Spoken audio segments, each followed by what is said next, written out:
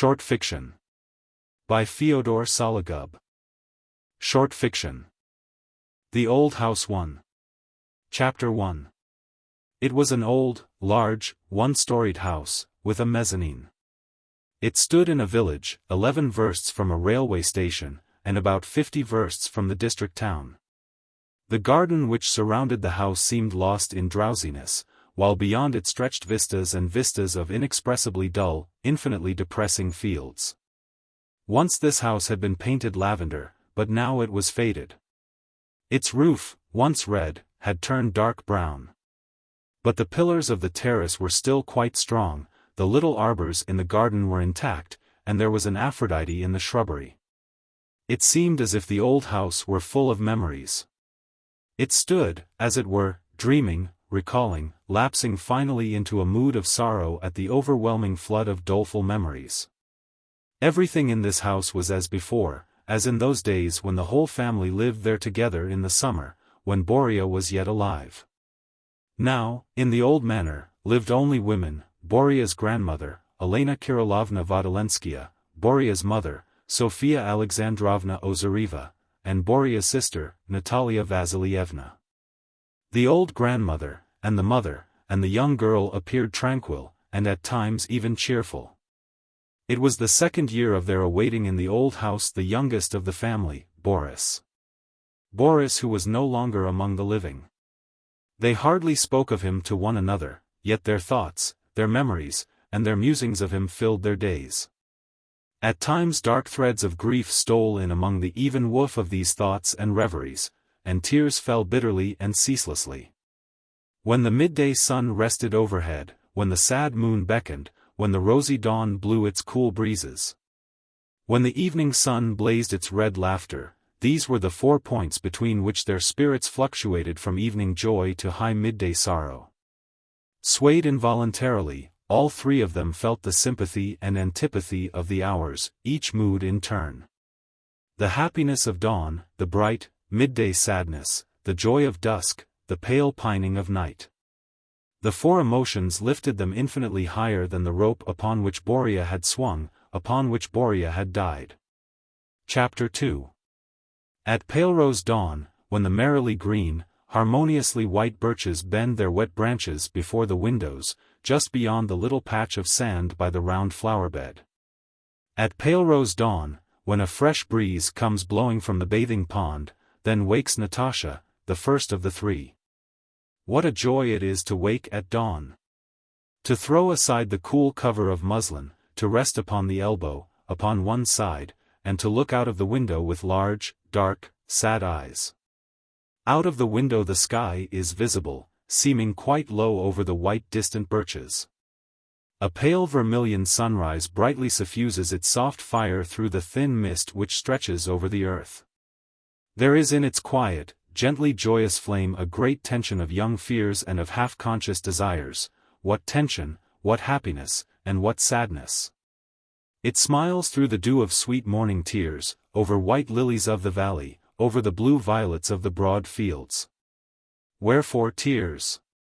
To what end the grief of night?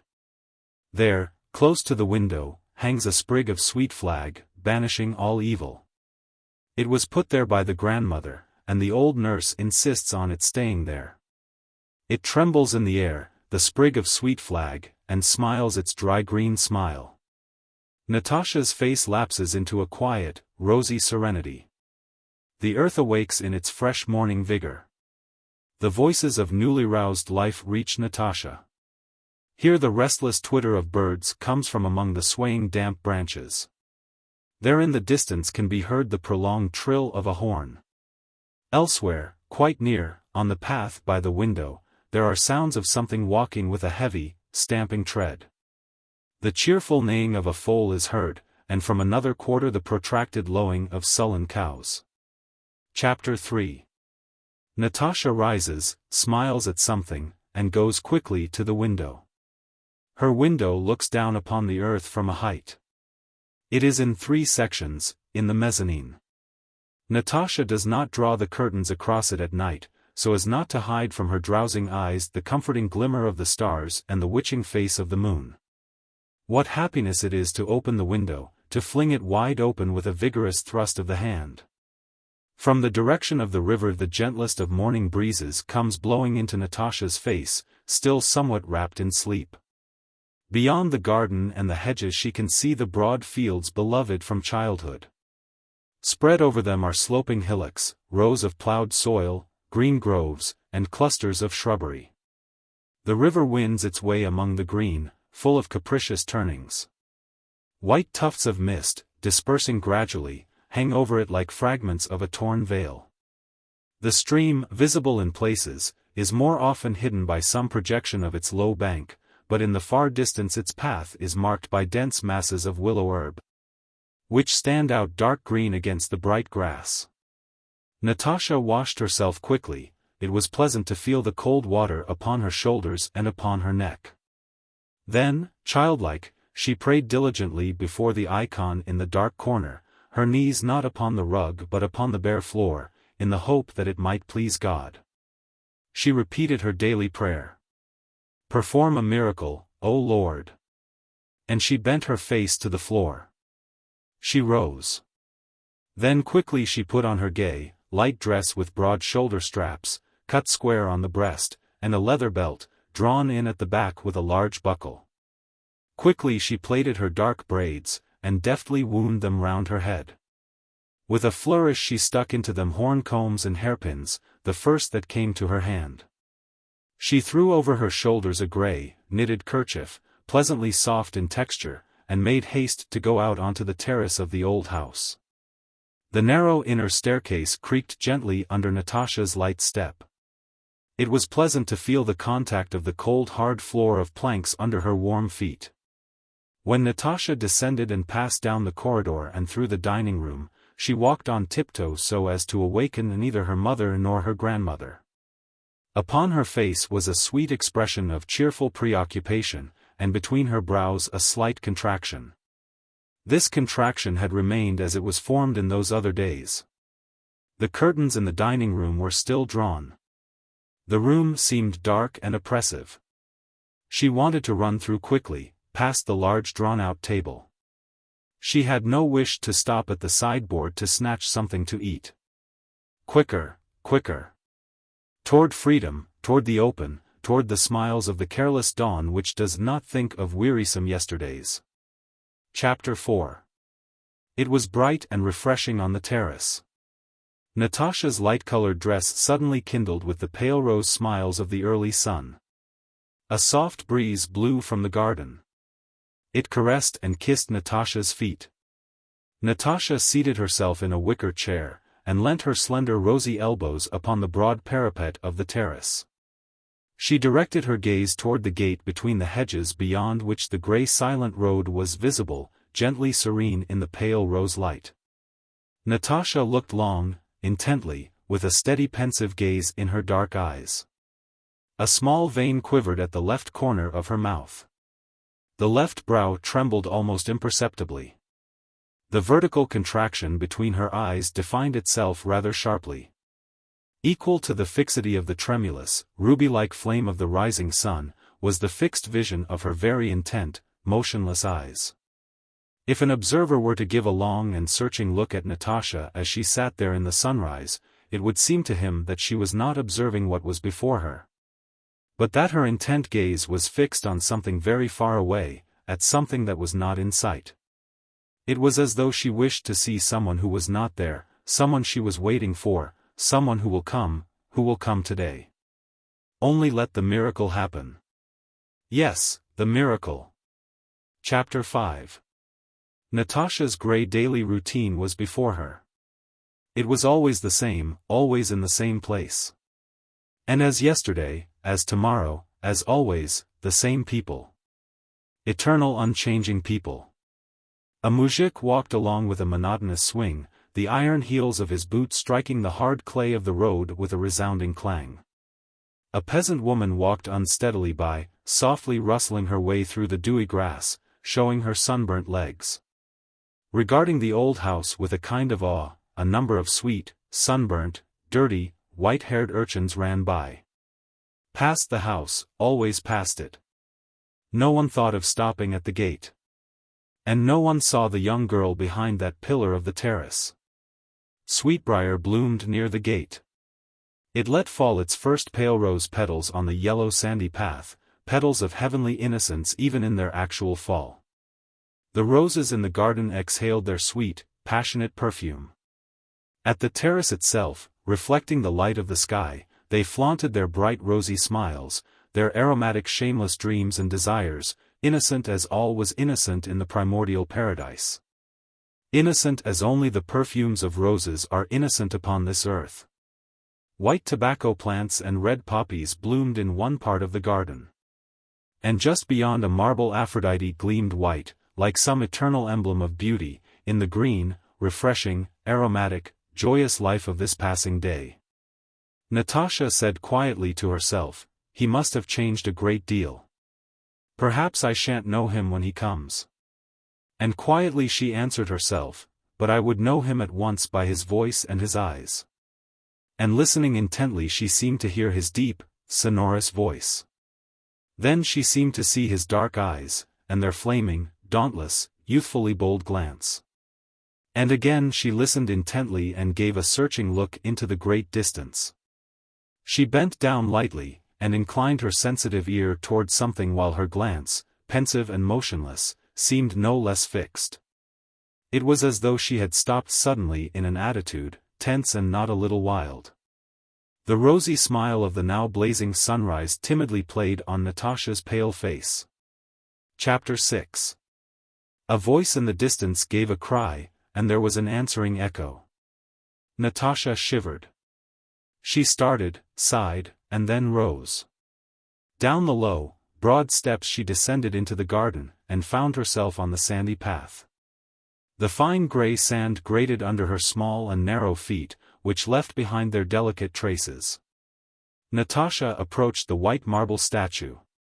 For a long time she gazed upon the tranquil beauty of the goddess's face, so remote from her own tedious, dried-up life, and then upon the ever-youthful form, nude and unashamed, radiating freedom. Roses bloomed at the foot of the plain pedestal. They added the enchantment of their brief aromatic existence to the enchantment of eternal beauty. Very quietly Natasha addressed the Aphrodite. "If he should come today, I will put into the buttonhole of his jacket the most scarlet, the most lovely of these roses. He is swarthy, and his eyes are dark, yes, I shall take the most scarlet of your roses." The goddess smiled. Gathering up with her beautiful hands the serene draperies which fell about her knees, silently but unmistakably she answered, "Yes." And Natasha said again, "I will plait a wreath of scarlet roses, and I will let down my hair, my long, dark hair. And I will put on the wreath, and I will dance and laugh and sing, to comfort him, to make him joyous." And again the goddess said to her, "Yes." Natasha spoke again, "You will remember him. You will recognize him. You gods remember everything. Only we people forget. In order to destroy and to create, ourselves and you." And in the silence of the white marble was clear the eternal, yes, the comforting answer, yes. Natasha sighed and took her eyes from the statue. The sunrise blazed into a flame. The joyous garden smiled with the radiations of dawn's ever-youthful, triumphant laughter. Chapter 7. Then Natasha went quietly toward the gate. There again she looked a long time down the road. She had her hand on the gate in an attitude of expectation, ready, as it were, to swing it wide open before him who was coming, before him whom she awaited. Stirring the grey dust of the road, the refreshing early wind blew softly into Natasha's face, and whispered in her ears persistent, evil and ominous things, as though it envied her expectation. Her tense calm. "O wind, you who blow everywhere, you know all, you come and you go at will, and you pursue your way into the endless beyond. O wind, you who blow everywhere, perchance you have flown into the regions where he is? Perchance you have brought tidings of him? If you would but bring hither a single sigh from him, or bear one hence to him, if but the light, pale shadow of a word." When the early wind blows, a flush comes to Natasha's face, and a flame to her eyes. Her red lips quiver, a few tears appear, her slender form sways slightly, all this when the wind blows, the cool, the desolate, the unmindful, the infinitely wise wind. It blows, and in its blowing there is the sense of fleeting, irrevocable time.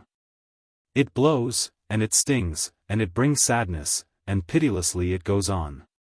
It goes on, and the frail dust falls back in the road, grey rose yet dim in the dawn. It has wiped out all its traces, it has forgotten all who have walked upon it, and it lies faintly rose in the dawn.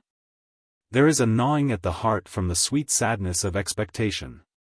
Someone seems to stand near Natasha, whispering in her ear, "He will come. He is on the way. Go and meet him." Chapter 8. Natasha opens the gate and goes quickly down the road in the direction of the distant railway station. Having walked as far as the hillock by the river, 1.5 versts away, Natasha pauses and looks into the distance. A clear view of the road is to be had from this hillock. Somewhere below, among the meadows, a curlew gives a sharp cry. The pleasant smell of the damp grass fills the air. The sun is rising. Suddenly everything becomes white, bright, and clear. Joyousness fills the great open expanse. On the top of the hillock the morning wind blows more strongly and more sweetly. It seems to have forgotten its desolation and its grief. The grass is quite wet with dew. How gently it clings to her ankles. It is resplendent in its multicolored, gem-like, tear-like glitter. The red sun rises slowly but triumphantly above the blue mist of the horizon. In its bright red flame there is a hidden foreboding of quiet melancholy. Natasha lowers her glance upon the wet grass. Sweet little flowers. She recognizes the flower of faithfulness, the blue periwinkle. Here also, quite near, reminiscent of death, is the black madwort. But what of that? Is it not everywhere? Soothe us, little blue flowers. I will not pluck a single one of you, not one of you will I plait into my wreath. She stands, waiting, watching. Were he to show himself in the road she would recognize him even in the distance. But no, there is no one. The road is deserted, and the misty distances are dumb. Chapter 9. Natasha remains standing a little while, then turns back. Her feet sink in the wet grass. The tall stalks half wind themselves round her ankles and rustle against the hem of her light-colored dress. Natasha's graceful arms, half hidden by the grey knitted kerchief, hang subdued at her sides. Her eyes have already lost their fixed expression, and have begun to jump from object to object. How often have they walked this road, all together, her little sisters, and Borea. They were noisy with merriment. What did they not talk about? Their quarrels. What proud songs they sang. Now she was alone, and there was no sign of Borea. Why were they waiting for him? In what manner would he come? She did not know. Perhaps she would not recognize him. There awakens in Natasha's heart a presentiment of bitter thoughts. With a heavy rustle an evil serpent begins to stir in the darkness of her wearied memory. Slowly and sorrowfully Natasha turns her steps homeward. Her eyes are drowsy and seem to look aimlessly, with fallen and fatigued glances. The grass now seems disagreeably damp, the wind malicious. Her feet feel the wet, and the hem of her thin dress has grown heavy with moisture. The new light of a new day, resplendent, glimmering with the play of the laughing dew, resounding with the hum of birds and the voices of human folk, becomes again for Natasha tiresomely blatant. What does a new day matter? Why invoke the unattainable? The murmur of pitiless memory, at first faint, grows more audible. The heavy burden of insurmountable sorrow falls on the heart like an aspen-gray weight. The heart feels proudly the pressure of the inexpressibly painful foreboding of tears. As she nears the house Natasha increases her pace. Faster and yet faster, in response to the growing beat of her sorrowful heart, she is running over the dry clay of the road, over the wet grass of the bypath, trodden by pedestrians, over the moist, crunching, sandy footpaths of the garden, which still treasure the gentle traces left by her at dawn. Natasha runs across the warm planks, as yet unswept of dust and litter. And she no longer tries to step lightly and inaudibly. She stumbles across the astonished, open-mouthed Glasha. She runs impetuously and noisily up the stairway to her room, and throws herself on the bed. She pulls the coverlet over her head, and falls asleep. Chapter 10. Boria's grandmother, Elena Kirillovna, sleeps below. She is old, and she cannot sleep in the morning, but never in all her life has she risen early. So even now she is awake only a little later than Natasha. Elena Kirillovna, straight, thin, motionless, the back of her head resting on the pillow, lies for a long time waiting for the maid to bring her a cup of coffee. She has long ago accustomed herself to have her coffee in bed. Elena Kirillovna has a dry, yellow face, marked with many wrinkles, but her eyes are still sparkling, and her hair is black, especially by day, when she uses a cosmetic.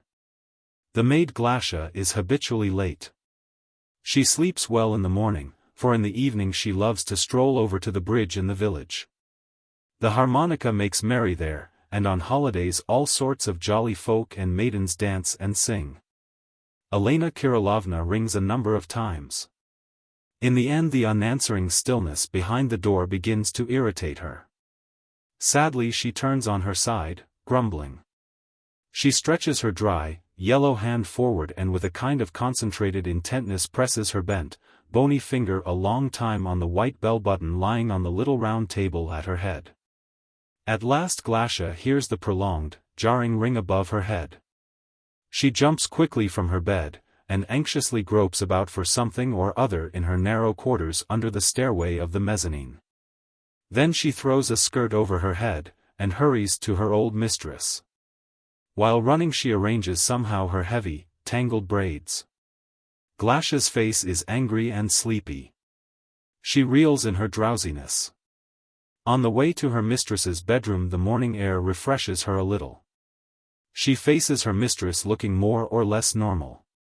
Glasha has on a pink skirt and a white blouse. In the semi-darkness of the curtained windows her sunburnt arms and strong legs seem almost white. Young, strong, rustic and impetuous, she suddenly appears before her old mistress's bed. Her vigorous tread causing the heavy metal bed with its nickeled posts and surmounting knobs to rattle slightly, and the tumbler on the small round table to tinkle against the flagon. Chapter 11. Elena Kirillovna greets Glasha with her customary observation. Glasha, when am I to have my coffee? I ring, and no one comes. You, girl, seem to sleep like the dead. Glasha's face assumes a look of astonishment and fear. Restraining a yawn, she bends down to put a disarranged rug in order, and puts a pair of soft, worn slippers closer to the bed. Then assuming an excessively tender, deferential tone which old gentlewomen like in their servants, she remarks. Forgive me, Barinya, too, it shan't take a minute. But how early you are awake today, Barinya. Did you have a bad night? Elena Kirillovna replies. What sort of sleep can one accept at my age? Get me my coffee a little more quickly, and I will try to get up. She now speaks more calmly, despite the capricious note in her voice. Glasha replies heartily. This very minute, Barinya. You shall have it at once. And she turns about to go out. Elena Kirillovna stops her with an angry exclamation. Glasha, where are you going? You seem to forget, no matter how often I tell you. Draw the curtains aside. Glasha, with some agility, thrusts back the curtains of the two windows and flies out of the room. She is rather low of stature and slender, and one can tell from her face that she is intelligent, but the sound of her rapid footsteps is measured and heavy, giving the impression that the runner is large, powerful, heavy, and capable of doing everything but what requires lightness. The mistress grumbles, looking after her. Lord, how she stamps with her feet! She spares neither the floor nor her own heels. Chapter 12. At last the sound of Glasha's feet dies away in the echoing silence of the long corridor. The old lady lies, waiting, thinking. She is once more straight and motionless under her bed cover, and very yellow and very still. Her whole life seems to be concentrated in the living sparkle of her keen eyes. The sun, still low, throws a subdued rosy light on the wall facing her. The bedroom is lit up and quiet. Swift atoms of dust are dancing about in the air. There is a glitter on the glass of the photographic portraits which hang on the wall, as well as on the narrow gilt rims of their black frames. Elena Kirillovna looks at the portraits. Her keen, youthfully sparkling eyes carefully scrutinize the beloved faces. Many of these are no longer upon the earth. Boria's portrait is a large one, in a broad dark frame. It is a young face, the face of a 17-year-old lad, quite smooth and with dark eyes. The upper lip shows a small but vigorous growth of hair. The lips are tightly compressed and the entire face gives the impression of an indomitable will. Elena Kirillovna looks long at the portrait, and recalls Boria. Of all her grandsons she loved him best. And now she is recalling him. She sees him as he had once looked. Where is he now? Before long Boria will return. She will be overjoyed, her eyes will have their fill of him. But how soon? It comforts the old woman to think, it can't be very long. Someone has just run past her window, giving a shrill cry. Elena Kirillovna, turning in her bed, looks out of the window. The white acacia trees before the window, gaily rustling their leaves, smile innocently, naively and cheerily. Behind them, looming densely, are the tops of the birches and of the limes. Some of the branches lean toward the window. Their harsh rustle evokes a memory in Elena Kirillovna. If Boria were but to cry out like that. He had loved this garden. He had loved the white bloom of the acacia trees, and he had loved to gather the little field flowers. He used to bring her some. He liked cornflowers specially. Chapter 13. At last Glasha has come with the coffee. She has placed a silver tray on the little round table near the bed. Above the broad blue and gold porcelain cup rises a thin bluish cloud of steam. Elena Kirillovna draws her scant body higher upon the pillows, and sits upright in her bed. She seems straight, dry, and thin in her white night jacket. With trembling hands she very fastidiously rearranges the ribbons of her white ruffled nightcap. Glasha, with great solicitude and skill, has placed a number of pillows at her back, and these piled up high make a soft wall of comfort. The little silver spoon held by the old dry fingers rings with fragile laughter as it stirs the sugar in the cup. Afterwards out of a small milk jug comes a generous helping of boiled milk. And Glasha, having shifted somewhat to the side in order to catch a stealthy look of herself in the mirror, goes out. Elena Kirillovna sips her coffee slowly.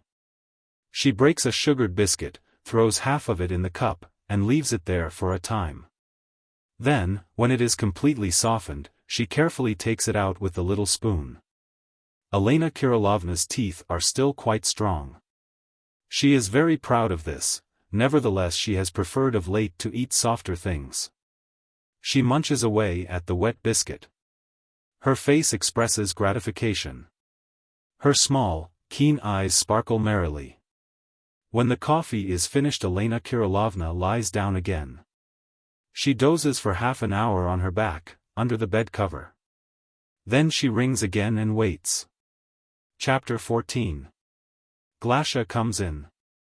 She has had time to comb her hair and to put on a pink blouse, and this makes her seem even thinner. As she is in no haste her footfalls sound even heavier than before. Glasha approaches her mistress's bed and silently throws the bed cover aside. She helps Elena Kirillovna to sit on the bed, holding her up under the arm. Then, getting down on her knees, she helps her mistress to put on her long black stockings and her soft grey slippers. Elena Kirillovna holds on to Glasha's shoulder with her trembling, nervous hands.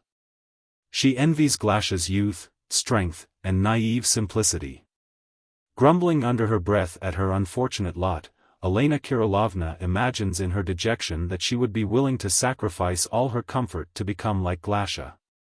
A common servant maid with coarse hands and feet red from rough usage and the wet, if she could but possess the youth, the cheerfulness, the sang-froid, and the happiness attainable upon this earth only by the stupid.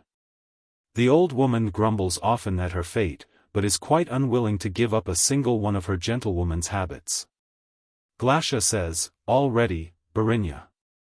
"Now my capote, Glasha," Elena Kirillovna says as she gets up. But Glasha herself knows what is wanted. She deftly puts on Elena Kirillovna's shoulders a white flannel robe. "Now you may go, Glashenka. I will ring if I want you again." Chapter 15. Glasha goes. She hurries to the veranda staircase. Here she washes herself a second time in a clay turnover basin, which is attached by a rope to one of the posts of the veranda. She quickly plunges her face and hands in the water that had been left there overnight. She splashes the water a long way off on the green grass, on the lilac-gray planks of the staircase and on her feet, which are red from the early morning freshness and from the tender contact with the dewy grass in the vegetable garden. She laughs happily at herself, because she is a young, healthy girl, because the early morning freshness caresses the length of her strong, swift body with brisk cool strokes. And finally, because not far away, in the village, there is a lively and handsome young fellow, not unlike herself, who pays attention to her and whom she is rather fond of. It is true that her mother scolds her on his account, because the young man is poor. But what's that to Glasha? Not for nothing is there an adage. Without bread 'tis very sad.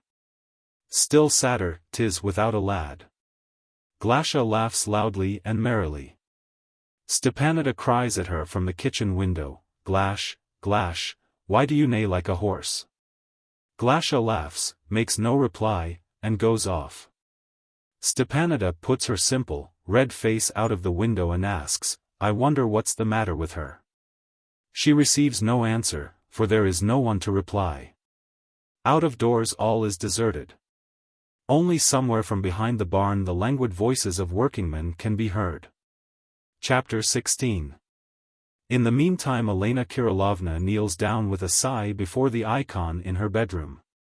She prays a long time. Conscientiously she repeats all the prayers she knows. Her dry, raspberry-colored lips stir slightly. Her face has a severe, concentrated expression. All her wrinkles seem also austere, weary, callous. There are many words in her prayers, holy, lofty, touching words. But because of their frequent repetition their meaning has become, as it were, hardened, stereotyped and ordinary. The tears which appear in her eyes are habitual tears wrung out by her antique emotion, and have no relation to the secret trepidation of impossible hopes which have stolen into the old woman's heart of late. Diligently her lips murmur prayers each day for the forgiveness of sins, voluntary and involuntary, committed in deed, in word, or in thought. Prayers for the purification of our souls of all defilement.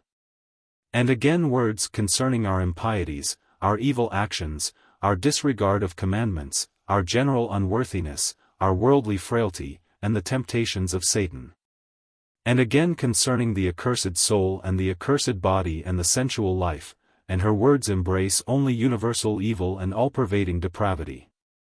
Surely these prayers were composed for Titans, created to reconstruct the universe, but who, out of shamefaced indolence, are attending to this business with their arms hanging at their sides. And not a word does she utter of her own, her personal affliction, of what is in her soul. The old, dried-up lips mumble of mercy, of generosity, of brotherly love, of the holy life, of all those lofty regions pouring out their bounty upon all creation. And not a word of the miracle, awaited eagerly and with trepidation. But here are words for those who are in prison and in exile, it is a prayer for their liberation, for their redemption. Here is something at last about Boria. Freedom and redemption. But the prayer runs on, and it is again for strangers, for distant people, for the universal. Only for an instant, and then lightly, does she pause to put in something for herself, for her desire, for what is in her heart. Then for the dead, for those others, the long since departed, the almost forgotten, the resurrected only in word in the hour of these strangers, prayed for in this easy, gliding way all the world over where piety reigns. The prayers are ended. Elena Kirillovna lingers for a moment. She has an air of having forgotten to say something indispensable. What else? Or has she said all? All, someone seems to say simply, softly and inexorably. Elena Kirillovna rises from her knees. She goes to the window. Her soul is calm and self-contained. The prayer has not left her in a mood of piety, but has relieved her weary soul for a brief time of its material, matter-of-fact existence. Chapter 17. Elena Kirillovna looks out of the window. She is returning, as it were, once more from some dark, abstract world to the bright, profusely colored, resonant impressions of a rough, cheery, not altogether disagreeable life. Small white clouds tinged with red float slowly in the heights and merge imperceptibly in the vivid blue. Ablaze like a piece of coal at red heat, their soul seems to fuse with their cold white bodies, to consume them as well as itself with fire, and to sink exhausted in the cold blue heights. The sun, as yet invisible behind the left wing of the house, has already begun to pour upon the garden its warm and glowing waves of laughter, joy and light, animating the flowers and birds. Well, it's time to dress, Elena Kirillovna says to herself. She rings. Soon Glasha appears and helps Elena Kirillovna to dress. At last she is ready. She casts a final look in the mirror to see that everything is in order. Elena Kirillovna's hair is very neatly combed, and lightly brushed down with a cosmetic. This makes it shine and appear as though it were glued together. At her every movement in the light there is visible, from right to left, a slender silver thread, due to the reflection of light at the parting of the smoothed coiffure. Her face shows slight traces of powder. Elena Kirillovna's dress is always of a light color, when not actually white, and of the simplest cut. The small soft ruffle of the broad collar hides her neck and chin. She has already substituted for her dressing slippers a pair of light summer shoes. Chapter 18. Elena Kirillovna enters the dining room.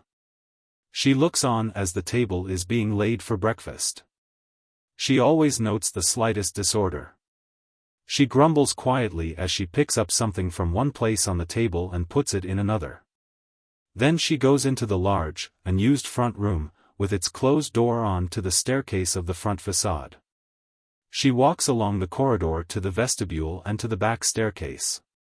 She stops on the high landing, wrinkles up her face from the sun, and looks down to see what is going on in the yard. Small, quite erect, like a young schoolgirl with a yellow, wrinkled face which expresses at the moment a severe domestic concern, she stands, looks on, and is silent. She is, it seems, unnecessary here. No one pays her the slightest attention. "Good morning, Stepanida," she calls out. Stepanida, a buxom, red-cheeked maid in a bright red dress, under which is visible a strip of her white chemise and her stout sunburnt legs, is attending to the samovar at the bottom of the stairs. And is vigorously blowing to set the fire going. Upon her head is a neatly arranged green kerchief, which hides her folded braids of hair like a headdress. The bulging sides of the samovar glow radiantly in the sun. Its bent chimney sends out a curl of blue smoke, which smells sharply, pungently, and not altogether disagreeably, of juniper and tar. In answer to the old mistress's greeting, Stepanida raises her broad, cheerfully preoccupied face, with its small, dark brown eyes, and says in prolonged caressing tones, sing-song fashion, "Good morning to you, Matushka Barinya. 3 It's a fine morning, to be sure. How warm it is, by the grace of God. And you're up early, Matushka Barinya." Her words are indeed honeyed, and above in the sweet air an early, shaggy bee hovers, with a thick buzzing, tremulously golden in the clear, fluid haze of the early, gentle sun. Silent again, Stepanida is once more busy with the samovar. The disenchanted bee flies away, its buzzing growing less and less audible behind the fence. The pungent smell of tar causes Elena Kirillovna to frown. She says, "What makes the thing smell so strongly? You had better leave it for a while, or you will get giddy." Stepanida, without moving, answers languidly and indifferently. "It's nothing, Barinya. We are used to it. It's but a slight smell, and it is the juniper." Through the blue, curling smoke of juniper her sweet voice seems dull and bitter. There is a tickling at Elena Kirillovna's throat. There is a slight giddiness in her head. Elena Kirillovna makes haste to go. She descends the staircase, and proceeds upon her customary morning stroll. Chapter 19. Glasha soon overtakes her. With an exaggerated loudness she runs stamping down the stairs, showing a wing-like glimmer of her strong legs from under the pink skirt, set aflutter by her vigorous movement. She calls out in a clear, solicitously joyous voice. "Barinya, you have come out. The sun will scorch you. I've fetched your hat." The yellow straw hat, with its lavender ribbon, glimmers in Glasha's hands like some strange, low-fluttering bird. Elena Kirillovna, as she puts the hat on, says, "Why do you run about in such disorder? You ought to tidy yourself, you know whom we are expecting." Glasha is silent, and her face assumes a compassionate expression.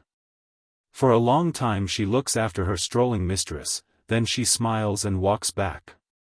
Stepanida asks her in a loud whisper, "Well, is she still expecting her grandson?" "Rather." Glasha replies compassionately. "And it's simply pitiful to look at them. They never stop thinking about him." In the meanwhile Elena Kirillovna makes her way across the vegetable garden, past the laborers and the servants in the stockyard, and then across the field. Near the garden fence she enters the road. There, not far from the garden, in the shade of an old, spreading lime, stands a bench, a board upon two supports, which still shows traces of having been once painted green. From this place a view is to be had of the road, of the garden, and of the house. Elena Kirillovna seats herself upon the bench. She looks out on the road. She sits quietly, seeming so small, so slender, and so erect. She waits a long time. She falls into a doze. Through the thin haze of slumber she can see a beloved, smooth face smiling, and she can hear a quiet, dear voice calling, "Grandma." She gives a start and opens her eyes. There is no one there. But she waits. She believes and waits. Chapter 20. There is a lightness in the air. The road is radiant and tranquil. A gentle, refreshing breeze softly passes and repasses her. The sun is warming her old bones, it is caressing her lean back through her dress. Everything round her rejoices in the green, the golden, and the blue. The foliage of the birches, of the willows, and of the limes in full bloom is rustling quietly. From the fields comes the honeyed smell of clover. Oh, how light and lovely the air is upon the earth! How beautiful thou art, my earth, my golden, my emerald, my sapphire earth! Who, born to thy heritage, would care to die, would care to close his eyes upon thy serene beauties and upon thy magnificent spaces? Who, resting in thee, damp Mother Earth, would not wish to rise, would not wish to return to thy enchantments and to thy delights? And what stern fate shall drive one who is aflame with life-thirst to seek the shelter of death? Upon the road where once he walked he shall walk again. Upon the earth, which still preserves his footprints, he shall walk again. Borea, the grandmother's beloved Borea, shall return. A golden bee flies by. It seems to say, the golden bee, that Borea will return to the quiet of the old house and will taste the fragrant honey, the sweet gift of the wise bees, buzzing under the sun upon the beloved earth. The old grandmother, in her joy, will place before the icon of the Virgin a candle of the purest beeswax, a gift of the wise bees. buzzing away among the gold of the sun's rays, a gift to man and a gift to God. Women and girls of the village pass by with their sunburnt, windswept faces. They greet the Barinya and look at her with compassion. Elena Kirillovna smiles at them, and addresses them in her usual gentle manner. "Good morning, my dears." They pass by. Their loud voices die away in the distance, and Elena Kirillovna soon forgets them. They will pass by once more that day, when the time comes. They will pass by. They will return. Upon the road, where their dusty footprints remain, they will pass by once more. Chapter 21. Elena Kirillovna suddenly awoke from her drowse and looked at the things before her with a perplexed gaze.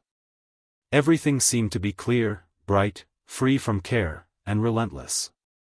Inevitably the triumphant sun rose higher in the heaven's dome. Grown powerful, wise and resplendent, it seemed indifferent now to oppressive earthly melancholy and to sweet earthly delights. And its laughter was high, joyless, and sorrowless. Everything as before was green, blue and gold, many-toned and vividly tinted. Truly all the objects of nature showed the real color of their souls in honor of this feast of light. But the fine dust upon the silent road had already lost its rose tinge, and stirred before the wind like a gray, depressing veil. And when the wind calmed down, the dust slowly fell back upon the road, like a gray, blind serpent which, trailing its fat, fantastic belly, falls back exhausted, gasping its last breath. All monotony had become wearisome. This inevitable recurrence of lucid moments began to torment Elena Kirillovna with the grey foreboding of sadness, of bitter tears, of unanswered prayers, and of a profound hopelessness. Chapter 22. Glasha appeared at the garden gate. She glanced cheerfully along both sides of the road. Walking more slowly she approached Elena Kirillovna deferentially. Glasha looked quite ordinary now, stiff-mannered and stupid. There was nothing to envy in her. Her dress too was quite commonplace. Her braids were arranged upon her head quite like a young lady's, and held fast by 3 combs of transparent bone. Her blouse was light-colored, pink stripes and lavender flowers on a ground of white, its short sleeves reached the elbows. She wore a neat blue skirt and a white apron. Elena Kirillovna asked. "Well, what is it, Glashenka? Is Sonyushka up yet?" Glasha replied in a respectful voice. "Sofia Alexandrovna is getting up. She wants me to ask you if we shall lay the table on the terrace?" "Yes, yes, let it be on the terrace." "And how is Natashenka?" asked Elena Kirillovna, looking anxiously at Glasha. "The young lady is asleep," answered Glasha. Today again, quite early, she went out for a walk straight from bed, without so much as a bite of something. Her skirts wet with dew. She might have caught a cold. And now she sleeps. If you'd but talk to her. Elena Kirillovna said irresolutely. "Very well. I had better be going." "All right, Glasha." Glasha goes. Elena Kirillovna rises slowly from the bench, as though she regretted moving from the spot where she saw Boria in a half-dream. Slowly she walks toward the house. Having reached the gate she pauses, and again looks for some moments down the road, in the direction of the station. A cart rumbles by noisily over the traveled road. The muzhik barely holds the reins and rocks from side to side sleepily. The harnessed horse swings its tail and its head. A white-haired urchin, in broad blue breeches, lets his brown feet hang over the edge of the cart and stares with his bright hazel eyes at a gaunt, evil-looking dog which runs after, barking hoarsely. Elena Kirillovna gives a sigh, there is as yet no Boria, and enters the garden. Glasha's light-colored blouse glimmers on the terrace. There is a rattle of dishes. The grumbling chatter of Boria's old nurse is also audible. Chapter 23. The last to awake, with the sun quite high and scorching, is Boria's mother, Sofia Alexandrovna.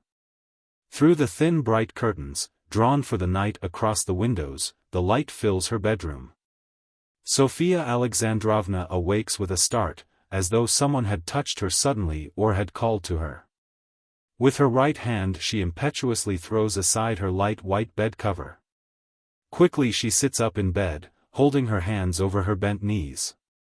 For a moment she looks before her at a bare place in the simple pattern of the bright green hangings. Sophia Alexandrovna's eyes are dark, wide open, with black, fiery pupils which seem lost in the abysmal depths of their own sorrowful gaze. Her face is long, its skin smooth and colorless, though quite fresh and almost free of wrinkles. The lips are a vivid red. Sophia Alexandrovna's expression is like that of one faced suddenly with a tragic apparition. She rocks herself back and forward. Then, abruptly, she jumps out of bed with a single spring. She runs to the washing basin of marble mounted on a red stand. She washes herself quickly, as though in haste to go somewhere. Now she is at the window. The curtains are flung violently aside. She peers anxiously to see what the outlook is, whether there are any clouds in the sky that might bring rain and make the road muddy, the road upon which Boria would return home. The heavens are tremulously joyous. The birches are rustling quietly. The sparrows are twittering. Everything is green, bright, quivering. Everything palpitates under the tension of hopes and anticipations. Voices are audible, cries of good cheer and sounds of laughter. One of the laughers runs by, as though making haste to live.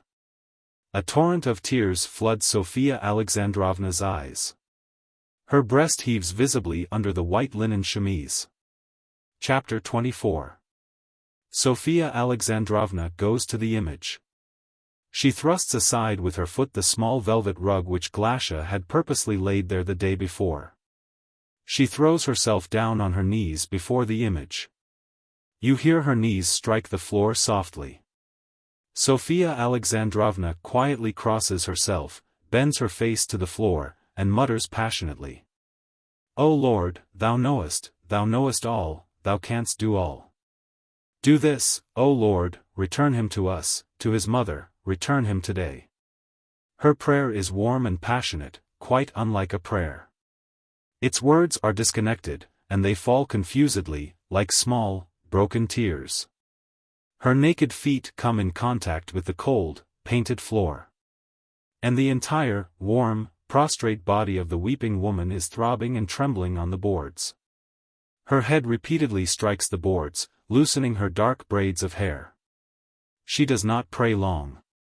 The torrents of tears have cleansed her soul, as it were, and she becomes at once cheerful and tranquil. She rises quite, as suddenly, and rings. She seats herself on the edge of the bed, and dries her tears with a soft handkerchief. Then she laughs silently. She swings one of her feet impatiently, striking the rug in front of the bed with the toes. Her eyes wander about the room, but seem to observe nothing. Glasha had only just begun to dress, and she had only tied the strings of her apron round her slender waist. The sharp impatient ring causes her to start. She runs to the Barinya, seizing quickly at the same time a pair of blackened boots and some clothes from the laundry. Sophia Alexandrovna cries in an urgent voice. Now be quick, Glasha. Help me on with my things. She looks on impatiently as Glasha puts down her burden. The daily ceremony is gone through quickly. Sophia Alexandrovna dresses herself. Glasha only draws on her boots, and hooks up her dress behind. Soon Sophia Alexandrovna is quite ready. She gives a brief, vacant look in the mirror. Her pale face still seems to be young and handsome. She is slender, like her mother, and small in stature. She has on a closely fitting white dress with short, wide sleeves. Her coiffure is arranged in a Greek knot, held fast with a red ribbon. Her slender, shapely feet are clad in colored silk stockings and white shoes with silver buckles. Chapter 25. Sophia Alexandrovna goes quickly into the dining room. She pours herself a glass of fresh milk out of a jug on the table.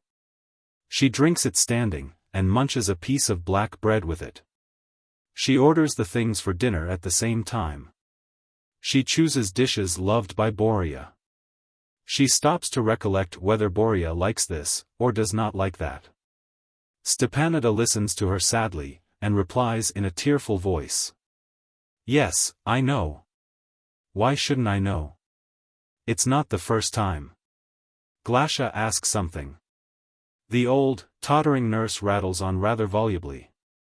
Sofia Alexandrovna answers them mechanically and rapidly. She seems all the while to be listening intently, either for the sound of a distant little bell, or for the rumble of wheels on the road. She makes her way out in haste.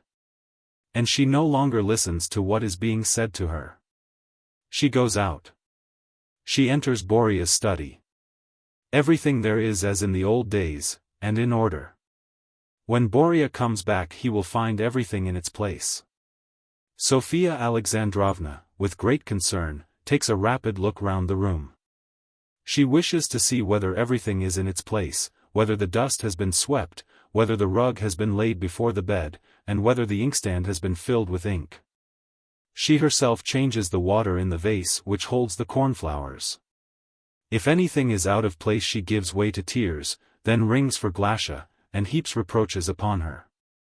Glasha's face assumes a frightened, compassionate look. In a most humble manner she begs forgiveness. Sofia Alexandrovna remonstrates with her. How can you be so careless, Glasha? You know that we are expecting him every minute. Suppose he should suddenly come in and find this disorder. Glasha replies humbly. Forgive me, Barinya. Don't think any more about it. I'll quickly put everything to rights. As she goes out she wipes away 2 or 3 tears with her white apron.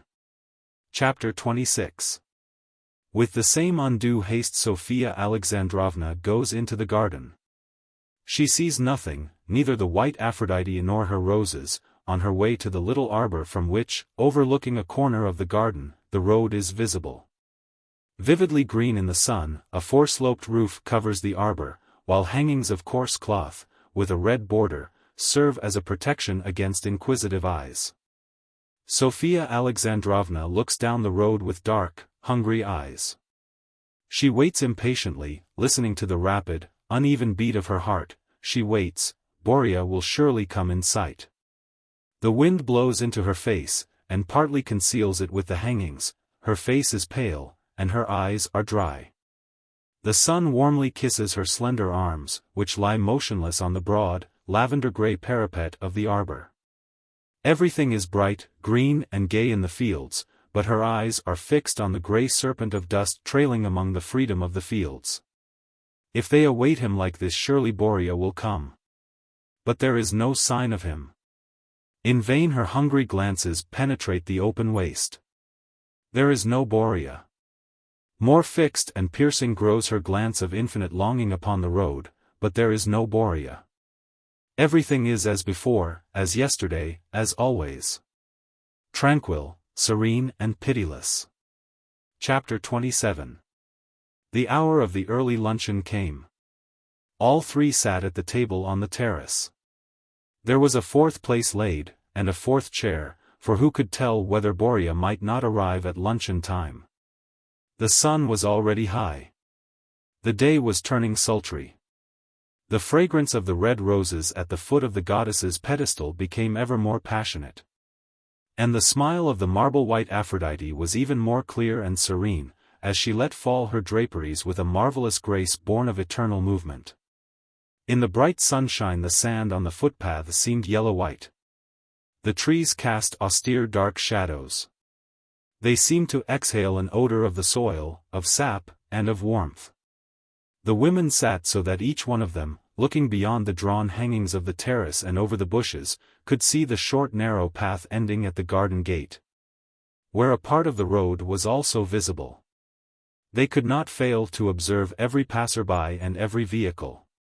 But during this hour of the day hardly anyone ever walked or drove by the old house. Glasha waited on them. She had on a newly laundered cap with starched ribbons and plaited frills fitting tightly over her hair.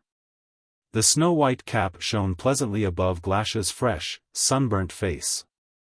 In the garden, on a form just under the terrace, sat Boria's old nurse, dressed in a dark lavender blouse, black skirt, with a dark blue kerchief over her head. She was warming her old bones in the sun, and listening to the conversation on the terrace.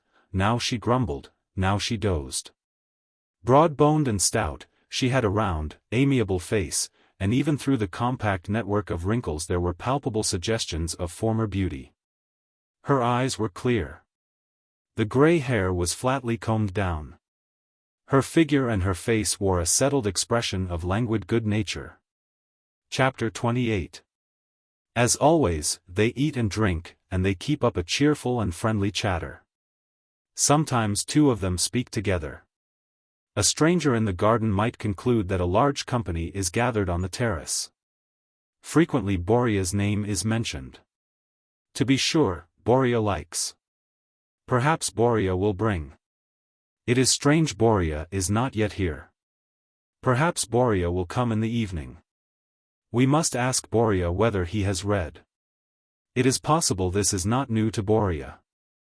While below, under the terrace, the old nurse, each time she hears Boria's name, crosses herself and mumbles. "O Lord, rest the soul of thy servant, Boris." At first her voice is low, but it gradually grows louder and louder. Finally the three women at the table can hear her words. They tremble slightly and exchange anxious glances, into which steals an expression of perplexed fear. So they begin to speak even louder, and to laugh even more merrily. They permit no intervals of silence, and the hum of their talk and laughter prevents for the time their hearing the nurses mumbling in the garden.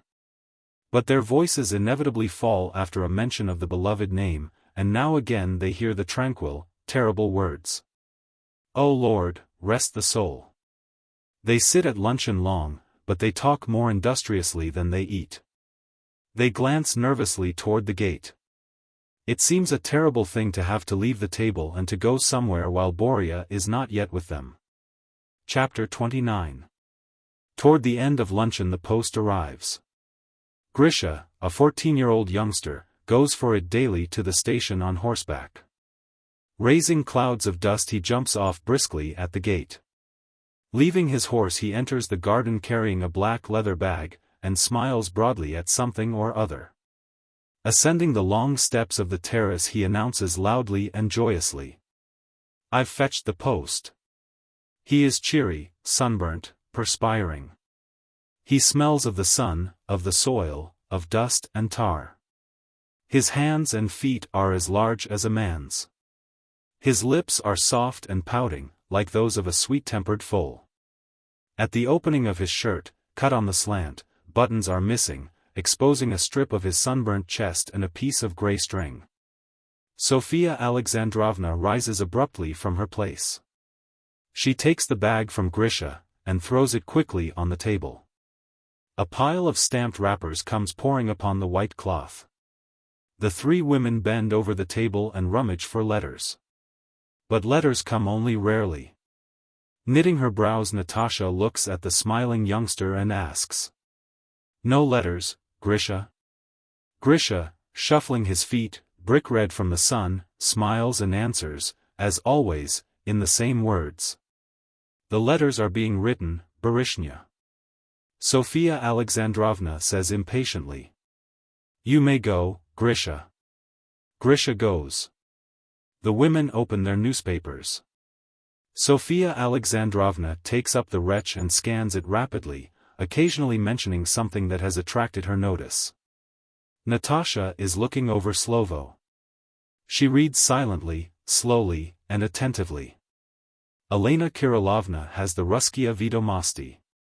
She tears the wrapper open slowly and spreads the entire sheet on the table.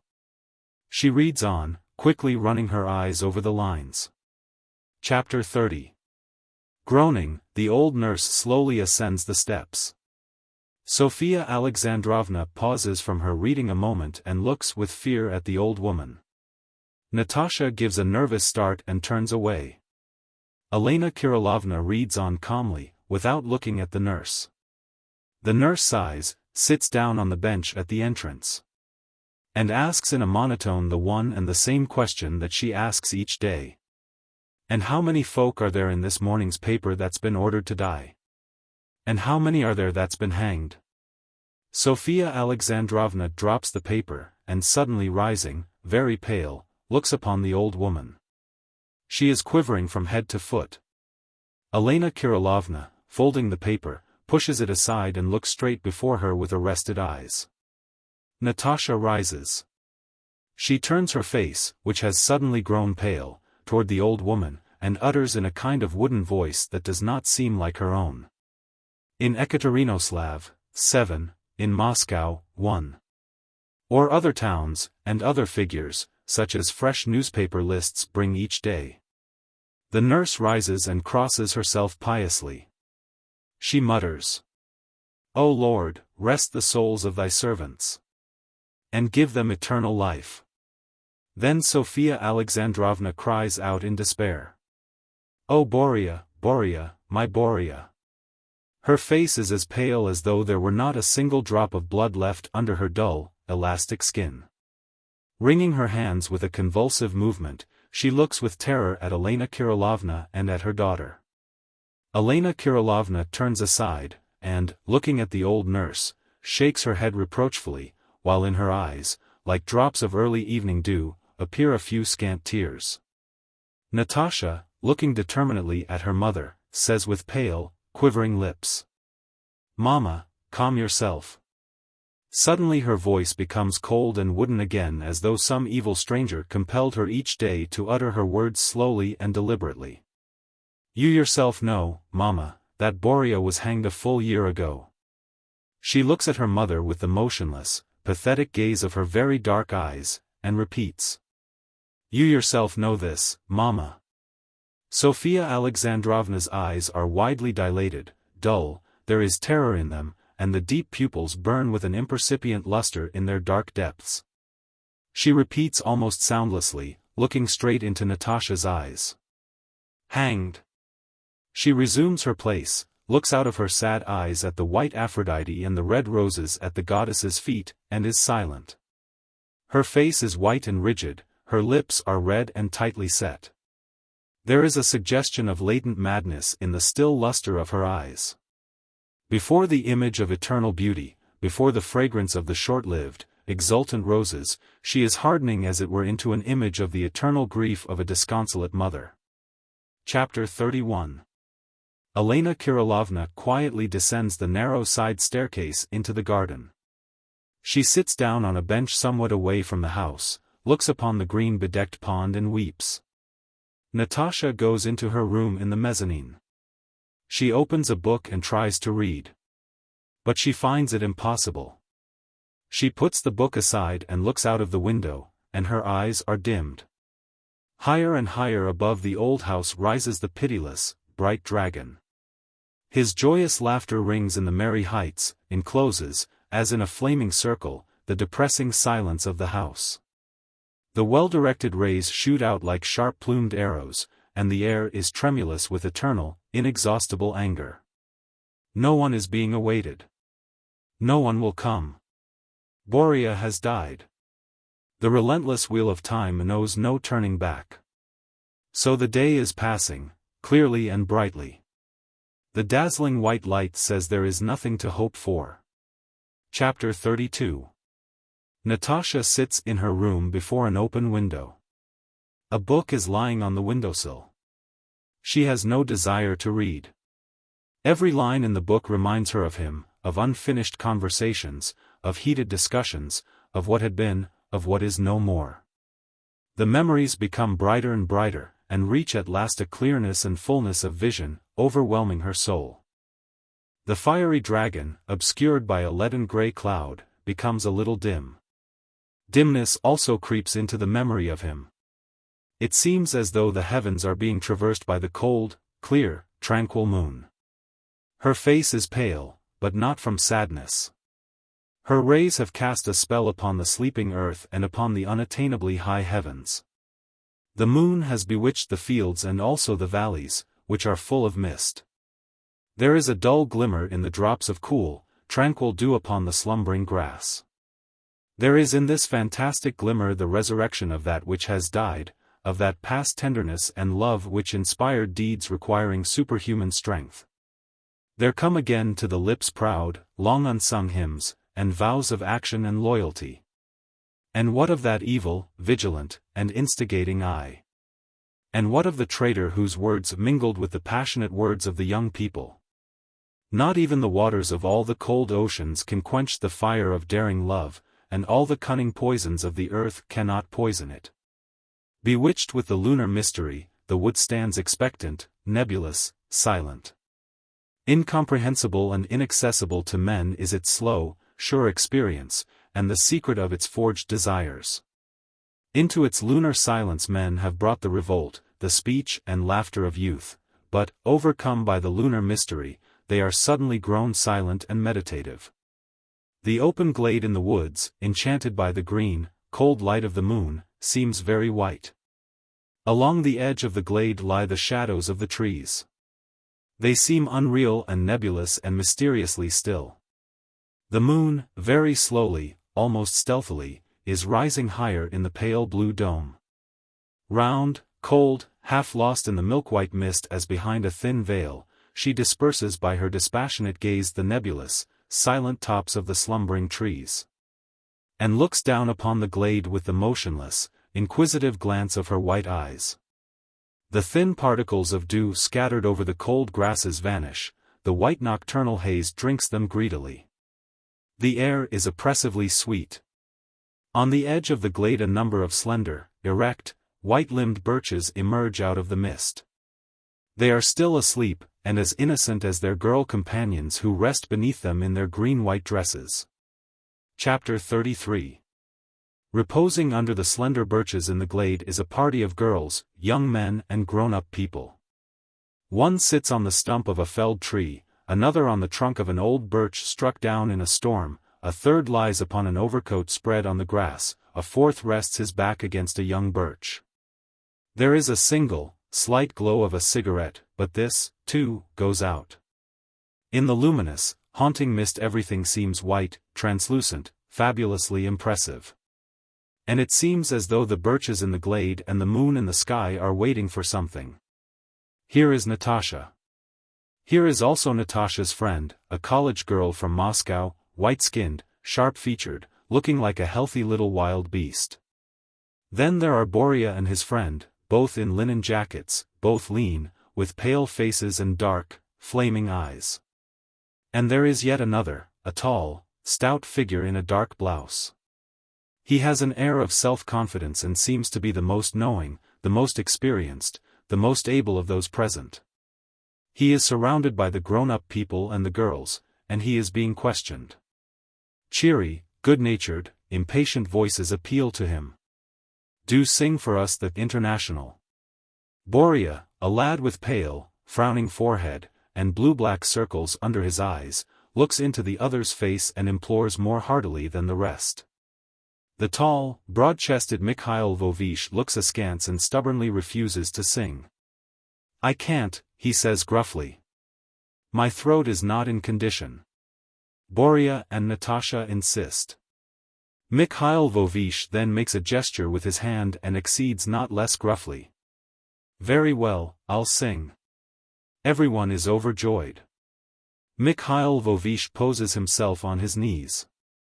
Above the mist-white glade, above the white-faced lads, above the white mist itself, there rises toward the witching moon, floating tranquilly in the skies, the words of that proud, passionate hymn. Arise, ye branded with a curse. Mikhail Lvovich sings. His eyes are fixed on the ground, upon the cold grass, white in the glamorous light of the full, clear moon. It is hard to tell whether he does not wish to or cannot look straight into the eyes of these girls and boys, into these trusting, clean eyes. And they have gathered round him, how closely they have nestled round him, these pure-spirited young girls. And the young lads, their knees in the grass, follow every movement of his lips, and join in quietly. The bold melody grows, gains in volume. Like an exultant prophecy ring the eloquent words. In the International. As brothers all men shall meet. Chapter 34. Mikhail has finished the song. For a time no one speaks. Then the agitated voices all ring out together, stirring the heavy silence of the woods. Clear, girlish eyes are looking earnestly upon Mikhail Vovish's morose set face. A clear, girlish voice implores insistently and gently. Sing again, please. Be a dear. Sing it once more. I will make a note of the words. I want to know them by heart. Natasha approaches nearer and says quietly. We will all of us learn the words and sing them each day, like a prayer. We shall do it with a full heart. Mikhail Vovish at last lifts his eyes. They are small, sparkling, shrewd. This time they have fixed themselves severely and inquisitively on Natasha's face, which suddenly has become confused at this snake-like glance. Mikhail Vovish addresses her gruffly. It doesn't require much bravery to sing on the quiet, in the woods. Anyone can do that. Natasha's face becomes pale. Dark flames of unchildish determination kindle in her eyes. Excitedly she cries. We will learn the words, and we will sing them where they are wanted. My God, are we to depend upon words, and upon words alone? We are ready for deeds. Boria repeats after her, we are ready. We shall do all that is necessary. Yes, even die if need be. Mikhail Vovish says with a calm assurance. Yes, I know. In his eyes, fixed intently upon the ground, a dim, small flame is visible. Chapter 35. There is a short silence. Then a thin voice is heard. It is the girl, slender as a young birch, with a sharp, cheerful little face, who is speaking. My God! What strength! What eloquence! Mikhail Vovish slowly turns his face toward her. He smiles severely and says nothing. The girl has her hands clasped across her knees. It is an extremely pretty pose. Her face has suddenly assumed a very grave air, breathing passionate entreaty and fiery determination. She exclaims fervently. Let's all sing the chorus. Mikhail Vovish will teach us. You will teach us, Mikhail Vovish, won't you? Very well, Mikhail Vovish replies with his usual severe dignity. He casts his dull, heavy gaze round the crowded circle of delighted young faces. He alone sits with his back to the open glade and to the witching moon. His face, now in the shade, has become even more significant. And his whole bearing is one of imposing solemnity. The faces of the younger people are white in the moonlight. Their garments are luminously bright. Their voices are brilliantly clear. In their simple trust there is the sense of an avowal. Well, let us begin, exclaims the slender girl, somewhat agitated. Mikhail Vovish raises his hand with a solemn gesture and begins. Arise, ye branded with a curse. The children sing with a will, mingling their high, clear voices with Mikhail Vovish's deep, low voice. Their young voices are blazing with the passionate flame of freedom and revolt. Higher and still higher, above the white mists, above the black forest, toward the silver clouds and the quiet glimmering stars, toward the aspectful moon, rise the sounds of the invocation. And the white-trunked birches, the milk-white moon, motionless in the sky, the white, silvery grass, pressed down by children's knees, all is still, all is silent. All is hearkening with a sensitive ear. Everything around listens with poignant and solemn intentness to the song of these luminous children who, bathed in the translucent silver of the cool, lunar glimmer, their knees on the grass. Their eyes burning in their uplifted faces, are repeating faithfully the words sung by the tall, self-contained young man whose dark face with fixed glance gazes morosely on the ground. They repeat after him. In the International. As brothers all men shall meet. The strange foreign word, un-Russian in its ring, suggests to them the lofty, holy designation of a promised land, a new land under new skies, a land in which they have faith. After the hymn there is silence, a holy silence, solemn and palpable, reaching from the earth to the heavens. They might have been in the temple of a new, as yet unknown religion, in a mystic moment of sacrificial rites. Chapter 36. Mikhail Lvovich is the first to break the silence. He speaks slowly, looking at no one and directing his heavy gaze above the children's pale faces, beyond the flaming ring of their glances. My friends, you know the sort of time this is. Each one of us can be of use. If any one of us is sent, I hope that none will tremble for his precious life, and that none will be deterred by the thought of a mother's sorrow. The children exclaim. None. None. If they would but send us. What is the sorrow of a single mother compared to the suffering of an entire nation, thinks Natasha proudly. There rises up for an instant a mental image of the ashen-pale face of her mother, her intensely dark, eloquent eyes. A sharp pain, lasting a moment, pierces her heart. What of that? It is, after all, but a single instant of weakness. A proud will shall conquer this slight suffering of a single relative by conferring great love upon the many, the strangers, the grievous sufferers. What is the woe of one mother? Let Niobe weep eternally for her children, killed by the burning, poisoned arrows of the high dragon, let Rachel remain unconsoled forever. What is the woe of a poor mother? Serene is Apollo's face, radiant is Apollo's dream. Yet how painful, how painful. A dimness comes over the transcendent idea, as though the dark countenance of the ominous figure who sang the proud hymn has dimmed the moon and has cast an austere shadow upon the heart itself. And now there is no moon, and no night, and no white glade in the mist in the forest. The bright day stares again at Natasha, she is at the window, the book lies before her, the old house is depressingly silent. The cloud has disappeared, the heavens are clear again, the evil dragon is once more aiming his flaming arrows, he reiterates his conquest anew. This cruel melancholy must be faced. Sting, accursed dragon, burn, torment. Rejoice, conqueror. But even he must soon go to his setting, and, dying, pour out his blood upon half the heavens. Chapter 37. Natasha, a yellow straw hat upon her head, is now walking in the field. The ground is hot, the sky is blue, the air is sultry and the wind asleep, the corn is yellow, the grass is green. Bathed again in the bright heat, Natasha prods her sweetly fatiguing memories, which cast into oblivion this dismal day. She goes on, and there stretches before her, even as on a day long ago, the hot golden field, with its tall stalks inclining their heads in the heat.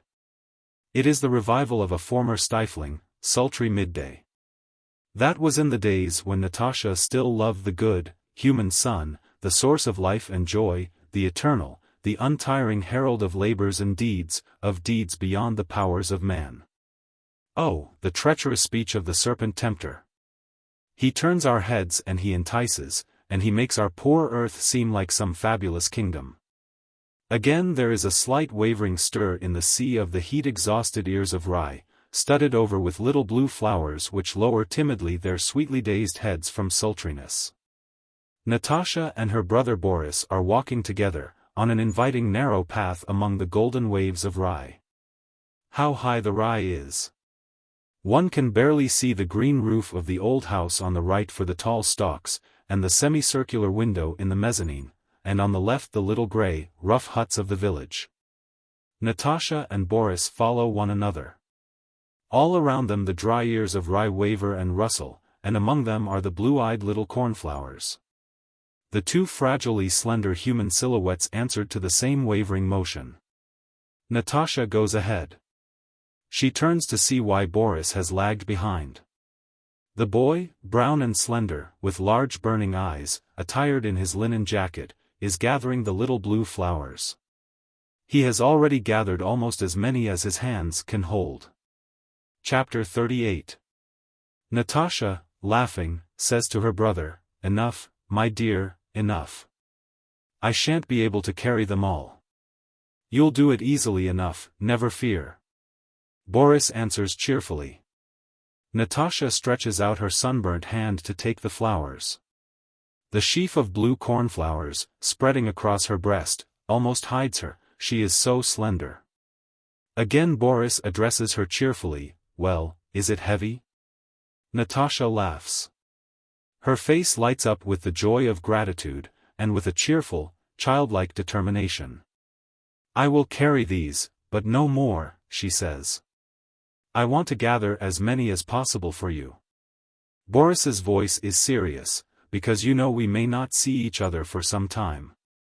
There is a quaver in his voice as he says this. Perhaps, never, Natasha, growing pensive, replies. Both faces become sad and careworn. Boris, frowning, glances sideways, and asks, Natasha, are you going with him? Natasha knows that Boris is inquiring about Mikhail Lvovich, who is now sending her on a dangerous business, and who has also promised to send Boris on some foolhardy errand. The brave are so often foolhardy. No, I am going alone, Natasha replies, he will only lead me later to the spot. Boris looks at Natasha with gloomy, envious eyes, and asks rather cautiously, are you frightened, Natasha? Natasha smiles. And what pride there is in her smile. She speaks, and her voice is tranquil, no, Boris, I feel happy. Boris observes that her face is really happy, and that her dark, flaming eyes are cheerful enough. Looking at her thus, her tranquility communicates itself to him, and inspires him with a calm confidence in himself and in the business in hand. The children go farther. Boris again gathers the cornflowers. Natasha is musing about something. She has broken off an ear of rye, and is absently nibbling at the grain. Chapter 39. It is a long, hot, sultry day. The inexorable dragon looks down indifferently upon the children. Unwearying, he aims his bright, vivid shafts at the sunburnt, fiery-eyed lad and at the slender, erect, black-eyed girl. His blazing shafts are evil, and they are well aimed. And his strong clear light is pitiless, but she walks on, and in her eyes there is hope, and in her eyes there is resolution.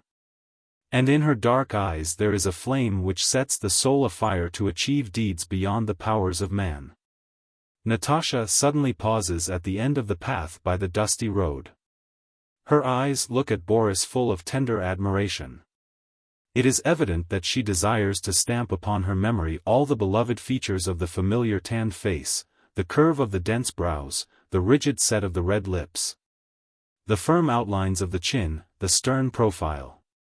Natasha sighs lightly and addresses Boris gently and cheerfully. Enough, dearest. They may not let me into the train with a heap like this. They will say, this should be put in the luggage van. Both laugh carelessly. And still Boris is loath to leave the cornflowers. He says, only a few more. I want you to have a gigantic bouquet. You would have everything gigantic. Natasha returns good-humoredly. But her face is serious. She knows how deep this quality is in him, and how significant. Boris looks at her, and in answer repeats his favorite, his most intimate thought. Yes, it is true. I love all bigness, all immoderation. In everything. In everything. If we only acted like this always. And gave ourselves wholly to a thing. Oh, how different life would be. Natasha, lost in thought, repeats, yes, big things, things beyond the powers of man. To make life lavish. Only no stinginess, no trembling for one's skin. Far better to die, to gather all life into one little knot, and to throw it away. Yes, yes, says Boris, and his eyes, dark as night, glow with the fury of a yet distant storm. We must have no care for lives, but be lavish with them, lavish to the end, only then may we reach our goal. They cross the road and again walk calmly along a narrow path. Her dress is white among the golden waves. Natasha stretches out her slender hand, The ears of rye rustle dryly and solid seeds of ripe rye fall into it. They are struck from above by the vivid shafts of the pitiless dragon. The children are walking on, conscious of their vow. They go trustingly, and they do not know that he who sends them is a traitor, and that their sacrifice is vain. Chapter 40. What is this dry rustling all around? It is the rye. But where are the little cornflowers, where is Boris? The little blue-eyed flowers are in the rye, and Boris has been hanged. And I? Natasha asks herself in a strange, oppressive perplexity. She looks round her like one just awakened. Why am I here? She answers herself, I escaped. A lucky chance saved me. Natasha is oppressed by the thought. How had she survived it? Far better if I had perished. It all happened very simply. Natasha, being number 3, was placed at the railway station itself, her duty being contingent on the failure of number 1 and number 2. But the first was successful, though he himself perished in the explosion. The second, upon hearing the explosion not far away, lost his presence of mind.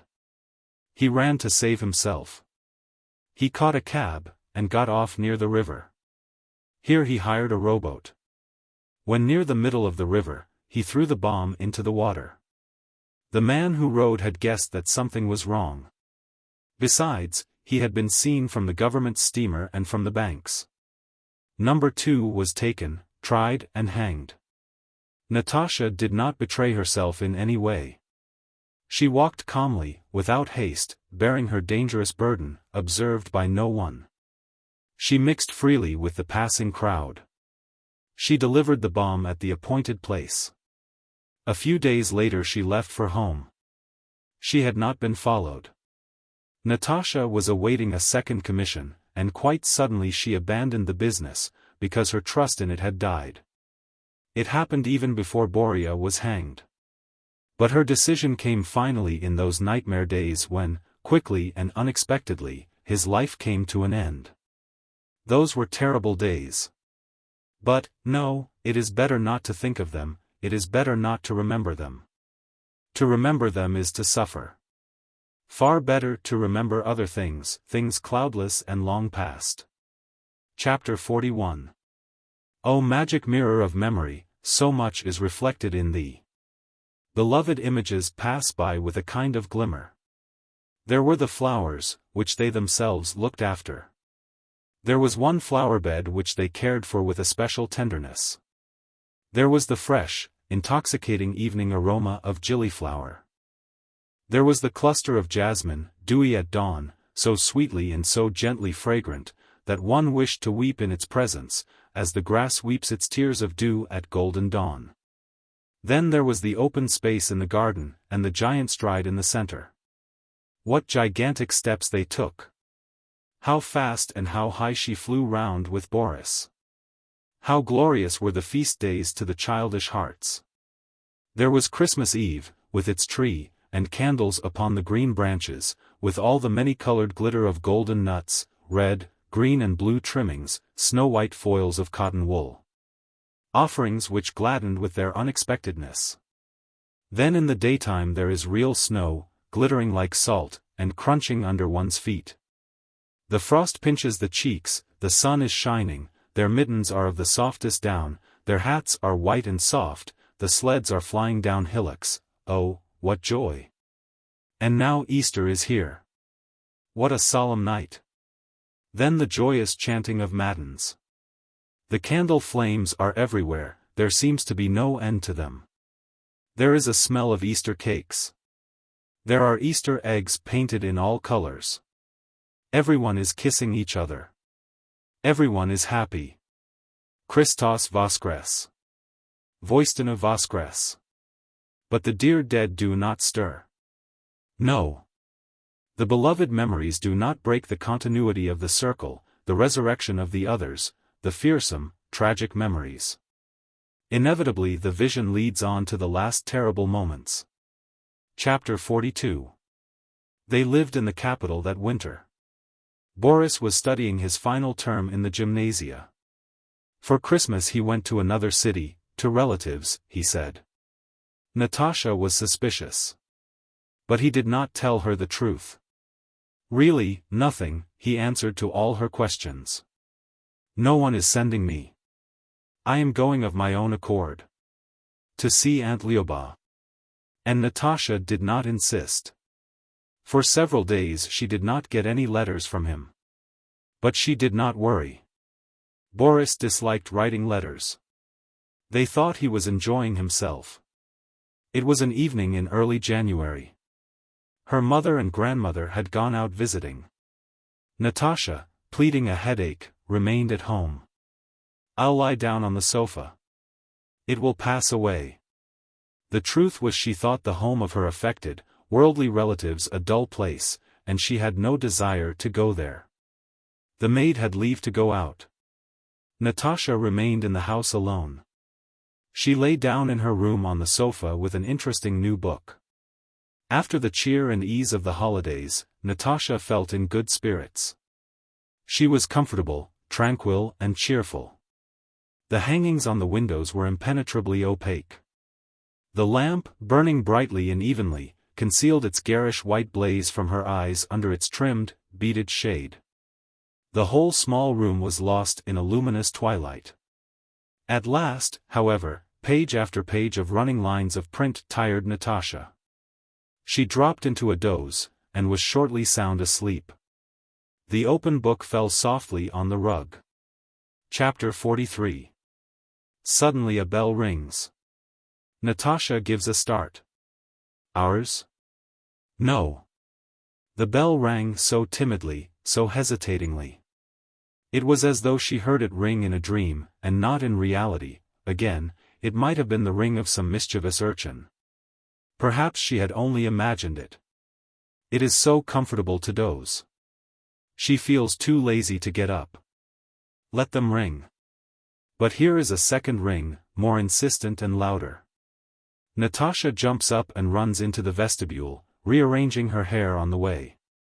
Remembering that she is alone in the house, she does not open the door, but asks, "Who's there?" From behind the door she can hear the low, somewhat hoarse voice of the telegraph boy, "A telegram." Her heart begins to beat with fright. It is always terrible to receive telegrams. For only good news travels slowly. Bad news makes haste. Natasha puts one end of the door chain to a little hook in the door. Then she opens the door partly and looks out. There stands the messenger in his uniform, with a metal plate in his cap. He hands her the telegram. "Sign here, miss." The gray-white, dry paper trembles in Natasha's hands. Natasha feels a sudden tug at her heart. She speaks incoherently. "What is it? Oh my God. Sign, did you say?" She runs to the table. Her hands tremble. She has managed somehow to scrawl her family name Ozareva, the pen hesitating and scratching upon the gray paper. Here is the signature.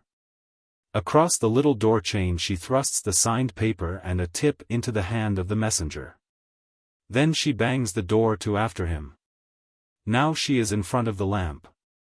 What can it be? Tearing the seal open she reads. Terrible words. Such simple, yet such incomprehensible words. Because they are about Boris. Boris has shot. Arrested with comrades. Military trial tomorrow. Death sentence threatened. Chapter 44. Natasha rereads the telegram. A sudden terror, strangely akin to shame, for a moment strikes at her heart. She can hear the heavy beat of blood in her temples.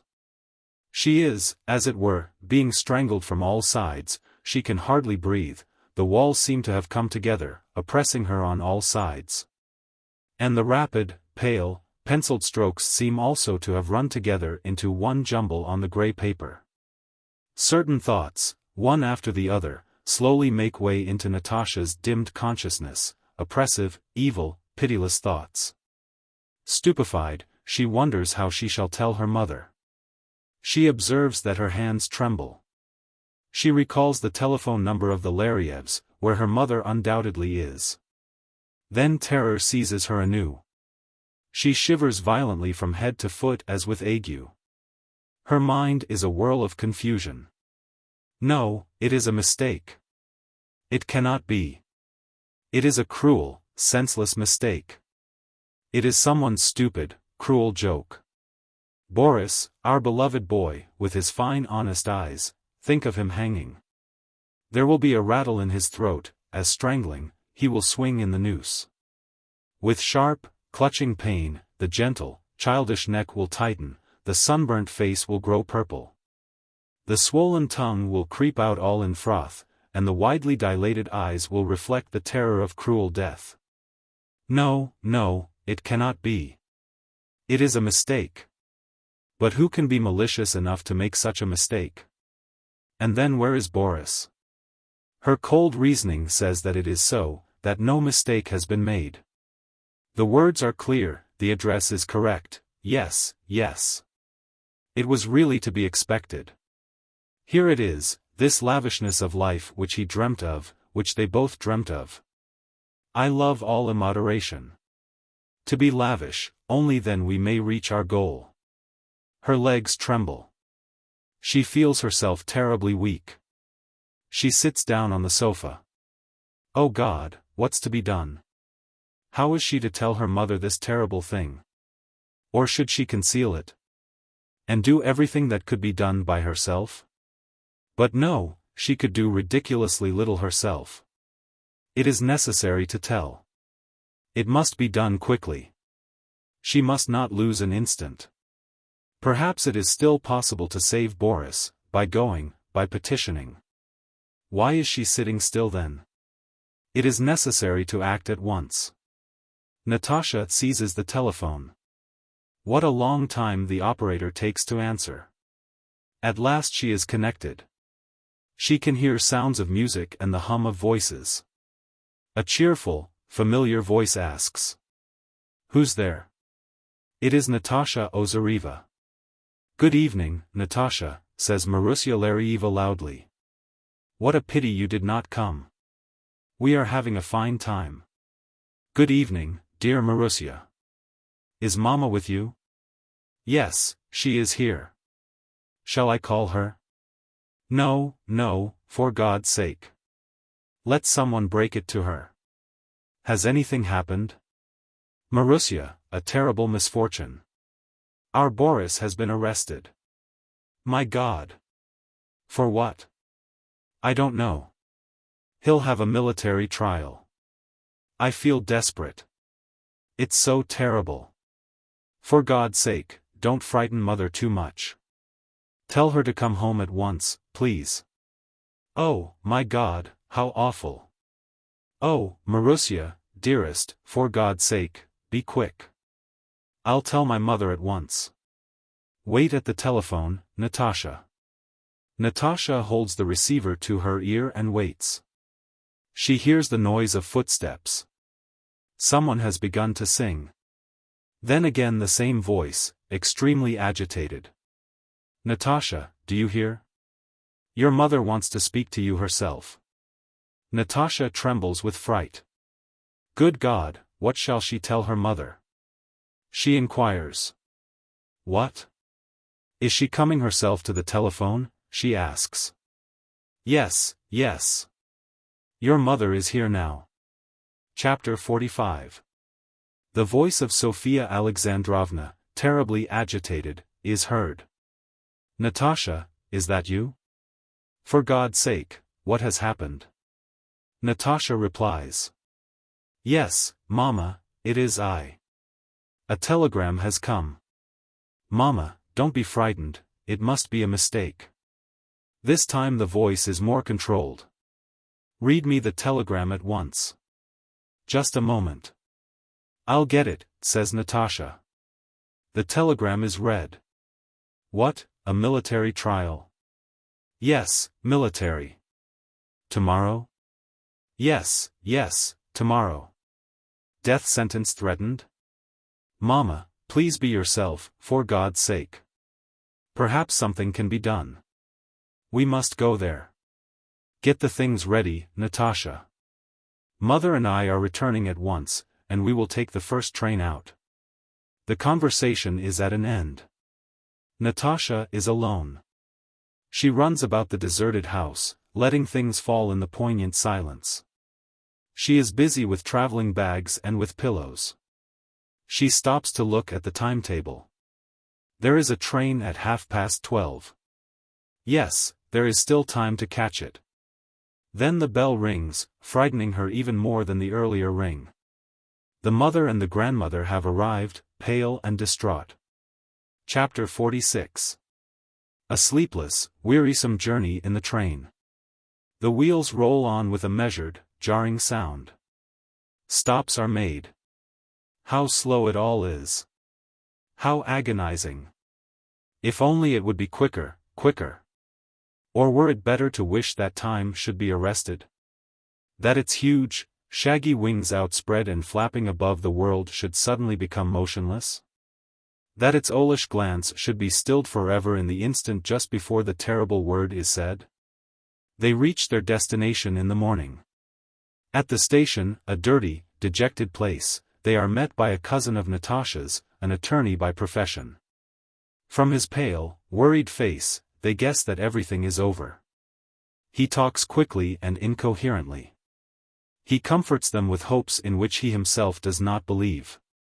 The trial had been held early that morning. Boris and both his comrades, all of the same green youth, had been sentenced to die by hanging. The court would entertain no appeal. The only hope lay in the district general. He was really not a bad man at heart. Perhaps, by imploring, he might be induced to lighten the sentence to that of hard labor for an indefinite period. Poor mothers. What is it they implore? Chapter 47. Sophia Alexandrovna and Natasha arrived at the general's. They waited long in the quiet, cold-looking reception room.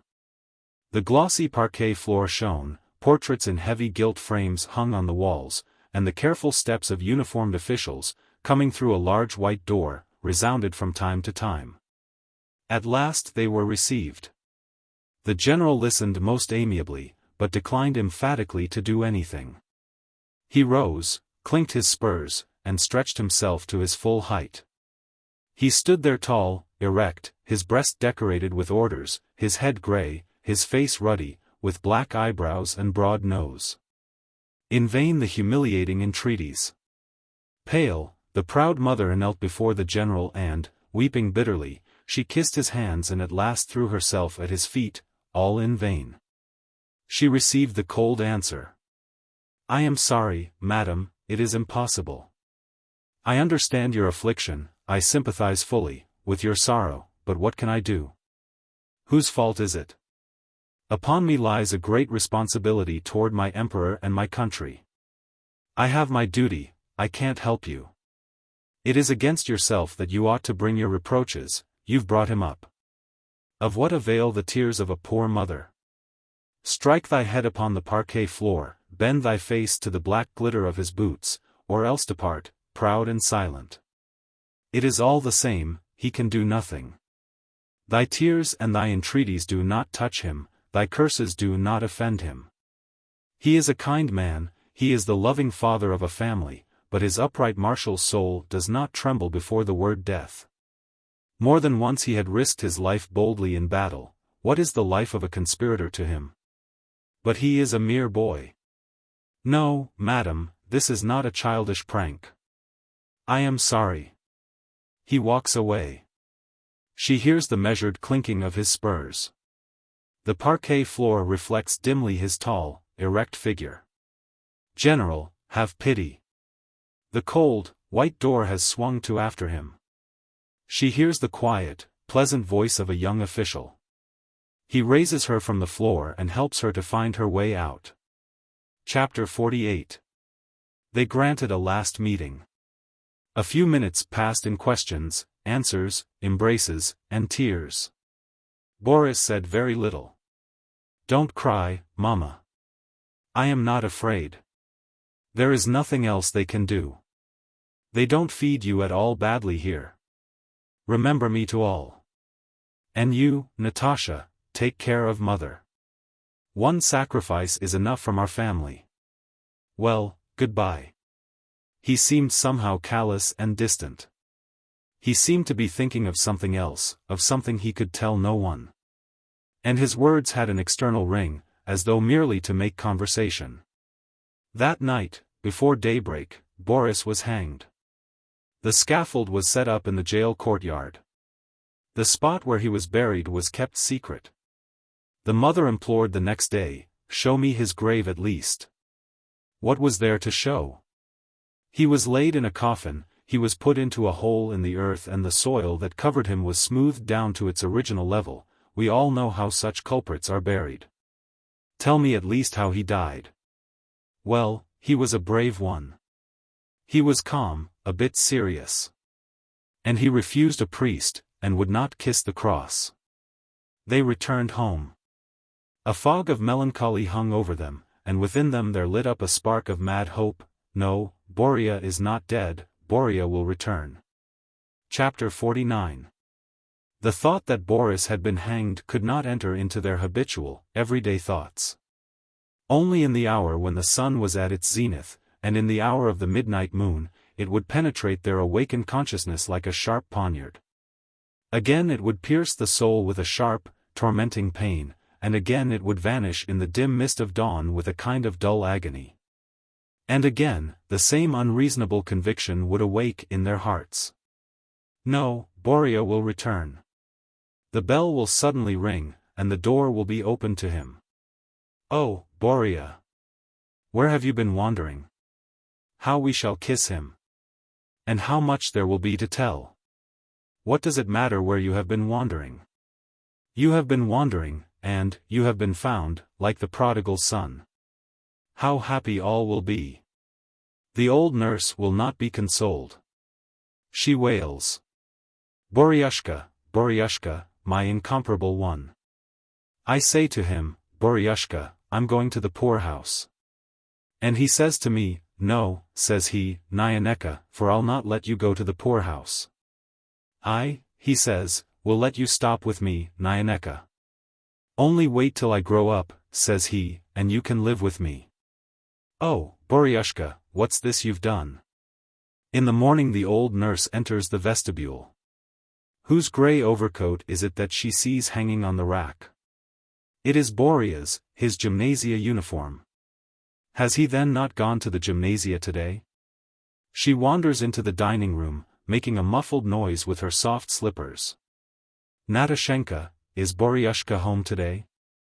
His overcoat's there on the rack. Or is he sick? Nyaneka! Exclaims Natasha. And, frightened, she looks at her mother. The old nurse has suddenly remembered.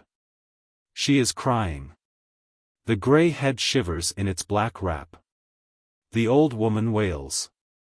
I go there and I look, what's that I see? Boria's overcoat. I say to myself, Boria's gone to the gymnasia, why's his overcoat here? It's no holiday. Oh, my Boryushka is gone. She wails louder and louder. Then the old woman falls to the floor and begins to beat the boards with her head. Berechka, my own Berechka. If the Lord had only taken me, an old woman, instead of him. What's the use of life to me?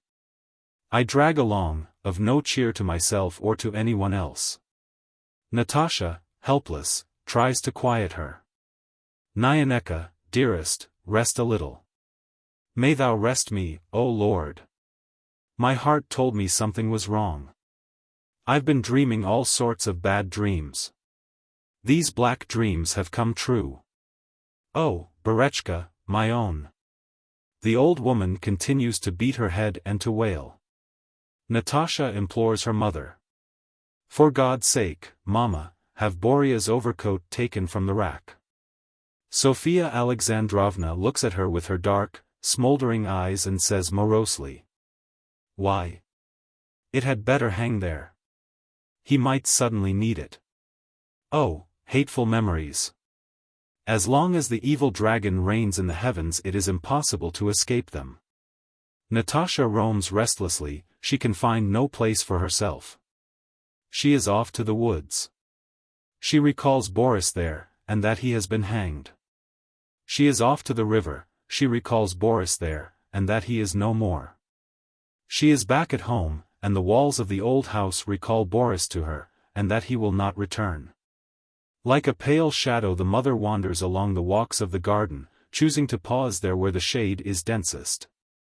The old grandmother sits upon a bench and finishes the reading of the newspapers.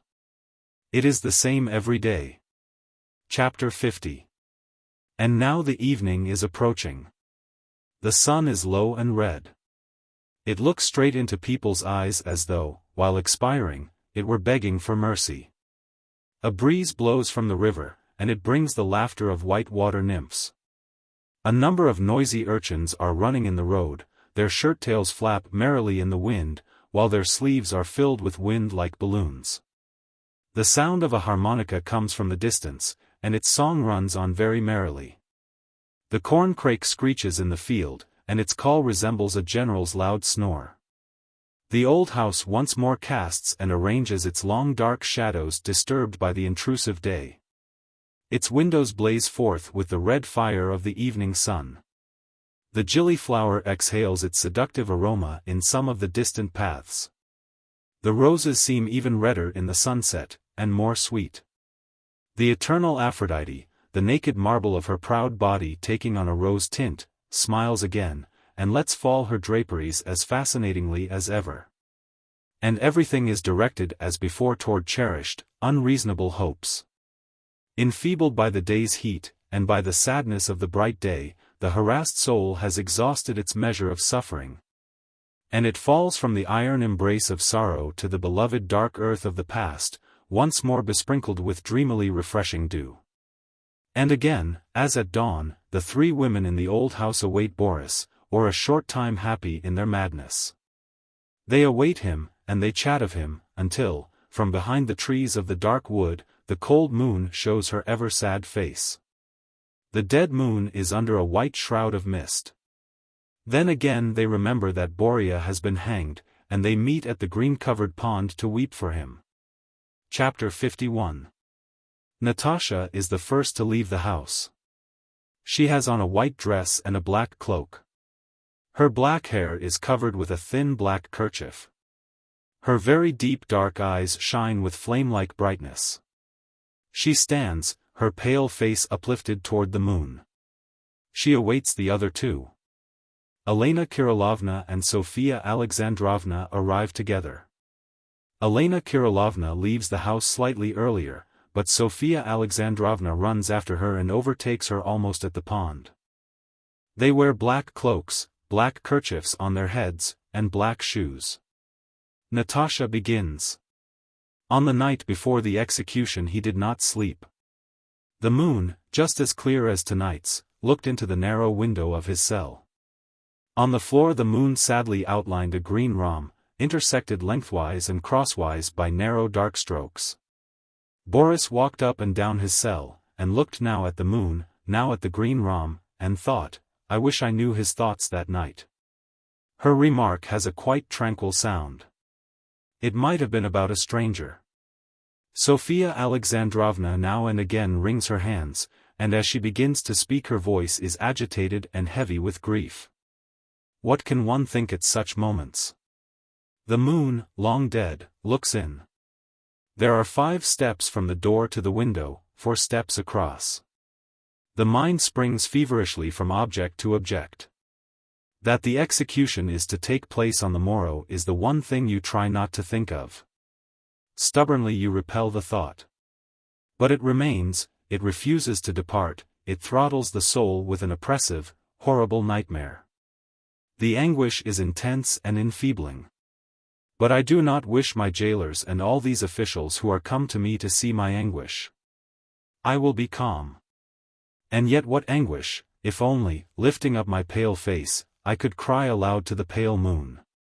Elena Kirillovna whispers faintly. Terrible, Sonyushka. There are tears in her voice, simple, old womanish, grandmotherly tears. Chapter 52. Sophia Alexandrovna, ignoring the interruption, continues. Why should I really go to my death boldly and resolutely? Is it not all the same?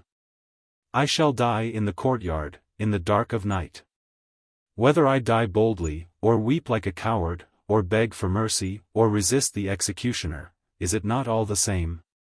No one will know how I died. I shall face death alone. Why should I really suffer this wild anguish?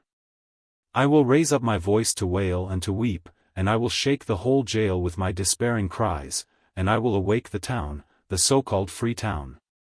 Which is only a larger jail, so that I shall not suffer alone, but that others shall share in my last agony, in my last dread. But no, I won't do that. It is my fate to die alone. Natasha rises, trembles, presses her mother's cold hand in hers, and says, Mama, Mama, it is terrible, if alone. No, don't say that he felt alone. We shall be with him. Elena Kirillovna whispers. Yes, Sonyushka, it would be terrible alone. In such moments. We are with him, insists Natasha vehemently. We are with him now. A smile is on Sophia Alexandrovna's lips, a smile such as a dying person smiles to greet his last consolation. Sophia Alexandrovna speaks. My last consolation is the thought that I am not alone. He is with me. These walls are unrealities, this jail built by men is a lie. What is real and true is my suffering, and I am one with them in my grief. A poor consolation. And yet just think, this extraordinary Boris, I am dying. I am dying, repeats Natasha. Her voice is clouded, and it is fraught with despair. And all three remain silent for a brief while, overcome by the spell of these tragic words. Chapter 53. Sophia Alexandrovna speaks again. Her voice sounds tranquil, deliberate, measured.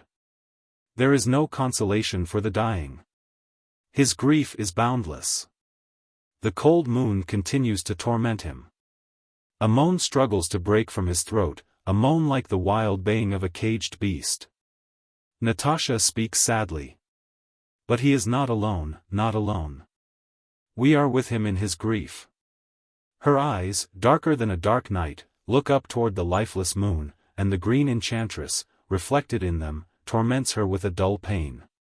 Sophia Alexandrovna smiles, and her smile is dead, and with the voice of inconsolable sorrow she speaks again slowly and calmly. We are with him only in his despair, in his pitiful inconsolability. In his dark solitude. But he was alone, when he was strangled by the hand of a hired hangman, strangled in that dark enclosure which it is not for us to demolish.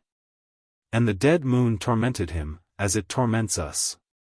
She tempted him with the mad desire to moan wildly, like a wild beast before dying. And now we, in this hour, under this moon, are we not also tormented by the same mad desire to run far from people, and to moan and to wail, and to flee from a grief too great to be borne? She rises abruptly and walks away, wringing her beautiful white hands. She walks fast, almost runs, driven as it were by some strange, furious will not her own. Natasha follows her with the measured yet rapid, deliberate, mechanical gait of an automaton. And behind them trips along Elena Kirillovna, who lets fall a few scant tears on her black cloak. The moon follows them callously in their hurried journey across the garden, across the field, into that wood, into that still glade, where once the children sang their proud hymn. And where they let their mad desires be known to one who was to betray them for a price, young blood for gold. The grass in the fields is wet with dew. The river is white with mist. The high moon is clear and cold. Everywhere it is quiet, as though all the earthly rustlings and noises had lost themselves in the moon's dead light. Chapter 54. And here is the glade. Natasha, do you remember? How warmly they all sang, Arise, ye branded with a curse. Natasha, will you sing it again? Do. Is it a torture? I'll sing, replies Natasha quietly. She sings in a low voice, almost to herself. The mother listens, and the grandmother listens, but what have the birches and the grass and the clear moon to do with human songs? In the International. As brothers all men shall meet. Her song is at an end. The wood is silent. The moon waits. The mist is pensive. The birches seem to listen. The sky is clear.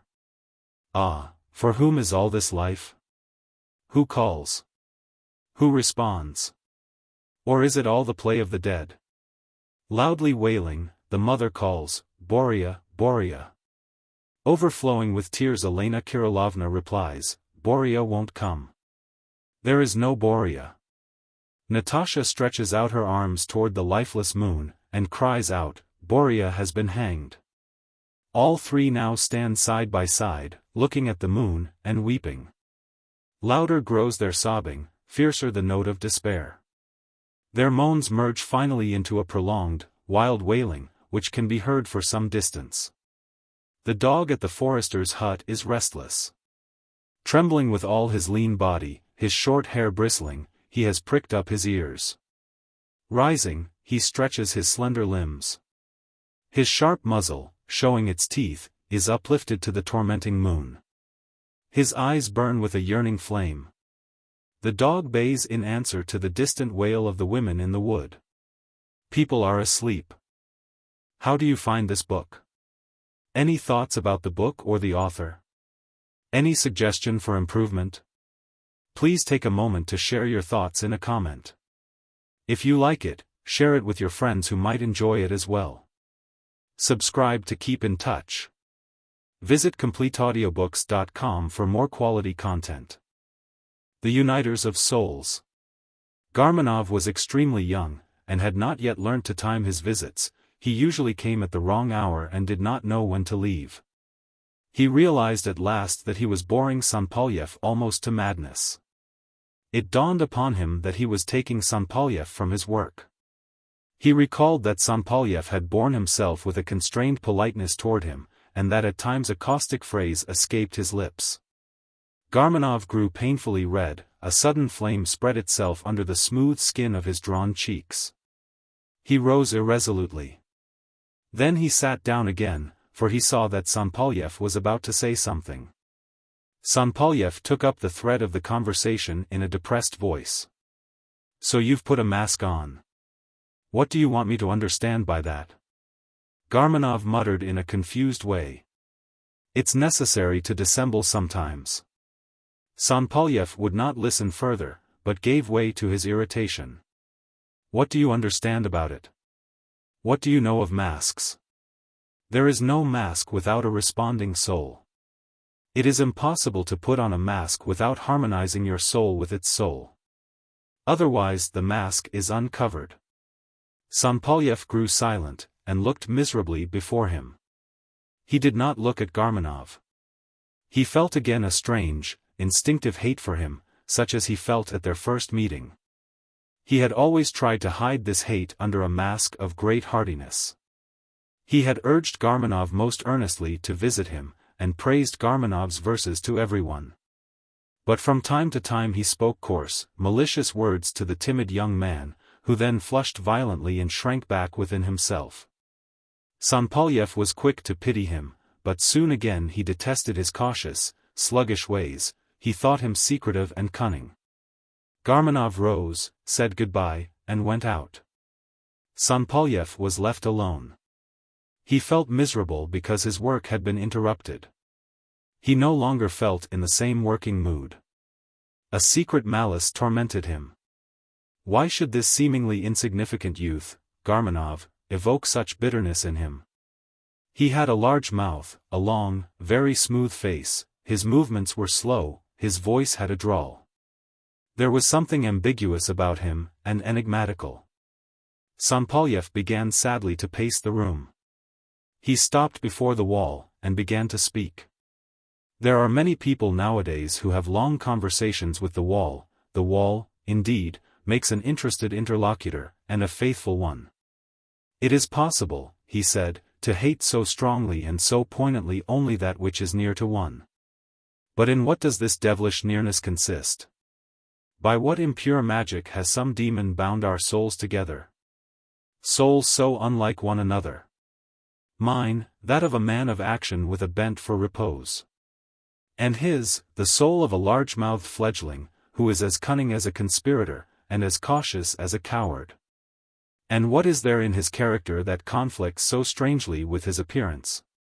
Who has stolen the best and most needful part from this mollycoddle's soul?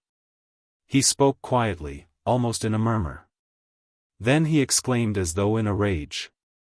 Who has done this? Man, or the enemy of man?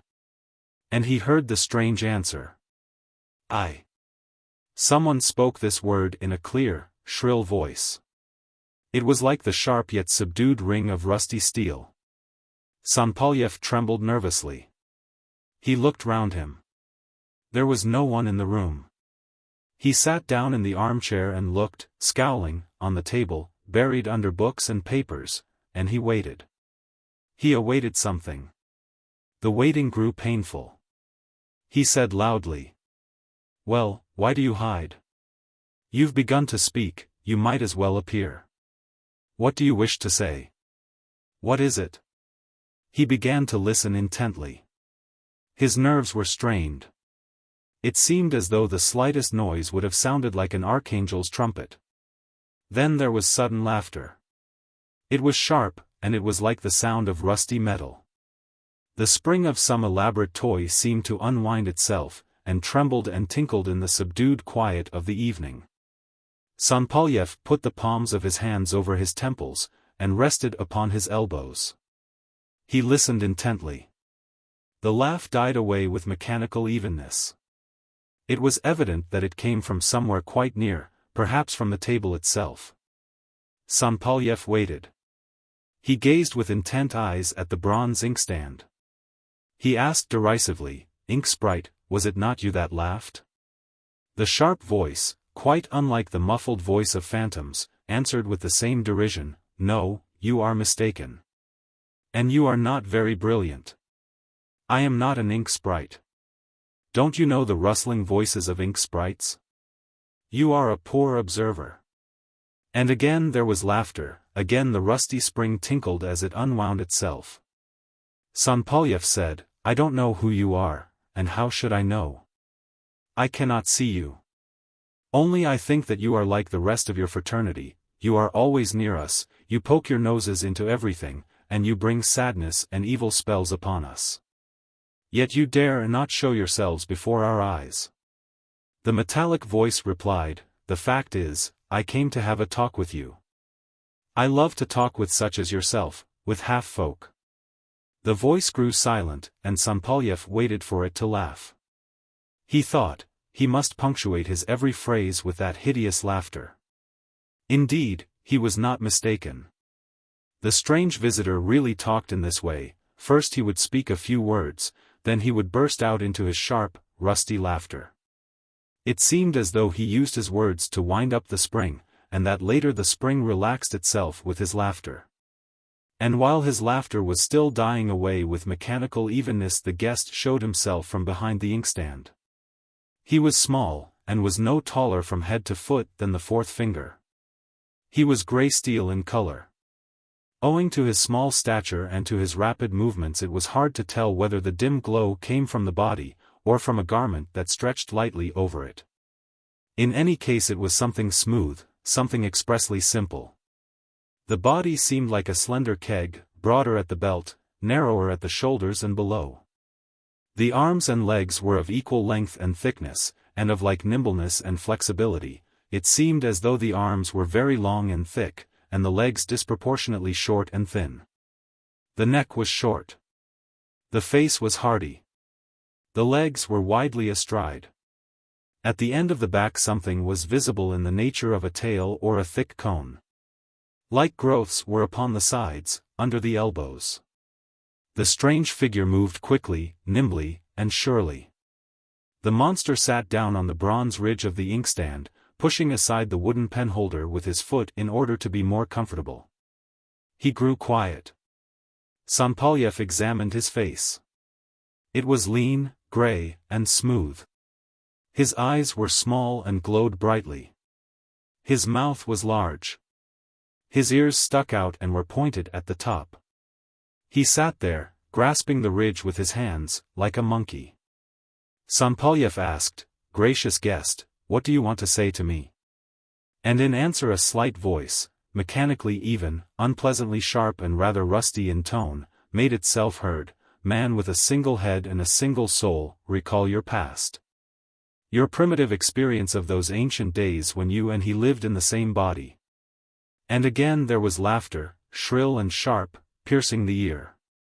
While he was still laughing, the guest, with mechanical agility, turned a somersault. He stood on his hands, and Sampalyev saw for the first time what he had taken for a tail was really a second head. This head did not differ in any way, as far as he could see, from the other head. Whether the heads were too small for him to observe, or whether the heads did not actually differ, it was quite certain that Sampalyev did not see the slightest distinction between them. The arms reversed themselves as on hinges, and became quite like the legs. The first head, then losing its color, hid itself between these arm legs. While the former legs reversed themselves mechanically and became the arms. Sampalyev looked at his strange guest with astonishment. The guest made wry faces and danced. And when at last he grew still and his laughter gradually died away, the second head began to speak. "How many souls have you, and how many consciousnesses? Can you tell me that? You pride yourself on the amazing differentiation of your organs, you have an idea that each member of your body fulfills its own well-defined functions. But tell me, stupid man, have you anything whereby to preserve the memory of your previous existences? The other head contains the rest of you, your early memories and your earlier experience. You argue subtly and craftily across the threshold of your pitiful consciousness, but your misfortune is that you have only one head." The guest burst out again into rusty, metallic laughter, and he laughed this time rather long. He laughed and he danced at the same time. He turned somersaults, or he rested upon one arm and upon one leg, thereby causing one of his sides to turn upward, until it was impossible to distinguish any of his four extremities. Afterwards his limbs again turned mechanically, and it became obvious that the growths on his sides were also heads. Each head spoke and laughed in its turn. Each head grimaced, mocked at him. Sampalyev exclaimed in great fury, "Be silent!" The guest danced, shouted, and laughed. Sampalyev thought, "I must catch him and crush him. Or I must smash the monster with a blow of the heavy press." But the guest continued to laugh and to make wry faces. "I dare not take him with my hands," thought Sampalyev. "He might burn or scorch me. A knife would be better." He opened his penknife. Then he quickly directed its sharp point toward the middle of his guest's body. The four-headed monster gathered himself into a ball, flapped his four paws, and burst into piercing laughter. Sampalyev threw his knife on the table, and exclaimed, "Hateful monster! What do you want of me?" The guest jumped upon the sharply pointed lid of the inkstand, perched himself upon one foot, stretched his arms upward, and exclaimed in an ugly, shrill voice, "Man with one head! Recall your remote past when you and he were in the same body. The time you shared together in a dangerous adventure. Recall the dance of that terrible hour." Suddenly it grew dark. The laughter resounded, hoarse and hideous. The head was going round. Light columns moved forward out of the darkness. The ceiling was low. The torches glowed dimly. The red tongues of flame wavered in the scented air. The flute poured out its notes. Handsome young limbs moved in measure to its music. And it seemed to Sampalyev that he was young and powerful, and that he was dancing round a banqueting table. A shriveled, insolent, drunken face was looking at him, the banquetier was laughing uproariously, he was happy, and the dance of the half-naked youths pleased him. Sampalyev felt that a furious rage was strangling him, and was hindering him from carrying out his project.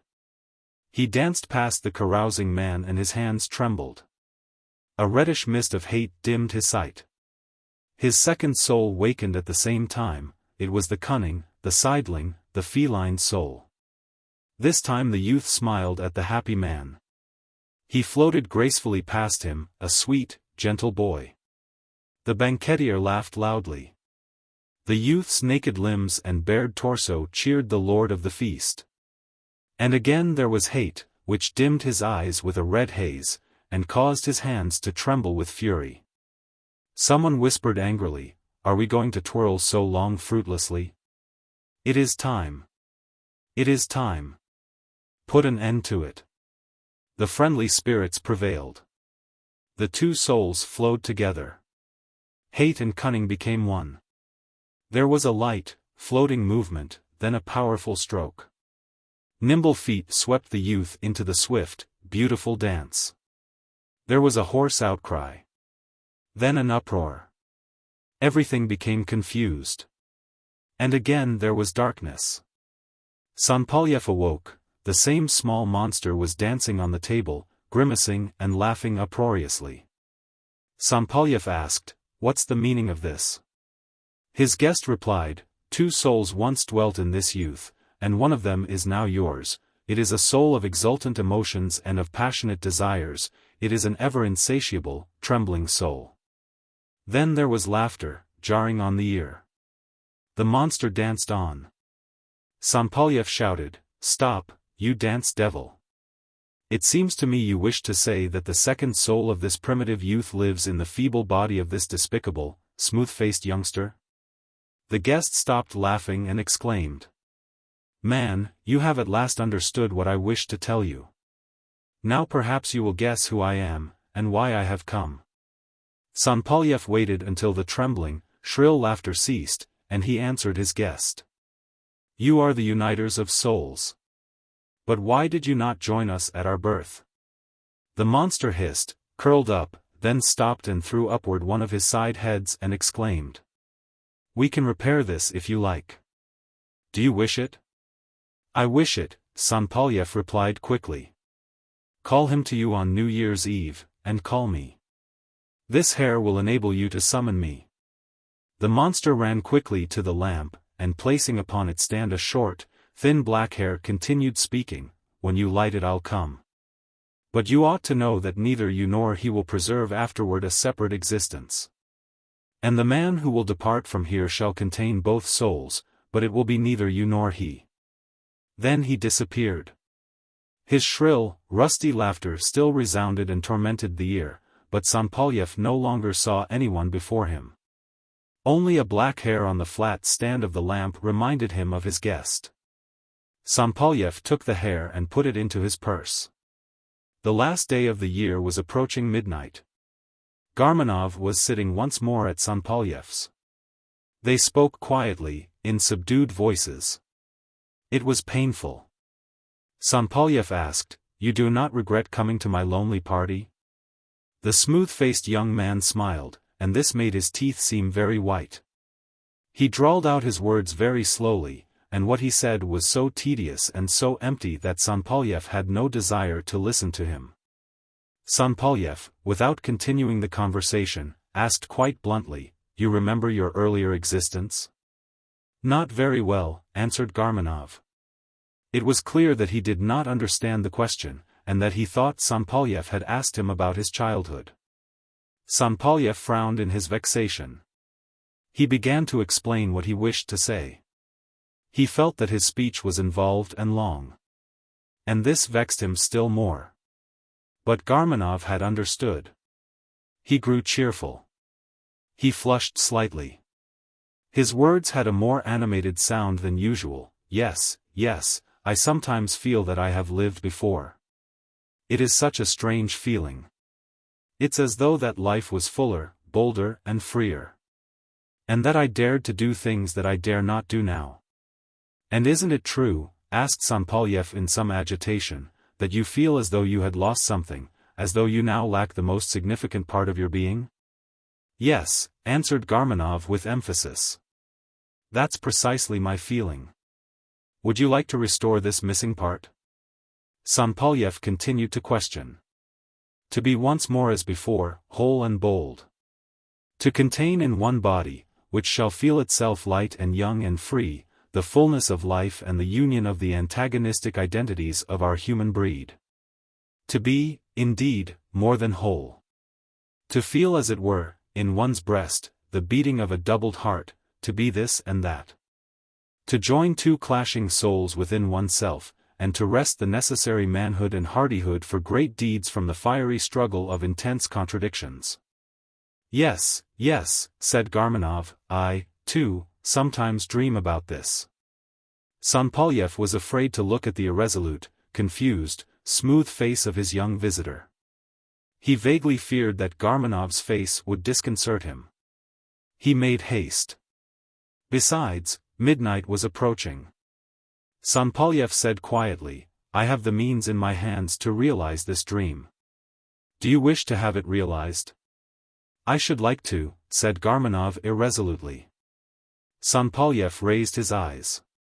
He looked at Garmanov with firmness and decision, as though he demanded something urgent and indispensable from him. He looked with a fixed intentness into the dark youthful eyes, which should have flamed fire, but instead they were the cold, crafty eyes of a little man with half a soul.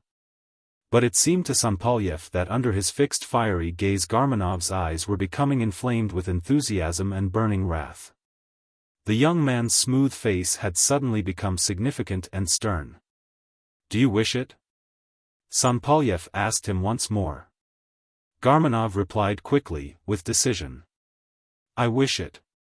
And then a strange, sharp, shrill voice pronounced, Oh, small and cunning man. You who once during your ancient existence did a deed of great hardihood, that was when you joined your crafty soul to the flaming soul of an indignant man, tell us in this great, rare hour. Have you firmly decided to merge your soul with the other, the different soul? And Garmanov answered even more quickly and more decisively, I wish to. Sanpolyev listened to the shrill voice of the questioner. He recognized him. He was not mistaken, the I wish to of Garmanov had already lost itself in the rusty, metallic laughter of that extraordinary visitor. Sanpolyev waited until the laughter ceased. Then he said, But you should know that you will have to reject all dissembling. And all the joys of separate existence. Once I achieve my magic we shall both perish, and we shall set free our souls, or rather we shall fuse them together, and there shall be neither I nor you, there will be one in our place. And he shall be fiery in his conception, and cold in his execution. Both of us will have to go, in order to give a place to him, in whom both of us will be united. My friend, have you resolved upon this terrible thing? It is a great and terrible thing. Garmanov smiled a strange, faltering smile. But the fiery glance of Sanpolyev extinguished the smile. And the young man, as if submitting to some inevitable and fated command, pronounced in a dim, lifeless voice, I have decided. I wish it. I am not afraid. Sanpolyev took the hair out of his wallet with trembling fingers. He lit a candle. Behind it hid the four-headed visitor. His grey body seemed to quake. And it vacillated in the wavering flame that fondled in its flickering embraces the white body of the submissive candle. Garmanov opened his eyes wide, and they steadfastly followed Sanpolyev's movements. Sanpolyev put one end of the hair to the flame. The hair curled slightly, grew red, gave a flare. It burned very slowly, with a quiet rhythmic crackle, which resembled the laugh of the nocturnal guest. The words of the strange guest were simple but terrible. At first Sanpolyev was barely conscious of them, he was so agitated and so absorbed by the burning of the magic hair that he could see no connection with the simple, familiar words of the monster. Suddenly terror came upon him. He had understood. There was derision in those simple, terribly simple words. Little soul, failing little soul, timid little soul. Sanpolyev, frightened, looked at Garmanov. The smooth-faced young man sat there strangely shrunken. His face was pale. Beads of perspiration showed on his forehead. A pitiful, forced smile twisted his lips. When he saw that Sampolyev was looking at him, he shrank even more, and whispered in a broken, hollow voice, as though against his will, "It is terrible. It is painful. It is unnecessary." Suddenly he hunched like a cat, a cunning, timid, evil cat, and sprang forward. Thus deformed, he pushed out his over-red lips and blew upon the almost consumed hair. The flame flickered upward, trembled and died. A tiny cloud of blue smoke spread itself in the still air. The shrill laughter of the nocturnal guest pierced the ears. The hideous words resounded, "Miscarried. Miscarried." Garmanov sat down. He smiled guiltily and cunningly. Sampolyev looked at him with unseeing eyes. The clock began to strike in the next room. And to each stroke the uniters of souls responded with the hoarse outcry, "Miscarried." And he laughed again, his metallic laughter like a wound-up spring. He whirled round and grimaced, he seemed to lose himself in the lifeless yellow electric light. At the 12th stroke, the last voice of the passing year, the hideous voice grew silent. "Miscarried." And the horrible laughter of the vanishing monster died away. Garmanov, truly rejoicing over his deliverance from an unhappy fate, rose, and said, "A happy new year." The white dog. Everything grew irksome for Alexandra Ivanovna in the workshop of this out-of-the-way town, the patterns, the clatter of machines, the complaints of the customers. It was the shop in which she had served as apprentice and now for several years as cutter. Everything irritated Alexandra Ivanovna, she quarreled with everyone and abused the innocent apprentices. Among others to suffer from her outbursts of temper was Tanechka, the youngest of the seamstresses, who only lately had been an apprentice. In the beginning Tanechka submitted to her abuse in silence. In the end she revolted, and, addressing herself to her assailant, said, quite calmly and affably, so that everyone laughed, "Alexandra Ivanovna, you are a downright dog." Alexandra Ivanovna felt humiliated. "You are a dog yourself," she exclaimed.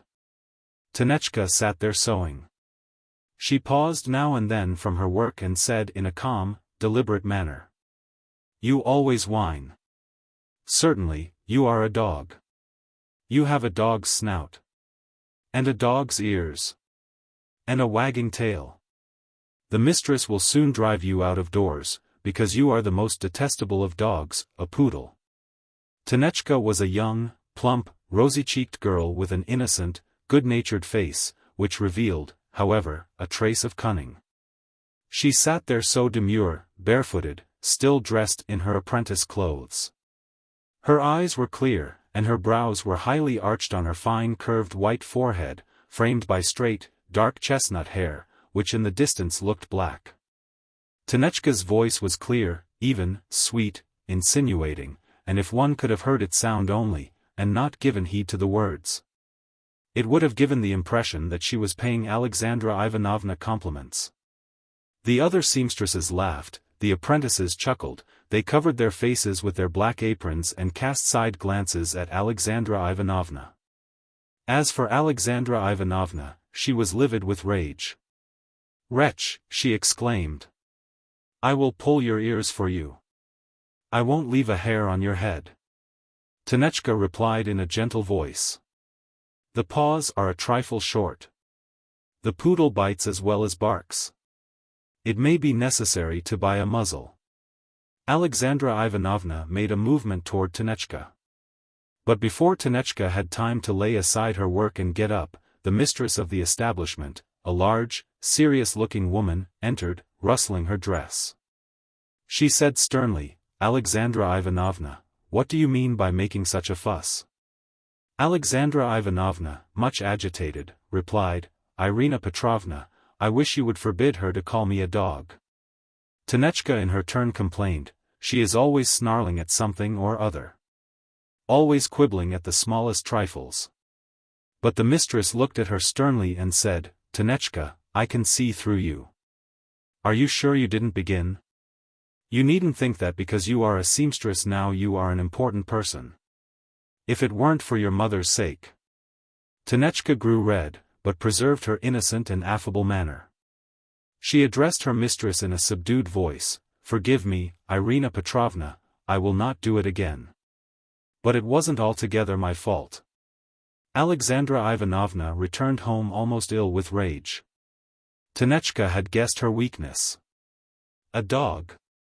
Well, then I am a dog, thought Alexandra Ivanovna, but it is none of her affair. Have I looked to see whether she is a serpent or a fox? It is easy to find one out, but why make a fuss about it? Is a dog worse than any other animal?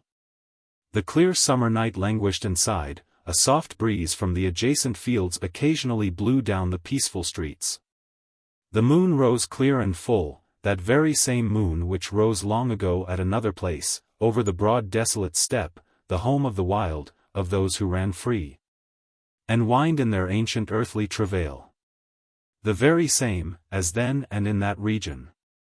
And now, as then, glowed eyes sick with longing, and her heart, still wild, not forgetting in town the great spaciousness of the steppe, felt oppressed.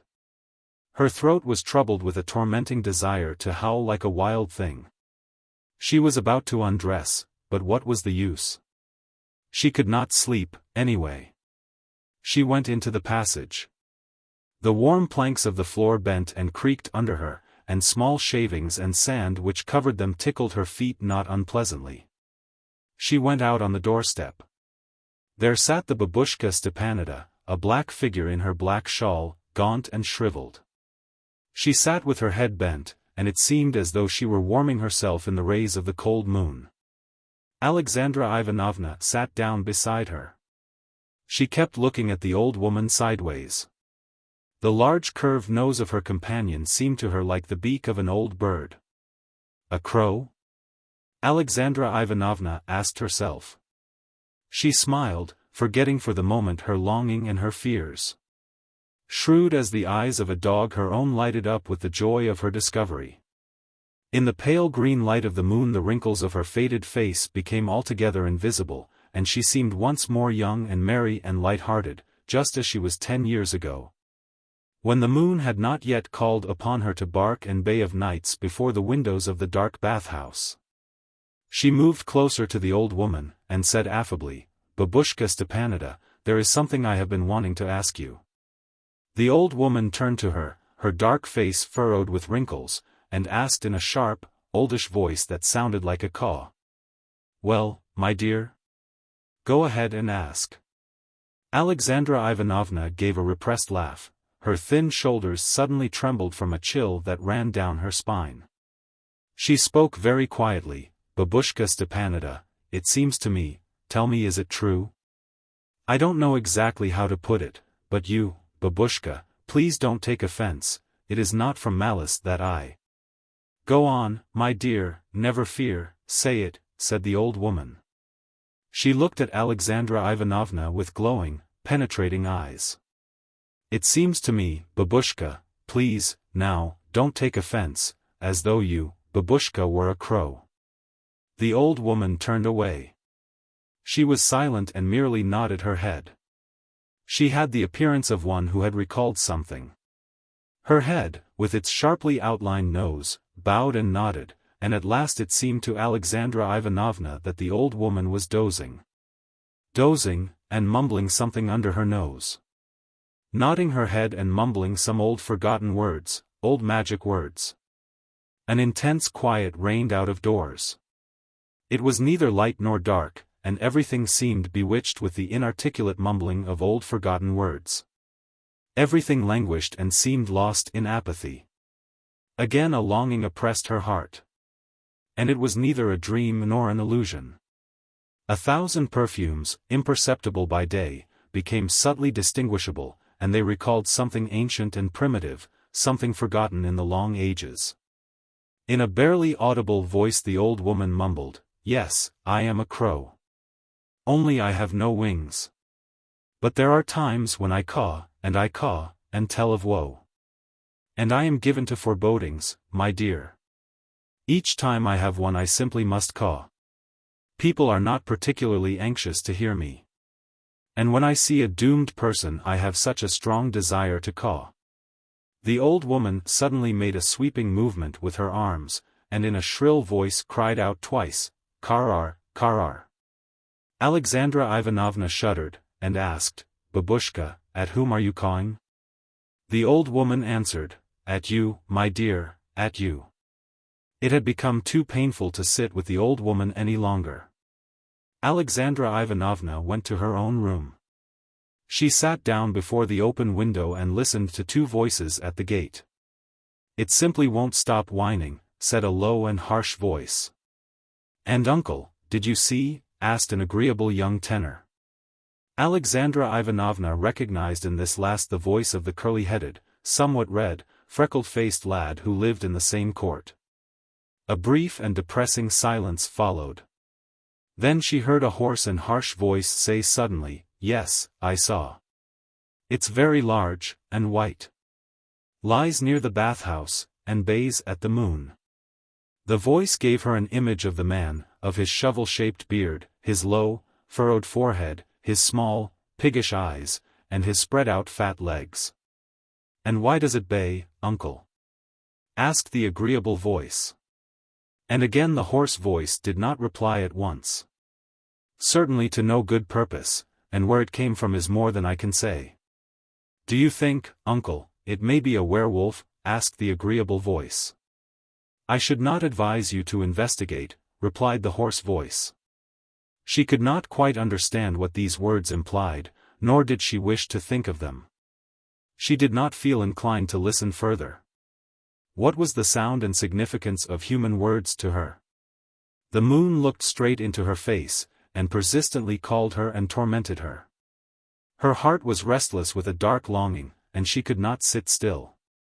Alexandra Ivanovna quickly undressed herself. Naked, all white, she silently stole through the passage. She then opened the outer door, there was no one on the step or outside, and ran quickly across the court and the vegetable garden, and reached the bathhouse. The sharp contact of her body with the cold air and her feet with the cold ground gave her pleasure. But soon her body was warm. She lay down in the grass, on her stomach.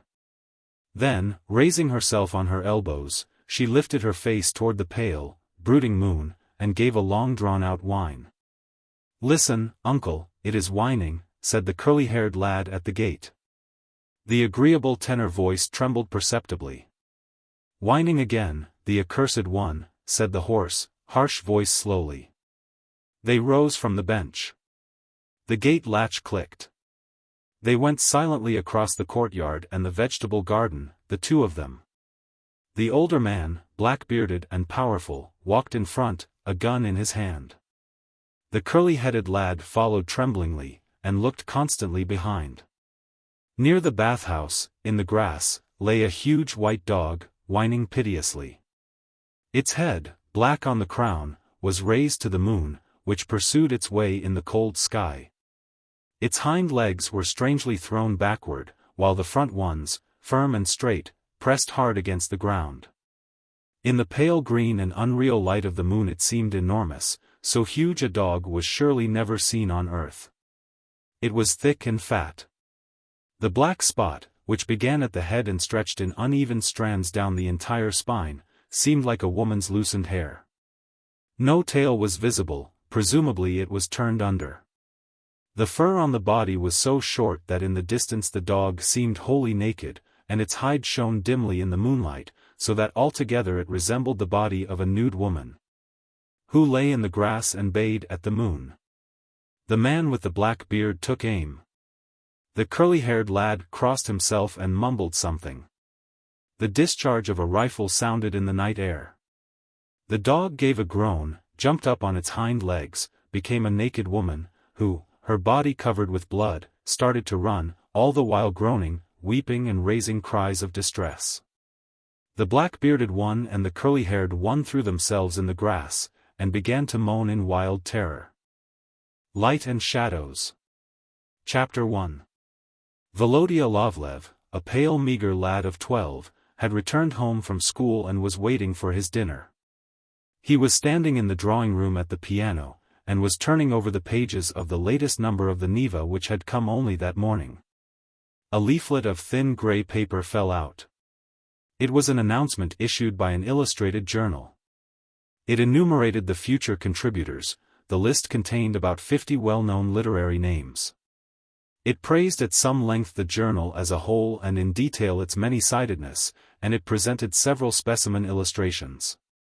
Volodya began to turn the pages of the leaflet in an absent way and to look at the miniature pictures. His large eyes looked wearily out of his pale face. One page suddenly caught his attention, and his wide eyes opened slightly wider. Running from top to bottom were 6 drawings of hands throwing shadows in dark silhouette upon a white wall, the shadows representing the head of a girl with an amusing 3-cornered hat, the head of a donkey, of a bull, the sitting figure of a squirrel, and other similar things. Volodya smiled and looked very intently at them. He was quite familiar with this amusement. He could hold the fingers of one hand so as to cast a silhouette of a hare's head on the wall. But this was quite another matter, something that Volodya had not seen before. Its interest for him was that here were quite complex figures cast by using both hands. Volodya suddenly wished to reproduce these shadows. Of course there was no use trying now, in the uncertain light of a late autumn afternoon. He had better try it later in his own room. In any case, it was of no use to anyone. Just then he heard the approaching footsteps and voice of his mother. He flushed for some reason or other and quickly put the leaflet into his pocket, and left the piano to meet her. She looked at him with a caressing smile as she came toward him. Her pale, handsome face greatly resembled his, and she had the same large eyes. She asked him, as she always did, "Well, what's the news today?" "There's nothing new," said Volodya dejectedly. But it occurred to him at once that he was being ungracious, and he felt ashamed. He smiled genially and began to recall what had happened at school, but this only made him feel sadder. Prozhanin has again distinguished himself, and he began to tell about the teacher who was disliked by his pupils for his rudeness. Lentiev was reciting his lesson and made a mess of it, and so Prozhanin said to him, "Well, that's enough, sit down, blockhead." "Nothing escapes you," said his mother, smiling. "He's always rude." After a brief silence Volodya sighed, then complained, "They are always in a hurry." "Who?" asked his mother. "I mean the masters. Every one is anxious to finish his course quickly and to make a good show at the examination. And if you ask a question you are immediately suspected of trying to take up the time until the bell rings, and to avoid having questions put to you. Do you talk much after the lessons?" "Well, yes, but there's the same hurry after the lessons to get home, or to study the lessons in the girls' classrooms. And everything is done in a hurry. You are no sooner done with the geometry than you must study your Greek. That's to keep you from yawning." "Yawning? I'm more like a squirrel going round on its cage wheel. It's exasperating." His mother smiled lightly. Chapter 2. After dinner Volodya went to his room to prepare his lessons. His mother saw that the room was comfortable, that nothing was lacking in it. No one ever disturbed Volodya here, even his mother refrained from coming in at this time. She would come in later, to help Volodya if he needed help. Volodya was an industrious and even a clever pupil. But he found it difficult today to apply himself. No matter what lesson he tried he could not help remembering something unpleasant. He would recall the teacher of each particular subject, his sarcastic or rude remark, which propped in passings had entered in the impressionable boy's mind. Several of his recent lessons happened to turn out poorly, the teachers appeared dissatisfied, and they grumbled incessantly. Their mood communicated itself to Volodya, and his books and copybooks inspired him at this moment with a deep confusion and unrest. He passed hastily from the first lesson to the second and to the third. This bother with trifles for the sake of not appearing a blockhead the next day seemed to him both silly and unnecessary. The thought perturbed him. He began to yawn from tedium and from sadness, and to dangle his feet impatiently. He simply could not sit still. But he knew too well that the lessons must be learnt, that this was very important, that his future depended upon it, and so he went on conscientiously with the tedious business. Volodya made a blot on the copybook, and he put his pen aside. He looked at the blot, and decided that it could be erased with a penknife. He was glad of the distraction. Not finding the penknife on the table, he put his hand into his pocket and rummaged there. Among all such rubbish as is to be found in a boy's pocket, he felt his penknife and pulled it out, together with some sort of leaflet. He did not see at first what the paper was he held in his hands, but on looking at it he suddenly remembered that this was the little book with the shadows. And quite as suddenly he grew cheerful and animated. And there it was, that same little leaflet which he had forgotten when he began his lessons. He jumped briskly off his chair, moved the lamp nearer the wall, looked cautiously at the closed door, as though afraid of someone entering, and, turning the leaflet to the familiar page, began to study the first drawing with great intentness, and to arrange his fingers according to directions.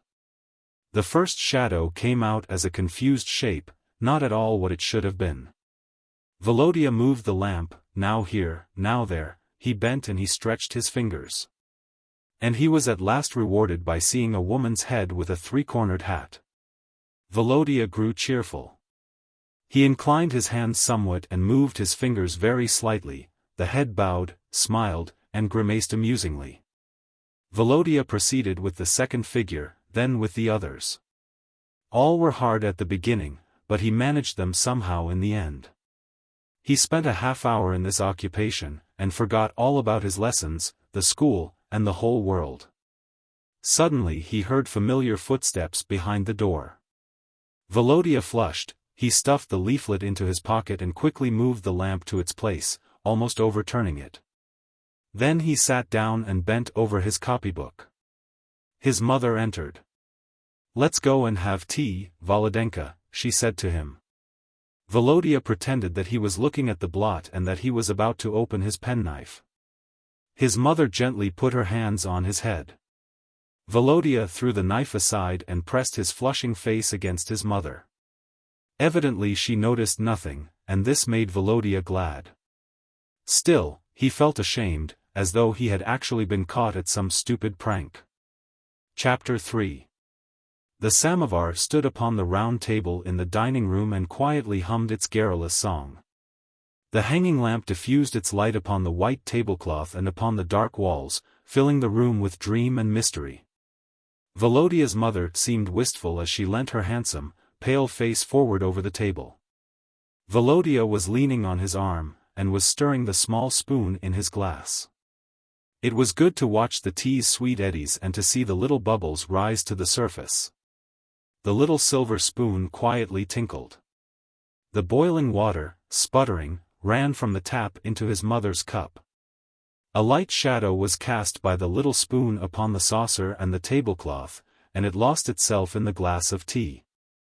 Volodya watched it intently. The shadows thrown by the tiny little eddies and bubbles recalled something to him, precisely what, Volodya could not say. He held up and he turned the little spoon, and he ran his fingers over it, but nothing came of it. All the same, he stubbornly insisted to himself, it's not with fingers alone that shadows can be made. They are possible with anything. But the thing is to adjust oneself to one's material. And Volodya began to examine the shadows of the samovar, of the chairs, of his mother's head, as well as the shadows cast on the table by the dishes. And he tried to catch a resemblance in all these shadows to something. His mother was speaking, Volodya was not listening properly. "How is Lisha Sitnikov getting on at school?" asked his mother. Volodya was studying then the shadow of the milk jug. He gave a start, and answered hastily, "It's a tomcat." "Volodya, you must be asleep," said his astonished mother. "What tomcat?" Volodya grew red. "I don't know what's got into my head," he said. "I'm sorry, mother, I wasn't listening." Chapter 4. The next evening, before tea, Volodya again thought of his shadows, and gave himself up to them. One shadow insisted on turning out badly, no matter how hard he stretched and bent his fingers. Volodya was so absorbed in this that he did not hear his mother coming. At the creaking of the door he quickly put the leaflet into his pocket and turned away, confused, from the wall. But his mother was already looking at his hands, and a tremor of fear lit up her eyes. "What are you doing, Volodya? What have you hidden?" "Nothing, really," muttered Volodya, flushing and changing color rapidly. It flashed upon her that Volodya wished to smoke, and that he had hidden a cigarette. "Volodya, show me at once what you are hiding," she said in a frightened voice. "Really, Mama?" She caught Volodya by the elbow. "Must I feel in your pocket myself?" Volodya grew even redder, and pulled the little book out of his pocket. "Here it is," he said, giving it to his mother. "Well, what is it?" "Well, here," he explained, "on this side are the drawings, and here, as you see, are the shadows. I was trying to throw them on the wall, and I haven't succeeded very well." "What is there to hide here?" said his mother, becoming more tranquil. "Now show me what they look like." Volodya, taken aback, began obediently to show his mother the shadows. "Now this is the profile of a bald-headed man. And this is the head of a hare. And so this is how you are studying your lessons. Only for a little, mother. For a little. Why are you blushing then, my dear?" "Well, I shan't say anything more. I think I can depend on you to do what is right." His mother moved her hand over his short, bristling hair, whereupon Volodya laughed and hid his flushing face under his mother's elbow. Then his mother left him, and for a long time Volodya felt awkward and ashamed. His mother had caught him doing something that he himself would have ridiculed had he caught any of his companions doing it. Volodya knew that he was a clever lad, and he deemed himself serious. And this was, after all, a game fit only for little girls when they got together. He pushed the little book with the shadows deeper into the table drawer, and did not take it out again for more than a week. Indeed, he thought little about the shadows that week. Only in the evening sometimes, in changing from one lesson to another, he would smile at the recollection of the girl in the hat.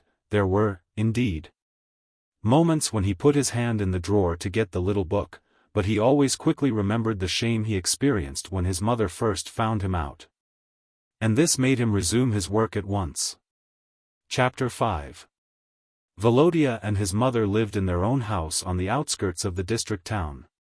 Eugenia Stepanovna had been a widow for 9 years. She was now 35 years old. She seemed young and handsome, and Volodya loved her tenderly. She lived entirely for her son, studied ancient languages for his sake, and shared all his school cares. A quiet and gentle woman, she looked somewhat apprehensively upon the world out of her large, benign eyes. They had one domestic. Praskovia was a widow. She was gruff, sturdy, and strong. She was 45 years old, but in her stern taciturnity she was more like a woman 100 years old.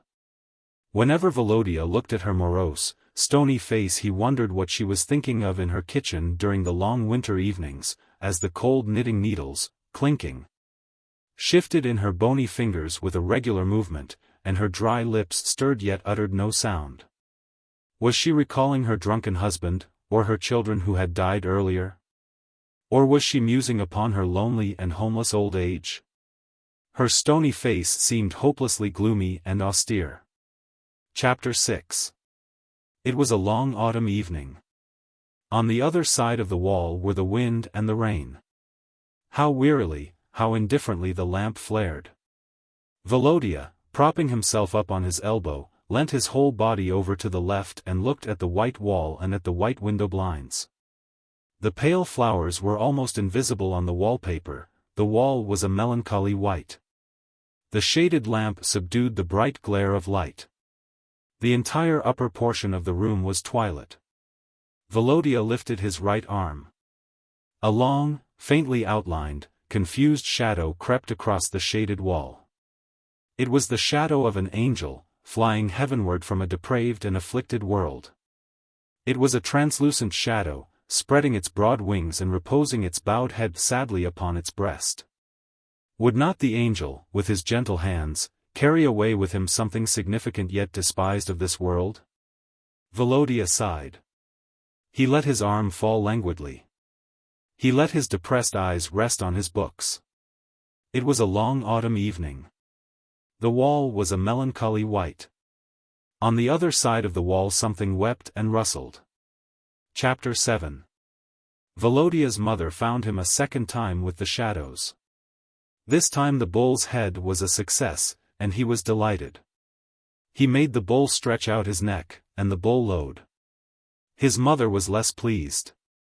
"So this is how you are taking up your time," she said reproachfully. "For a little, Mama," whispered Volodya, embarrassed. "You might at least save this for a more suitable time," his mother went on. "And you are no longer a little boy. Aren't you ashamed to waste your time on such nonsense?" "Mama, dear, I shan't do it again." But Volodya found it difficult to keep his promise. He enjoyed making shadows, and the desire to make them came to him often, especially during an uninteresting lesson. This amusement occupied much of his time on some evenings and interfered with his lessons. He had to make up for it afterwards and to lose some sleep. How could he give up his amusement? Volodya succeeded in evolving several new figures, and not by means of the fingers alone. These figures lived on the wall, and it even seemed to Volodya at times that they talked to him and entertained him. But Volodya was a dreamer even before then. Chapter 8. It was night. Volodya's room was dark. He had gone to bed but he could not sleep. He was lying on his back and was looking at the ceiling. Someone was walking in the street with a lantern.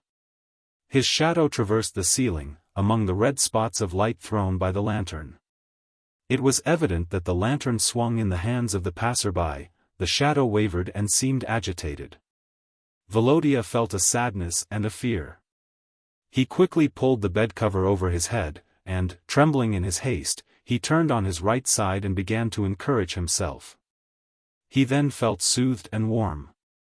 His mind began to weave sweet, naive fancies, the fancies which visited him usually before sleep. Often when he went to bed he felt suddenly afraid. He felt as though he were becoming smaller and weaker. He would then hide among the pillows, and gradually became soothed and loving, and wished his mother were there that he might put his arms round her neck and kiss her. Chapter 9. The grey twilight was growing denser. The shadows merged. Volodya felt depressed. But here was the lamp. The light poured itself on the green tablecloth, the vague, beloved shadows appeared on the wall. Volodya suddenly felt glad and animated, and made haste to get the little grey book. The bull began to low, the young lady to laugh uproariously. What evil, round eyes the bald-headed gentleman was making. Then he tried his own. It was the step. Here was a wayfarer with his knapsack. Volodya seemed to hear the endless, monotonous song of the road. Volodya felt both joy and sadness. Chapter 10. Volodya, it's the third time I've seen you with the little book. Do you spend whole evenings admiring your fingers? Volodya stood uneasily at the table, like a truant caught, and he turned the pages of the leaflet with hot fingers. Give it to me, said his mother. Volodya, confused, put out his hand with the leaflet. His mother took it, said nothing, and went out, while Volodya sat down over his copybooks. He felt ashamed that, by his stubbornness, he had offended his mother, and he felt vexed that she had taken the booklet from him. He was even more vexed at himself for letting the matter go so far. He felt his awkward position, and his vexation with his mother troubled him. He had scruples in being angry with her, yet he couldn't help it. And because he had scruples he felt even more angry. Well, let her take it, he said to himself at last, I can get along without it. And, in truth, Volodya had the figures in his memory, and used the little book merely for verification. Chapter 11. In the meantime his mother opened the little book with the shadows, and became lost in thought. I wonder what's fascinating about them, she mused. It is strange that such a good, clever boy should suddenly become wrapped up in such nonsense. No, that means it's not mere nonsense.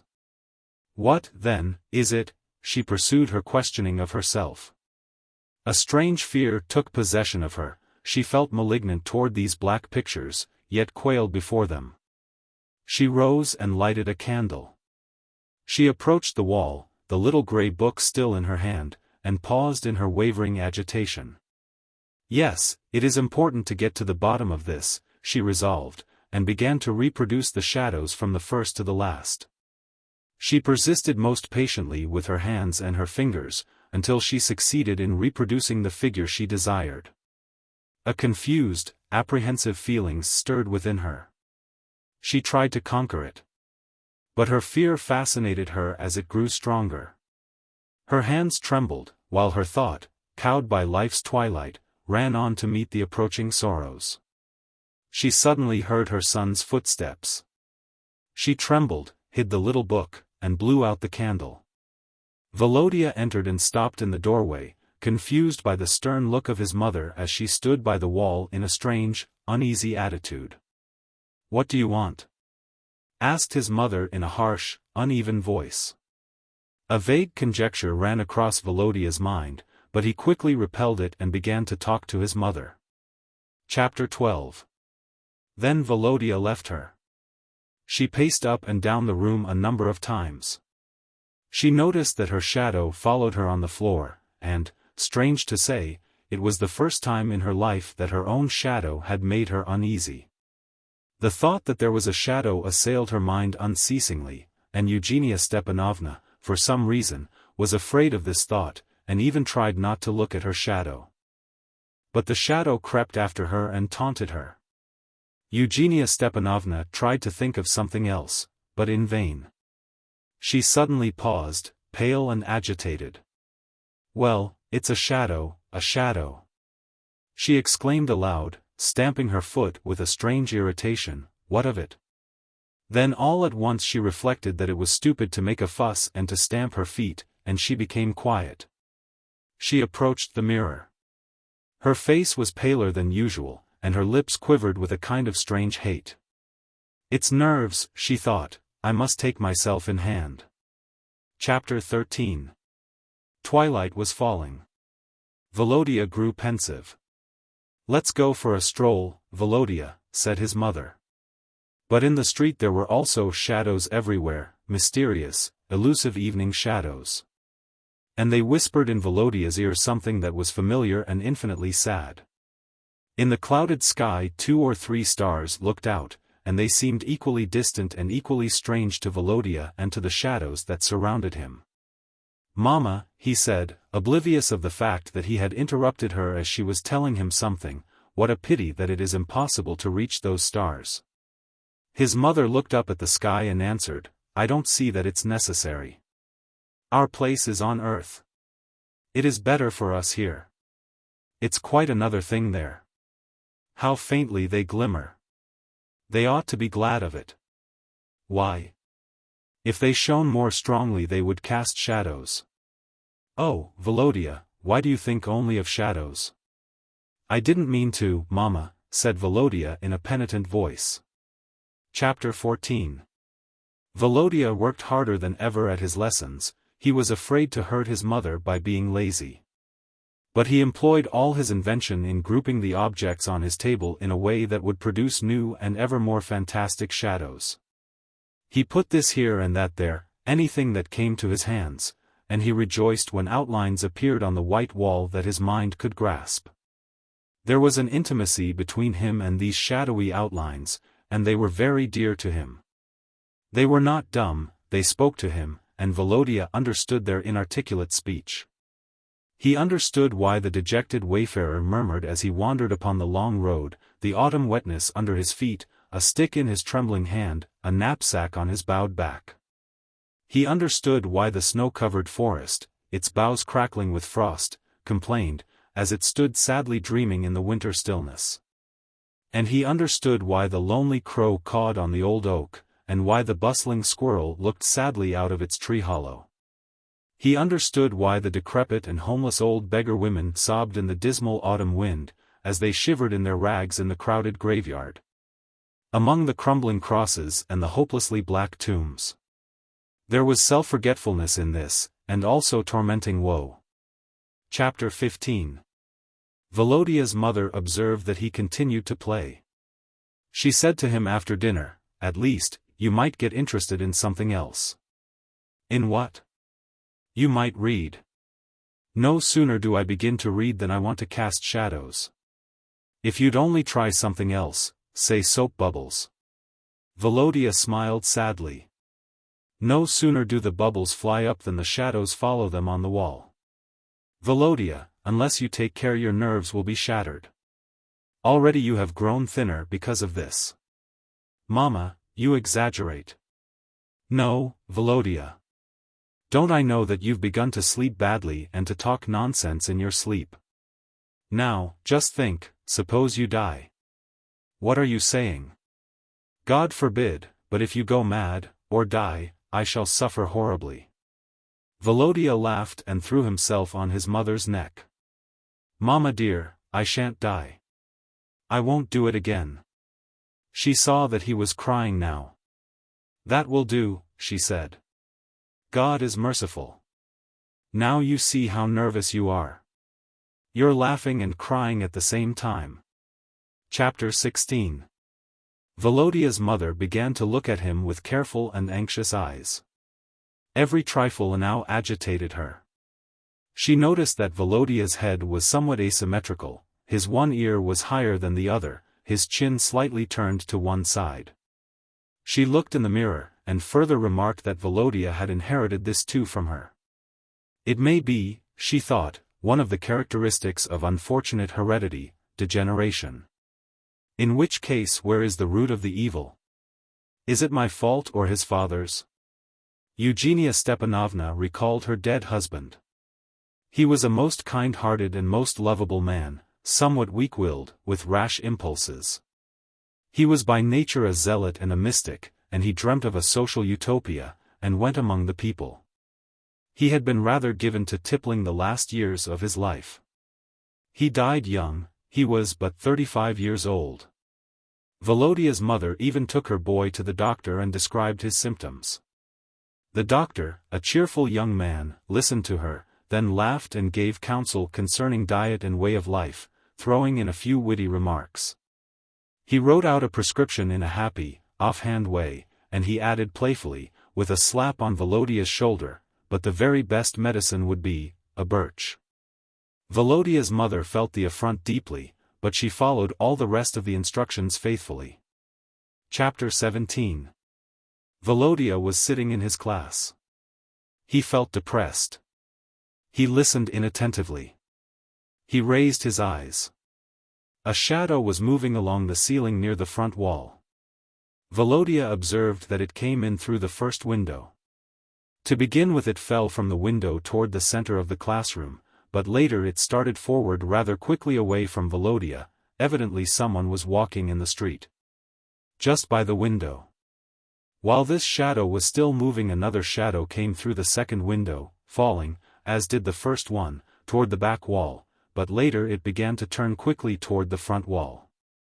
The same thing happened at the third and the fourth windows. The shadows fell in the classroom on the ceiling, and in the degree that the passerby moved forward they retreated backward. This, thought Volodya, is not at all the same as in an open place, where the shadow follows the man. When the man goes forward, the shadow glides behind, and other shadows again meet him in the front. Volodya turned his eyes on the gaunt figure of the tutor. His callous, yellow face annoyed Volodya. He looked for his shadow and found it on the wall, just behind the tutor's chair. The monstrous shape bent over and rocked from side to side, but it had neither a yellow face nor a malignant smile, and Volodya looked at it with joy. His thoughts scampered off somewhere far away, and he heard not a single thing of what was being said. Lavlev. His tutor called his name. Volodya rose, as was the custom, and stood looking stupidly at the tutor. He had such an absent look that his companions tittered, while the tutor's face assumed a critical expression.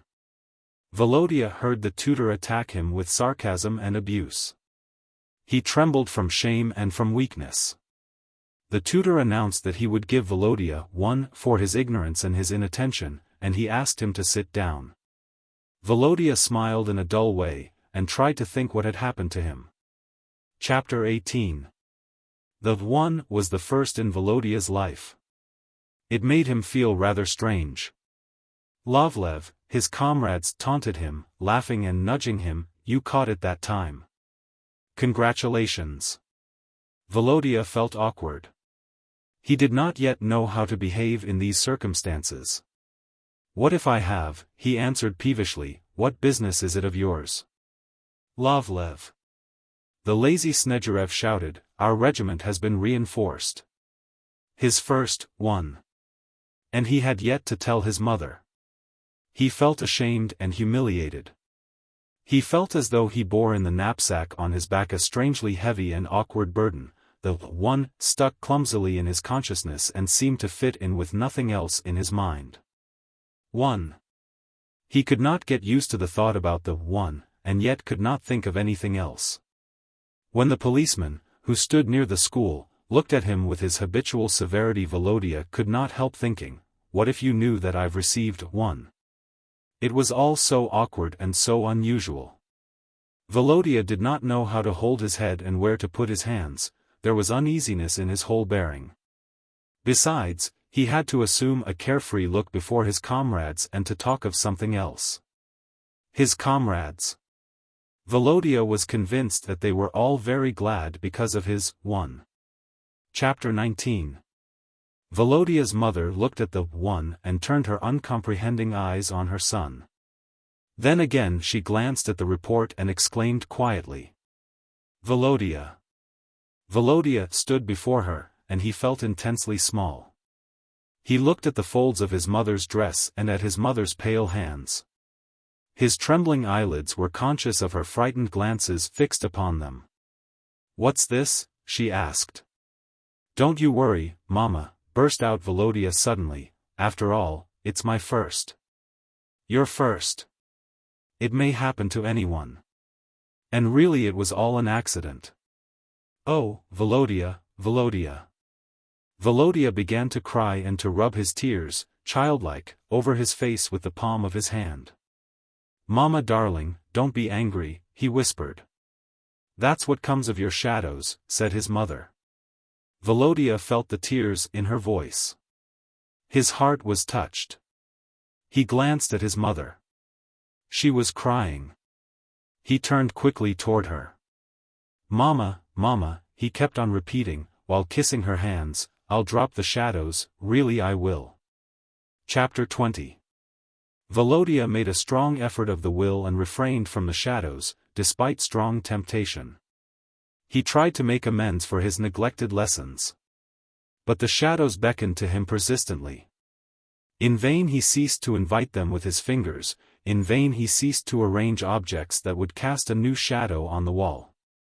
The shadows themselves surrounded him, they were unavoidable, importunate shadows. Objects themselves no longer interested Volodya, he almost ceased to see them. All his attention was centered on their shadows. When he was walking home and the sun happened to peep through the autumn clouds, as through smoky vestments, he was overjoyed because there was everywhere an awakening of the shadows. The shadows from the lamplight hovered near him in the evening at home. The shadows were everywhere. There were the sharp shadows from the flames, there were the fainter shadows from diffused daylight. All of them crowded toward Volodya, recrossed each other, and enveloped him in an unbreakable network. Some of the shadows were incomprehensible, mysterious. Others reminded him of something, suggested something. But there were also the beloved, the intimate, the familiar shadows. These Volodya himself, however casually, sought out and caught everywhere from among the confused wavering of the others, the more remote shadows. But they were sad, these beloved, familiar shadows. Whenever Volodya found himself seeking these shadows his conscience tormented him, and he went to his mother to make a clean breast of it. Once it happened that Volodya could not conquer his temptation. He stood up close to the wall and made a shadow of the bull. His mother found him. Again, she exclaimed angrily. I really shall have to ask the director to put you into the small room. Volodya flushed violently and answered morosely, there is a wall there also. The walls are everywhere. Volodya, exclaimed his mother sorrowfully, what are you saying? But Volodya already repented of his rudeness, and he was crying. Mama, I don't know myself what's happening to me. Chapter 21. Volodya's mother had not yet conquered her superstitious dread of shadows. She began very often to think that she, like Volodya, was losing herself in the contemplation of shadows. Then she tried to comfort herself. What stupid thoughts, she said. Thank God, all will pass happily, he will be like this a little while, then he will stop. But her heart trembled with a secret fear, and her thought, frightened of life, persistently ran to meet approaching sorrows. She began in the melancholy moments of waking to examine her soul, and all her life would pass before her. She saw its emptiness, its futility, and its aimlessness. It seemed but a senseless glimmer of shadows, which merged in the denser twilight. Why have I lived? She asked herself. Was it for my son? But why? That he too shall become a prey to shadows, a maniac with a narrow horizon, chained to his illusions, to restless appearances upon a lifeless wall? And he too will enter upon life, and he will make of life a chain of impressions, phantasmic and futile, like a dream. She sat down in the armchair by the window, and she thought and thought. Her thoughts were bitter, oppressive. She began, in her despair, to wring her beautiful white hands. Then her thoughts wandered. She looked at her outstretched hands, and began to imagine what sort of shapes they would cast on the wall in their present attitude. She suddenly paused and jumped up from her chair in fright. My God, she exclaimed. This is madness. Chapter 22. She watched Volodya at dinner. How pale and thin he has grown, she said to herself, since the unfortunate little book fell into his hands. He's changed entirely, in character and in everything else. It is said that character changes before death. What if he dies? But no, no. God forbid. The spoon trembled in her hand. She looked up at the icon with timid eyes. Volodya, why don't you finish your soup? She asked, looking frightened. I don't feel like it, Mama. Volodya, darling, do as I tell you, it is bad for you not to eat your soup. Volodya gave a tired smile and slowly finished his soup. His mother had filled his plate fuller than usual. He leant back in his chair and was on the point of saying that the soup was not good. But his mother's worried look restrained him, and he merely smiled weakly. And now I've had enough, he said. Oh no, Volodya, I have all your favorite dishes today. Volodya sighed sadly. He knew that when his mother spoke of his favorite dishes it meant that she would coax him to eat. He guessed that even after tea his mother would prevail upon him, as she did the day before, to eat meat. Chapter 23. In the evening Volodya's mother said to him, Volodya dear, you'll waste your time again, perhaps you'd better keep the door open. Volodya began his lessons. But he felt vexed because the door had been left open at his back, and because his mother went past it now and then. I cannot go on like this, he shouted, moving his chair noisily. I cannot do anything when the door is wide open. Volodya, is there any need to shout so? His mother reproached him softly. Volodya already felt repentant, and he began to cry. Don't you see, Volodenka, that I'm worried about you, and that I want to save you from your thoughts? Mama, sit here with me, said Volodya. His mother took a book and sat down at Volodya's table. For a few minutes Volodya worked calmly. But gradually the presence of his mother began to annoy him. I'm being watched just like a sick man, he thought spitefully. His thoughts were constantly interrupted, and he was biting his lips. His mother remarked this at last, and she left the room. But Volodya felt no relief. He was tormented with regret at showing his impatience. He tried to go on with his work but he could not. Then he went to his mother. "Mama, why did you leave me?" he asked timidly. Chapter 24. It was the eve of a holiday. The little image lamps burned before the icons. It was late and it was quiet. Volodia's mother was not asleep. In the mysterious dark of her bedroom she fell on her knees, she prayed and she wept, sobbing out now and then like a child. Her braids of hair trailed upon her white dress, her shoulders trembled. She raised her hands to her breast in a praying posture, and she looked with tearful eyes at the icon. The image lamp moved almost imperceptibly on its chains with her passionate breathing. The shadows rocked, they crowded in the corners, they stirred behind the reliquary, and they murmured mysteriously. There was a hopeless yearning in their murmurings and an incomprehensible sadness in their wavering movements. At last she rose, looking pale, with strange, widely dilated eyes, and she reeled slightly on her benumbed legs. She went quietly to Volodia.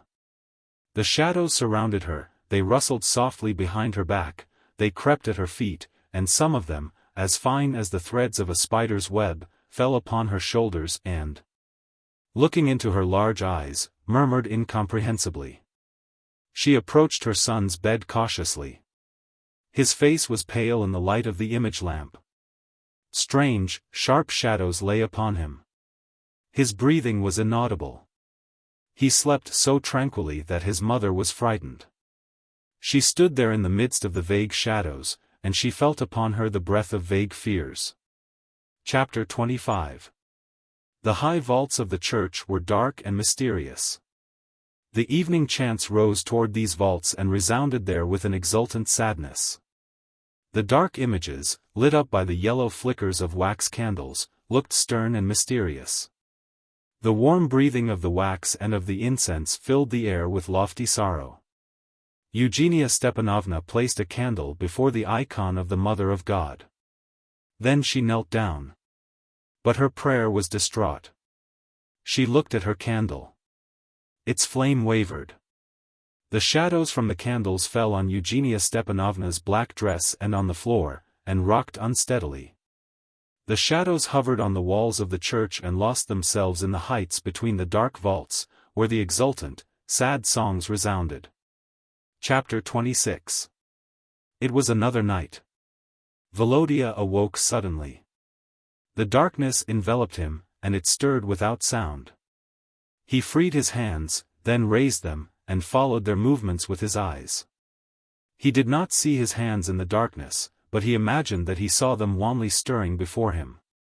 They were dark and mysterious, and they held in them the affliction and the murmur of lonely yearning. His mother also did not sleep, her grief tormented her. She lit a candle and went quietly toward her son's room to see how he slept. She opened the door noiselessly and looked timidly at Volodia's bed. A streak of yellow light trembled on the wall and intersected Volodia's red bedcover. The lad stretched his arms toward the light and, with a beating heart, followed the shadows. He did not even ask himself where the light came from. He was wholly obsessed by the shadows. His eyes were fixed on the wall, and there was a gleam of madness in them. The streak of light broadened, the shadows moved in a startled way. They were morose and hunchbacked, like homeless, roaming women who were hurrying to reach somewhere with old burdens that dragged them down. Volodia's mother, trembling with fright, approached the bed and quietly aroused her son. Volodia. Volodia came to himself. For some seconds he glanced at his mother with large eyes, then he shivered from head to foot and, springing out of bed, fell at his mother's feet, embraced her knees, and wept. "What dreams you do dream, Volodia," exclaimed his mother sorrowfully. Chapter 27. "Volodia," said his mother to him at breakfast, "you must stop it, darling. You will become a wreck if you spend your nights also with the shadows." The pale lad lowered his head in dejection. His lips quivered nervously. "I'll tell you what we'll do," continued his mother. "Perhaps we had better play a little while together with the shadows each evening, and then we will study your lessons. What do you say?" Volodia grew somewhat animated. "Mama, you're a darling," he said shyly. Chapter 28. In the street Volodya felt drowsy and timid. The fog was spreading, it was cold and dismal. The outlines of the houses looked strange in the mist. The morose, human silhouettes moved through the filmy atmosphere like ominous, unkindly shadows. Everything seemed so intensely unreal. The cab horse, which stood drowsily at the street crossing, appeared like a huge fabulous beast. The policeman gave Volodya a hostile look.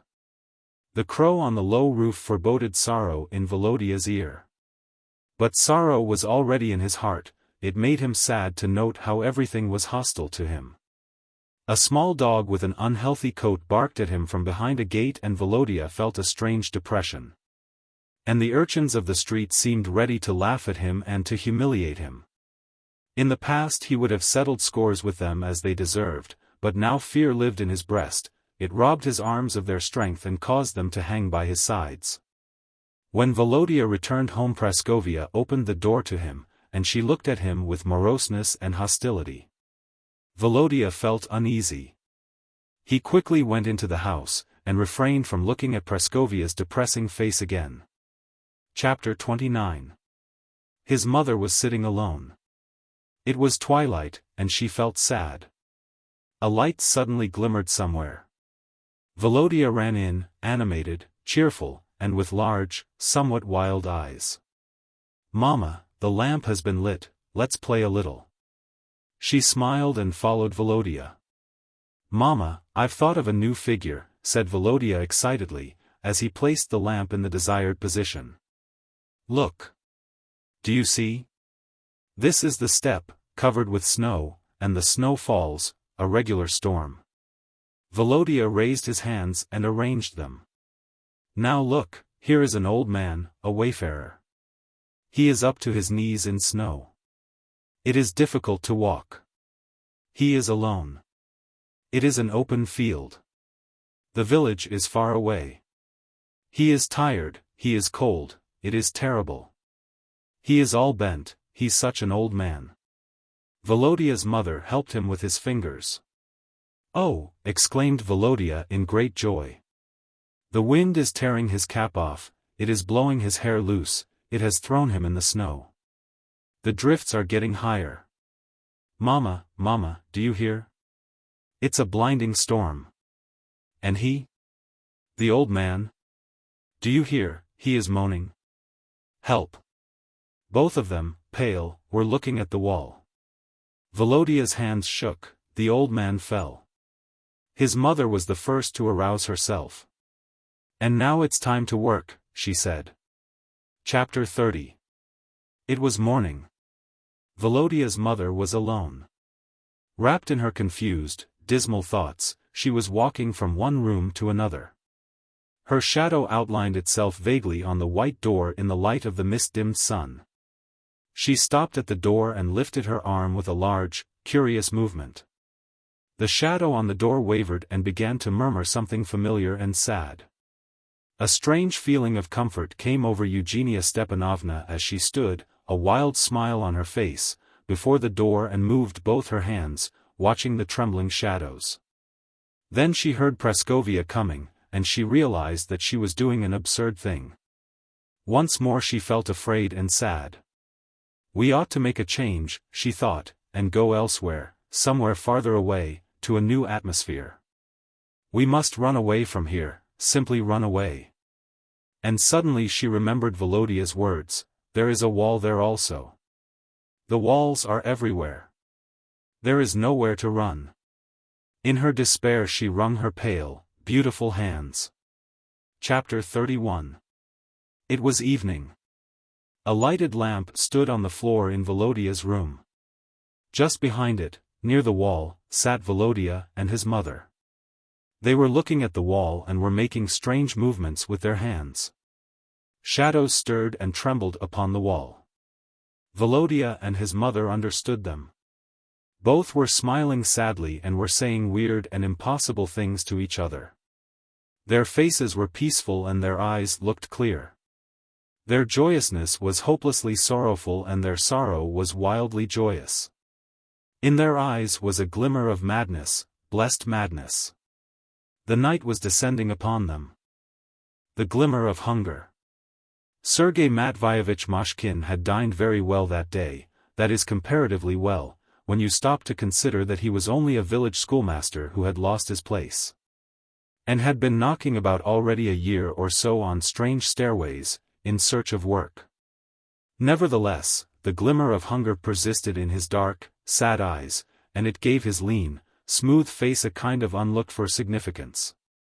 Mushkin spent his last 3-ruble note on this dinner, and now a few coppers jingled in his pocket, while his purse contained a smooth 15-kopeck piece. He banqueted out of sheer joy. He knew quite well that it was stupid to rejoice prematurely and without sufficient cause. But he had been seeking work so long, and had been having such a time of it, that even the shadow of a hope gave him joy. Mushkin had put an advertisement in the Novo Vremya. He announced himself a pedagogue who had command of the pen. He based his claim on the fact that he corresponded for a provincial newspaper. This, indeed, was why he had lost his place. It was discovered that he had written articles reflecting unfavorably on the authorities.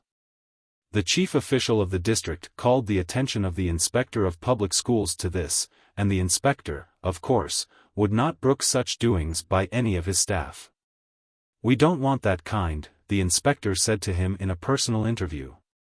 Mushkin asked, "What kind do you want?" The inspector, without replying to this irrelevant question, remarked dryly, "Goodbye. I hope to meet you in the next world." Mushkin stated further in his advertisement that he wished to be a secretary, a permanent collaborator on a newspaper, a private tutor. Also that he was willing to accompany his employer to the Caucasus or the Crimea, and to make himself useful in the house, etc. He gave an assurance of his reasonableness, and that he had no objections to traveling. He waited. One postcard came. It inspired him with hope, he hardly knew why. It came in the morning while Mushkin was drinking his tea. The landlady brought it in herself. There was a glitter in her dark, snake-like eyes as she remarked tauntingly, "Here's some correspondence for Mr. Sergei Matveyevich Mushkin." And while he was reading she smoothed her black hair down her triangular yellow forehead, and hissed, "What's the good of getting letters? Much better if you paid for your board and lodging. A letter won't feed your hunger, you ought to go among people, look for a job and not expect things to come to you." He read, "Be so good as to come in for a talk, between 6 and 7 in the evening, at row 6, house 78, apartment 57. There was no signature. Mushkin glanced angrily at his landlady. She was broad and erect, and as she stood there at the door quite calm, with lowered arms, she was like a doll. She seemed deliberately malicious, and she looked at him with her motionless, anger-provoking eyes. Mushkin exclaimed, "Basta!" He hit the table with his fist. Then he rose, and paced up and down the room. He kept on repeating, "Basta." The landlady asked quietly and spitefully, "Are you going to pay or not, you Kazan and Astrakhan correspondent, you impudent face?" Mushkin stopped in front of her, put out his empty palm, and said, "That's all I have." He said nothing about his last 3-ruble note. The landlady hissed, "I'm not hard on you, but I need money. Would 7 rubles a load now, how am I to pay it? You can't live on nothing. Can't you find someone to look after you? You're a young man of ability, and you have quite a charming appearance. You can always get hold of some goose or other. But how am I to pay? Whichever way you turn you've got to put down money." Mushkin replied, "Don't worry, Praskovia Petrovna, I am getting a job tonight, and I'll pay what I owe you." He began to pace the room again, making a flapping noise with his slippers. The landlady paused at the door, and kept on with her grumbling. When she went at last, she cried out, "Another in my place would have shown you the door long ago." For some time after she had left there still remained in his memory her strange, erect figure, with relaxed arms, her broad, yellow forehead, shaped like a triangle under her smoothly oiled hair. Her worn yellow dress, cut away like a narrow triangle, and her red, sniffling nose shaped like a small triangle. 3 triangles in all. All day long Mashkin was hungry, cheerful, and indignant. He walked aimlessly in the streets. He looked at the girls, and they all seemed to him to be lovable, happy, and accessible to the rich. He stopped before the shop windows, where expensive goods were displayed. The glimmer of hunger in his eyes grew keener and keener. He bought a newspaper. He read as he sat on a form in the square, where the children laughed and ran, where the nurses tried to look fashionable. Where there was a smell of dust and of consumptive trees, and where the smells of the street and of the garden mingled unpleasantly, reminding him of the smell of gutta percha. Mashkin was very much struck by an account in the newspaper of a hungry fanatic who had slashed a picture by a celebrated artist in the museum. Now that's something I can understand. Mashkin walked briskly along the path. He repeated, now that's something I can understand. And afterwards, as he walked in the streets and looked at the huge and stately houses, at the exposed wealth of the shops, at the elegant dress of the people of fashion, at the swiftly moving carriages, at all these beauties and comforts of life, accessible to all who have money, and inaccessible to him, as he looked and observed and envied, he felt more and more keenly the mood of destructive rage. Now that's something I can understand. He walked up to a stout and pompous house porter, and shouted, now that's something I can understand. The porter looked at him with silent scorn. Mashkin laughed joyously, and said, clever chaps those anarchists. Be off with you, exclaimed the porter angrily. And see that you don't overeat yourself. Mashkin was about to leave him but stopped short in fright. There was a policeman quite near, and his white gloves stood out with startling sharpness.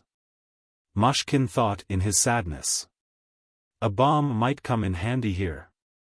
The porter spat angrily after him, and turned away. Mashkin walked on. At 6 o'clock he entered a restaurant of the middle rank. He chose a table by the window.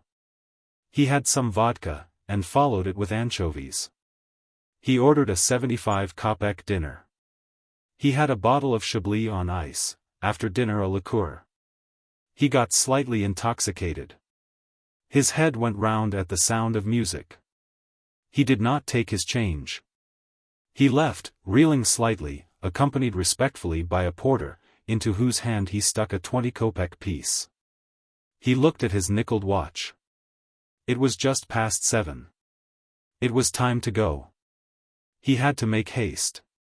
They might hire another. He strode impetuously toward his destination.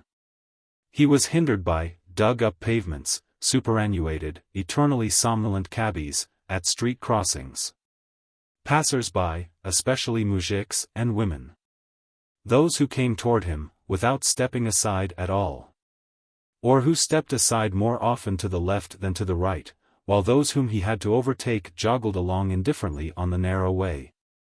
And it was hard to tell at once on which side to pass them. Beggars, these clung to him, and the mechanical process of walking itself. How difficult to conquer space and time when one is in a hurry. Truly the earth drew him to itself and he purchased every step with violence and exhaustion. He felt pains in his legs. This increased his spite, and intensified the glimmer of hunger in his eyes. Mashkin thought, I'd like to chuck it all to the devil. To all the devils. At last he got there. Here was the row, and here was house number 78. It was a 4-story house, in a state of neglect. The 2 approaches had a gloomy look, the gates in the middle stood wide agape. He looked at the plates at the approaches, the first numbers were here, and there was no number 57. No one was in sight. There was a white button at the gates, and on the brass plate, below, buried under dirt, was the word porter. He pressed the button and entered the gate to look for the directory of the tenants. Before he had got that far he was met by the porter, a man of insinuating appearance, with a black beard. Where is apartment number 57? Mashkin asked the question in a careless manner, borrowed from the district official who had caused him to lose his place. He also knew from experience that one must address porters just like this, and not like that. Wandering in strange gates and on strange staircases gives one a certain polish. The porter asked somewhat suspiciously, "Who do you want?" Mushkin drawled out his words with artless carelessness, "I don't exactly know. I've come in answer to an announcement. I've received a letter, but the name is not signed. Only the address is given." "Who lives at number 57? "Madame Engelhardova," said the porter. "Engelhart?" asked Mushkin. The porter repeated, "Engelhardova." Mushkin smiled. "And what's her Russian name?" "Elena Petrovna," the porter answered. "Is she a bad-tempered hag?" asked Mushkin for some reason or other. "No, she's a young lady. Quite stylish. Turn to the right of the gate. Only the first numbers are given there," said Mushkin. The porter said, "No, you'll also find 57 there. At the very bottom." Mushkin asked, "What does she do? Does she run a business of some sort? A school? Or a journal?" "No. Madame Engelhardova had neither a school, nor a journal. She lives on her capital," explained the porter. Madame Engelhardova's maid, who looked like a village girl, led him into the drawing-room, to the right of the dark anteroom, and asked him to wait. He waited. It was tedious and annoying. He began to examine the contents of the elaborately furnished room. There were armchairs, tables, stools, folding screens, fire screens, bookshelves, and small columns upon which rested busts, lamps, and artistic gewgaws. There were mirrors, lithographs, and clocks on the walls, while the windows were decorated with hangings and flowers. All these made the room crowded, oppressive and dark. Mushkin paced through this depression over the rugs. He looked at the pictures and the statues with hate. "I'd like to chuck all this to the devil. To all the devils." But when the mistress of the house walked in suddenly he lowered his eyes, and hid his glimmer of hunger. She was young, pink, and tall and quite good-looking. She walked quickly and with decision, like the mistress of a village house, and swung, not altogether gracefully, her strong, handsome white arms bared from above the elbows. She came to him and held out her hand, a little high, to be pressed, or to be kissed, as he chose. He kissed it. There was spite in his kiss. He did it with a quick, resounding smack, and one of his teeth scratched her skin slightly, so that she winced. But she said nothing. She walked toward the divan, got behind the table and sat down. She showed him an armchair. When he had seated himself, she asked him, "Was that your announcement in yesterday's paper?" He said, "Mine." He reconsidered, and said more politely, "Yes, mine." He felt vexed, and he thought to himself, "I'd like to send her to the devil." She went on talking. She asked him what he could do, where he had studied, where he had worked. She approached the subject very cautiously, as though afraid to say too much before the proper time. He gathered that she wished to publish a journal, she had not yet decided what sort. Some sort. A small one. She was negotiating for the purchase of a property. Of the nature of the journal she said nothing. She needed someone for the office. As he had said in his announcement that he was a pedagogue, she thought that he had taught in one of the higher schools. In any case, she wanted someone to keep the books in the office, to receive subscriptions, to carry on the editorial and the office correspondence, to receive money by post.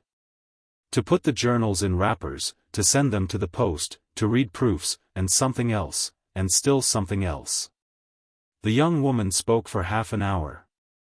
She recounted the various duties in an unintelligent way. "You need several people for all these tasks," said Mushkin sharply. The young woman grew red with vexation. She made a wry face as she remarked eagerly, "The journal will be a small one, of a special nature. If I hired several people for such a small undertaking they would have nothing to do." He smiled, and observed, "Well, anyhow there'll be no chance for boredom." How many hours a day will you want me to work? Well, let us say from 9 in the morning until 7 in the evening. Sometimes, when the work is in a hurry, you might remain a little longer, or you might come in on a holiday. I believe you are free? How much do you think of paying? Would 18 rubles a month be enough for you? He reflected a while, then he laughed. Too little. I can't afford more than 22. Very well. He rose suddenly in his rage, thrust his hand into his pocket, drew out the latchkey to his house, and said quietly but resolutely, "Hands up." "Oh!" exclaimed the young woman, and she quickly raised her arms. She was sitting on the divan. She was pale and trembling. They formed a contrast, she large and strong, and he small and meager. The sleeves of her dress fell to her shoulders, and the two bare white arms, stretching upward, seemed like the plump legs of a woman acrobat practicing at home. She was evidently strong enough to hold up her arms for a long time. But her frightened face betrayed the deep terror of her ordeal. Mashkin, enjoying her plight, uttered slowly and sternly, "Move, if you dare. Or give a single whisper." He approached a picture. "How much does this cost?" 220, without the frame," said the young woman in a trembling voice. He searched in his pocket and found a penknife. He cut the picture from top to bottom, and from right to left. "Oh!" the young woman cried out. He approached a small marble head. "What does this cost?" 300. He used his latchkey, and struck off the ear and the nose, and he mutilated the cheeks. The young woman sighed quietly, and it was pleasant to hear her quiet sighing. He cut up a few more pictures, and the armchair coverings, and broke a few of the gewgaws. He then approached the young woman, and exclaimed, "Get under the divan." She obeyed. "Lie there quietly, until someone comes. Or else I'll throw a bomb." He left. He met no one, either in the anteroom, or on the stairs. The same house porter stood at the gates. Mashkin went up to him and said, "What a strange young lady you have in your house." "Why?" "She doesn't know how to behave. She loves a brawl. You had better go to her." "No use my going as long as I'm not called." "Just as you please." He left. The glimmer of hunger grew fainter in his eyes. Mashkin continued to walk the streets. His mind realized in a slow, dull way the drawing-room scene, the mutilated pictures, and the young woman under the divan.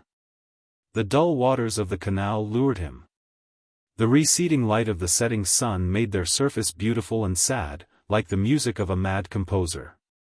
How rough the stone slabs were on the canal's banks, and how dusty the stones of the pavements, and what stupid and dirty children ran to meet him. Everything seemed shut against him and everything seemed hostile to him. The green, golden waters of the canal lured him, and the glimmer of hunger in his eyes went out forever. What a noise the swift splash of water made, as, ring after ring, the dead black ring spread out, and cut the green golden waters of the canal. Hide and seek. Chapter 1. Everything in Lalechka's nursery was bright, pretty, and cheerful. Lalechka's sweet voice charmed her mother. Lalechka was a delightful child. There was no other such child, there never had been, and there never would be. Lalechka's mother, Serafima Alexandrovna, was sure of that. Lalechka's eyes were dark and large, her cheeks were rosy, her lips were made for kisses and for laughter. But it was not these charms in Lalechka that gave her mother the keenest joy. Lalechka was her mother's only child. That was why every movement of Lalechka's bewitched her mother. It was great bliss to hold Lalechka on her knees and to fondle her. To feel the little girl in her arms, a thing as lively and as bright as a little bird. To tell the truth, Serafima Alexandrovna felt happy only in the nursery. She felt cold with her husband. Perhaps it was because he himself loved the cold. He loved to drink cold water, and to breathe cold air. He was always fresh and cool, with a frigid smile, and wherever he passed cold currents seemed to move in the air. The Neseltievs, Sergei Modestovich and Serafima Alexandrovna, had married without love or calculation, because it was the accepted thing. He was a young man of 35, she a young woman of 25, both were of the same circle and well brought up. He was expected to take a wife, and the time had come for her to take a husband. It even seemed to Serafima Alexandrovna that she was in love with her future husband, and this made her happy. He looked handsome and well-bred. His intelligent grey eyes always preserved a dignified expression, and he fulfilled his obligations of a fiancé with irreproachable gentleness. The bride was also good-looking. She was a tall, dark-eyed, dark-haired girl, somewhat timid but very tactful. He was not after her dowry, though it pleased him to know that she had something. He had connections, and his wife came of good, influential people. This might, at the proper opportunity, prove useful. Always irreproachable and tactful, Neseltiev got on in his position not so fast that anyone should envy him. Nor yet so slow that he should envy anyone else. Everything came in the proper measure and at the proper time. After their marriage there was nothing in the manner of Sergei Modestovich to suggest anything wrong to his wife. Later, however, when his wife was about to have a child, Sergei Modestovich established connections elsewhere of a light and temporary nature. Serafima Alexandrovna found this out, and, to her own astonishment, was not particularly hurt. She awaited her infant with a restless anticipation that swallowed every other feeling. A little girl was born. Serafima Alexandrovna gave herself up to her. At the beginning she used to tell her husband, with rapture, of all the joyous details of Lelechka's existence. But she soon found that he listened to her without the slightest interest, and only from the habit of politeness. Serafima Alexandrovna drifted farther and farther away from him. She loved her little girl with the ungratified passion that other women, deceived in their husbands, show their chance young lovers. "Mamachka, let's play Pryatki, hide and seek," cried Lelechka, pronouncing the R like the L, so that the word sounded Plyatki. This charming inability to speak always made Serafima Alexandrovna smile with tender rapture. Lelechka then ran away, stamping with her plump little legs over the carpets, and hid herself behind the curtains near her bed. "Tiu-tiu, mamachka!" she cried out in her sweet, laughing voice, as she looked out with a single roguish eye. "Where is my baby girl?" the mother asked, as she looked for Lelechka and made believe that she did not see her. And Lelechka poured out her rippling laughter in her hiding place. Then she came out a little farther, and her mother, as though she had only just caught sight of her, seized her by her little shoulders and exclaimed joyously, "Here she is, my Lelechka." Lelechka laughed long and merrily, her head close to her mother's knees, and all of her cuddled up between her mother's white hands. Her mother's eyes glowed with passionate emotion. "Now, mamachka, you hide," said Lelechka, as she ceased laughing. Her mother went to hide. Lelechka turned away as though not to see, but watched her mamachka stealthily all the time. Mama hid behind the cupboard, and exclaimed, "Tiu-tiu, baby girl." Lelechka ran round the room and looked into all the corners, making believe, as her mother had done before, that she was seeking, though she really knew all the time where her mamachka was standing. "Where's my mamachka?" asked Lelechka. "She's not here, and she's not here," she kept on repeating, as she ran from corner to corner. Her mother stood, with suppressed breathing, her head pressed against the wall, her hair somewhat disarranged. A smile of absolute bliss played on her red lips. The nurse, Fedosia, a good-natured and fine-looking, if somewhat stupid woman, smiled as she looked at her mistress with her characteristic expression, which seemed to say that it was not for her to object to gentlewomen's caprices. She thought to herself, "The mother is like a little child herself, look how excited she is." Lelechka was getting nearer her mother's corner. Her mother was growing more absorbed every moment by her interest in the game, her heart beat with short quick strokes, and she pressed even closer to the wall, disarranging her hair still more. Lelechka suddenly glanced toward her mother's corner and screamed with joy. "I've found, oh," she cried out loudly and joyously, mispronouncing her words in a way that again made her mother happy. She pulled her mother by her hands to the middle of the room. They were merry and they laughed. And Lelechka again hit her head against her mother's knees, and went on lisping and lisping, without end, her sweet little words, so fascinating yet so awkward. Sergei Modestovich was coming at this moment toward the nursery. Through the half-closed doors he heard the laughter, the joyous outcries, the sound of romping. He entered the nursery, smiling his genial cold smile. He was irreproachably dressed, and he looked fresh and erect, and he spread round him an atmosphere of cleanliness, freshness and coldness. He entered in the midst of the lively game, and he confused them all by his radiant coldness.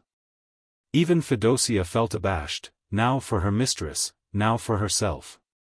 Serafima Alexandrovna at once became calm and apparently cold, and this mood communicated itself to the little girl, who ceased to laugh, but looked instead, silently and intently, at her father. Sergei Modestovich gave a swift glance round the room. He liked coming here, where everything was beautifully arranged. This was done by Serafima Alexandrovna, who wished to surround her little girl, from her very infancy, only with the loveliest things. Serafima Alexandrovna dressed herself tastefully. This, too, she did for Lelechka, with the same end in view. One thing Sergei Modestovich had not become reconciled to, and this was his wife's almost continuous presence in the nursery. "It's just as I thought. I knew that I'd find you here," he said with a derisive and condescending smile. They left the nursery together. As he followed his wife through the door, Sergei Modestovich said rather indifferently, in an incidental way, laying no stress on his words, "Don't you think that it would be well for the little girl if she were sometimes without your company? Merely, you see, that the child should feel its own individuality," he explained in answer to Serafima Alexandrovna's puzzled glance. "She's still so little," said Serafima Alexandrovna. "In any case, this is but my humble opinion. I don't insist. It's your kingdom there." "I'll think it over," his wife answered, smiling, as he did, coldly but genially. Then they began to talk of something else. Chapter 2. Nurse Fedosia, sitting in the kitchen that evening, was telling the silent housemaid Daria and the talkative old cook Agathia about the young lady of the house.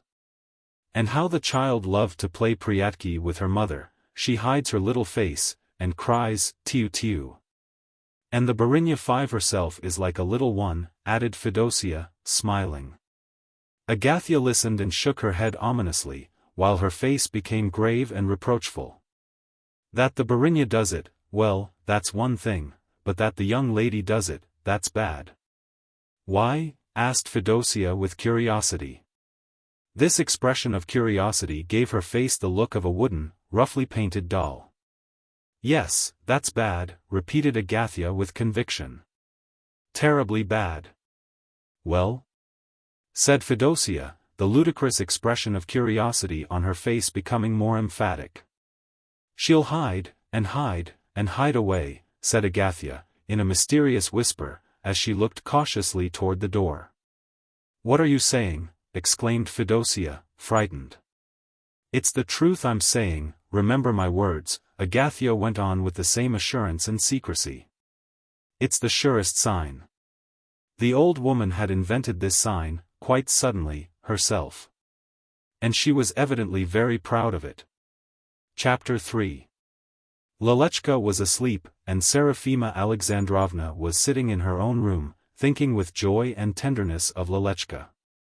Lelechka was in her thoughts, first a sweet, tiny girl, then a sweet, big girl, then again a delightful little girl, and so until the end she remained Mama's little Lelechka. Serafima Alexandrovna did not even notice that Fedosia came up to her and paused before her. Fedosia had a worried, frightened look. "Barinya, Barinya," she said quietly, in a trembling voice. Serafima Alexandrovna gave a start. Fedosia's face made her anxious. "What is it, Fedosia?" she asked with great concern. Is there anything wrong with Lelechka? No, Barinya, said Fedosia, as she gesticulated with her hands to reassure her mistress and to make her sit down. Lelechka is asleep, may God be with her. Only I'd like to say something, you see, Lelechka is always hiding herself, that's not good. Fedosia looked at her mistress with fixed eyes, which had grown round from fright. Why not good? Asked Serafima Alexandrovna, with vexation, succumbing involuntarily to vague fears. I can't tell you how bad it is, said Fedosia, and her face expressed the most decided confidence. Please speak in a sensible way, observed Serafima Alexandrovna dryly. I understand nothing of what you are saying. You see, Barinya, it's a kind of omen, explained Fedosia abruptly, in a shamefaced way. Nonsense, said Serafima Alexandrovna. She did not wish to hear any further as to the sort of omen it was, and what it foreboded.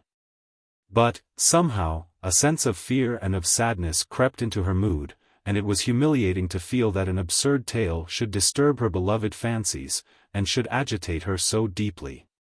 Of course I know that gentlefolk don't believe in omens, but it's a bad omen, Barinya, Fedosia went on in a doleful voice, the young lady will hide, and hide.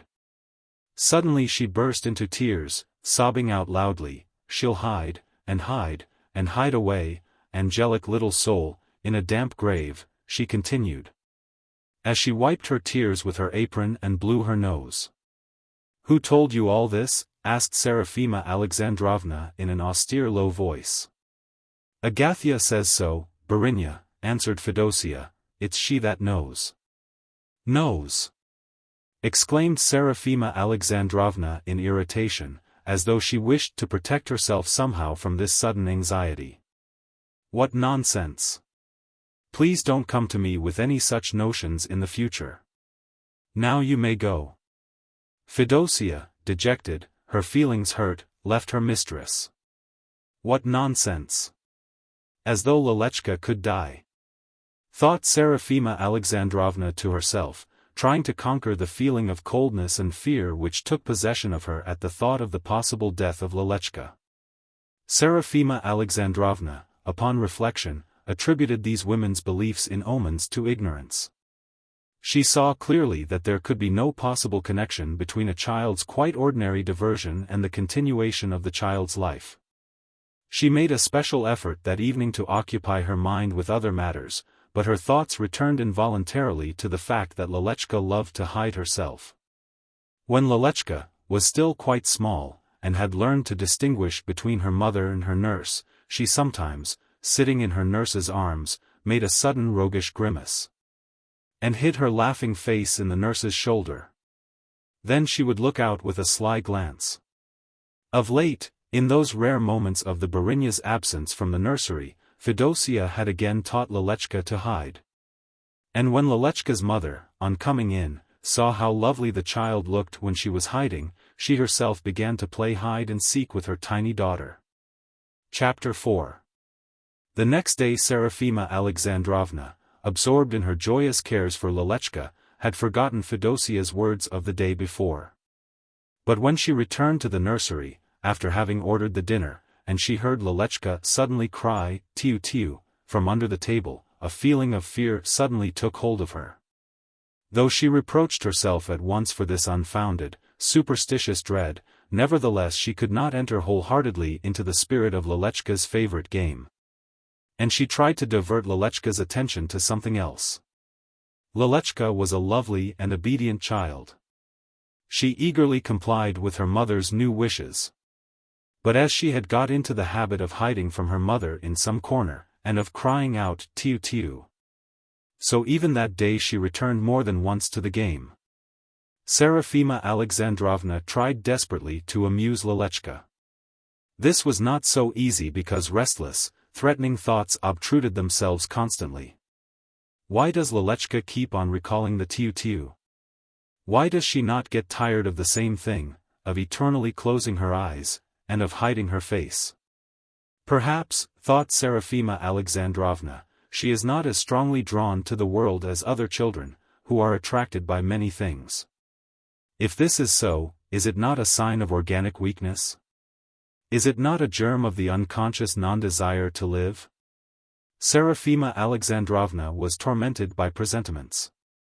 She felt ashamed of herself for ceasing to play hide-and-seek with Lelechka before Fedosia. But this game had become agonizing to her, all the more agonizing because she had a real desire to play it. And because something drew her very strongly to hide herself from Lelechka and to seek out the hiding child. Serafima Alexandrovna herself began the game once or twice, though she played it with a heavy heart.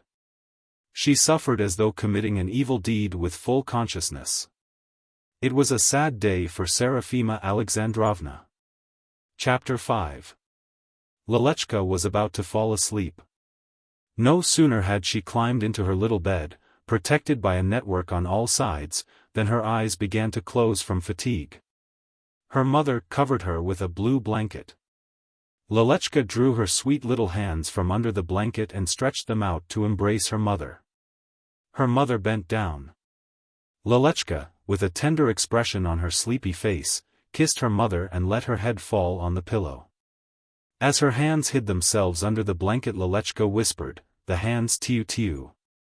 The mother's heart seemed to stop. Lelechka lay there so small, so frail, so quiet. Lelechka smiled gently, closed her eyes and said quietly, "The eyes tiu-tiu." Then even more quietly, "Lelechka tiu-tiu." With these words she fell asleep, her face pressing the pillow. She seemed so small and so frail under the blanket that covered her. Her mother looked at her with sad eyes. Serafima Alexandrovna remained standing over Lelechka's bed a long while, and she kept looking at Lelechka with tenderness and fear. "I'm a mother, is it possible that I shouldn't be able to protect her?" she thought, as she imagined the various ills that might befall Lelechka. She prayed long that night, but the prayer did not relieve her sadness. Chapter 6. Several days passed. Lelechka caught cold. The fever came upon her at night. When Serafima Alexandrovna, awakened by Fedosia, came to Lelechka and saw her looking so hot, so restless, and so tormented, she instantly recalled the evil omen. And a hopeless despair took possession of her from the first moments. A doctor was called, and everything was done that is usual on such occasions, but the inevitable happened.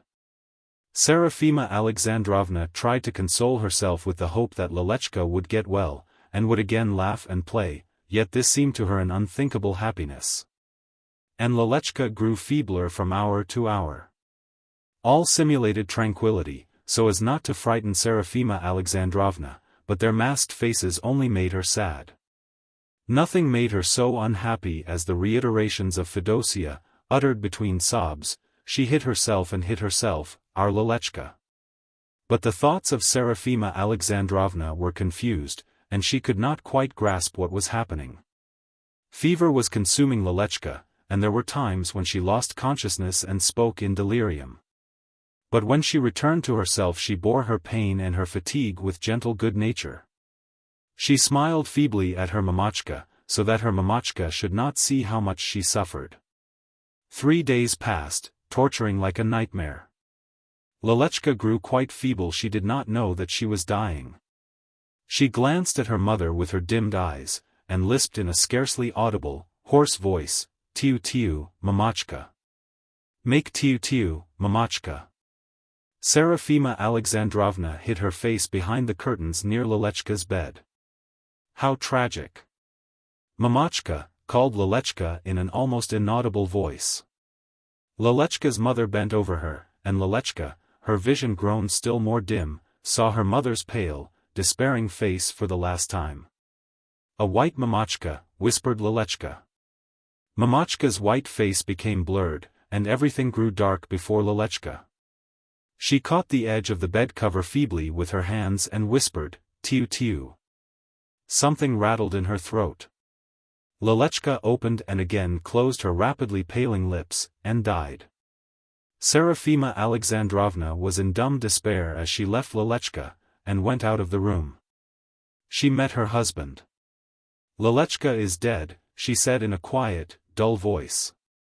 Sergei Modestovich looked anxiously at her pale face. He was struck by the strange stupor in her formerly animated handsome features. Chapter 7. Lelechka was dressed, placed in a little coffin, and carried into the parlor. Serafima Alexandrovna was standing by the coffin and looking dully at her dead child. Sergei Modestovich went to his wife and, consoling her with cold, empty words, tried to draw her away from the coffin. Serafima Alexandrovna smiled. "Go away," she said quietly. "Lelechka is playing. She'll be up in a minute." "Sima, my dear, don't agitate yourself," said Sergei Modestovich in a whisper. "You must resign yourself to your fate." "She'll be up in a minute," persisted Serafima Alexandrovna, her eyes fixed on the dead little girl. Sergei Modestovich looked round him cautiously. He was afraid of the unseemly and of the ridiculous. "Sima, don't agitate yourself," he repeated. This would be a miracle, and miracles do not happen in the 19th century. No sooner had he said these words than Sergei Modestovich felt their irrelevance to what had happened. He was confused and annoyed. He took his wife by the arm, and cautiously led her away from the coffin. She did not oppose him. Her face seemed tranquil and her eyes were dry. She went into the nursery and began to walk round the room, looking into those places where Lelechka used to hide herself. She walked all about the room, and bent now and then to look under the table or under the bed, and kept on repeating cheerfully, "Where is my little one? Where is my Lelechka?" After she had walked round the room once she began to make her quest anew. Fedosia, motionless, with dejected face, sat in a corner, and looked frightened at her mistress. Then she suddenly burst out sobbing, and she wailed loudly.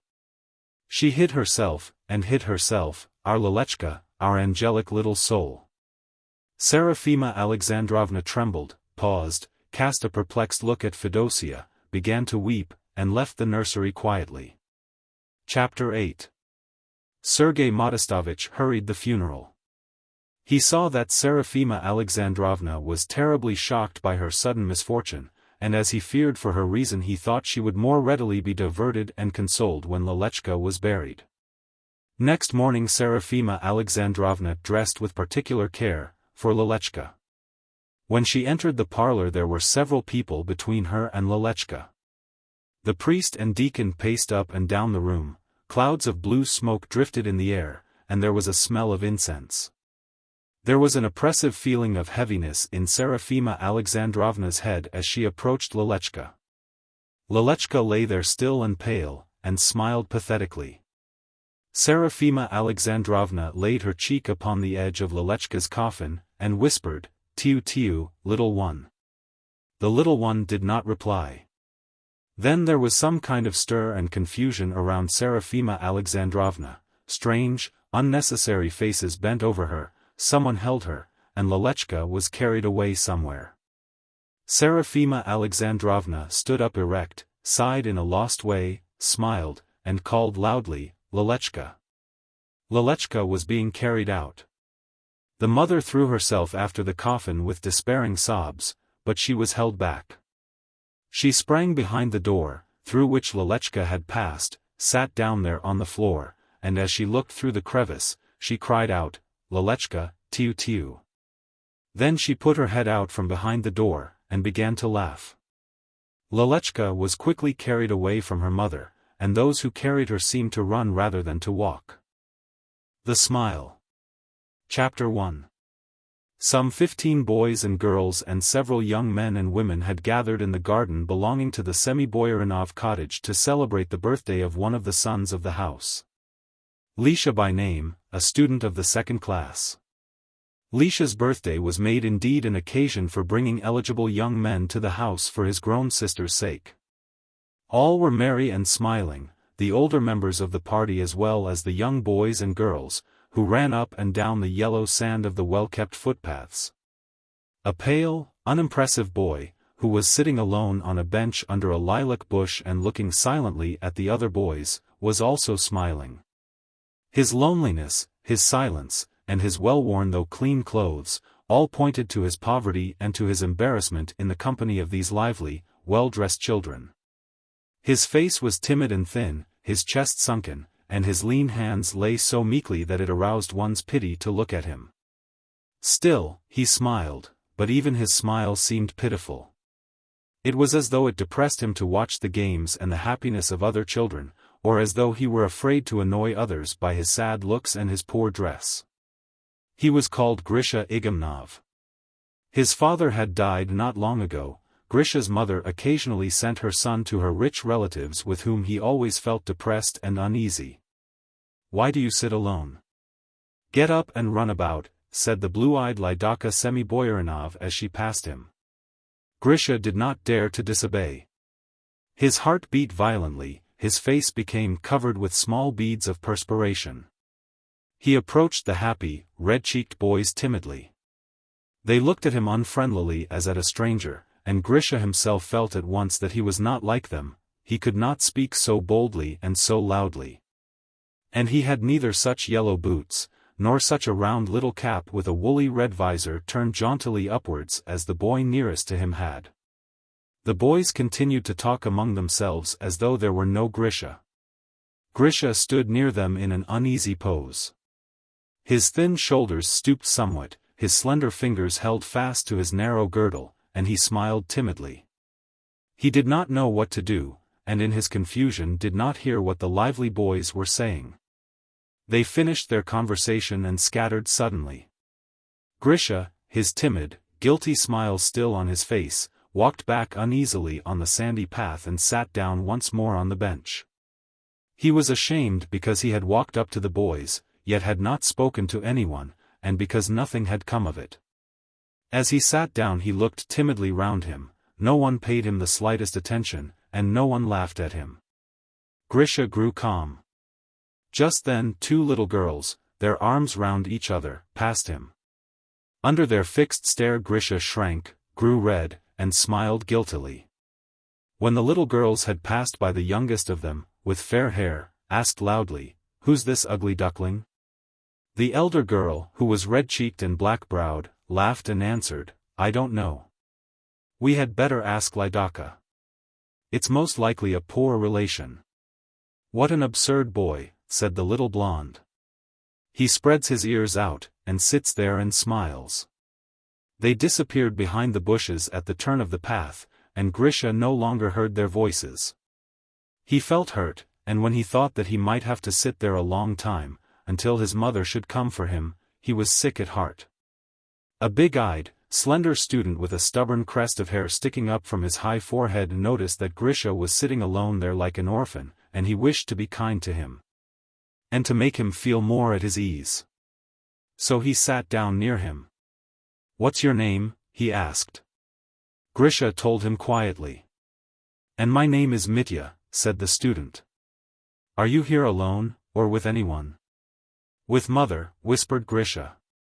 "Why do you sit here all by yourself?" asked Mitya. Grisha stirred nervously, and did not know what to say. "Why don't you play?" "I don't want to." Mitya did not hear him, so he asked, "What did you say?" "I don't feel like it," said Grisha somewhat more loudly. The student, astonished, continued, "Why don't you feel like it?" Grisha again did not know what to say. He smiled in a lost way. Mitya was looking at him attentively. Glances of strangers always embarrassed Grisha. It was as though he feared that they might find something absurd in his appearance. Mitya was silent for a while, as he thought of something else that he might ask. "What do you collect?" he asked. "You've got a collection of something, haven't you?" "We all collect stamps, Katya Pokrivalova, shells, Lisha, butterflies." "What do you collect?" "Nothing," said Grisha, flushing. Well, said Mitya with artless astonishment. "So you collect nothing?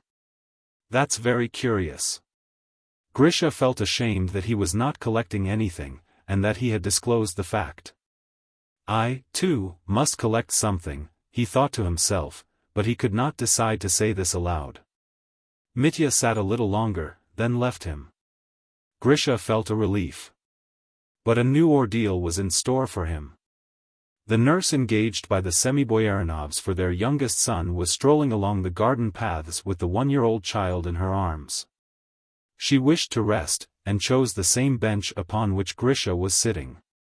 He again felt uneasy. He looked straight before him, and could not even decide to move away from the nurse to the other end of the bench. The infant's attention soon became drawn to Grisha's protruding ears, and he leant forward towards one of them. The nurse, a robust, red-cheeked woman, concluded that Grisha would not mind. She brought her charge nearer to Grisha, and the pink infant caught Grisha's ear with his fat little hand. Grisha was paralyzed with confusion, but could not decide to protest.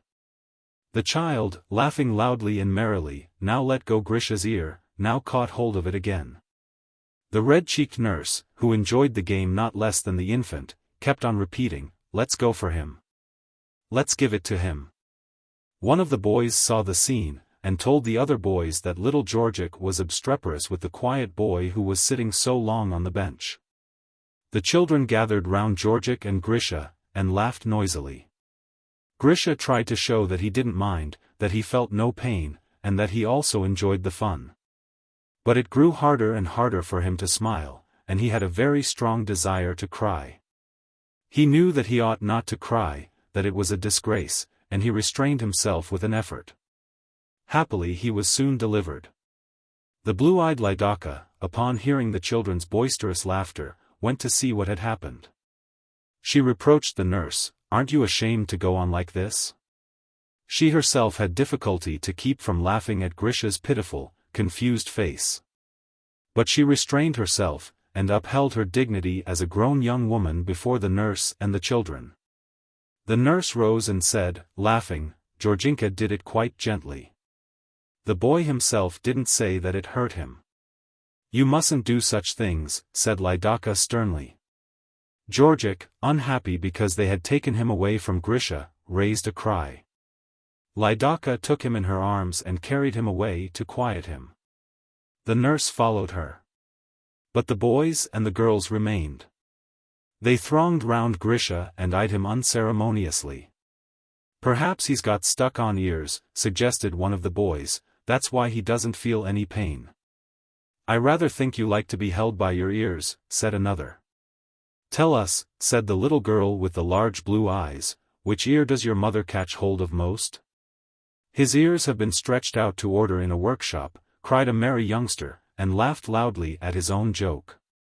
"No," another corrected him, "he was born like that.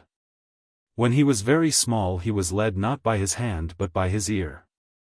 Grisha looked at his tormentors like a small beast at bay, with a fixed smile on his face, when, suddenly, wholly unexpectedly to the cheerful company, he burst into tears. Many small drops fell on his jacket. The children grew quiet at once. They became uneasy.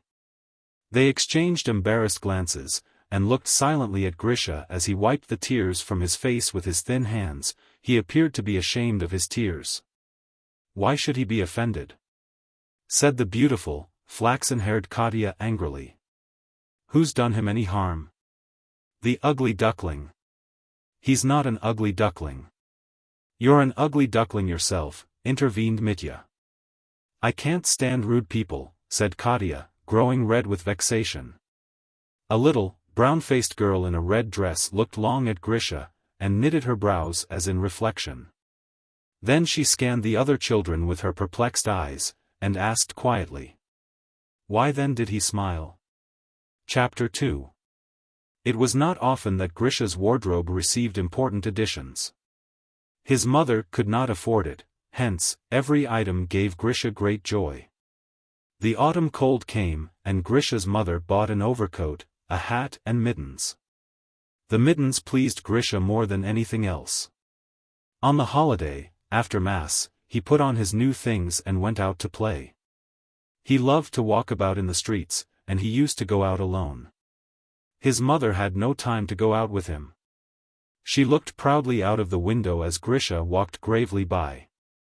She recalled at that moment her well-to-do relatives who had promised her so much, and had done so little, and she thought, "Well, I've managed it without them, thank God."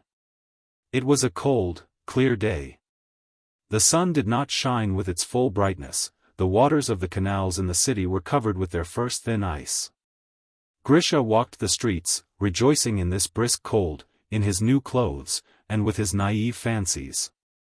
He always loved to dream when he was alone, and he dreamt always of great deeds, of fame, of a bright, happy life in a rich house, indeed of everything that was unlike the sad reality. As Grisha stood on the bank of the canal and looked through the iron railings at the thin ice that floated on the surface, he was approached by a street urchin in threadbare attire, and with hands red from the cold. He entered into conversation with Grisha. Grisha was not afraid of him, and even pitied him because of his benumbed hands. His new acquaintance informed him that he was called Mishka, but that his family name was Babushkin, because he and his mother lived with his babushka. 6. But then what is your mother's family name? My mother's name, repeated Mishka, smiling. She's called Matushkin, because my babushka is no babushka to her, but is her Matushka. 7. That's strange, said Grisha with astonishment. My mother and I have one family name, we are called the Igumnovs. That's because, explained Mishka with animation, your grandfather was an igumen. 8. No, said Grisha, my grandfather was a colonel. All the same it's likely that his father, or someone else was an igumen, and so you have all become the Igumnovs. Grisha did not know who his great-grandfather was, so he said nothing. Mishka kept on eyeing his mittens. You have handsome mittens, he said. New ones, Grisha explained, with a joyous smile.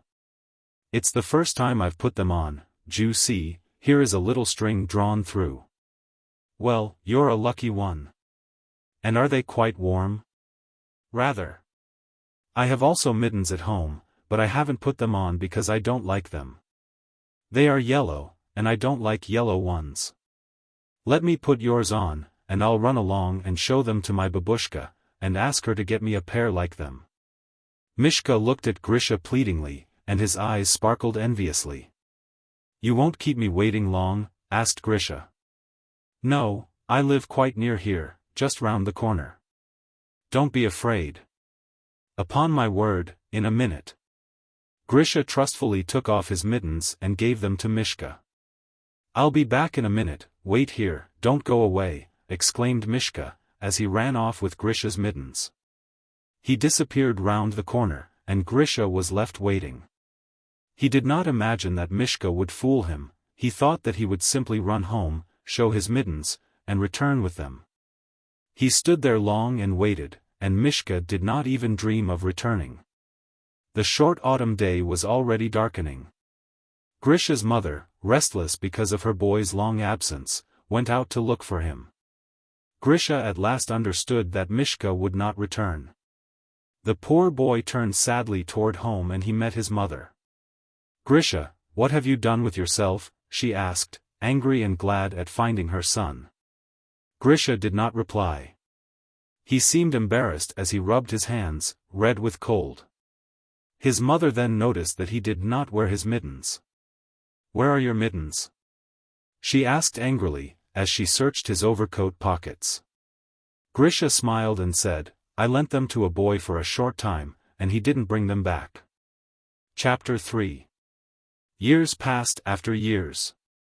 The bold and pushing children who once had gathered on Lisha Semi-Boyarinov's birthday became bold and pushing men and women, and the urchin who had fooled Grisha, it goes without saying, found his way in life, while Grisha, of course, became a failure. As in his childhood, he went on dreaming, and in his dreams he conquered his kingdom.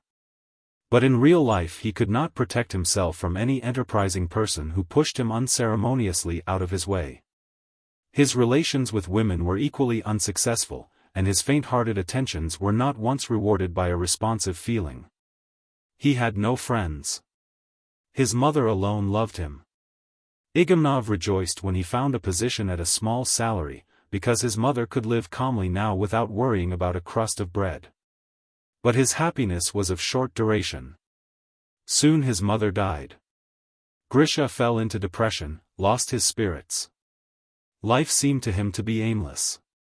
Apathy took hold of him, he had no interest in his work. He lost his place, and was soon in great need. Igamnov finally pawned his last possession, his mother's ring. As he walked out of the place he smiled, and his smile kept him from bursting into tears of self-pity. He had to see various people and to ask them for work. But Igamnov was not good at this. He was backward and quiet, and he experienced a helpless confusion that prevented him from persisting in his dealings with men. While yet on the stairway of a man's house a fear would seize him, his heart would beat painfully, his legs would grow heavy, and his hand would stretch toward the bell irresolutely. During one of his most depressing and hungry days Igamnov sat in the sumptuous private office of Alexei Stepanovich Semiboyarinov, the father of the same Lisha whose birthday party remained memorable to him. Igamnov had already sent a letter to Alexei Stepanovich. After all, it was much easier to ask on paper than by word of mouth. And now he came for his answer. From the restless, solicitous manner of Semiboyarinov, a small, dry, old man, with closely cut, silver-gray hair, he guessed that he would have a refusal. This made him feel wretched, but he could not help smiling an artless pleasant smile, as though he wished to show that it did not matter in the least, that he really did not count on anything. The smile evidently irritated Semiboyarinov. "I've got your letter, my dear fellow," said he at last in his dry, deliberate voice. "But there's nothing that I can see just now." "Nothing?" mumbled Igamnov, growing red. "Absolutely nothing, my dear fellow. Every place is taken. And I don't see anything in prospect for the near future. Perhaps something might be done for you at New Year." "I'll be glad of a chance even then," said Igamnov, smiling in such a way as to suggest that a mere 8 months was of no account to him. "Yes, I'll be very glad to do something then. If it depended upon me you'd get your place today. I'd like very much to be of use to you, my good man." "Thank you," said Igamnov. "But tell me," asked Semiboyarinov sympathetically, "why did you leave your old place?" "They found no use for me," answered Igamnov, confused. "No use for you? Well, I hope we'll find some use for you. Let me have your address, my good fellow." Semiboyarinov began to rummage on his table for a piece of paper. Igamnov just then caught sight of his own letter under a marble paperweight. "My address is in the letter," he said. "So it is," said his host briskly. "I'll make a note of it." "I have the habit," observed Igamnov, rising from his place, "always to write my address at the beginning of a letter." "A European habit," commended his host. Igamnov took his leave and went out smiling, proud of his European habits, which, however, did not prevent him from feeling hungry. He was almost glad that the unpleasant conversation was at an end. He recalled all the polite words, and especially those that contained the promise. Foolish hopes awakened in him. But a few minutes later, as he was walking in the street, he realized that the promise would come to nothing. Besides, it was made for the future, and he had need of food now, and he must go to his lodgings with a heavy heart. What would his landlady say? What could he say to her? Igamnov began to walk more slowly, then he turned in the opposite direction. Lost in gloom, he walked on, pale and hungry, through the noisy streets of the capital, past busy satiated people. His smile vanished. The look of dark despair gave a certain significance to his usually little expressive features. He was now close to the Neva. The huge dome of the Isakievsky Cathedral glowed golden in the wide expanse of blue sky. The large open squares and streets were enveloped in the gentle, scarcely perceptible, dust-like haze of the rays of the setting sun. The din of carriages was softened in these magnificent open spaces. Everything seemed strange and hostile to the hungry, helpless man. The beautiful, rich-colored fruits behind the shop windows could not have been more inaccessible if they were under the watch of a strong guard. Children were playing merrily in the green square. Igamnov looked at them and smiled. Unpleasant memories of his own childhood tormented him with an intense pity for himself. He reflected that it was only left to him to die. The thought frightened him. And again he reflected, why shouldn't I die? Wasn't there a time when I did not exist? I shall have rest, eternal oblivion. Fragments of wise strange thoughts came to him and soothed him. Igamnov was now on the embankment. He leant against the granite parapet and watched the restless waters of the river. A single move, he thought, and everything would be ended. But it was terrible to think of drowning, of struggling with one's mouth full of water, of being strangled by these heavy, cold sweeps of water, of battling helplessly. And of at last sinking from sheer exhaustion to the bottom, there to be carried by the undercurrents, and at last to be cast out, a shapeless corpse, upon some coast of the sea. Igamnov shivered and moved away from the river. He suddenly espied not far away his former colleague Kirchhoff. Smartly dressed, cheerful and self-satisfied, Kirchhoff was walking slowly and swinging a thin cane with a fancy handle. "Ah, Grigory Petrovitch," he exclaimed, as though he were glad of the meeting. "Are you strolling, or are you on business?" "Yes, I'm strolling, that is on business," said Igamnov. "I think we are going the same way." They walked on together. Kirchhoff's cheerful chatter only intensified Igamnov's mood. Moving his shoulders nervously, he addressed Kirchhoff with sudden resolution, "Nikolai Sergeyevich, do you happen to have a ruble on you?" "A ruble?" said Kirchhoff in astonishment. "Why do you want it?" Igamnov flushed, and began to explain in stammers. "You see, just 1 ruble is lacking. I have to get something, you see." He breathed heavily in his agitation. He grew silent, and smiled a pitiful, fixed smile. "That means I shan't get it back," thought Kirchhoff. And now he spoke no longer in the same careless tone as before. "I'd like to, but I haven't any spare cash, not a kopeck. I had to borrow some yesterday myself." "Well, if you haven't it, you can't help it," mumbled Igamnov, and continued to smile. "I'll simply have to get along without it." His smile irritated Kirchhoff, perhaps because it was such a pitiful, helpless affair. "Why does he smile?" thought Kirchhoff in vexation. "Doesn't he believe me? Well, I don't care if he doesn't, I don't own the government exchequer. Why don't you come in sometimes and see us?" he asked Igamnov in a careless, dry manner, as he looked elsewhere. "I am always meaning to." "Of course I'll come in," answered Igamnov in a trembling voice. "What about today?" There rose before him a picture of the cozy dining room of the Kirchhoffs, the hospitable hostess, the samovar on the table and the various tasty titbits. "Today?" asked Kirchhoff in the same careless, dry voice. "No, we shan't be home today. But do step in some day before long." "Well, I must turn up this lane. Goodbye." And he made haste to cross the wooden walk of the embankment. Igamnov looked after him, and smiled. Slow, incoherent thoughts crept through his brain. As Kirchhoff disappeared up the lane, Igamnov again approached the granite parapet, and, trembling in cold terror, began slowly and awkwardly to climb over it. There was no one near. The Hoop. Chapter 1. A woman was taking her morning stroll in a lonely suburban street. A boy of 4 was with her. She was young and smart, and she was smiling brightly. She was casting affectionate glances at her son, whose red cheeks beamed with happiness. The boy was bowling a hoop, a large, new, bright yellow hoop. He ran after his hoop awkwardly, laughed uproariously with joy, thrust forward his plump little legs, bare at the knee, and flourished his stick. He needn't have raised his stick so high above his head, but what of that? What happiness! He had never had a hoop before. How briskly it made him run.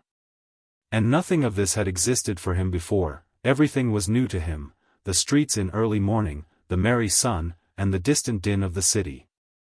Everything was new to the boy, and joyous and pure. Chapter 2. A shabbily dressed old man, with coarse hands, stood at the street crossing. He pressed close to the wall to let the woman and the boy pass. The old man looked at the boy with dull eyes and smiled stupidly. Confused, sluggish thoughts struggled within his almost bald head. A little gentleman, said he to himself. Quite a small fellow. And simply bursting with joy. Just look at him cutting his paces. He could not quite understand it. Somehow it seemed strange to him. Here was a child, a thing to be pulled about by the hair. Play is mischief. Children, as everyone knows, are mischief makers. And there was the mother, she uttered no reproach, she made no fuss, she did not scold. She was smart and bright. It was quite easy to see that they were used to warmth and comfort.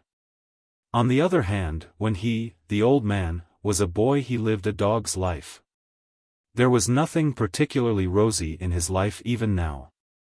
Though, to be sure, he was no longer thrashed and he had plenty to eat. He recalled his younger days, their hunger, their cold, their drubbings. He had never had fun with a hoop, or other playthings of well-to-do folks. Thus passed all his life, in poverty, in care, in misery. And he could recall nothing, not a single joy. He smiled with his toothless mouth at the boy, and he envied him. He reflected. What a silly sport. But envy tormented him.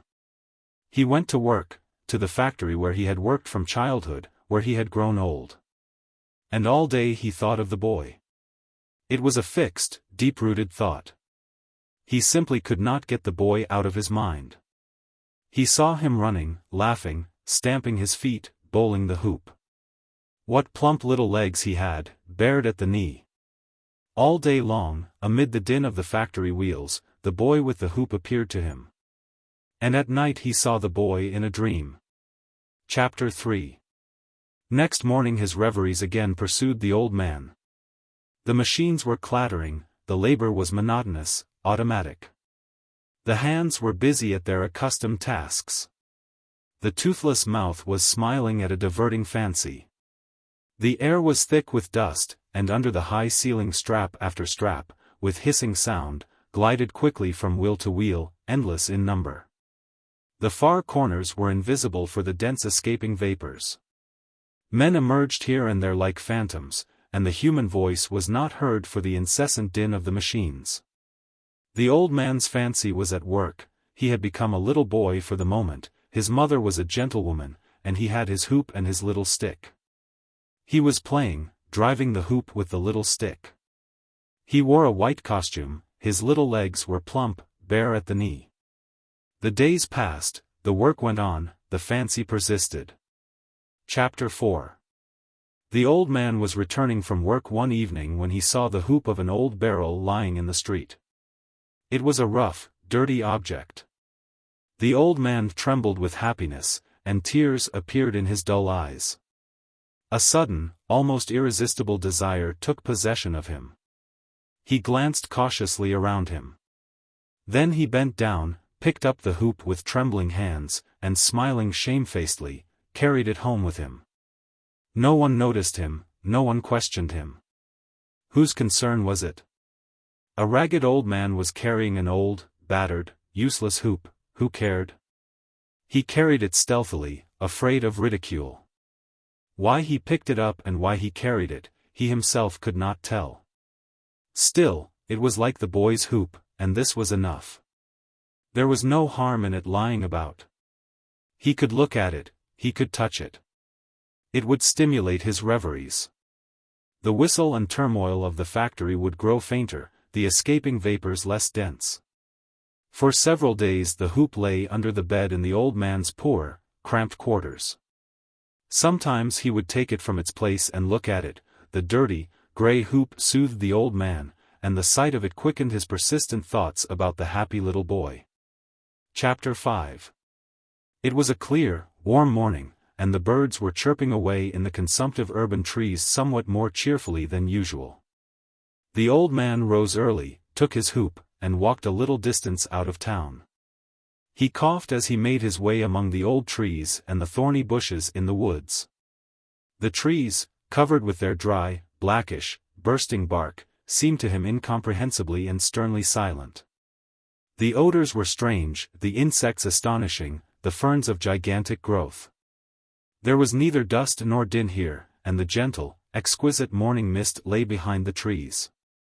The old feet glided over the dry leaves and stumbled across the old gnarled roots. The old man broke off a dry limb and hung his hoop upon it. He came upon an opening, full of daylight and of calm.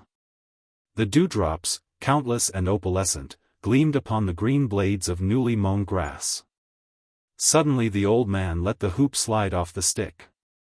He struck with the stick, and sent the hoop rolling across the green lawn.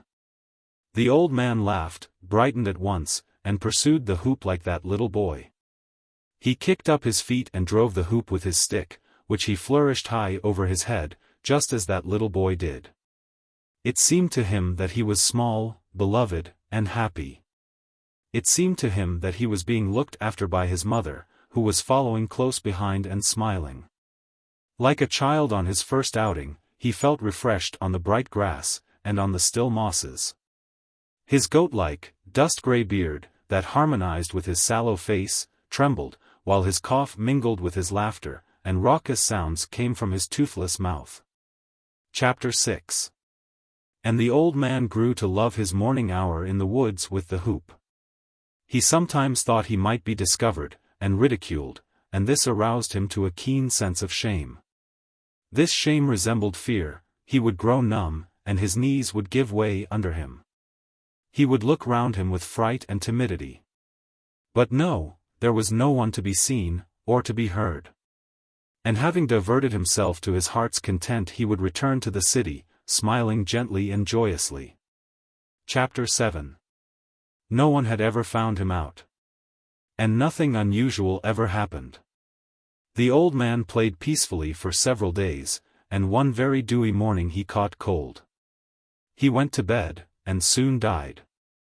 Dying in the factory hospital, among strangers, indifferent people, he smiled serenely. His memories soothed him. He, too, had been a child. He, too, had laughed and scampered across the green grass, among the dark trees. His beloved mother had followed him with her eyes. The Search. Chapter 1. The pleasant in life has a way of mixing with the unpleasant. It is pleasant to be a student of the first class, for it gives one a certain standing in the world. But even the life of a student of the first class is not free from unpleasantness. The first thing of which Shura was conscious when he awoke one morning was that something was tearing on his person. He felt uncomfortable. As he turned on his side, he was even more clearly aware of the damage that his shirt had suffered. There was a large gap under the armpits, and presently he realized that it extended down to the very bottom. Shura was sad.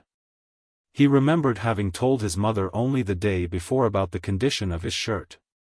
"Wear it another day, Shurachka," she answered him. Shura frowned and said rather sadly, "Mother, it won't stand another day's wear. Tomorrow I shall be a ragamuffin." Without looking up from her work she grumbled. "Let me have some peace. I have already promised you a change tomorrow evening. If you'd only be less mischievous, your clothes would last longer. You'd wear out iron." Shura, who was a quiet lad, growled back in reply. "One simply couldn't be less mischievous than I.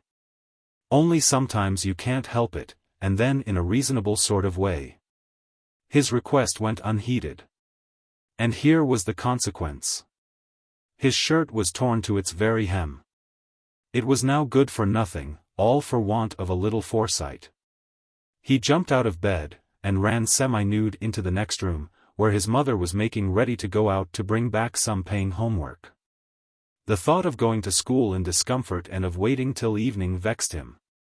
"What did I tell you?" he exclaimed. "You wouldn't give me a shirt when I asked you yesterday. Now look what's happened." Deeply annoyed, she looked at Shura and complained. "Aren't you ashamed to run about like that? I fear I'll never drum any sense into you. You always come bothering me when I'm in a hurry." Still, it was quite evident that it would not do to let the lad go in tatters. She found a brand new shirt and gave it to Shura somewhat reluctantly, as she had intended giving him one of the old ones, which were not due to arrive from the laundry until the evening. Shura was overjoyed. The new linen gave him a pleasant sensation, its harsh cold surface tickled the skin most pleasantly. He laughed, and he pranced about the room as he dressed. And his mother was not there to scold him. Chapter 2. The school, as always, seemed such a strange place. It was both gay and depressing, and hummed with a kind of unnatural industry. It was gay in the intervals between the lessons, and extremely tedious during the lessons.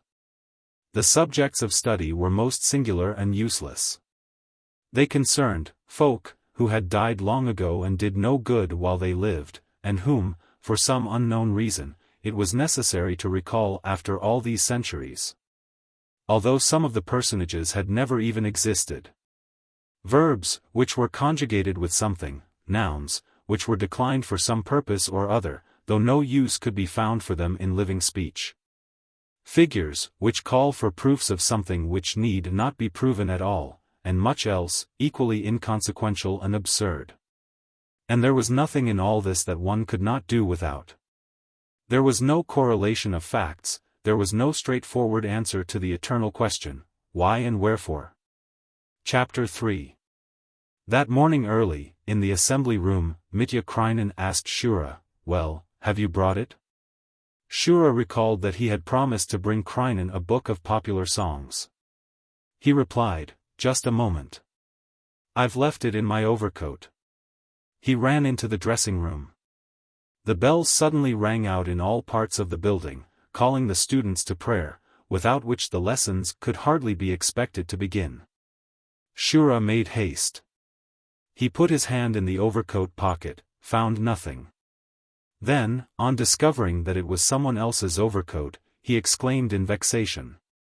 "There now, that's something new, my hand in another boy's overcoat." And he began to search in his own. There was an outburst of derisive laughter. He looked around, startled, to find there the mischievous Dudikov, who called out in his unpleasant voice, "So, my boy, you're going through other people's pockets." Shura growled back angrily, "It's not your affair. Anyway, I'm not going through yours." He found his book and ran back to the assembly room, where the students were already ranging themselves for the service, forming into long rows, according to height. The smaller students stood in front, near to the icons, the taller behind, and in each row, in gradation, the lads on the right were taller than those on the left. The school faculty considered it necessary for them to pray in rows, and according to height, otherwise the prayer might come to nothing. Apart from them, there was a group of boys more proficient in chanting, and the leader of these, at the beginning of each chant, changed his voice several times. This was called setting the tone. The singing was loud, rapid, expressionless. They might have all been beating drums. The head student was reading in the prayer book the prayers which it was customary to read and not to sing, and his reading was just as loud, just as expressionless. In a word, it was the same as ever. But after prayers something happened. Chapter 4. Student Epifanov, of the second class, brought with him to school that morning a pearl-handled penknife and a silver ruble, and now these were nowhere to be found. He raised a cry and went to complain. An investigation was started. Dudikov reported that he had seen Shura Dolanin going through the pockets of someone's overcoat. Shura was called into the cabinet of the director. Sergei Ivanovich, the director, fixed his suspicious eyes on the lad. The old tutor, who saw an excellent chance of catching a thief, and incidentally of balancing accounts somewhat for tricks that had been played upon him by the mischievous lads, experienced malicious pleasure and pounced upon the confused, flushing lad with questions. "Why were you in the dressing room during prayer?" "Before prayer, Sergei Ivanovich," whimpered Shura in a voice squeaky from fright. "Very well, before prayer," said the director with irony in his voice. "What I want to know is why were you there?" Shura explained. The director continued, "Very well, after a book." "But why in someone else's pocket?" "It was a mistake," said Shura, distressed. "A nice mistake," remarked the director dryly. Now confess, haven't you taken by mistake a penknife and a ruble? By mistake, mind you? Look through your pockets, my lad. Shura began to cry, and said through his tears, I haven't stolen anything. The director smiled. It was pleasant to provoke tears.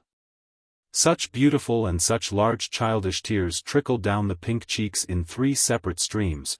2 streams of tears came from one eye, and only one from the other. If you haven't stolen anything, why do you cry? Said the director in a bantering tone. I don't even say that you have stolen. I assume that you merely made a mistake, caught hold of something that came into your hand, and then forgot all about it. Suppose you look through your pockets. Shura quickly drew from his pockets all the absurd trifles usually found on boys, and then turned both his pockets inside out. Nothing, he said sadly. The director gave him a searching look. You are sure it hasn't dropped down in your clothes somewhere? The knife might have slipped into your boots, eh? He rang. The watchman came. Shura was crying. And everything round him seemed to float in a rose mist, in the incomprehensible mental void of his degradation. They turned Shura about, felt him all over, searched him. Little by little they undressed him. First they took off his boots and shook them out, they did the same with his stockings. His belt, blouse and breeches followed. Everything was shaken out and searched. And through all this torment of shame, through all this indignity of a degrading and needless ceremony, there penetrated one resplendent ray of joy. The torn shirt was at home, and the new, clean one rustled in the coarse hands of the zealous pedagogue. Shura stood in his shirt, crying. Behind the door he could hear tumultuous voices and cries of joy. The door burst open, and a little, red-cheeked, smiling chap entered hurriedly. And through his shame, through his tears, and through his joy about the new shirt, Shura heard a confused and panting voice say, It's been found, Sergei Ivanovitch. On Epifanov himself. There was a hole in his pocket, the penknife and ruble slipped down into his boot. Then, suddenly, they became gentle with Shura. They stroked his head, comforted him, and helped him to dress. Chapter 5. Now he cried, now he laughed. At home he again cried and laughed. He complained. I was entirely undressed. It would have been nice, wouldn't it, if I had been wearing that torn shirt? Later, yes, what happened later? His mother would go to the director. She wished to make a scene. Afterwards she would lodge a complaint against him. But she recalled, in the street, that her boy was a non-paying student. There was no scene. Besides, the director received her pleasantly. He was so apologetic. The impression of his degradation remained with the boy. All its incidents had impressed themselves upon him. He had been suspected of theft, and searched, and he had stood, almost naked, undergoing the scrutiny of an officious person. Shameful? Let us, by all means, console ourselves that it is an experience useful to life.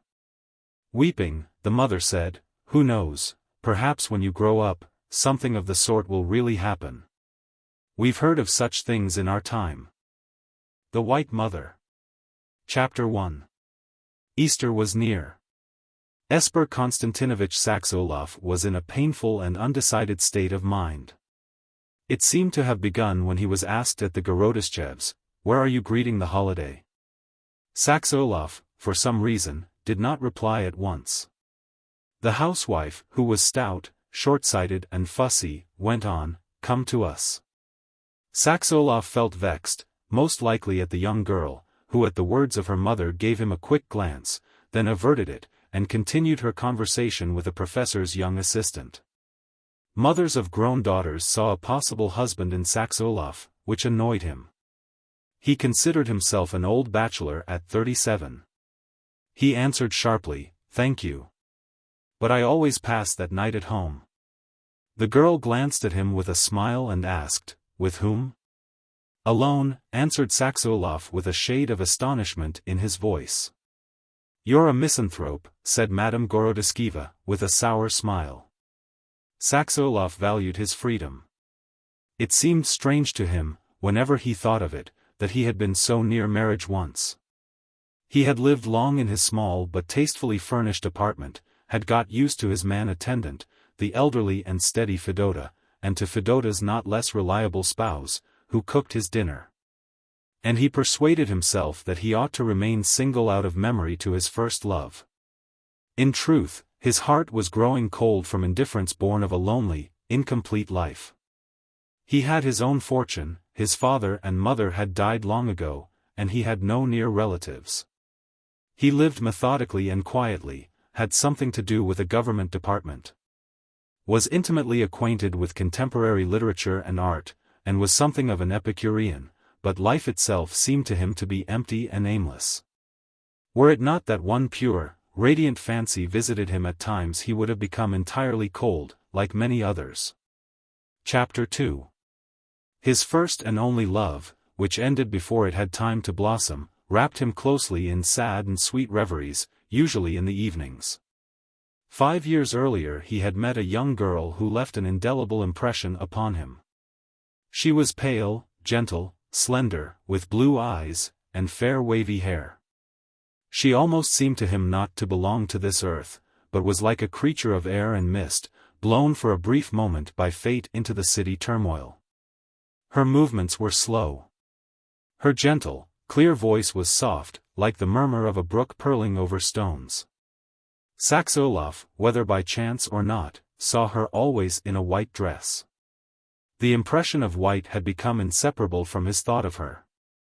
Her very name, Tamar, suggested to him something as white as the snow on the mountain tops.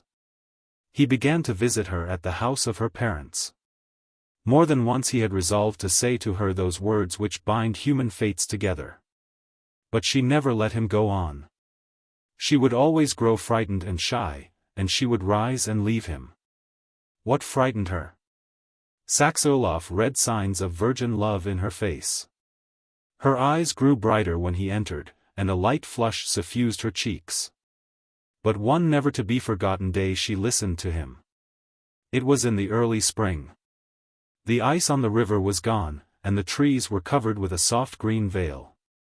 Tamar and Saksaoolov were sitting before the window in the city house, and looking out on the Neva. He spoke, scarcely knowing what he said, but his words were both gentle and terrible to her. She grew pale, smiled vaguely, and rose. Her slender hand trembled on the carved top of the chair. "Tomorrow," Tamar said quietly, and went out. Saksaoolov gazed with intense feeling toward the door behind which Tamar had disappeared. His head was in a whirl. His eye fell upon a sprig of white lilac, he picked it up almost absently, and left without bidding his hosts goodbye. He could not sleep that night. He stood at the window and looked out into the far-stretching streets, at first dark, then lighter at dawn. He smiled and pressed the sprig of lilac between his fingers. When it grew light he noticed that the floor of the room was strewn with white petals of lilac. This seemed both curious and of happy omen to Saksaoolov. He felt the cool of the breeze on his heated face. He took a bath and he felt refreshed. Then he went to Tamar. They told him that she was ill, that she had caught a cold somewhere. And Saksaoolov never saw her again. She died within 2 weeks. He did not go to her funeral. Her death left him quite calm, and he no longer knew whether he had loved her or whether it was a short, passing fascination. He mused about her sometimes in the evening.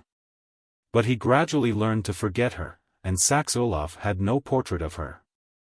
But after a few years, more precisely, only a year ago, in the spring, upon seeing a sprig of lilac sadly out of place among rich eatables in a restaurant window, he remembered Tamar.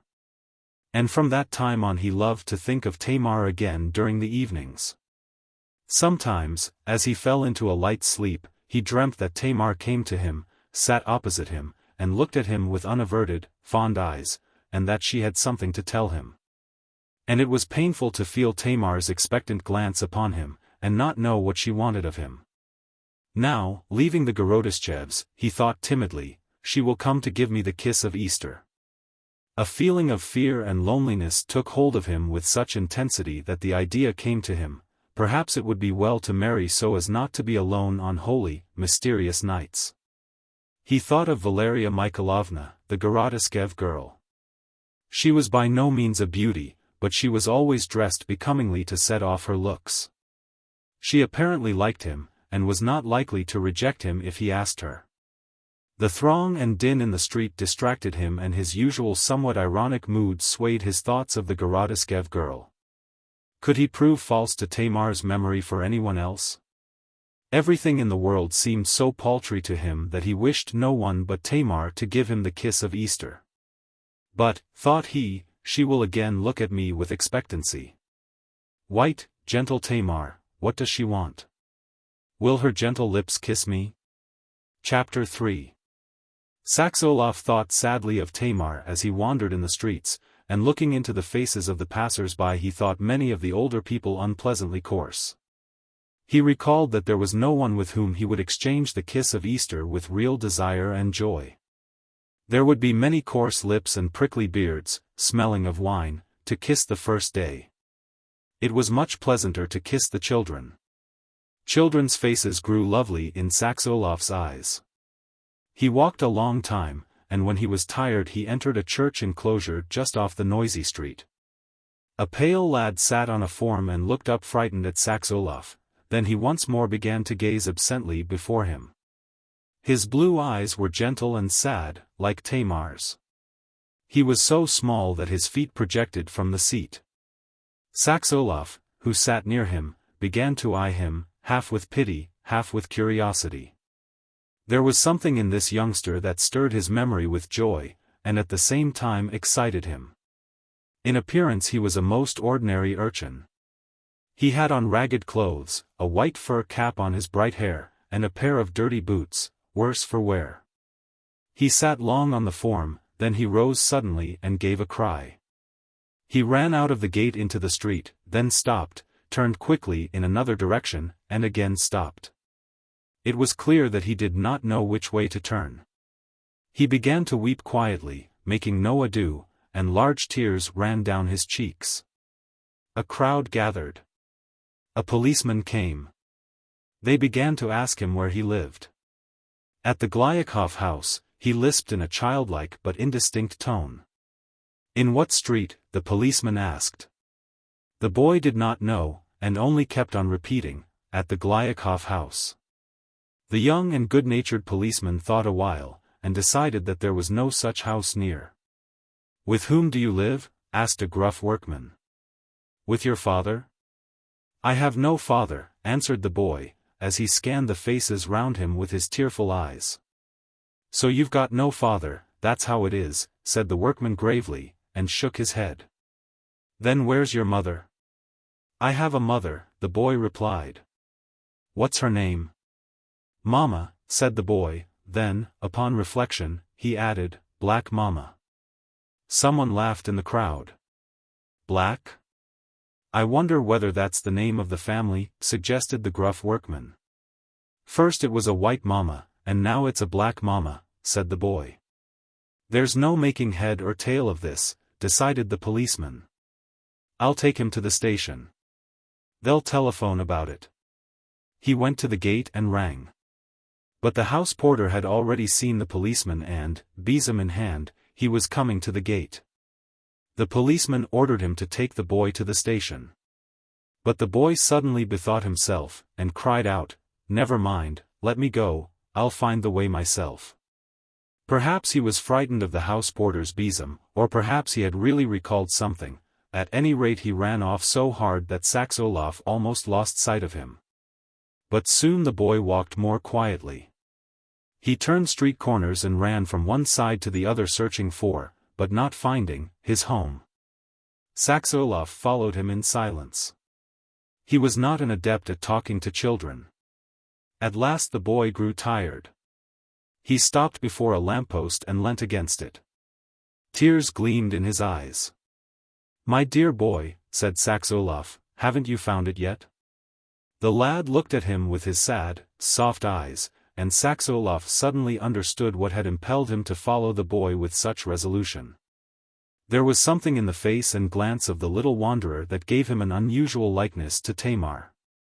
"My dear boy, what's your name?" asked Saksaoolov in a tender and agitated voice. "Lisha," said the boy. "Tell me, dear Lisha, do you live with your mother?" "Yes, with Mama. Only now it's a black Mama, and before it was a white Mama." Saksaoolov thought that by black Mama he meant a nun. "How did you get lost?" he asked. "I walked with Mama, and we walked and walked. She told me to sit down and wait, and then she went away. And I got frightened." "Who is your mother?" "My Mama. She's so black and so angry." "What does she do?" The boy thought a while. "She drinks coffee," he said. "What else does she do?" "She quarrels with the lodgers," answered Lisha after a pause. "And where is your white Mama?" "She was carried away. She was put into a coffin and carried away. And Papa was carried away." The boy pointed into the distance somewhere and burst into tears. "What's to be done with him?" thought Saksaoolov. Then suddenly the boy began to run again. After he had turned a few corners he went more quietly. Saksaoolov overtook him a second time. The lad's face expressed a strange mixture of joy and fear. "Here's the Glyakov house," he said to Saksaoolov, as he pointed to a huge, 5-storied monstrosity. At this moment there appeared at the gates of the Glyakov house a black-haired, black-eyed woman in a black dress, a black kerchief with white dots on her head. The boy shrank back in fear. "Mama," he whispered. His stepmother looked at him with astonishment. "How did you get here, you young whelp?" she shrieked out. "I told you to sit on the bench, didn't I?" She seemed to be on the point of whipping him when she noticed that some sort of gentleman, serious and dignified in appearance, was watching them, and she spoke more softly. "Can't I leave you for a half-hour anywhere without you taking to your heels? I've walked my feet off looking for you, you young whelp." She caught the child's very small hand in her own huge one and dragged him within the gate. Saksaoolov made a note of the house number and the name of the street, and went home. Chapter 4. Saksaoolov liked to listen to the opinions of Fyodor. When he returned home he told him about the boy Lisha. "She did it on purpose," decided Fyodor. "Just think what a witch she is to take the boy such a way from home." "Why should she?" Saksaoolov asked.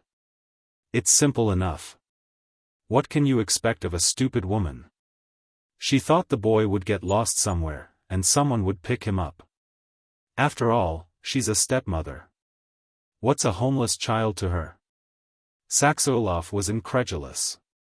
He observed, "But the police would have found her out." "Of course they would, but you can't tell, she may have meant to leave town, then find her if you can." Saksaoolov smiled. Really, he thought, my Fyodor should be a district attorney. He fell into a doze that evening as he sat reading before a lamp.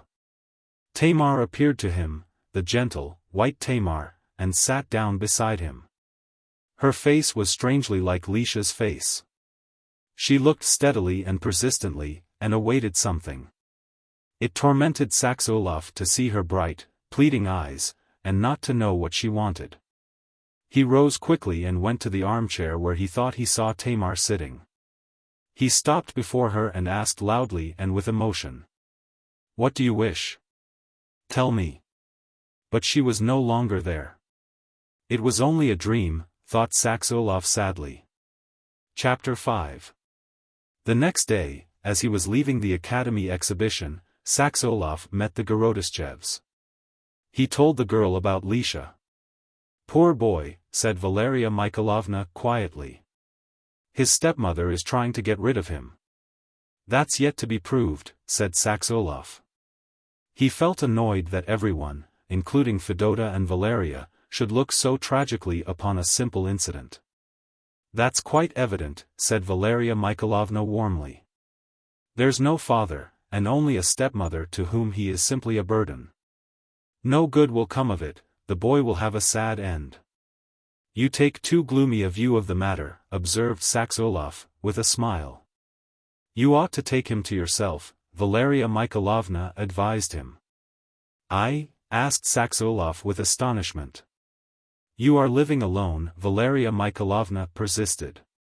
You have no one. Here's a chance for you to do a good deed at Easter time. At least, you'll have someone with whom to exchange the kiss of Easter. I beg you to tell me, Valeria Mikhailovna, what am I to do with a child? You might engage a governess. Fate itself is sending the boy to you. Saksaoolov looked with amazement and involuntary tenderness at the girl's flushed, animated face. When Tamar again appeared to him that evening he seemed already to know her wish. It was as though, in the silence of the room, he heard her tranquilly spoken words, "Do as she advised you." Saksaoolov rose joyously and rubbed his drowsy eyes with his hand.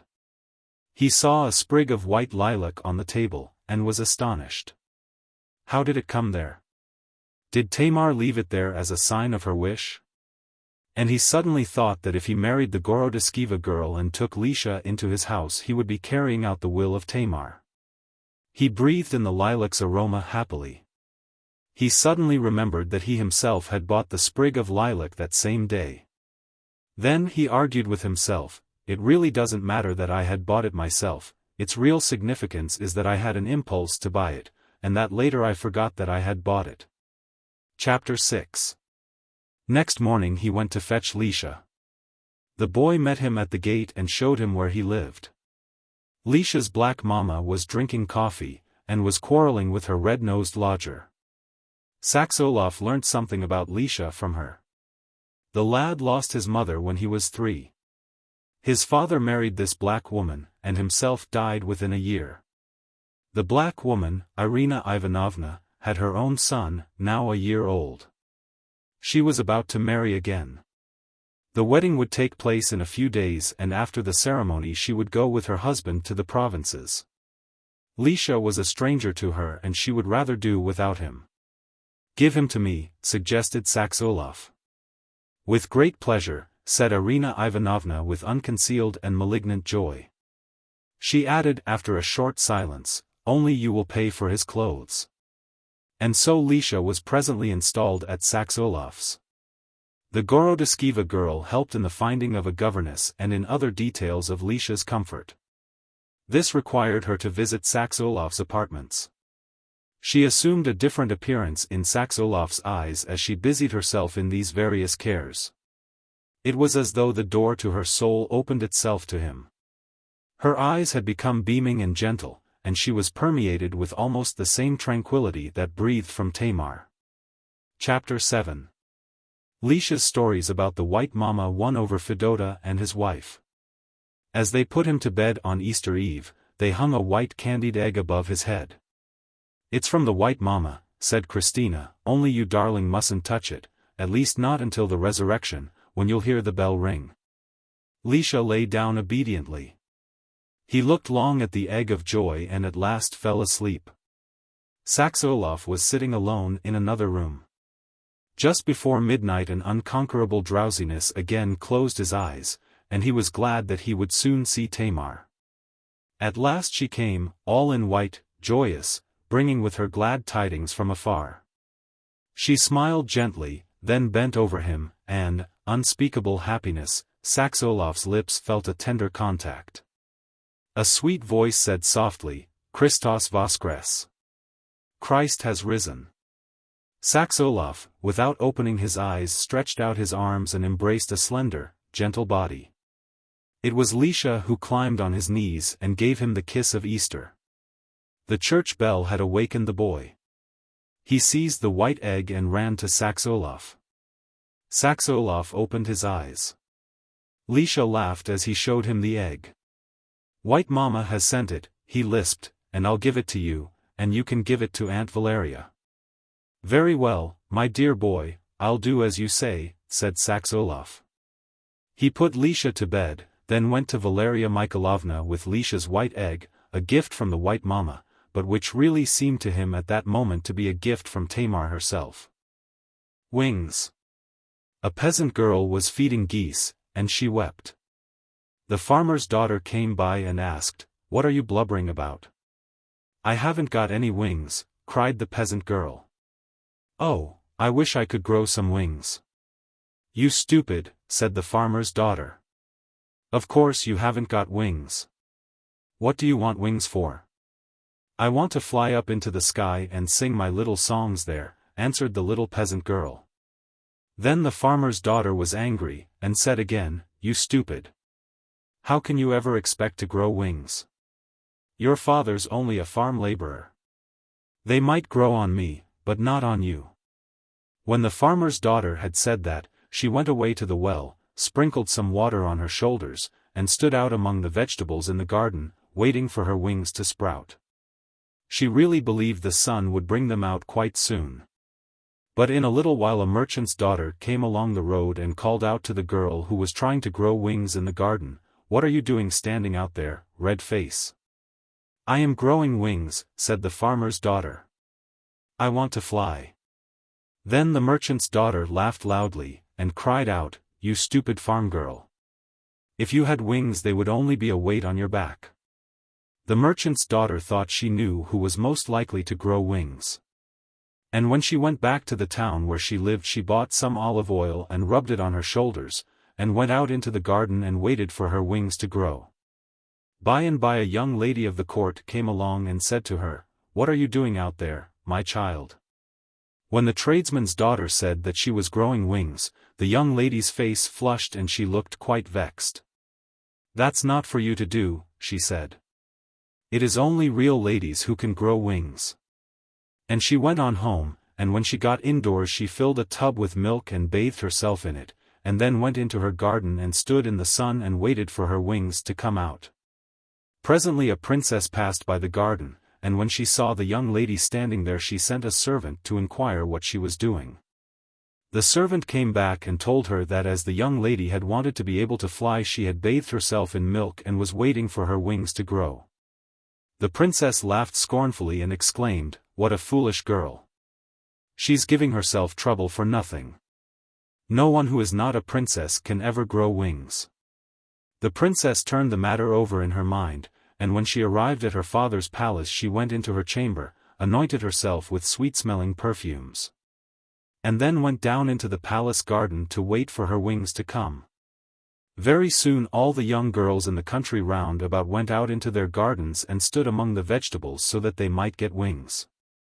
The fairy of the wings heard about this strange happening and she flew down to earth, and, looking at the waiting girls, she said, If I give you all wings and let you all go flying in the sky, who will want to stay at home to cook the porridge and look after the children? I had better only give wings to one of you, namely to her who wanted them first of all. So wings grew from the little peasant girl's shoulders, and she was able to fly up into the sky and sing. The sweet-scented name. A little peasant girl lay ill in her bed.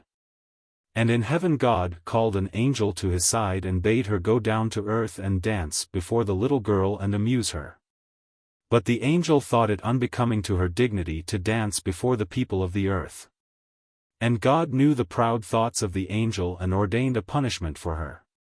She was born into the world of men and became a little child there, a princess in a royal house, and she forgot all that she had known of heaven in her former life, forgot even her own name. Now the angel had been called by a name of purity and fragrance, and the people of the earth know no such names as these. So when she became an earthly princess she had only a human name, and was called the Princess Margaret. When the little princess grew up she often felt as if she wanted to remember something she had once known, but she could not think what it might be. And she became unhappy because she could not remember. One day she asked her father, How is it we cannot hear the sunshine? The king smiled at the question, but he could not answer it, and the little princess looked very grieved. Another day she said to her mother, The roses smell very sweet, how is it I cannot see their scent? And when her mother laughed at the strange question the princess felt sadder than ever. Some time afterward she came to her nurse and said, How is it that names are not sweet-scented? The old nurse laughed at her, and again the princess was grieved that no one could answer any of her questions. Then a rumor went about the land that the king's daughter was different from other people, and that her mind was weak. And everybody tried to think of some means to cure her and make her well. She was a quiet and melancholy child, and was always asking strange and unusual questions. She was thin and pale, and no one thought her beautiful. But she grew older, and at last the time came for her to marry. Many young princes came to her father's court to woo her, but when she began to talk to them no one wanted to have her as a wife. At last a prince named Maximilian arrived, and when the princess saw him she said to him, "With us human beings everything seems quite separate from other things. I can only hear words. I cannot smell them. And though I can see flowers and smell their scent, yet I cannot hear them. It makes life dull and uninteresting, don't you think?" "What would make life more beautiful for you?" said Maximilian. The princess was silent for some time, but at last she said, "I should so much like to have a sweet-smelling name." "Yes, fair princess," said he, "the name Margaret is not nearly good enough for you. You ought to have a name of sweet fragrance, but there are no such names known upon the earth." Then the poor little princess wept sad tears, and Maximilian felt very sorry for her, and he loved her more than anyone else in the whole world. He tried to comfort her by saying, "Do not weep, dear princess. I will try and find out if there are such names, and come and tell you of them." The princess smiled through her tears and said, "If you can find for me a name which gives forth a sweet odor when it is spoken, then I will kiss your stirrup leather." And she blushed as she said this, for she was a princess and very proud. Hearing this, Maximilian grew bolder and said, "And will you then be my wife?" And the princess answered that she would. So Maximilian departed to search throughout all the world until he found a name which would give forth a sweet fragrance and perfume the air when it was spoken. He traveled into far lands and made inquiries of rich and poor, learned and ignorant, but everybody laughed at his quest, and told him he had set out upon a foolish errand. At last, after long journeying, he came again to the town where the princess dwelt. Just outside the town was a peasant's cottage, and at the door stood an old white-haired man. As soon as Maximilian saw him he thought in his heart, "The old man will know," and he went up to him and told him of his quest, and how he was in search of a sweet-smelling name. The old man looked up gladly and answered at once, "Yes, yes, there is such a name, a holy and spiritual name it is. I myself do not know this name, but my little grandchild has heard it." So Maximilian went with the old man into the poor cottage, and there he saw a little peasant girl lying ill in her bed. The old man went up to her and said, "Dunia, here is a gentleman who wants to know the holy name you told me of. Can you remember it and tell him?" The little girl looked joyfully at Maximilian and smiled sweetly at him, but she could not remember the wonderful name. She told the prince that in a dream an angel had come to her and danced before her, and as she watched the angel she saw that his garment was of many colors, like a soft rainbow. Then the angel had talked to her, and had told her that soon another angel would come and visit her and would dance before her in still more beautiful colors than those she had seen. He told her the angel's name, and as she heard the name she smelt a delicious fragrance, and all the air was filled with a sweet scent. "But now," said the child, "I cannot remember that wonderful name, though it still makes me happy to think about it. If only I could remember it and say it myself I think I should be quite well again. But the beautiful angel will soon come, and then I shall remember the name." Maximilian went away to the palace and told the princess all that had befallen him, and she came with him to the cottage to visit the sick girl.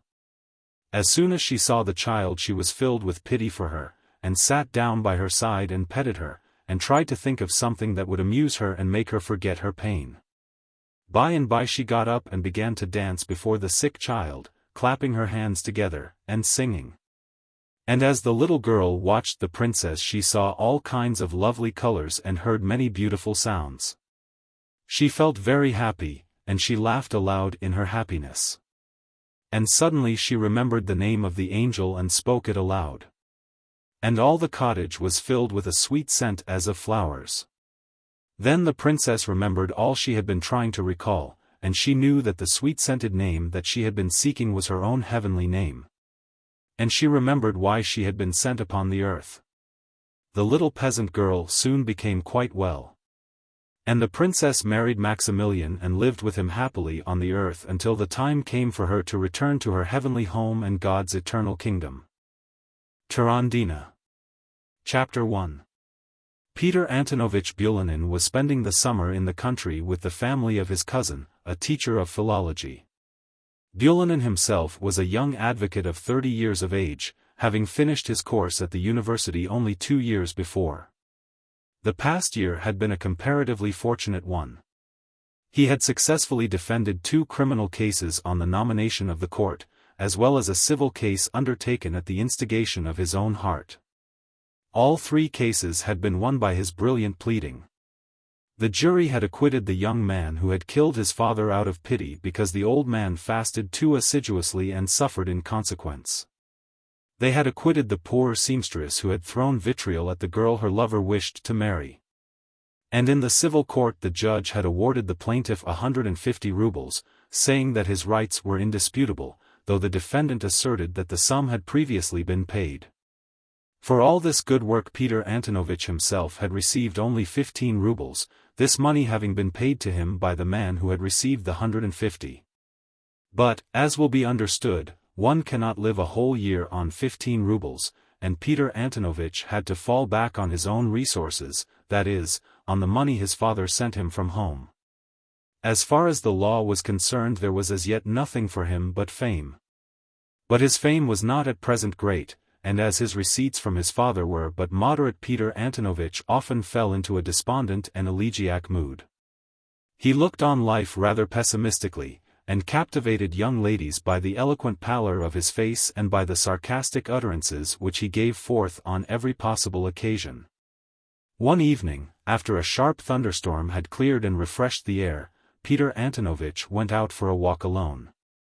He wandered along the narrow field paths until he found himself far from home.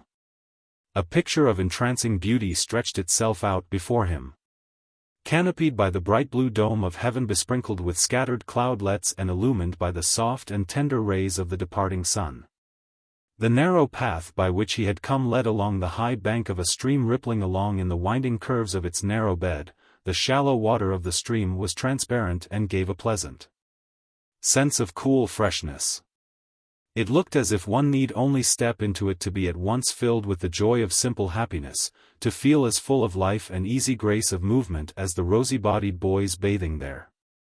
Not far away were the shades of the quiet forest. Beyond the river lay an immense semicircular plain, dotted here and there with woods and villages, a dusty ribbon of a road curving snake-like across it. On the distant horizon gleamed golden stars, the crosses of faraway churches and belfries shining in the sunlight. Everything looked fresh and sweet and simple, yet Peter Antonovich was sad. And it seemed to him that his sadness was but intensified by the beauty around, as if some evil tempter were seeking to allure him to evil by some entrancing vision.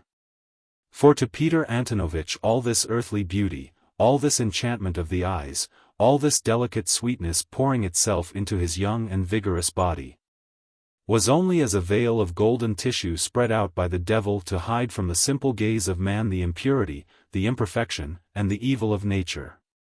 This life, adorning itself in beauty and breathing forth perfumes, was in reality, thought Peter Antonovich, only the dull prosaic iron chain of cause and effect, the burdensome slavery from which mankind could never get free. Tortured by such thoughts, Peter Antonovich had often felt himself as unhappy as if in him there had awakened the soul of some ancient monster who had howled piteously outside the village at night. And now he thought, if only a fairy tale could come into one's life and for a time upset the ordered arrangement of predetermined fate. Oh, fairy tale, fashioned by the wayward desires of men who are in captivity to life and who cannot be reconciled to their captivity, sweet fairy tale, where art thou? He remembered an article he had read the day before in a magazine, written by the Minister of Education. Some words in it had specially haunted his memory. The article spoke of the old fairy tale tradition of the forest enchantress, Turandina. She had loved a shepherd and had left for him her enchanted home, and with him had lived some happy years on earth until she had been recalled by the mysterious voices of the forest. She had gone away, but the happy years had remained as a grateful memory to mankind. Peter Antonovich gave himself up to the fancy, oh for the fairy tale, for a few enchanted years, a few days. And he cried aloud and said, "Turandina, where art thou?" Chapter 2. The sun was low down in the sky. The calm of even had fallen on the spreading fields. The neighboring forest was hushed. No sound was heard, the air was still, and the grass still sparkling with raindrops was motionless. It was a moment when the desires of a man fulfill themselves, the one moment which perhaps comes once in his life to every man. It seemed that all around was waiting in a tension of expectation. Looking before him into the shining misty vapor, Peter Antonovich cried again, "Turandina, where art thou?" And under the spell of the silence that encompassed him, his own separate individual will became one with the great universal will. And with great power and authority he spoke as only once in his life a man has power to speak. "Turandina, come." And in a sweet and gentle voice he heard the answer. "I am here." Peter Antonovich trembled and looked about. Everything seemed again quite ordinary, and his soul was as usual the soul of a poor human being, separate from the universal soul. He was again an ordinary man, just like you and me, who dwell in days and hours of time. Yet before him stood she whom he had called. She was a beautiful maiden, wearing a narrow circlet of gold upon her head, and dressed in a short white garment. Her long plaits of hair came below her waist and seemed to have taken to themselves the golden rays of the sunlight. Her eyes, as she gazed intently at the young man, were as blue as if in them a heaven revealed itself, more clear and pure than the skies of earth. Her features were so regular and her hands and feet so well formed. So perfect were the lines of the figure revealed by the folds of her dress that she seemed an embodiment of perfect maiden loveliness. She would have seemed like an angel from heaven had not her heavy black eyebrows met and so disclosed her witchery, if her skin had not been dark as if tanned by the rays of a burning sun. Peter Antonovich could not speak for wonder at her, and she spoke first. "Thou didst call me, and so I came to thee. Thou calledst to me just when I was in need of an earthly shelter in the world of men. Thou wilt take me to thy home. I have nothing of my own except this crown upon my brow, this dress, and this wallet in my hand." She spoke quietly, so quietly that the tones of her voice could not have been heard above earthly sounds. But so clear was her speech and so tender its tone that even the most indifferent man would have been touched by the least sound of her voice. When she spoke about going home with him and of her 3 possessions, Peter Antonovich saw that she held in her hand a little bag of red leather drawn together by a golden cord, a very simple and beautiful little bag. Something like those in which ladies carry their opera glasses to the theatre. Then he asked, "And who art thou?" "I am Turandina, the daughter of King Turandon. My father loved me greatly, but I did that which was not for me to do. Out of simple curiosity I disclosed the future of mankind. For this my father was displeased with me and drove me from his kingdom. Some day I shall be forgiven and recalled to my father's home. But now for a time I must dwell among men, and to me have been given these 3 things, a golden crown, the sign of my birth, a white garment, my poor covering, and this wallet, which contains all that I shall need. It is good that I have met with thee. Thou art a man who defendeth the unhappy, and who devoteth his life to the triumph of truth among men.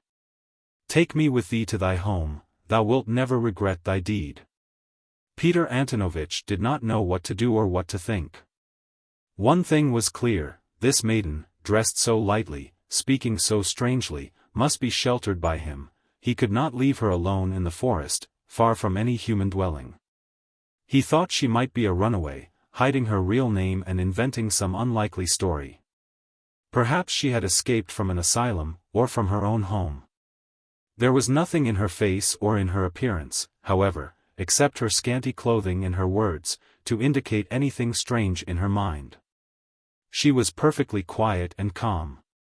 If she called herself Turandina it was doubtless because she had heard someone mention the name, or she might even have read the fairy story of Turandina.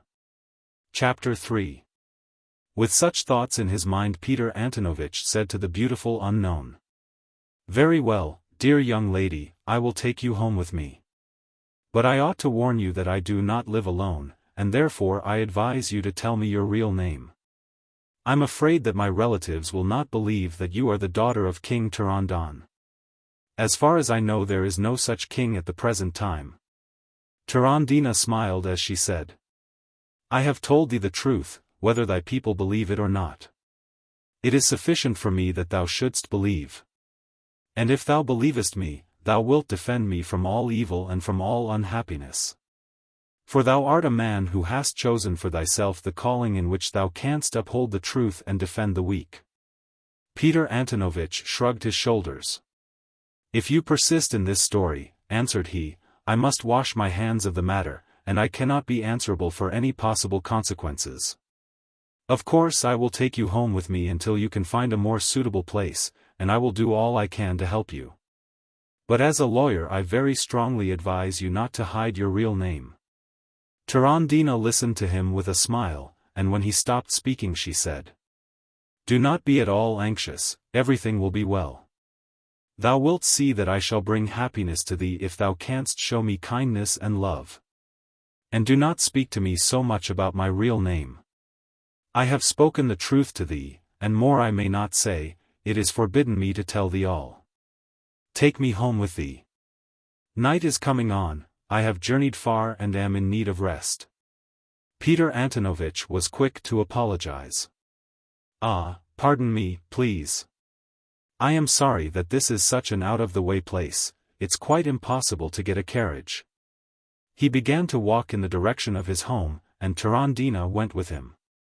She did not walk as though she were tired. Her feet seemed hardly to touch the ground, though they had to walk over stiff clay and sharp stones, and the moist grass and rain-soaked pathway did not seem to soil her little feet.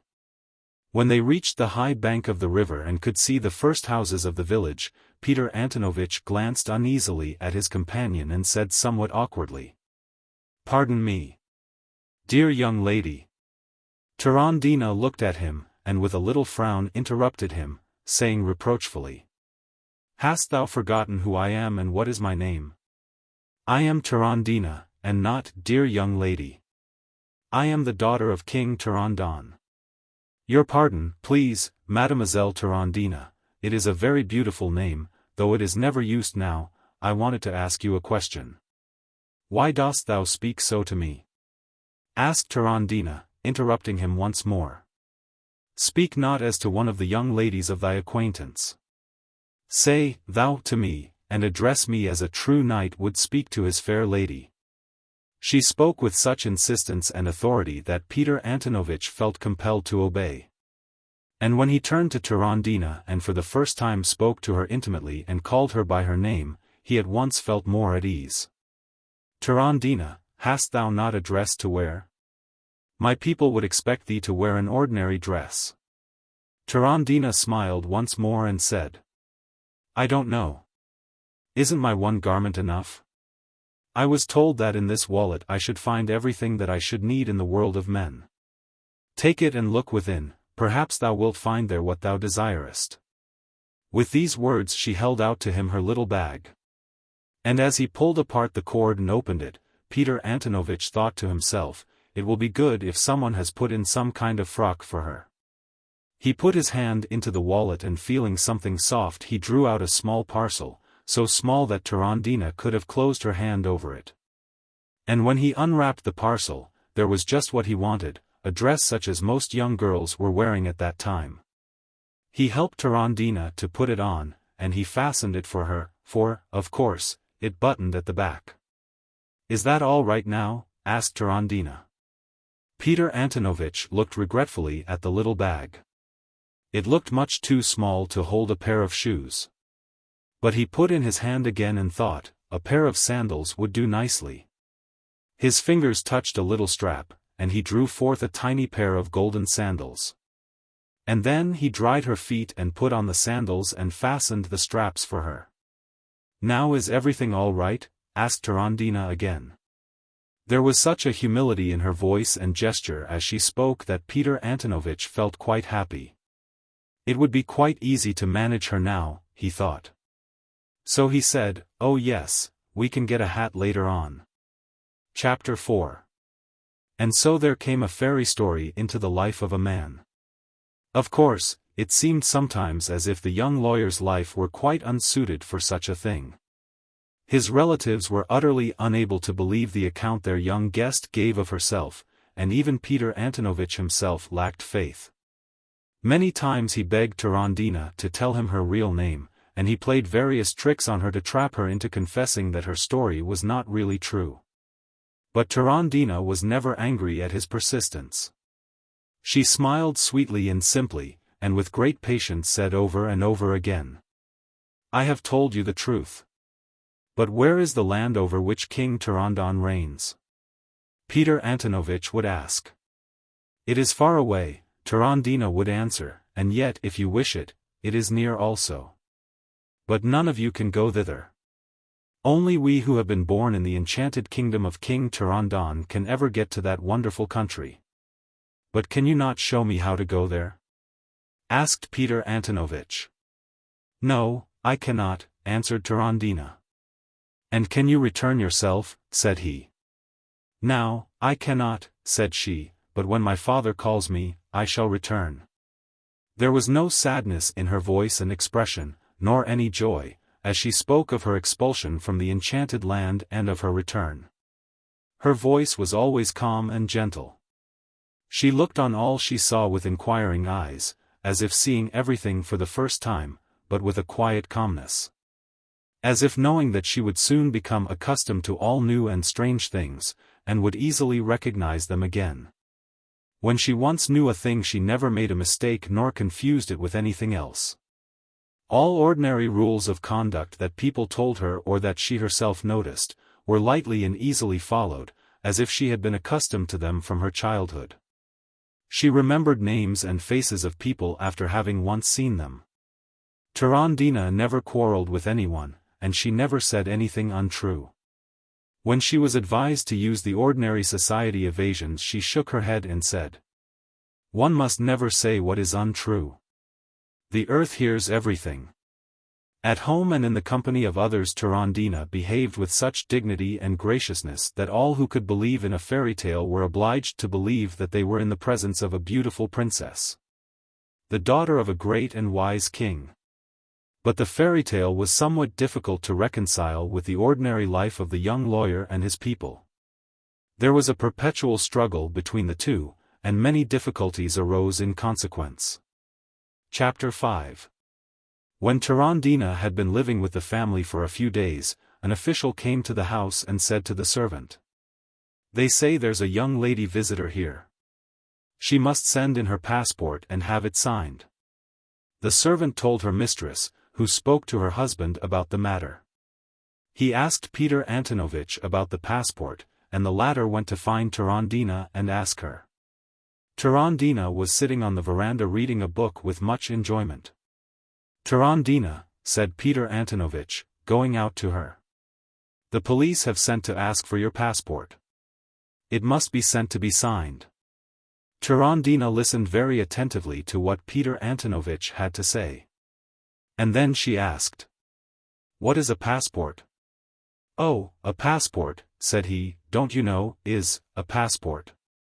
A paper on which is written your name and your father's name, your age, your rank. You can't possibly live anywhere without a passport." "If it's necessary," said Turandina calmly, "then, of course, it ought to be in my little bag. Look, there's the bag, take it and see if the passport is inside." And in the wonderful little bag there was found a passport, a small book in a brown cover, which had been obtained in the province of Astrakhan, in which was inscribed the name of the Princess Tamar Timofeevna Turandon, 17 years of age, and unmarried. Everything was in order, the seal, the official signature, the signature of the princess herself, and so on, just as in all passport books. Peter Antonovich looked at Turandina and smiled. "So that's who you are," said he, "you are a princess, and your name is Tamara." But Turandina shook her head. No, said she, I've never been called Tamara. That passport doesn't tell the truth, it's only for the police and for those people who do not know and cannot know the truth. I am Turandina, the daughter of King Turandon. Since I have lived in this world I have learnt that people here don't want to know the truth. I don't know anything about the passport. Whoever put it in my little bag must have known that I should need it. But for thee, my word should be enough. After the passport had been signed, Turandina was known as the princess, or Tamara Timofeevna, but her own people continued to call her Turandina. Chapter 6. Her own people, for they came to be her own people. The fairy tale came into a man's life, and as often happens in a fairy tale, so it now occurred in life. Peter Antonovich fell in love with Turandina and Turandina loved him also. He made up his mind to marry her, and this led to slight difficulties in the family. The teacher cousin and his wife said, in spite of her mysterious origin and her obstinate silence about her family, your Turandina is a very dear girl, beautiful, intelligent, very good and capable, and well brought up. In short, she is everything that one could wish. But you ought to remember that you have no money, and neither has she. It will be difficult for two people to live in Petersburg on the money your father allows you. Especially with a princess. You must remember that in spite of her sweet ways she's probably accustomed to live in good style. She has very small soft hands. True, she has been very modest here, and you say she was barefoot when you met her first and had very little clothing. But we don't know what kind of garments she will want to wear in a town. Peter Antonovich himself was rather pessimistic at first. But by and by he remembered how he had found a dress for Turandina in the little bag.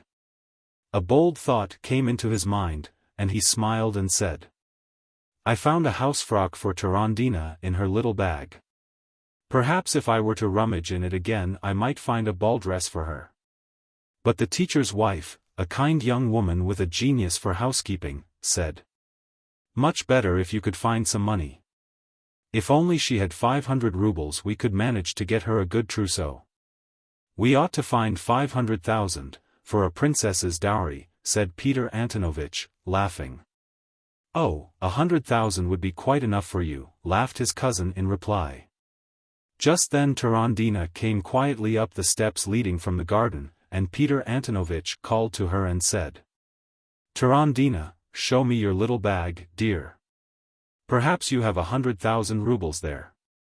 Turandina held out her little bag to him and said, if it's necessary, you will find it in the bag. And Peter Antonovich again put his hand into the little bag and drew forth a large packet of notes. He began to count them, but without counting he could see they represented a large quantity of money. Chapter 7. So this great fairy tale came into the young man's life. And though it didn't seem well suited to the taking in of a fairy tale, yet room was found for it somewhere. The fairy tale bought a place in his life, with its own charm and the treasures of the enchanted bag. Turandina and the young lawyer were married. And Turandina had first a little son and then a daughter. The boy was like his mother, and grew up to be a gentle dreamy child. The girl was like her father, gay and intelligent. And so the years went by. Every summer, when the days were at their longest, a strange melancholy overshadowed Turandina. She used to go out in the mornings to the edge of the forest and stand there listening to the forest voices. And after some time she would walk home again slowly and sadly. And once, standing there at midday, she heard a loud voice calling to her. Turandina, come. Your father has forgiven you. And so she went away and never returned. Her little son was then 7 years old and her daughter 3. Thus the fairy tale departed from this life and never came back. But Turandina's little son never forgot his mother. Sometimes he would wander away by himself so as to be quite alone. And when he came home again there was such an expression upon his face that the teacher's wife said to her husband in a whisper, he has been with Turandina. Lohengrin. Chapter 1. Mashenka Pestriakova was a young and pretty girl, dreamy in temperament, and by no means intellectual. Her nose was a little upturned, her eyes gray and vivacious, and in the spring she had freckles on her cheeks, under her eyes, and on her nose. She lived with her mother and brother in P Street, in the same house in which Oblomov once lived. She taught in a sort of private school, and received her meager salary at irregular intervals. She was very fond of going to the opera, and liked best of all to hear Wagner. Mashenka's mother had a small pension, which she augmented by selling some books on commission and by letting apartments. They gave up 3 rooms of their house in this way and used the rest themselves. The little brother went to school every day, and Mashenka helped him with his lessons in the evening and gave part of her salary to her mother. Mashenka often let her thoughts wander into vague and pleasant reveries. Sometimes these reveries would take a more definite form, and the sweet image of her dream would be identified with one or other of her youthful acquaintances. Then for a while meetings with the new friend would be very agreeable to her. But the friendship never lasted very long. The reality was always disappointing. The actual happening was so different from her own beautiful vision of life. Instead of listening to passionate glowing words like those which sound so attractive in the pages of a novel and are so charming when sung by Sabinov on the stage of the Mariinsky Theatre, so different from the usual sounds of life in P Street, her companion would speak in a dull and prosaic way about their own doings or those of their neighbors. Would utter words about money, words of blame, envious sneers, spiteful gossip, sometimes even compliment her in an embarrassing way. Then the dear figure of her dream would grow dim and become no longer attractive, and there would be days when Mashenka didn't want to dream about anything or anybody. She would only feel apathetic and bored. Then she would look forward to the next meeting. And next time she would be disappointed again. And yet in spite of this someone did come and take possession of Mashenka's soul, a rather ugly young man, short and awkward, and delicate in health. With weak eyes that seemed to blink continuously, thin reddish hair, meager reddish whiskers, and scanty beard. He dressed himself neatly and carefully, wore a cornelian stone ring on his finger and a pearl pin in his mauve or green necktie, but his dress showed neither special taste nor abundance of means. For a long time Mashenka did not know his real name nor his occupation. She called him by a strange nickname, taken from the opera, Lohengrin. "My Lohengrin is coming today," she used to say to her mother. "That's your Lohengrin's ring," her mother would say when they heard a timid, uncertain little sound from the doorbell. "Your Lohengrin's a silly," said her little brother Syriza frankly. He liked to tease Mashenka sometimes. Only occasionally, of course. He was only 12 years old, and just a little afraid of his sister. At first Mashenka called her friend Lohengrin because she met him first in the gallery of the Mariinsky Theatre one evening when Lohengrin was being performed. And afterwards there were other reasons why he still kept so strange a nickname. Chapter 2. Mashenka had gone to the theatre that evening with a girl-friend and 2 student acquaintances. Lohengrin sat behind her, just a little to one side, and before the beginning of the second act Mashenka noticed that he was looking at her very intently. She began to feel awkward, and looked round angrily at the young man. She did not much like the look of him. His persistent gaze seemed rude and tiresome. And she disliked him still more when, after turning on him for the second time a more severe glance and a more decided frown, the young man averted his gaze with such guilty haste that it seemed to her he must be accustomed to stare rudely at people and then suddenly turn away. She wanted to point him out to her companions and ask whether they knew the young man, but just then the orchestra began to play, and everyone was silent. Mashenka, under the spell of the incomparable music, quickly forgot all about the tiresome person behind her. In the next entr'acte Mashenka walked up and down the corridor with her friends, and did not think of the young man until she became conscious that he was walking behind and staring at her. For a long time afterwards she felt his gaze upon her neck, just on the line where the bare neck shows between the top of the white collar and the hair above it. It was so annoying and embarrassing that she didn't know what to do. The entr'acte was at an end. And they were all crowding back through the narrow doors when Mashenka took advantage of the general noise and confusion to say to the student beside her.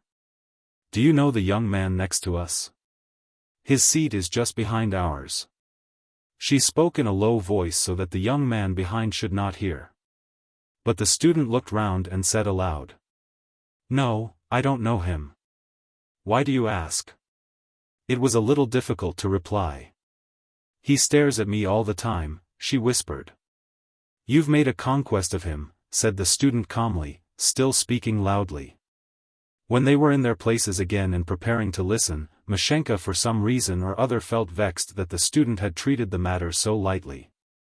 As if to spite him, she looked attentively at the young man behind, and thought to herself with a condescending pity, "Poor thing! Perhaps he thinks himself handsome and irresistible." A faint smile played about her lips, and she noticed with some satisfaction that the young man blushed a little, and that in his eyes there was a gleam of pleasure. But she quickly recollected herself and frowned again, looked angrily at him, and turned away, thinking, "He's no business to think anything of himself. He's quite ugly." In the third entr'acte he walked behind her again, not at all disconcerted, though somewhat timid and confused, looking like an amusing reddish-colored shadow stealing along the wall. After the opera was over, Mashenka saw him again while she was putting on her cloak. He was evidently hurrying to get out before she did, and was already dressed in a long coat with an astrakhan collar and a fur hat. He stood and looked across at her, searching through the crowd as if boring through it with his pointed beetle-like whiskers, looked at her with a sadly strange and furtive glance. As if he wished to notice particularly and remember every little fold of her dress and her cloak. Once more Mashenka felt vexed and awkward, and she made up her mind not to tell anyone about this young man. "Nuisance," said she angrily to herself. Chapter 3. Mashenka went home with a whole crowd of young people, all talking and laughing gaily. She tried hard not to look behind her, but she was certain that the young man was following them. She didn't want to hear it, and yet she found herself listening involuntarily to the light footfall, a cautious, stealthy tread. When she said goodbye to her friends at the gate, Mashenka saw the stranger once more. He went quietly past the house, crossed over to the other side of the road, and turned back in the direction from which they had come. The clumsy dvornik, wearing an immense shaggy overcoat and his cap pulled low down over his forehead and ears, flung open the creaking little door in the heavy gate. Mashenka's companions, still talking noisily all together, went away up the street. Mashenka went into the yard, and the little door was slammed behind her. She waited by the gate and listened. Someone came along with stealthy little steps, stopped outside, and began to speak in a whisper to the dvornik. The latter muttered something indistinctly, as if unwilling to answer, but presently Mashenka heard him thanking the other for something, and then he went on talking. She tried hard to hear what was said, but could not catch a word, partly at first because they spoke so softly, but afterwards she was too much overwhelmed with confusion to listen. Her heart beat rapidly, the blood coursed through her veins and drummed in her ears. There was not much sleep for Mashenka that night. In her dreams she saw the beautiful knight, the bright-haired Lohengrin in shining armor, and heard his voice. "I am Lohengrin, thy champion knight from heaven." Then the features and the whole figure of Lohengrin became strangely altered. An unhealthy-looking little man with reddish beetle-like whiskers, his fur hat pushed to the back of his head, his little red ears almost hidden by the fur collar of his overcoat.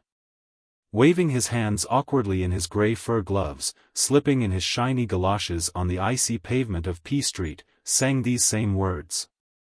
His voice was as sweet and melodious as that of the stage Lohengrin, and yet it sounded a little ridiculous and repulsive. Chapter 4. After that evening Mashenka met the young man every day as she was going home from school. He walked behind her like a tiresome and amusing shadow from which she could not escape, and accompanied her to the very door of her home. Sometimes he even entered the gate of the courtyard and came up the outside staircase, and when Mashenka went indoors and slammed the door behind her she felt that he was still waiting outside.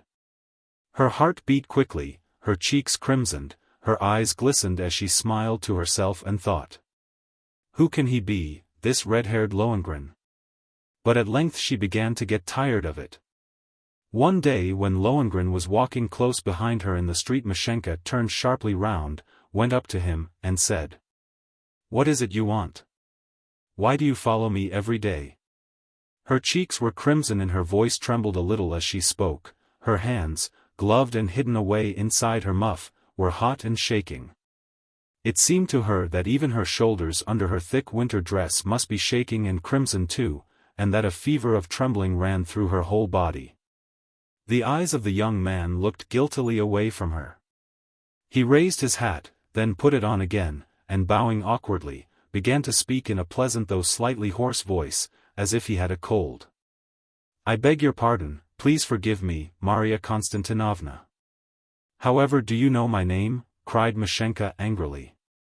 She was astonished to find that the young man's voice, which she heard now for the first time, had in it a slight reminiscence of the voice of the singer who had taken the part of Lohengrin in the theatre, the same Russian tone and the same gentle sweetness. It would even have sounded more like it if it had not been so unpleasantly hoarse. "I learnt your name from the dvornik of your house, Maria Konstantinovna," answered the young man. "I had no means of getting to know it otherwise, as I have no friends who are acquainted with you." "That means, I suppose, that you asked the dvornik all about me," said Mashenka in a tone of annoyance. "It was a nice occupation for you, I must say." But the young man was not at all abashed. "Yes, I asked him about you and about your honored mother and your nice little brother. I got all the information on the evening when I first met you." "But why did you want to know about us?" asked Mashenka. Not noticing what she was doing, the girl turned and walked again in the direction of her home, and the red-haired young man walked by her side. He answered her with a strange circumstantiality. "Of course you yourself understand, Maria Konstantinovna, that in the present day one needs to be very particular in making new acquaintances," said he. "One can't make friends with everybody one meets, one ought to know beforehand something of the person one is dealing with." "Yes, indeed," said Mashenka with a laugh. "Please be particular and don't try to get acquainted with me." "Pardon me, Maria Konstantinovna," replied the young man seriously, "but that would be quite impossible." "What would be impossible?" asked the young girl in astonishment. "It is impossible for me not to get to know you," answered the young man quietly. "Because at our first meeting at the opera when Lohengrin was being played, if you will allow me to remind you of that night, you made such an indelible impression on me that I felt at once that I loved you with a great and wonderful love. And so I couldn't help following you and getting to know all I could about you from the dvornik at your door." Mashenka smiled and said, "But it's no use your taking the trouble to find out about me. I have quite enough friends as it is, and I don't need any more. It's not very nice for me to have you continually following me, and as you seem to be a respectable young man, I ask you now not to do so any more. I shouldn't like any of my friends to notice it and think badly of me." The young man walking beside her listened attentively to what she said, and did not try to interrupt her. When she had finished it seemed as if he thought he had given her an answer, and Mashenka suddenly thought to herself, "Now he will raise his hat and go away and never try to see me any more." And this thought, which should have soothed and calmed her, somehow made her feel suddenly annoyed and sad about something, as if she had become quite accustomed to her silent, ugly, awkward companion and didn't want him to leave her. However, he acted quite differently from what she had thought. He did raise his hat, but only to say, "Allow me, Maria Konstantinovna, to have the honor of introducing myself to you, Nikolai Stepanovich Skloniev." Mashenka shrugged her shoulders. "It's no use your introducing yourself," said she. "What makes you think I want to know you? Haven't I just told you that I am not on the lookout for any new acquaintances?" The young man looked timidly into her eyes as he answered, "Maria Konstantinovna, don't send me away from you. I won't ask you anything just now, but because I love you so that I cannot imagine how I could have lived before without knowing you. Please let me have at least the hope that when you understand how great is my love you also may begin to love me in return." "What foolishness," cried Mashenka. "A perfectly unknown young man comes up to me in the street and talks like this. And what am I to do? Why should I listen to you? Please go away at once." Chapter 5. Mashenka walked on quickly, but her companion did not go away. He spoke to her in words which vexed and confused her. Still looking into her eyes with a timid and cautious gaze he said, "Maria Konstantinovna, please allow me to remind you that it may often happen that people who were previously unacquainted with one another suddenly become very good friends." "Yes, but not in the street," said Mashenka, and now she laughed outright. There was nothing to laugh at, of course, and Mashenka quickly recollected herself and bit her pretty full red underlip with her strong little white teeth. It seemed to her that her laugh only encouraged this importunate young man. But he said in a beseeching tone, "For mercy's sake, Maria Konstantinovna, and why not in the street? Isn't it all the same? If a man is truly in love, believe me, Maria Konstantinovna, all outward circumstances and worldly conventions cease to exist for him. He cannot think of anything else except the object of his passionate affection." Saying this, he pressed both his hands on his heart and then waved his left hand in the air exactly as the singer in the opera had done when he sang the declaration of Lohengrin. Mashenka could not possibly take him seriously. She even felt a little disappointed that the adventure had nothing in it to frighten her, it was simply amusing. She was a little sorry for the young man, so persistent, so incoherent in his speech. She smiled as she listened and thought to herself, "What a red-headed Lohengrin he is, talking of love in this way." But he went on. "And because my intentions are entirely honorable and exalted, I myself do not wish to meet you in the streets or in any public place, or in a private room in a restaurant. And I should be very greatly obliged, Maria Konstantinovna, if you would do me the great honor to present me to your respected mother." "What more will you want?" exclaimed Mashenka. "How could I present you to my mother? She would be sure to ask me where I met you first. Please go away now or I shall really be angry." She laughed again, however, and the young man went on. "Do not be angry with me, Maria Konstantinovna. I shall do nothing to offend you, and if after some time you cannot feel any inclination towards me, then I will not venture to disturb you any more. But will go away into the shadow of my own poor life and only watch from afar your happiness with another, more worthy than I of your love." His little nose got red, his small, restless blinking eyes reddened also, and he twisted his small body so that he seemed smaller than ever and looked as if he were just going to weep.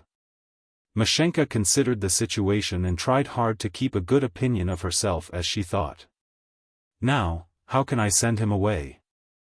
It's impossible not to feel sorry for such a man. I can't complain to a passerby or call a policeman." It was pleasant to think someone had fallen in love with her. All the young men who had paid her attentions before had either not been serious or they themselves had been odious to her. But this man was so humble and spoke with such an engaging eloquence. He simply would not leave her side, and his words reminded her of the love speeches of viscounts and marquises in a novel. She tried to look sternly at him as she asked sharply, "Well, and who are you?" "I am a man who is in love with you," answered Lohengrin.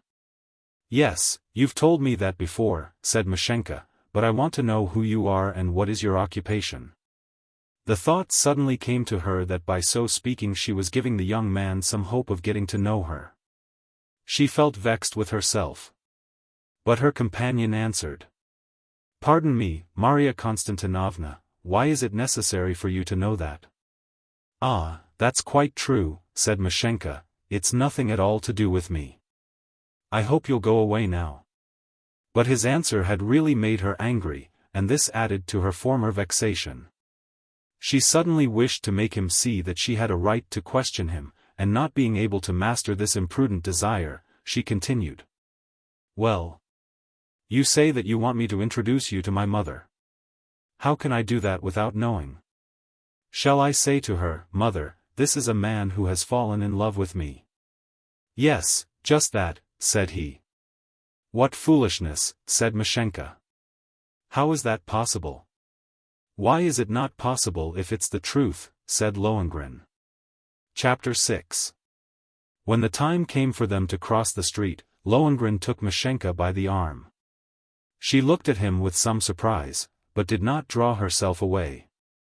Looking cautiously round so as to avoid the traffic, he silently led her across the road, now covered with a thin layer of dirty brownish snow, and striped with the marks of carriage wheels.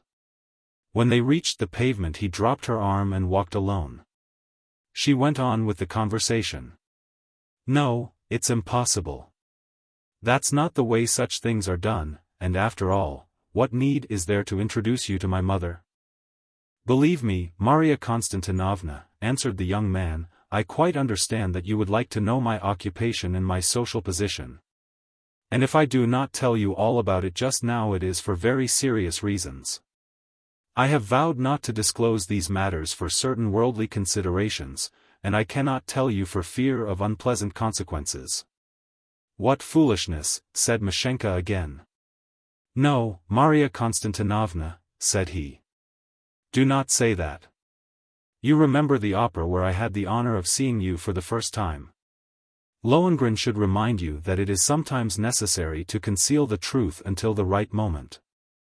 You saw how imprudent the beautiful but inquisitive Elsa was, beseeching her husband to tell her his secret and disclose his name and calling, and you saw how cruelly she was punished.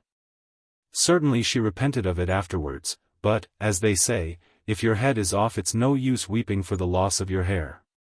Oh yes, indeed, put in Mashenka, you and I are certainly very much like Lohengrin and Elsa. Her sarcastic tone did not disconcert her companion. He answered. You, Maria Konstantinovna, are incomparably more beautiful and good than was the Lady Elsa, and so if I do not dare to liken myself to Lohengrin, yet all the same, taken together, we can be compared with them. It is true that knights in armor have gone out of fashion in our day, but the knightly feelings remain, love burns in the hearts of emotional people no less clear than in former times. Our lives may appear dull and barren, but in reality they are no less wonderful and mysterious than was the life of Lohengrin and Elsa when he came down the stream to her, borne by the silver-winged swan. Ah, Lohengrin, exclaimed Mashenka, mockingly, yet perhaps a little touched. The young man looked at her and waited for her to say more. But Mashenka was silent and said no more until she reached her home. Then she stood still for a moment and looked in the young man's eyes. What am I to do with you, Mr. Lohengrin? You must go home or about your mysterious business. It's not convenient for you to come in just now. His answering gaze was one of happiness and confusion, and so much hope that Mashenka felt obliged to say. Well, come tomorrow evening at 8 o'clock. I will tell Mother. I don't know what she'll say to me, but I dare say she will receive you. Chapter 7. So Mashenka went indoors to tell her mother what had happened and to prepare her for the young man's visit on the morrow. The mother grumbled a little. What's all this, Mashenka, said she. You surely don't think it's possible to have a man in from the street. Who knows what he may have in mind, it's quite likely he's a rogue of some kind. But after a little while she came to the conclusion. Well, I suppose we'd better see him and know what he's after. So Lohengrin came at the appointed time, brought a box of sweetmeats, stayed an hour and a half, drank tea, behaved very respectfully to the mother, joked with schoolboy Syriza, amused Mashenka with his rhetorical phrases, and took his departure before any of them had time to get bored. After he had gone the mother asked Mashenka. Well, who is he really? Indeed, mother, I've told you everything I know about him. I don't know anything more. I only know him as Lohengrin. His name is Nikolai Stepanovich Skloniev, but what he does I don't know. He's just Lohengrin. You'd better look in the directory tomorrow when you go to school, said her mother, and find his name. By his talk and his manners he's quite all right, but you never can tell. No one knows anything about him and there may be something under the surface. You must find out all about him. So on the next day Mashenka looked through the directory, but she couldn't find anybody of the name of Skloniev. She began to think that there could be no such name and that Lohengrin had made it up himself. However, he continued to visit them, bringing sometimes a bunch of flowers, sometimes a box of chocolates. He no longer tried to meet Mashenka in the street. When they met it was quite accidentally. When he came the second time Mashenka asked him why his name was not in the directory. He was not in the least confused. Mashenka was surprised to find that in spite of his timid ways, his blinking eyes, and his ingratiating manner, this strange young man was generally self-possessed and very rarely put out of countenance. "I've only lately come to Petersburg," said he, "and my name is not in the directory yet. I expect it will be in next year." He laughed as he spoke, and Mashenka felt sure that he was not speaking the truth. "But where do you live?" asked she. "What do you do for a living? Where do you work?" But Lohengrin made reply. "Pardon me, Maria Konstantinovna, I cannot tell you anything about my address or my occupation." "And why not?" asked Mashenka in wonder.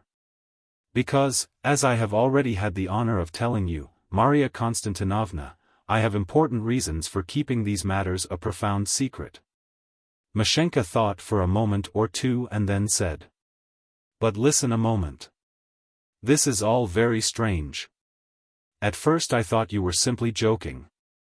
But if you are in earnest, then it's all stranger than ever." "I am not joking at all," said he. "But more than that I also trust that when you love me it will be for myself alone, not considering who I may be nor what is my occupation." "And if I don't love you?" asked Mashenka with a smile. "Then I shall vanish from the field of your vision," said he, as Lohengrin did, when he floated away in that wonderful boat drawn down the many-watered Rhine by the silver-winged swan. "Oh, Lohengrin," laughed Mashenka once more. Chapter 8. Mashenka laughed. She was getting used to speak of him as Lohengrin. Everybody called him that now. Mashenka laughed, and yet sometimes she fell into a reverie and dreamed. And in her dreams the beautiful form of the stage Lohengrin, clad in shining armor, singing so sweetly and making his theatrically beautiful stage gestures, blended itself with the form of an unattractive young man wearing a fur cap instead of a helmet, and a starched shirt in place of armor, speaking eloquently in his hoarse but pleasant-sounding Yaroslavsky tone of voice, and making these same amusingly triumphant gestures. "He loves me, poor boy," thought Mashenka, and the thought became more and more pleasant to her. To believe firmly that you are beloved by another, is it not as if you yourself loved? And is not love infectious?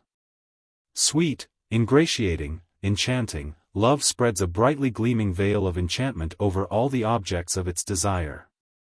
And so, becoming accustomed little by little to the pleasant thought of being beloved, accustomed to this amusing mixture of the two Lohengrins, one of the opera of the wise magician Wagner, the other of the everyday life in P Street, Mashenka felt at length that she was in love. The amusing mystery enveloping his actual life became less of a hindrance to her. After some time Lohengrin guessed that Mashenka had begun to care for him, and one day he said to her, "Maria Konstantinovna, you can make me the happiest of men, I beg you to consent to be my wife." Then, as if she were not yet ready to be asked such a question, Mashenka was seized with a profound alarm. The dark and dreadful suspicions sleeping in her soul were roused and they were too strong for her. She looked at Lohengrin in terror and thought, "Why does he hide his occupation from me? It must be something shameful and contemptible. Perhaps he is a spy or a hangman." Not long before, Mashenka had read in a newspaper an account of a young workman who had hired himself out as a hangman.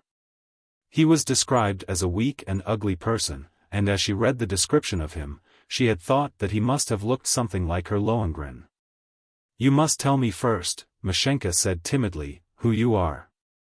It's dreadful not to know." She felt her cheeks grow pale and her lips tremble. She was seated in a deep soft armchair in the corner of the drawing-room, her mother's favorite chair. It had been in the family longer than any of them could remember, and many remembrances of pleasure and agitation were connected with it. Enveloped in the depths of the large chair, where she could smell the odor of its old material, Mashenka felt herself very small and pitiful. Her hands clasped together on her knees were pale and trembling as if with cold. Lohengrin reddened a little and was more confused than Mashenka had ever seen him. He stood with his back to the windows, but in the twilight Mashenka watched strange shadows flitting across his face. His eyes blinked continuously, his little red ears twitched, he made strange unsuitable gestures with his hands as he replied. Maria Konstantinovna, if the Lady Elsa was inquisitive and indiscreet, and if the noble Lohengrin could not withstand her importunity, why need we repeat their fatal mistake? You were pleased to say, Maria Konstantinovna, that all this is dreadful for you, but why? I have an extraordinary love for you, a love devouring all my life, a love very rarely met with and only described in old romances, not at all in the works of present-day writers. Loving you with such an unusual love, so ardent that I cannot live without you, if you refuse me I shall quickly put an end to myself, I desire, dear Mashenka, that your own love should overcome the terrors you are feeling, and triumph over all that which is at present unknown to you. True and passionate love ought to be stronger even than death itself. So, dear Mashenka, conquer your fears and tell me, do you love me, and will you continue to love me whatever you may afterwards learn about me? Mashenka began to weep. What else could she do? Tears are so helpful in the various difficulties of life. She fumbled for her handkerchief, but, of course, it was not to be found. And she was obliged to wipe away her tears with the palm of her right hand, the tears which trickled mercilessly down both cheeks and along her little upturned nose. She wept and said, Why, oh why do you wish not to say who you are? Why do you torture me like this? Perhaps you do something very bad. Lohengrin shrugged his shoulders as he answered. That depends on how you look at it. To some people my occupation may seem mean and base, and some people may despise me for it. But I do what I know how to do, and you yourself have been able to see what sort of a man I am apart from my work.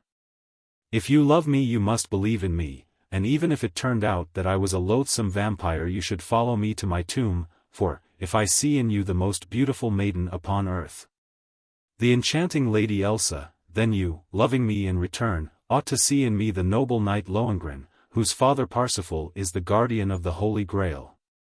And though we may live in the prosaic town of Petersburg in one of the most ordinary streets, and not in one of the castles of the knights of old, though we have to live the ordinary life of every day, and cannot perform the knightly exploits of old time, our destiny has been portioned out to us by fate, none of this can alter the passionate feelings of our hearts. Mashenka still wept, and yet she was able to laugh, too. The eloquence of Lohengrin's plea was full of sweet and tender soothing. I am the Princess Elsa, she thought, and not simply Mashenka. It means that I am indeed what I feel in myself and not what I appear to others. And he, my Lohengrin. How is it possible for him to be a spy or a conspirator or a hangman? How dreadful to think of such things. But whatever he may do I love him all the same, for me he is Lohengrin, and if it is terrible and difficult to live with him, to die with my beloved will be sweet to me. She got up from her chair, put her arms tenderly round the young man's neck, and still weeping bitterly, exclaimed. Lohengrin, my Lohengrin, whoever thou mayest be I love thee. Whithersoever thou wilt lead me I will follow thee. In whatsoever thou doest I will be thy aid, in life and in death. I love thee as thou dost wish, dear Lohengrin. I love thee as maidens loved their knights in the stories of old. Chapter 9. Confident and happy, Lohengrin, the accepted lover of Mashenka, departed. Mashenka still mingled her tears and laughter. Her mother was astonished at the news. How can you think of marrying him, Mashenka, said she.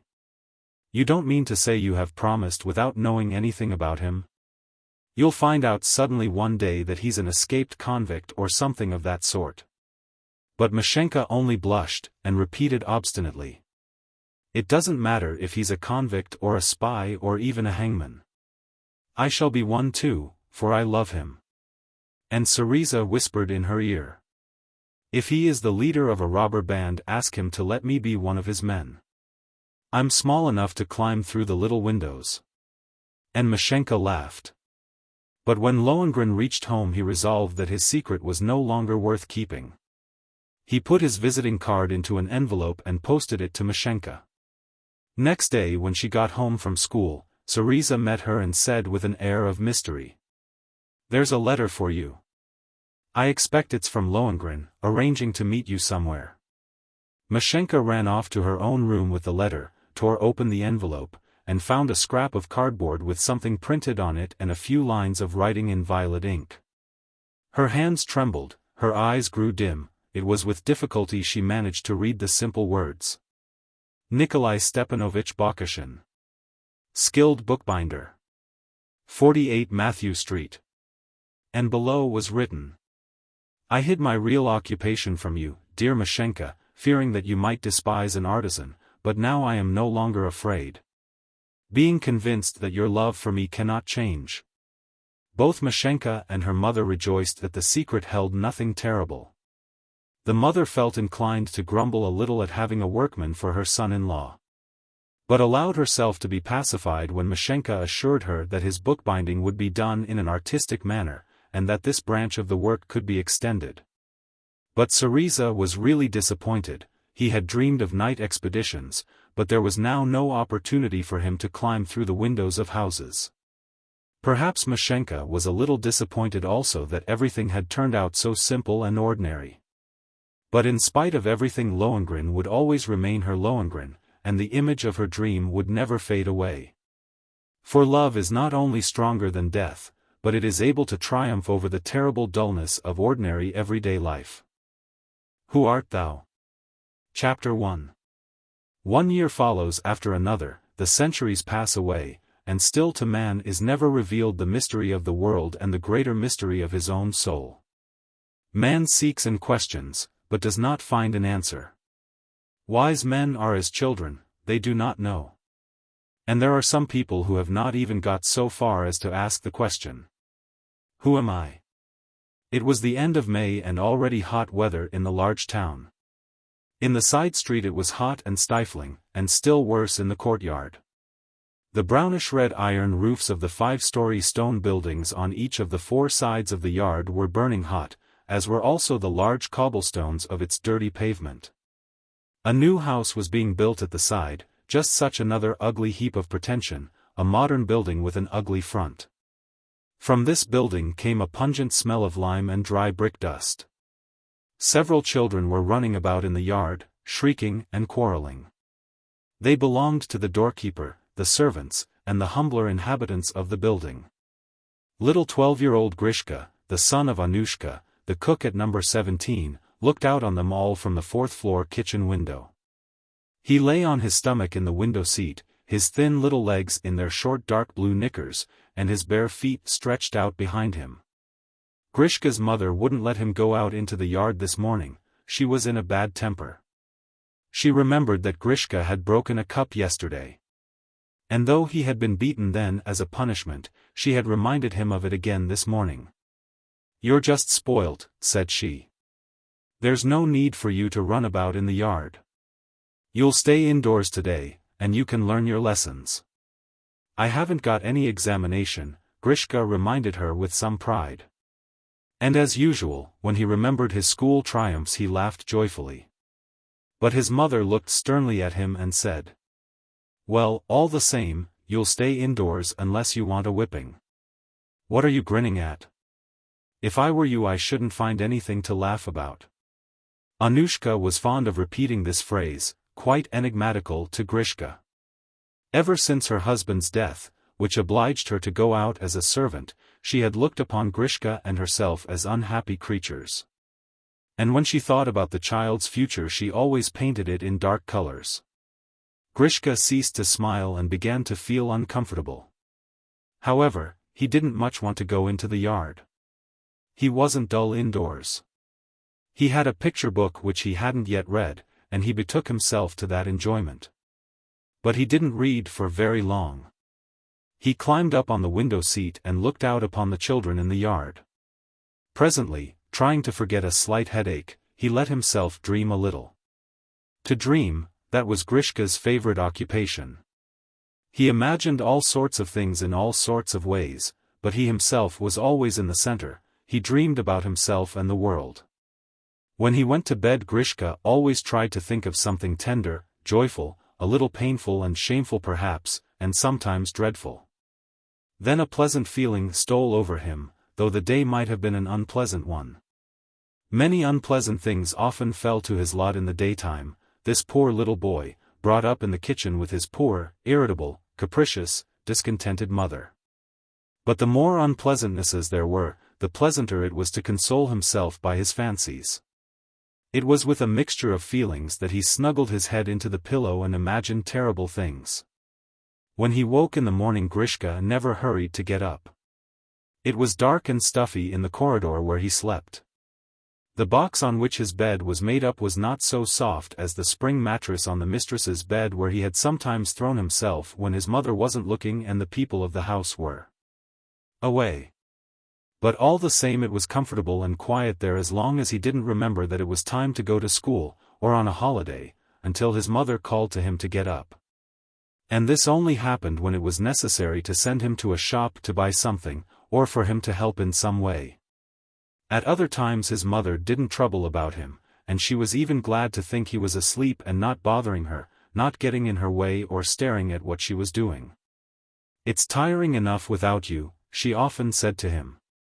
And so Grishka often lay in bed quite a long time, nestling under the torn wadded quilt covering him both winter and summer, though in summer, and when there was a big fire in the kitchen, it was very hot for him. And again he would dream of something pleasant, joyful, gay, but not at all dreadful. The most insignificant reasons gave rise to Grishka's varied dreams. Sometimes he had enjoyed reading a story or a fairy tale from some old and torn book, one of those given out by the teacher at school once a week from the school library. Sometimes he remembered a curious episode from a book he had been reading aloud to his mother. Everything that happened, everything heard by him from somebody or other that excited his imagination, set him dreaming and imagining in his own way.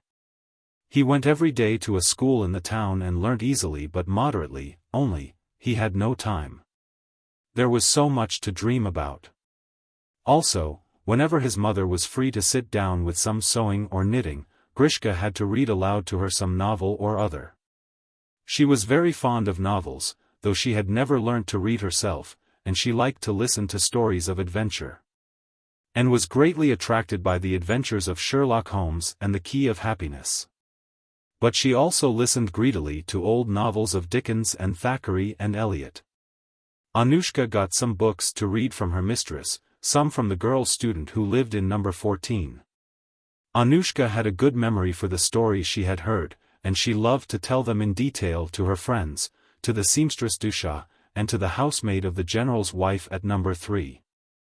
And so very often in the evenings, planting his elbows affectedly on the white wooden kitchen table, pressing his thin little chest in his blue cotton shirt up against it, crossing under the table his spindly legs that were too short to reach the floor, Grishka used to read aloud, quickly and clearly, not understanding all he read, but often very much agitated by the love passages. He was much interested in situations of difficulty and danger, but still more in the scenes of love or jealousy or tenderness, in caressing words, in words expressing the passion, the torture, and the languor of lovers whose happiness was frustrated by the evil of others.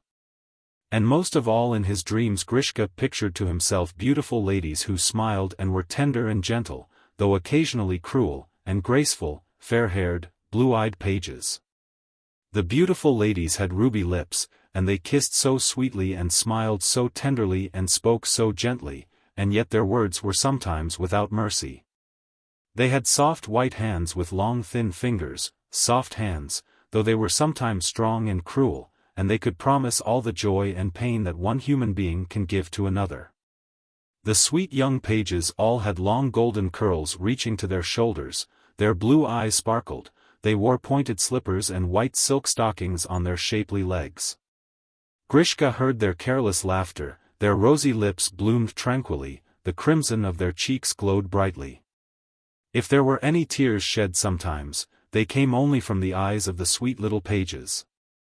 The ladies themselves, beautiful and merciless as they were, never wept, they could only laugh and caress and torture. For some days past Grishka had been occupied in dreaming about some far-off beautiful and happy land in which wise people dwelt, people, of course. Quite unlike all those he saw about him in this dull house that seemed to him like a prison, in these stifling roads and side streets, everywhere in this dull northern metropolis. What sort of people lived in it?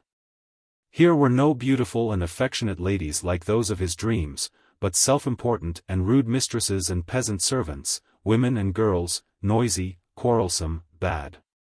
There were no knights or pages either.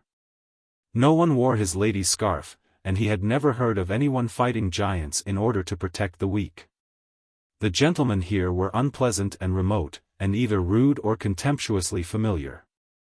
The peasants were also rude, and they were also remote from Grishka, and their simplicity was as dreadful to him and as artful as the incomprehensible complexity of the gentlefolk. Nothing that Grishka saw in real life pleased him, it all afflicted his tender soul. He even hated his own name. Even when his mother in a rare interval of unexpected tenderness would suddenly begin to call him Grishenka, even this pet name did not please him. But this stupid diminutive Grishka, the name everybody called him by, his mother, her mistress, the young ladies, and everyone in the yard, seemed altogether foreign. Altogether unsuitable to what he thought himself. It seemed to him sometimes that it would drop from him, as a badly stuck-on label comes off a wine bottle. Chapter 2. Anushka wanted to put a dish on the window seat. She seized Grishka's thin ankles in her large rough hand and dragged him down, saying in a needlessly rough way, "You sprawl about everywhere. And even without you there's not enough room, no place to stand anything." Grishka sprang away. He looked with frightened eyes at the stern, lean face of his mother, red from the heat of the kitchen stove, and at her red arms, bare to the elbow. It was stifling in the kitchen. Something was smoking and spluttering on the stove, there was a bitter smell and a smell of burning. The door onto the outer stairway was open. Grishka stood at the door, then, seeing his mother busy at the stove and taking no notice of him, he went out onto the staircase. It was only then, when he felt the hard dirty pavement of the landing under his feet, that he noticed that his head was aching and giddy, he felt faint, his body was overcome by a feverish lassitude. How stuffy it was in the kitchen, he thought. He looked about him in a kind of perplexity, at the grey stone steps of the staircase, worn and dirty, running upwards and downwards from the narrow landing on which he stood. Opposite their door on the other side of the landing was another door, and from behind it came the sounds of two women's shrill voices, someone was scolding another. The words rained out like drops of lead from a carelessly unscrewn hanging lamp, and it seemed to Grishka that they must be running about on the dry kitchen floor and making a noise. Knocking themselves against the iron and the stove. There were many words, but they all ran into one another in a shrieking hubbub of scolding words. Grishka laughed mirthlessly.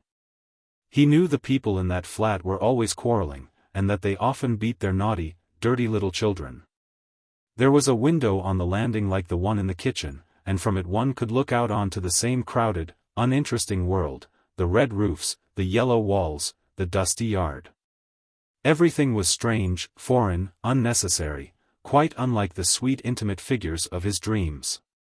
Grishka climbed up onto the worn slab of the window seat, and leaned his back up against one of the wide-open frames, but he did not look out into the yard. A brightly decorated palace showed itself to his gaze. He saw in front of him a door leading to the apartment of the auburn-haired Princess Turandina. The door was opened wide, and the princess herself, seated before a high narrow window, weaving fine linen, looked round at the sound of the opening door. And stopping with her shapely white hand the noisily humming spinning wheel, looked at him with a tender smile, saying, "Come nearer to me, dear boy. I have waited a long time for you. Don't be afraid, come along." Grishka went up to her and knelt at her feet, and she asked him, "Do you know who I am?" Grishka was charmed by the golden tones of her voice, and he answered, "Yes, I know who you are. You are the most beautiful Princess Turandina, daughter of the mighty king of this land, Turandon." The princess smiled gaily and said to him, "Yes, you know that, but you don't know all. I learnt from my father, the wise King Turandon, how to weave spells and enchantments, and I am able to do with you as I will. I wanted to have a little game with you, and so I cast a spell over you and you went away from your princely home and from your father, and now, you see, you have forgotten your real name. And you have become the child of a cook, and you are called by the name of Grishka. You have forgotten who you are, and you can't remember until I choose that you should." "Who am I?" asked Grishka. Turandina laughed. An evil light gleamed in her cornflower blue eyes like the light in the eyes of a young witch not yet accustomed to the art of sorcery. Her long fingers pressed hard against the boy's thin shoulder. She teased him, speaking like a little street girl. "Shan't tell you. Shan't tell you for anything. Guess yourself. Shan't tell you, shan't. If you don't guess yourself you'll always be called Grishka. Listen, there's your mother the cook calling you. Go along and be obedient to her. Go quickly or she'll beat you." Chapter 3. Grishka listened. He heard his mother's harsh voice calling from the kitchen. "Grishka, Grishka, where are you? You bad boy, where have you hidden yourself?" Grishka jumped quickly down from the window seat and ran into the kitchen. He knew when his mother called like that he mustn't dawdle, he must go at once. And all the more just now when his mother was busy preparing dinner. She was always angry then, and especially when the kitchen was hot and stuffy. The bright apartment of the Princess Turandina faded from his sight. The blue smoke of something burning on the kitchen stove floated out to him. He was again conscious that his head ached and swam. He at once felt tired and languid. His mother called out to him, "Now look lively, run along quickly to Milligan's and buy half a pound of lemon biscuits and a shilling's worth of cakes. Hurry up, I've just got to take in tea, the mistress has some visitors, some devil has brought them here at this outlandish hour." Grishka ran off into the corridor to find his shoes and stockings, but Anushka cried after him angrily. "What are you doing there? There's no time to get your shoes, go as you are. You must run there and back in no time." Grishka took the money, a silver ruble, and held it tight in his burning palm. Then he put on his hat and ran off down the staircase. And as he ran he thought, "Who am I? How can I have forgotten my real name?" He had a long way to go, several streets away, because the cakes his mother wanted couldn't be got in the shop opposite but only in this distant one. The mistress thought that the cakes in the shop nearby were always flyblown and not well made, but those in the other shop, where she herself made purchases, were good and clean and specially nice. "Who am I?" thought Grishka persistently. All his dreams about the beautiful Princess Turandina were interrupted by this tiresome question. He ran along quickly in his bare feet on the hard pavements of the noisy streets, meeting many strangers, getting in front of strangers, among this multitude of rough, unpleasant people. All hurrying somewhere, pushing their way along and looking contemptuously at little Grishka in his blue print shirt and short little dark blue knickers. Grishka was again conscious of the strangeness and incongruity of the fact that he, who knew so many delightful stories, and who loved to dream about fair ladies, should be living in this dull and cruel town, should have grown up in just this place, in a wretched stuffy kitchen, where everything was so strange and foreign to him. He remembered how, a few days ago, the captain's son, Volodya, who lived in number 24 flat, had called across from the second-floor window of the opposite block and asked him to come and have a talk. Volodya was the same age as Grishka, a lively, affectionate boy, and the two children sat down on the window seat and chatted gaily together. Suddenly the door opened, and Volodya's mother, a sour-faced woman, appeared on the threshold. Screwing up her eyes, she scrutinized Grishka from head to foot, making him feel suddenly frightened, and then she drawled, in a contemptuous tone of voice. "What's this, Volodya? Why have you got this wretched little barefooted boy here? Go off indoors, and in future don't dare to try and make his acquaintance." Volodya got red and muttered something or other, but Grishka had already run off home to the kitchen. Now, in the street, he thought to himself. It's impossible that it's all like that. I can't be really only Grishka, the cook's little boy, whom nice children like Volodya and the general's son aren't allowed to know. And in the baker's shop, when he was buying the cakes he had been sent for, none of which would fall to his own share, and all along his homeward way.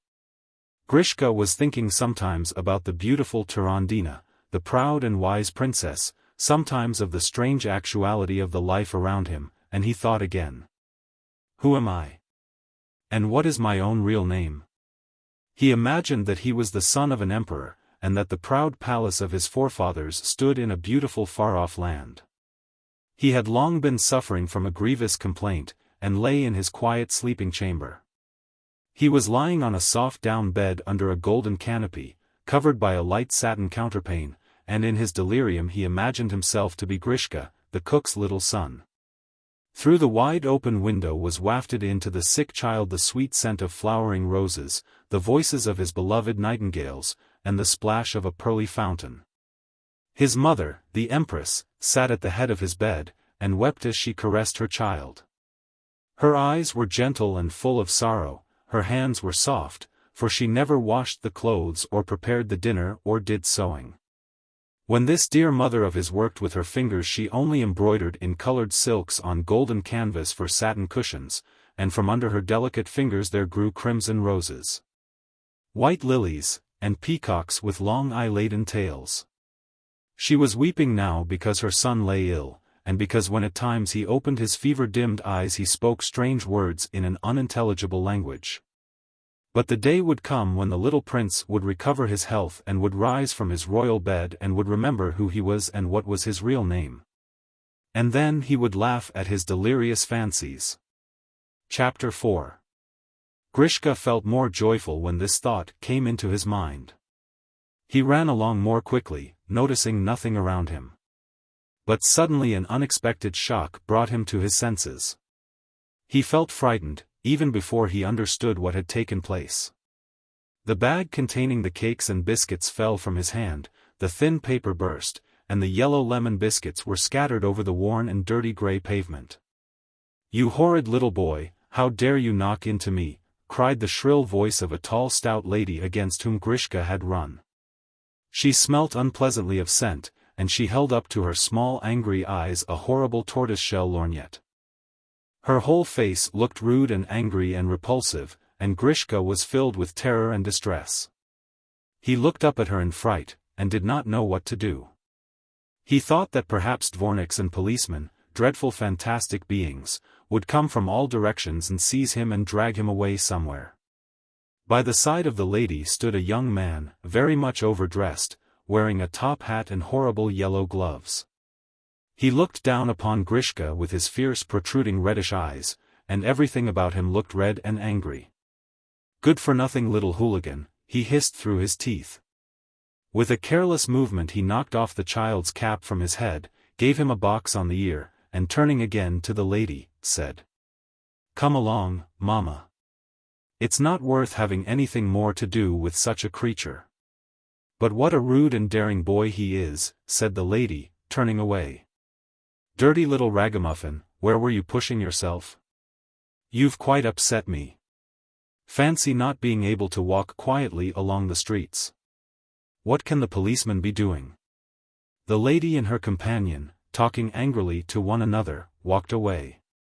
Grishka picked up his cap and collected as many as he could of the scattered cakes and biscuits, putting them into the torn paper bag, and ran off home. He felt ashamed and he wanted to weep, but no tears came. He could no longer dream about Turandina, and he thought, "She's just as bad as everybody here. She cast me into a terrible dream, and I shall never wake out of that dream, and forever I shall be unable to remember my real name. And I shall never be able to answer truly the question, who am I? Who am I, sent into this world by an unknown will for an unknown end? If I am a slave, then whence have I the power to judge and to condemn, and whence come my lofty desires? If I am more than a slave, then why does all the world around me lie in wickedness, ugliness, and falsehood? Who am I?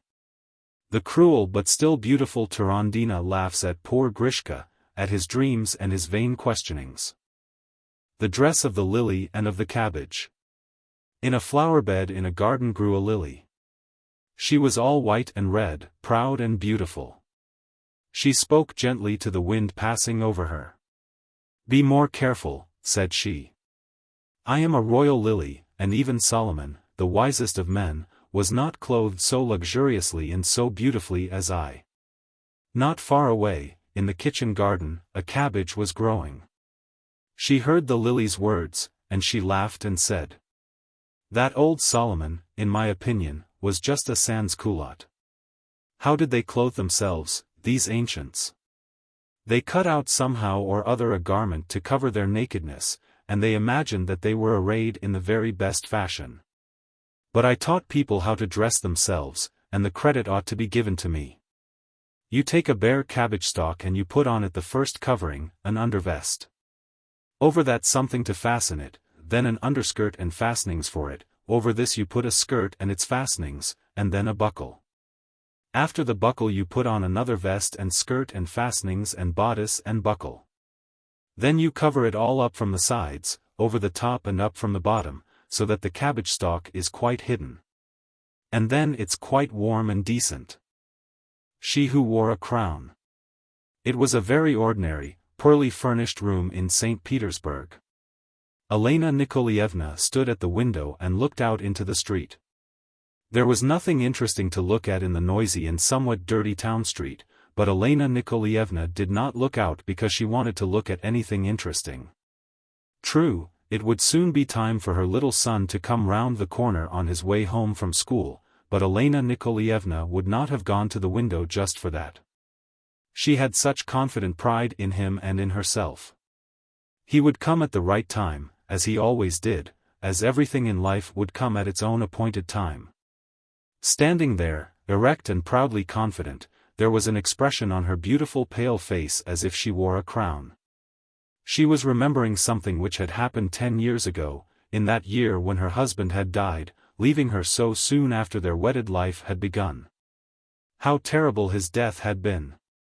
One fine spring morning he had gone out of the house quite well and happy, and before evening he had been brought home dead, run over on the highway. It had seemed then to Elena Nikolaevna that life could never more bring her happiness. She might have died from grief, but the fingers of her little child drew her back to life, and in the old dreams of her childhood she was able to find consolation. Yet how difficult it had been to live, how poor she had been.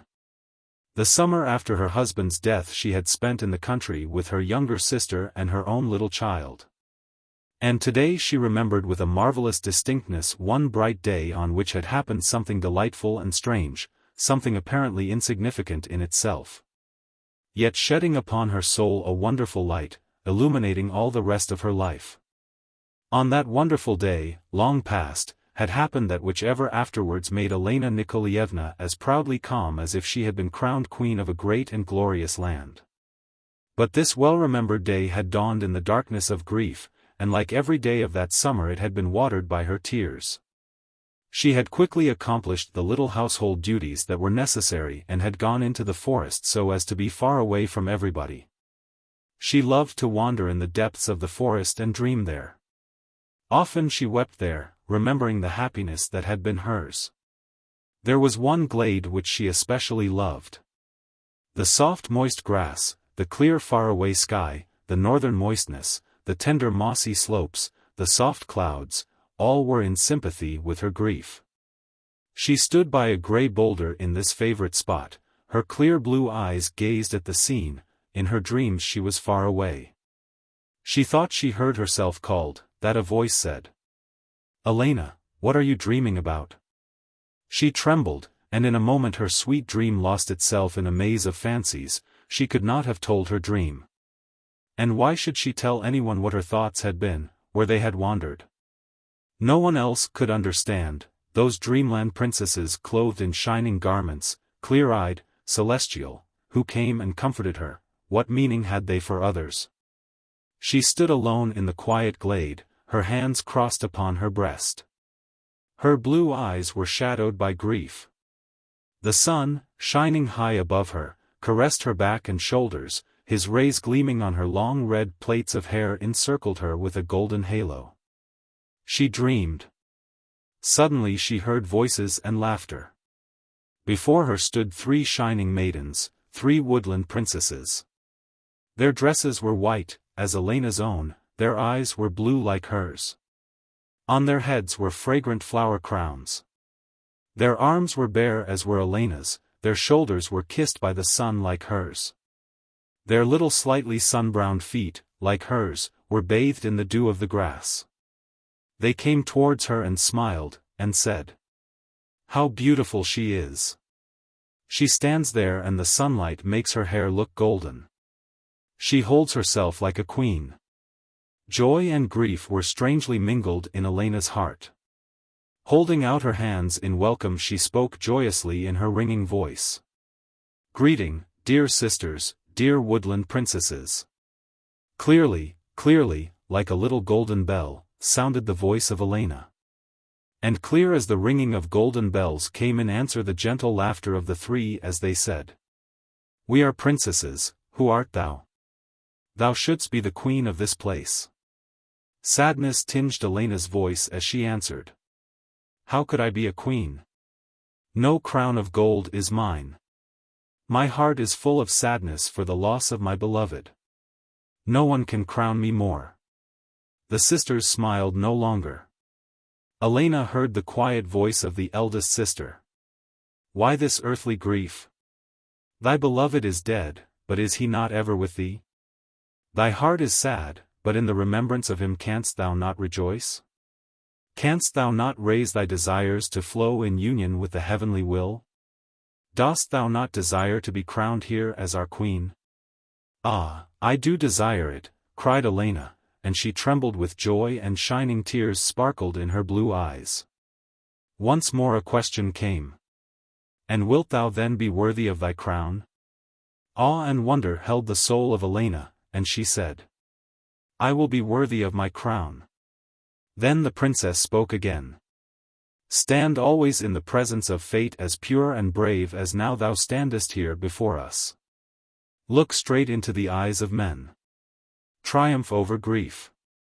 Fear neither life nor the approach of death. Drive far from thee all mean desires and slavish thoughts. In poverty and in bondage and in misery let thy soul be proud and free." Tremblingly she answered, "Though in slavery, I will be free." "Then you shall wear a crown," said the princesses. "Yes, you shall wear a crown," said they. They plucked the white and yellow blossoms, with their white hands they wove a chaplet of flowers, the fragrant flower crown of the woodland nymphs. Thus Elena was crowned, and the nymphs joining hands danced about her in a gentle dance, with joyful motion they encircled her. Fast and faster, the white dresses floated in the air, the light dancing feet moved over the dew-laden grass. Encircling, enclosing, they drew her into their swift circle of ecstasy, away from grief, from the sadness and anxiety of life, they drew her away with them.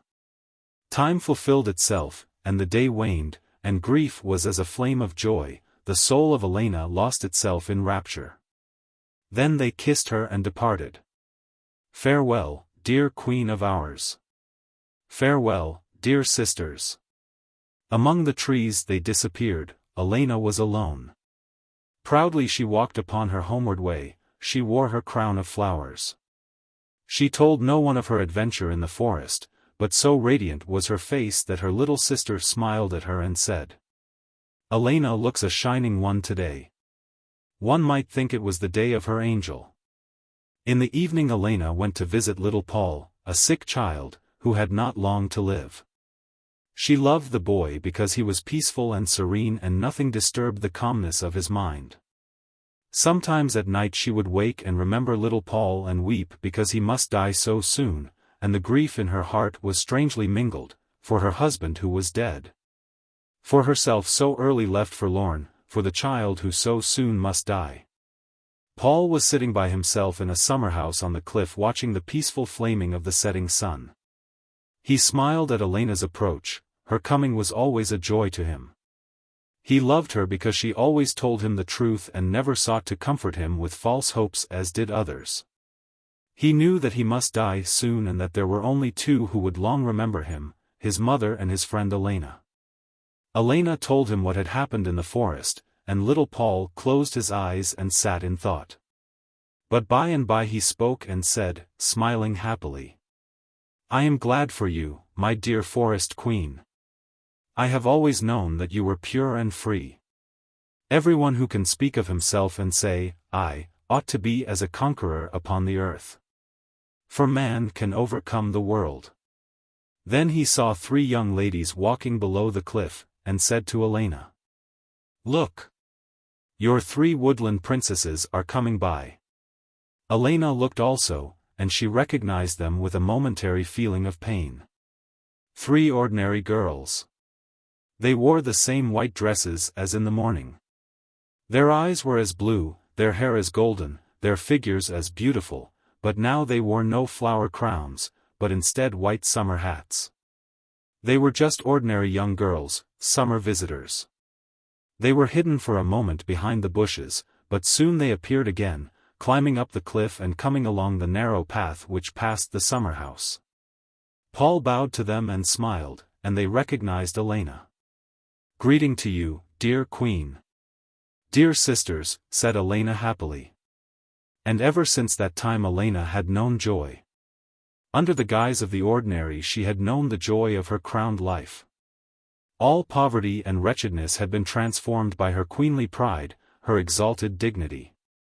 And now after many years, as she stood by the window waiting for her little son, though her dress was poor and shabby, she was whispering to herself as she remembered the crowning day of her life. Man can overcome the world. The delicate child. There once lived a delicate child. When he was born they put him in a glass bell jar, so that flies should not torment him. So he lived in the bell jar. The boy looked out through the glass and saw the birch tree shaking in the wind. But he did not know that it was from the wind, the delicate boy did not know. And he cried out to the birch tree, "Don't shake, stupid birch, you'll break yourself." The wind ceased to blow and the birch became still. And the delicate boy was very pleased, and so cried out, "That's a sensible tree, I'm glad you listened to me." The bit of candy. A little girl had some candy in a piece of paper. At first there was much candy, but she ate it till there was only one lump left. And she asked herself should she eat this lump also or should she give it to the poor. "I'll give it to a poor girl," said she. But after a while she thought, perhaps it would be better to divide the candy in half and share it. So she ate up half the lump. Then she thought about the bit that was left, and she said to herself, "I'll break that in two again and give half of it to the little girl." At last so little remained of the lump of candy that it wasn't worth while giving it to the poor girl, so she ate up what was left. The lump of sugar. There was once a landlady. She had a little key to unlock a little cupboard. In the little cupboard was a little box, and in the little box was a wee lump of sugar. And the landlady had a little doggy, and the doggy was very capricious and liked to catch hold of the end of the landlady's skirt and tug at it. The landlady took her little key and opened the little cupboard, found the little box and took out the wee lump of sugar. The little doggy looked up at her and wagged his tail. But the landlady said, "You tugged at my skirt, Capriza Petrovna, so see this little lump of sugar, well, you shan't have it." And she put the sugar back where it was before. The little doggy repented, yes, but it was too late. The bull. A little boy had a mama who wore light blue spectacles and a papa who wore dark blue ones. They weighed in a pair of scales all that the little boy ate, meat, bread, milk, weighed it all. At last, one day, Papa said to Mama, "Our boy has today finished his first bull, tomorrow he starts on his second." When the little boy heard this he began to cry, and he said, "I don't want to eat a bull has got horns." The Golden Post. Bobby was angry with his papa and said to his nurse, "As soon as I grow up I'll get to be a general. And I'll come to Papa's house with a cannon and take him prisoner and tie him up to a post." Papa, overhearing, cried out, "Ah, you bad boy. Tie Papa to a post, would you? That would hurt Papa badly." Bobby took fright, and said hesitatingly, "But, Papa, you know it would be a golden post, with a bit of writing on it, for bravery." So arose a misunderstanding. A boy once asked, "What is coming?" "I don't know," said his mother. "But I know," said the boy. "What?" asked the mother. The boy laughed and answered, "I shan't say." Mother got angry, complained to Papa. Papa cried out, "What are you laughing about?" "What?" said the little boy. "Insulting your mother." "What do you know?" The boy went pale and answered, "I don't know anything. I was joking." Papa got more and more angry. He thought the boy knew something, so he bellowed at him in a dreadful voice, "Say out what you know. Say what is coming." The boy began to cry and could not say what was coming. In that way arose a misunderstanding. Frogs. Two frogs met, one a little older, the other a little younger. Said the older, "Can you croak in other ways?" "Rather," said the younger, "should think I could." "Then go ahead," said the elder. The younger frog then began to croak in this way. "Kva, kva, kva," and tried various tones, but the elder cried out, "Oh, ho, you're only croaking Russian just the same." "How else should I croak?" asked the younger. "Well, in French for instance," replied the elder. "No one croaks in French," said the younger. "Yes they do," said the elder. "Then you do it," said the younger. "Kvu, kvu, kvu," said the elder. "I can do that," said the younger. "Go ahead, then," said the elder.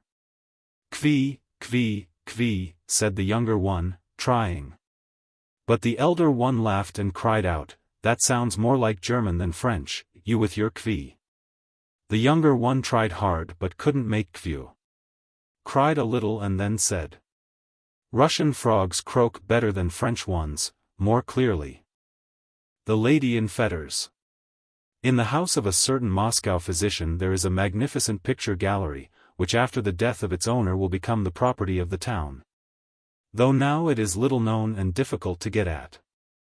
In this gallery hangs a picture, strange in its conception but marvelously painted, not at all well known, though it is the work of a highly gifted Russian artist.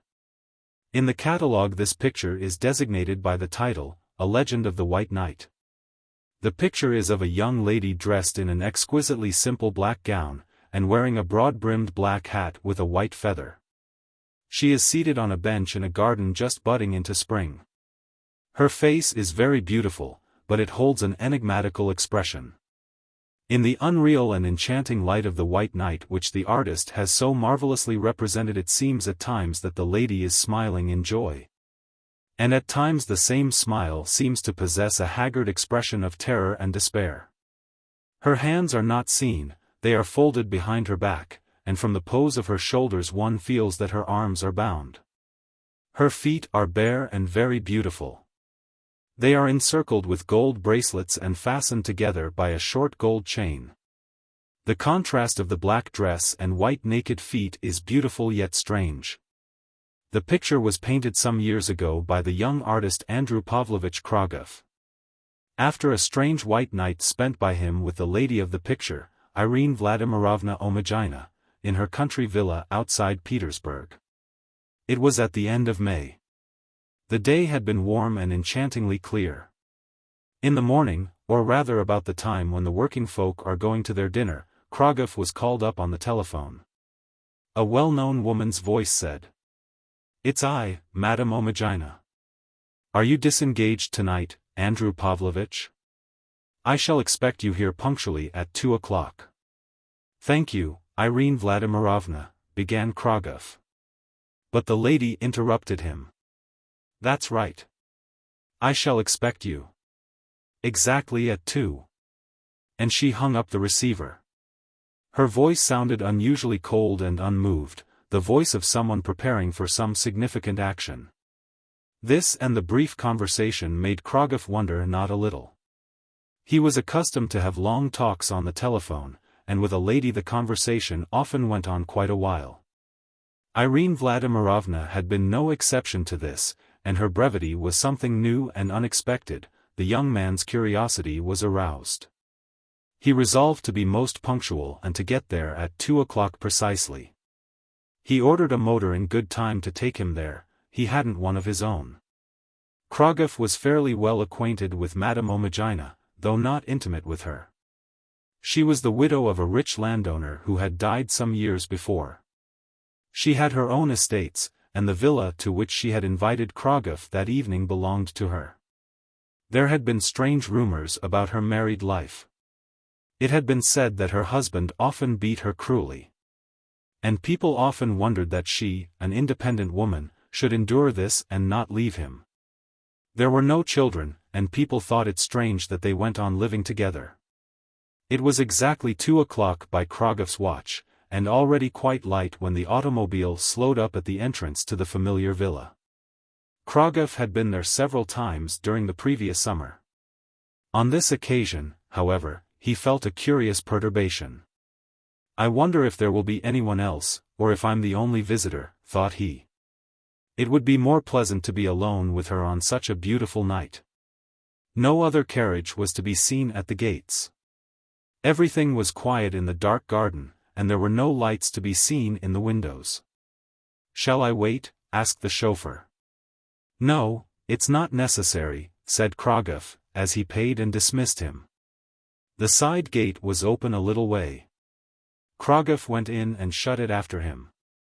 He glanced at the gate and saw the key in it, and impelled by some undefined presentiment, he turned the key in the lock. He walked quietly up the gravel path to the house. There was a cool air from the river. Somewhere in the bushes the first birds of the morning twittered faintly and uncertainly.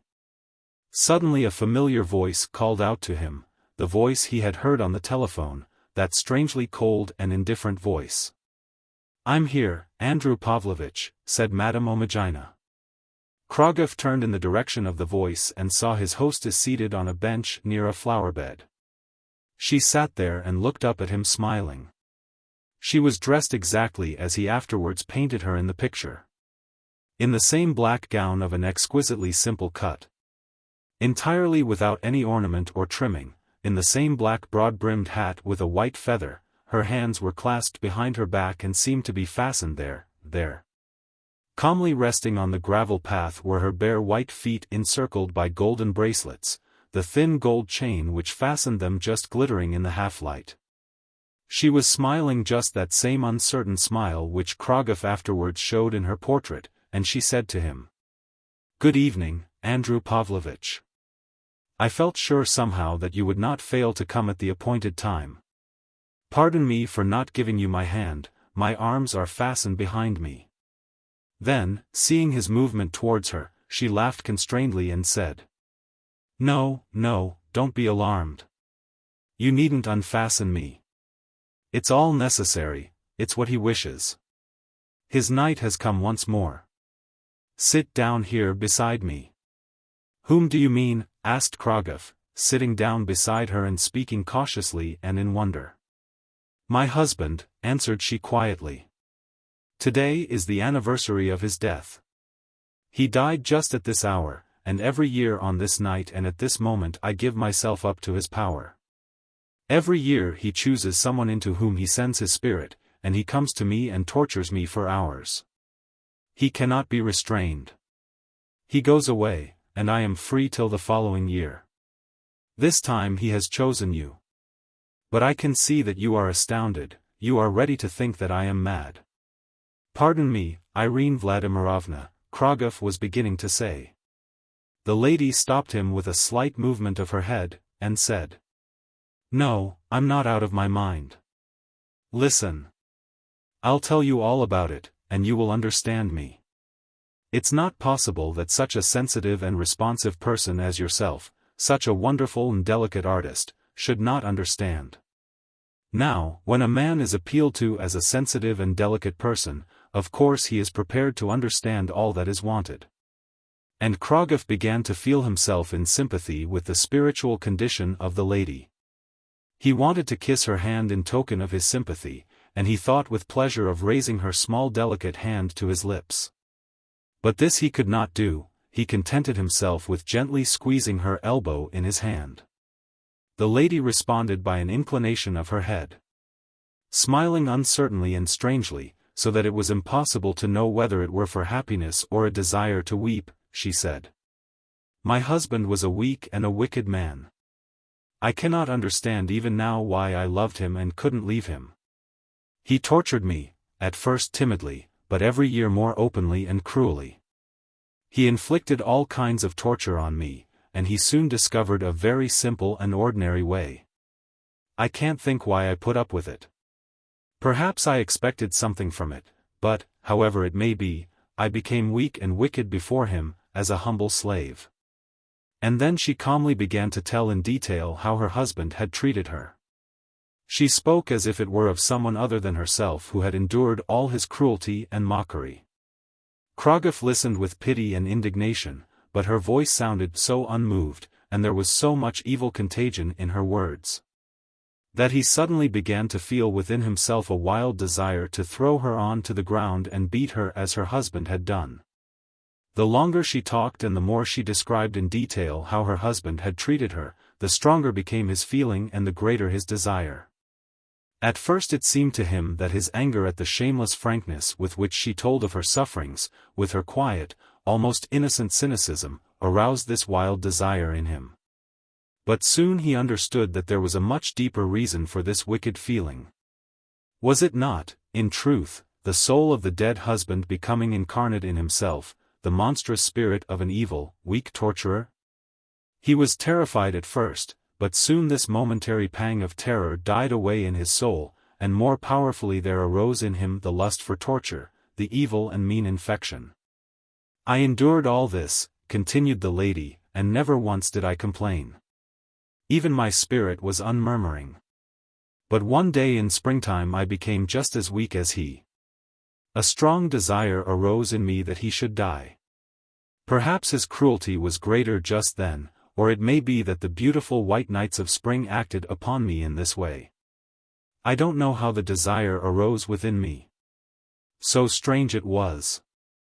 I had never before been weak or wicked. Some days I struggled with the shameful wish. I sat at the window at night, and looked out at the quiet twilight of the night of our northern city, and in grief and anger I pressed my hands together and thought with insistent evil force, 'Die. Cursed one, die.' And it happened that he did die suddenly, on this very day, exactly at 2 o'clock. But I didn't kill him. Oh, don't think it was I who killed him. Mercy on us, I don't think it," said Krogov, though his voice sounded almost angry. "He died of his own accord," continued she. "Or perhaps it was the force of my will that sent him to his grave. Perhaps the will of man is sometimes as strong as that, eh? I don't know. But I did not feel repentant. My conscience was clear. And I lived calmly on until the next spring. But then my mind grew disturbed, and the clearer became the nights the worse it was with me. My distress increased more and more. At last, on the anniversary of his death, he suddenly came to me and spent many hours torturing me as he had done in life." "Ah, he came," said Krogov, with sudden malice. "Of course you understand," said Madame Omagina, "that it was not the deceased come from his grave. He was too well brought up and too much of a townsman for such a fraud as that. He knew how to arrange it differently. He took possession of the will and spirit of a man who, like yourself, came to me that night and tortured me long and cruelly. And when he went away and left me powerless from suffering, I wept as if I had been a ruined girl. But my soul was calm, and I did not think of him again until the following year. But every year when the white nights come on I am tormented with distress, and on the night of his death my torturer comes to me. Every year? Asked Krogov, his voice hoarse with malice or agitation. Every year, said she, somebody comes to me at this time, and every year it is as if the actual soul of my husband rejoiced in my accidental tormentor. Then, after my dreadful night, my anguish leaves me and I can live again in the world. It happens so every year. This year he wanted you to come to me. He desired me to wait for you here in this garden, dressed as I am, barefoot and with my hands bound. And I have obeyed his will, and I sit here and wait. She looked at Krogov, and on her face was that blending of expression which he afterwards represented with such art in the picture. He got up with a somewhat unnecessary haste. His face had become very pale. He felt in himself an evil passion, and seizing the lady by the shoulder he cried out to her in a hoarse voice which he could not recognize as his own. It's been like this every year. And this year will be no different from the others. Come. She stood up and began to weep. Krogov, still grasping her by the shoulder, drew her towards the house, and she followed him, trembling with cold and the dampness of the gravel path under her bare feet, hastening and stumbling. Feeling at each step the painful restraint of her golden chain, and making her golden anklets jangle, so they passed into the house. The Kiss of the Unborn. Chapter 1. A pert little boy in buttons put his close-cropped head in at the door of a room where 5 lady typists were clattering on their machines, and said, Nadezhda Alexeyevna, Mrs. Kolomscheva is asking for you on the telephone. A tall well-built girl of 27 got up and went downstairs to the telephone. She walked with quiet self-possession, and had that deep steadfastness of gaze only given to those who have outlived heavy sorrows and patiently endured them to the end. She was thinking to herself, what has happened now? She knew already that if her sister wanted to speak to her it was because something unpleasant had occurred, the children were ill, the husband worried over business. They were in need of money, something of that sort. She would have to go there and see what could be done, to help, to sympathize, to put matters right. Her sister was 10 years older than herself, and as she lived in a remote suburb they rarely met. She went into the tiny telephone box, smelling of tobacco, beer, and mice, took up the speaking tube, and said, Yes. Is it you, Tanichka? The voice of her sister, tearful, agitated, exactly as she had expected to hear it, answered her. Nadia, for God's sake, come here quickly. Something dreadful has happened. Syriza is dead. He's shot himself. Nadezhda Alexeyevna could hardly realize the news. Her little nephew was dead, dear little Syriza, only 15 years old. She spoke hurriedly and incoherently. What is it, Tanya? How terrible. Why did he do it? When did it happen? And neither hearing nor waiting for answer, she added quickly. I'll come at once, at once. She put down the speaking tube, forgetting even to hang it up in its place again, and hurried away to ask the manager for leave of absence. It was given her, though unwillingly. You know we have a specially busy time just now, before the holidays, grumbled the manager. You always seem to want leave at the most awkward moment. You can go if it's really necessary, but don't forget that your work must be made up. Chapter 2. A few minutes later Nadezhda Alexeyevna got into a tramcar and began her 20 minutes journey. She felt depressed and uncertain. Spasms of keen pity for her sister and regret for the dead boy caught at her heart. It was terrible to think that this 15-year-old child, but lately a light-hearted schoolboy, should have suddenly shot himself, painful to imagine the mother's grief. How she would weep, her life seemed always to have been unhappy and unsuccessful. Yet Nadezhda Alexeyevna could not give herself up entirely to such thoughts. Her mind was dwelling on something else. It was always so with her when she came to one of those times common enough in this life of unexpected happenings, the interruption of the ordinary daily routine by some unpleasant occurrence. There was an event in the background of her own life which weighed her down with a continuous and gnawing sorrow. For her there could be no relief in tears, they seemed to have been stopped at their source, rare indeed was it for a few miserable drops to force themselves to her eyes. She generally looked out upon the world with an expression of dull indifference. So now, once again, memory revolved before her that passionate flaming circle of her past life. She recalled once more that short time of love and self-forgetfulness, of passion and of self-abandonment. Those bright summer days had been a festival. The blue heaven had outspread itself joyously for her delight, the summer rain had pattered down for her amusement. For her the pine odors had been more intoxicatingly sweet than roses. Roses would not grow in such a climate. Yet it was a place that the heart loved. The green-grey moss in the dark forest was a soft and tender couch. The forest rivulets flowing over the tumbled boulders lisped clear and sweet as streams of Arcady, their coolness gladdened and refreshed. How quickly had the days passed in the glad rapture of love. The last day dawned, which she knew not then to be the last.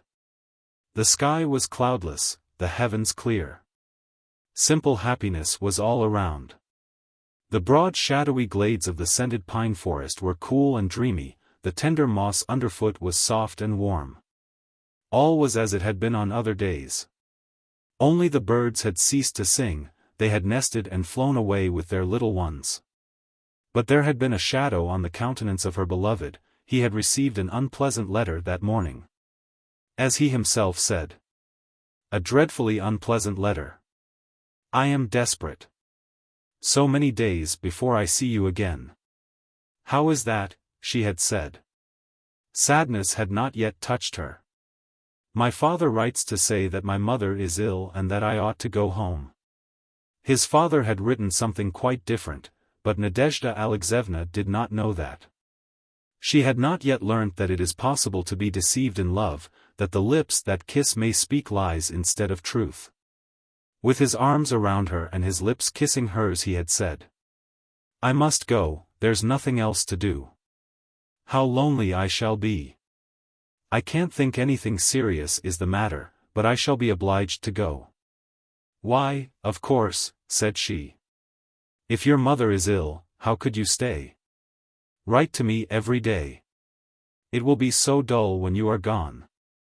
She went with him as usual as far as the high road, and then home again along the forest path, sad at his departure, yet certain of his return. And he had never come back. She had received 2 or 3 letters from him, strange letters, confused, full of half-expressed feelings, hints of something she could not understand. Then no more. Nadezhda Alexeyevna began to realize that he had ceased to love her. And when the summer had come to an end she heard a chance conversation which told her of his marriage. Why, haven't you heard? Last week. They went off to Nice for the honeymoon. Yes, he's fortunate.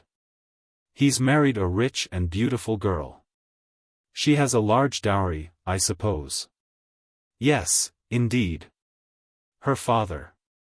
Nadezhda Alexeyevna did not stay to hear about the father. She moved away. She often remembered all that had happened afterwards. Not that she wished to remember, she had striven to stifle recollection and to forget the past. It had all been so grievous and humiliating, and there had seemed no way of escape. It was then, in those first dreadful days after she knew he was married to another, in those sweet places made dear to her by the memory of his kisses, that she had first felt the movements of her child, and linked with the first thoughts of a new life had come the forebodings of death. No child must ever be born to her. No one at home had ever known, she had thought out some pretext for getting away. Somehow or other, with great difficulty, she had got enough money together and had managed everything, she never wished to remember how, and had returned to her home, weak and ill. With pallid face and tired body, yet with heroic strength of spirit to conceal her pain and terror. Memory often tried to remind her of all that had taken place, but Nadezhda Alexeyevna refused to acknowledge its power. When sometimes in a flash she recalled everything, she would shudder with horror and repulsion and resolutely turn her mind away at once from the picture. But in her heart there was one memory which she treasured, she had a child, though it had never come to birth, and she often saw before her a sweet yet terrible image of the little one. Whenever she was alone and sitting quietly by herself, if she closed her eyes, the child came to her. She felt that she watched him grow. So vividly did she see him that at times it seemed to her that day after day and year after year she had lived with him as an actual mother with her living child. Her breasts were full of milk for him. At a sudden noise she trembled, perhaps the child had fallen and would be hurt. Sometimes she put out her hand to stroke his soft, bright, golden curls, to touch his hand, to draw him nearer. But he always escaped her touch, her hand met empty air, and yet she heard his little laughing voice as if he were still near and hiding just behind her chair. She knew his face, the face of her child who had never been born. It was quite clear to her, that dear yet terrible blending of the features of him who had taken her love and discarded it, who had taken her soul and drained it and forgotten. The blending of the features of him who, in spite of all, was still so dear with her own features. His gray eyes and wavy golden hair and the soft outline of his lips and chin were all his father's. The little pinky shell-like ears, the rounded limbs, the rosy dimpled cheeks were her own. She knew all his little body, all. And his little baby ways, how he would hold his tiny hands, how he would cross one foot over the other, learning from the father he had never seen. His smile was like her own, he had just that same trick of dropping his head on one side in blushing confusion. Painfully sweet memories. The tender, rosy fingers of her child touched her deep wounds, and were cruel though dear. So painful. But she never wished to drive him away. I cannot do without thee, dear little unborn son of mine. If only thou wert really living. If only I could give thee life. For it was only a dream life. It was for her alone. The unborn can never rejoice or weep for himself. He lives, but not for himself. In the world of the living, in the midst of people and earthly things, he doesn't exist at all. So full of life, so dear, so bright, and yet he is not. Nadezhda Alexeyevna used to say to herself, and this is my doing. Now he is small and he doesn't understand. But when he grows up he will know, he will compare himself with living children, he will want to live a real life, and then he will reproach me and I shall want to die. She never thought how foolish were such thoughts in the light of reality. She could not imagine that the unborn child renounced by her had never been the habitation of a human soul. No, for Nadezhda Alexeyevna her unborn child lived, and tortured her heart with an endless grief. To her he was as a shining one, clad in bright garments, with little white hands and feet, clear innocent eyes and pure smile. When he laughed his laugh was happy and musical. True, when she wanted to caress him he evaded her, but he never went far away, he was always hiding somewhere near.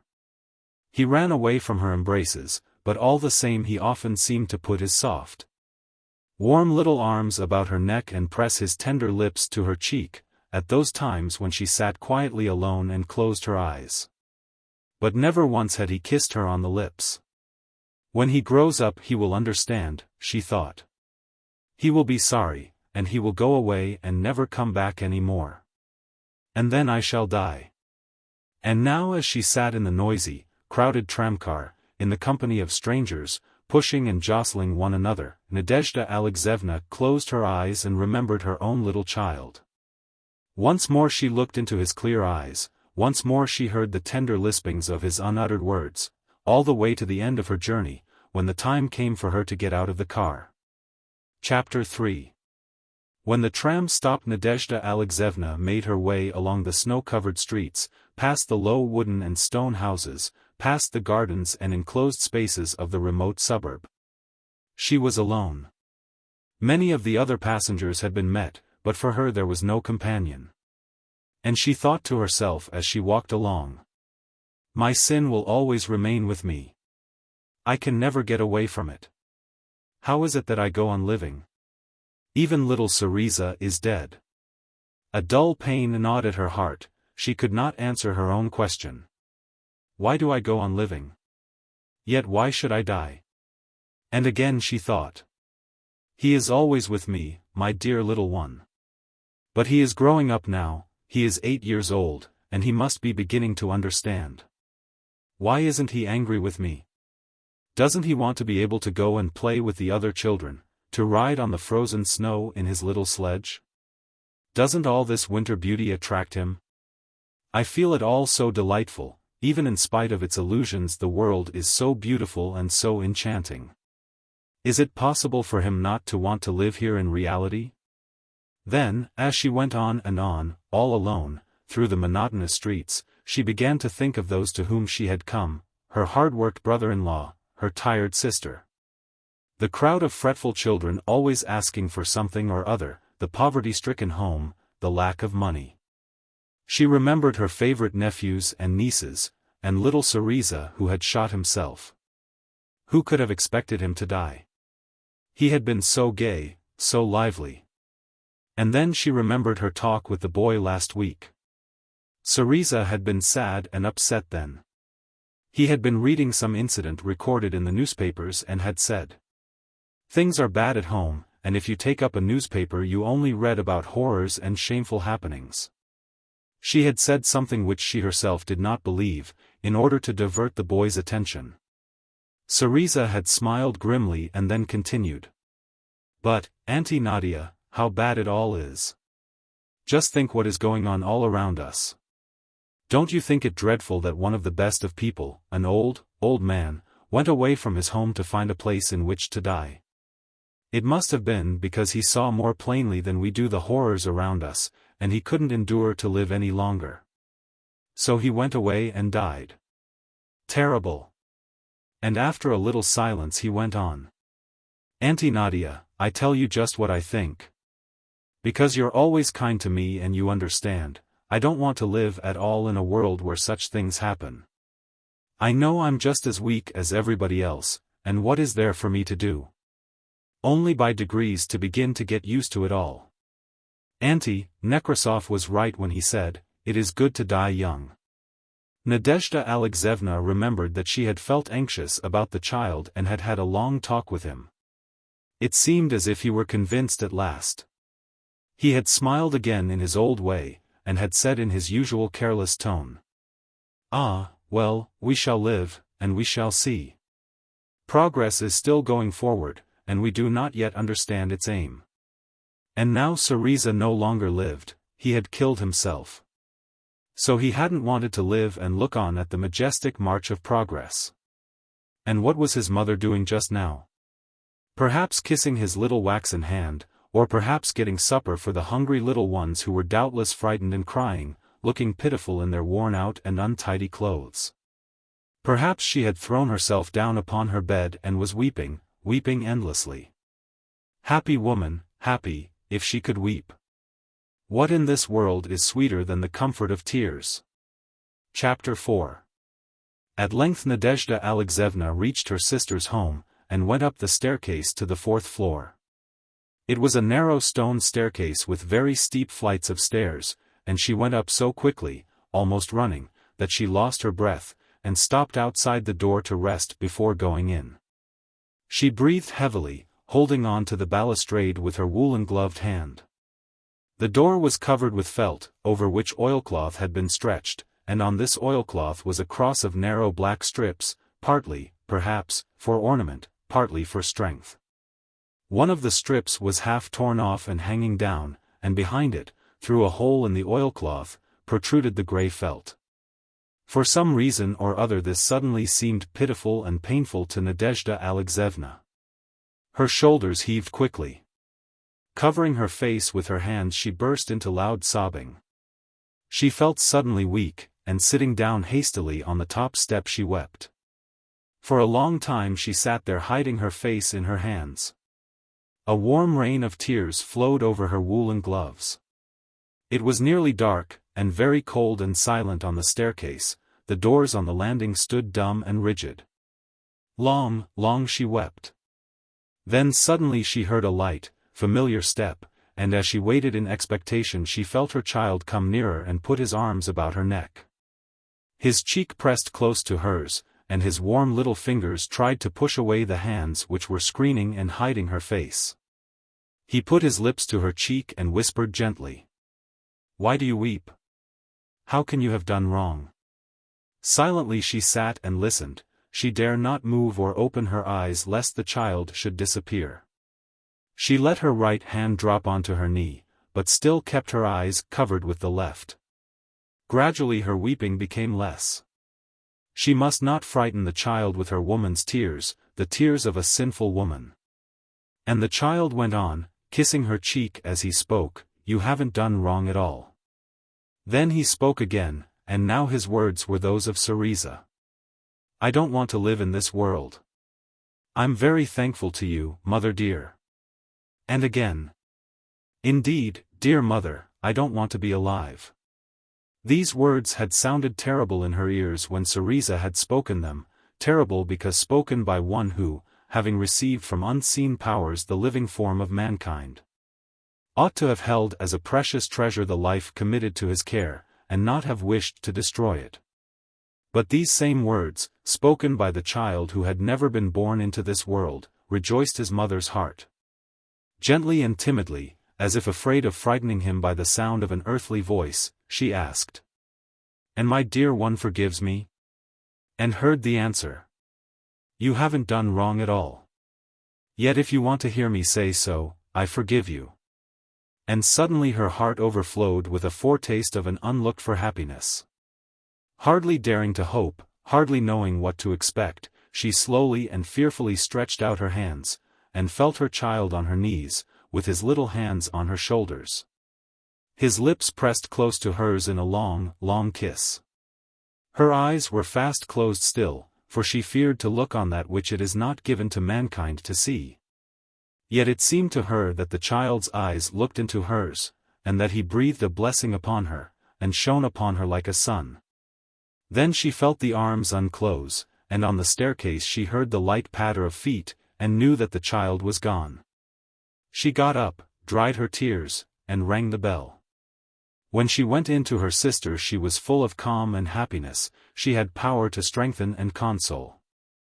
The little stick. There is upon the earth a very wonderful little stick which will cause all things to disappear and turn your life into a dream if you touch your head with it.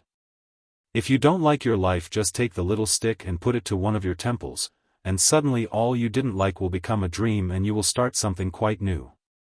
Of that sort is the wonderful little stick. Equality. A big fish overtook a little one and wanted to swallow him. The little fish squeaked out, "It is unjust. I also want to live. All fishes are equal before the law." The big fish answered, "What's the matter?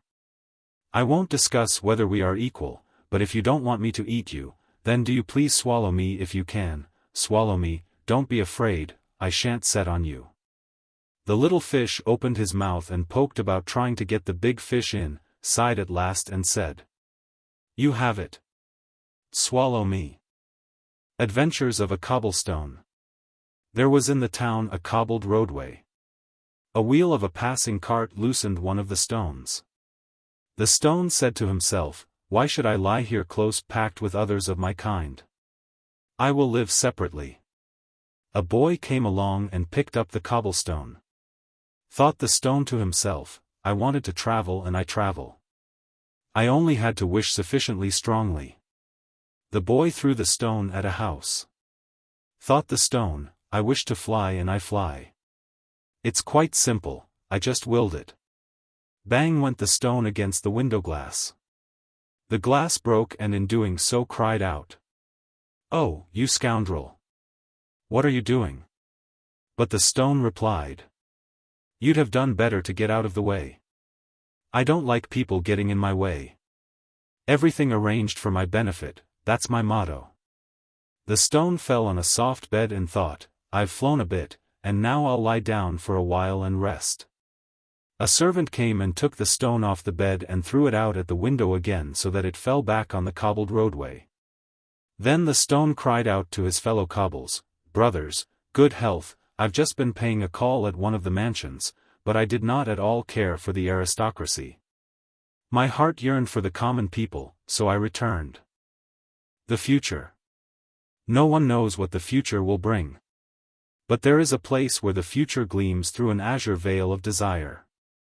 This is the place where those who are as yet unborn rest in peace. There everything is joyful, peaceful, freshly cool. No grief is there, and instead of air there is diffused an atmosphere of pure joy, in which the unborn have their being. And no one ever leaves that land unless he desires to leave it. Once there were 4 souls who all wished at the same moment to be born into this world. And in the azure mist of desire our 4 elements were revealed to them. And one said, I love the earth, it is soft and warm and firm.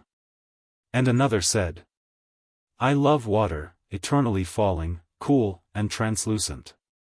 The third said, I love fire, gay and bright it is, and purifying.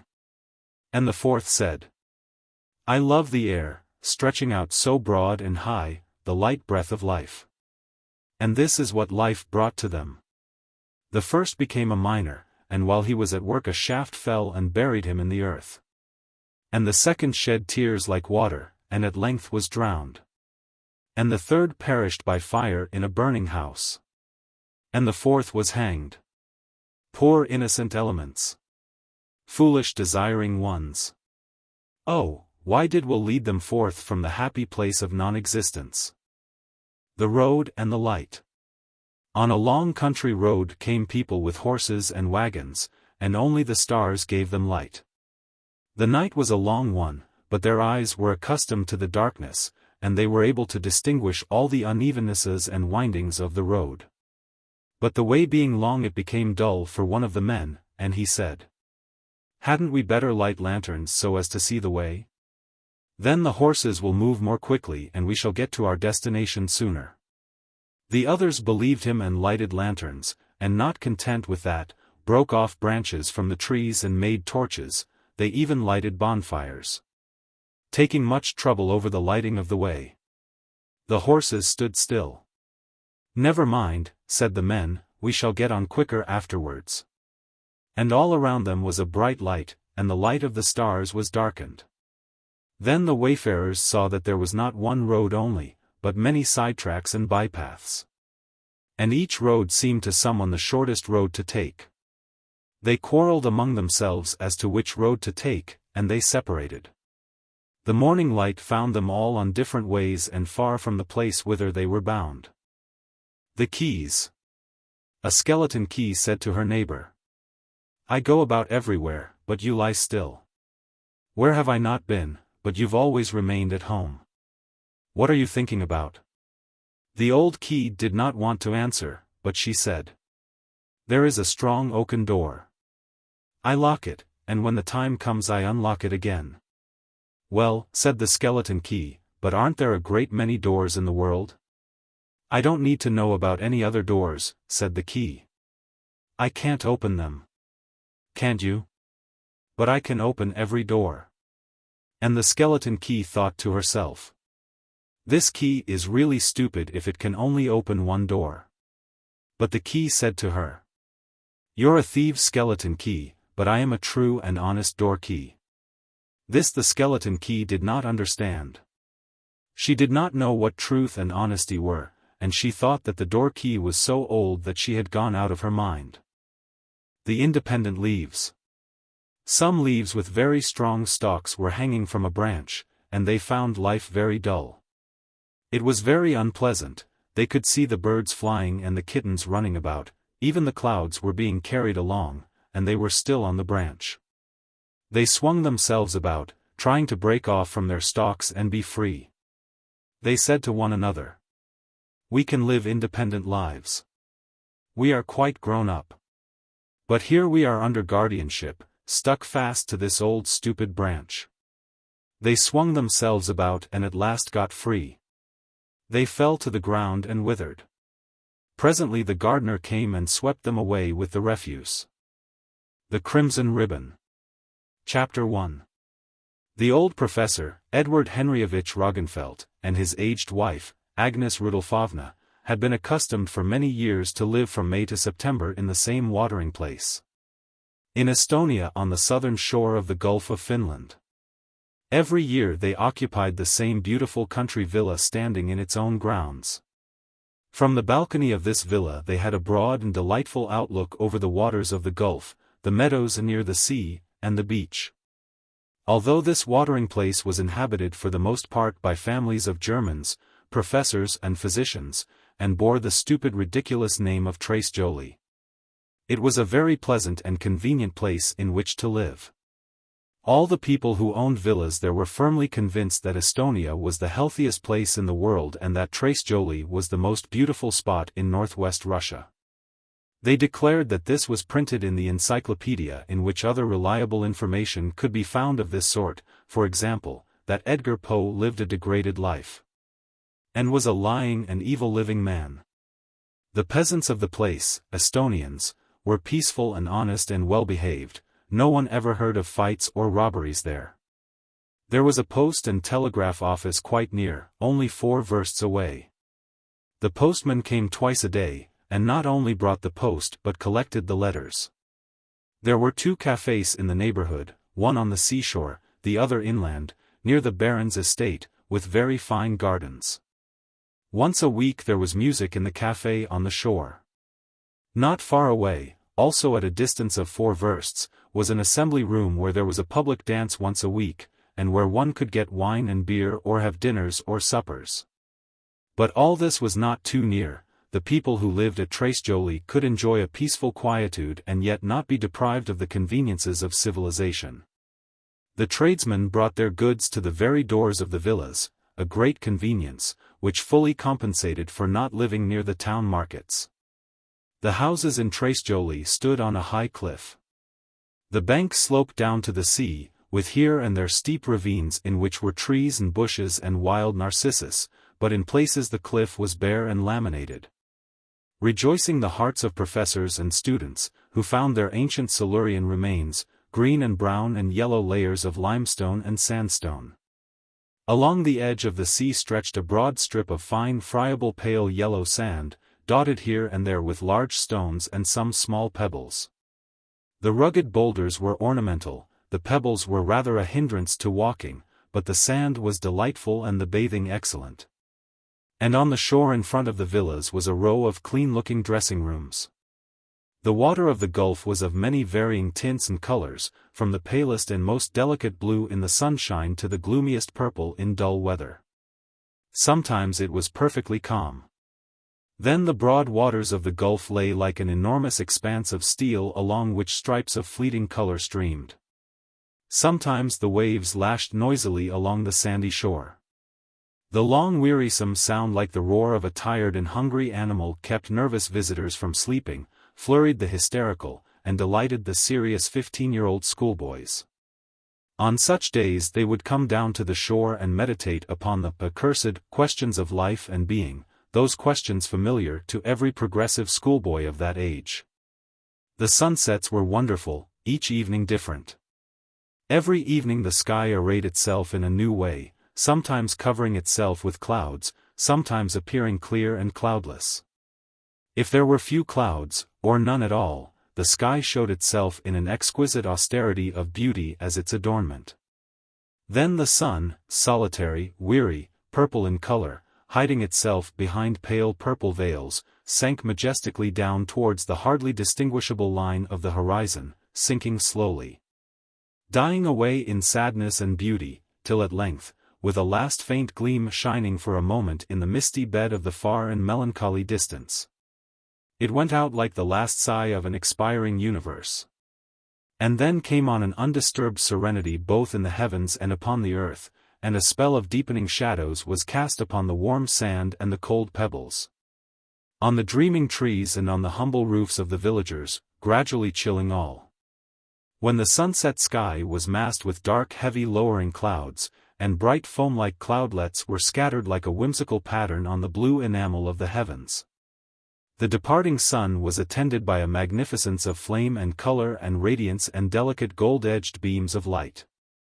The enraptured gaze did not then behold the setting sun in the majesty of its departure, for the sun appeared as only one of the heavenly marvels, and not the most beautiful of all, only a monotonously glowing disk of a uniform crimson incandescence.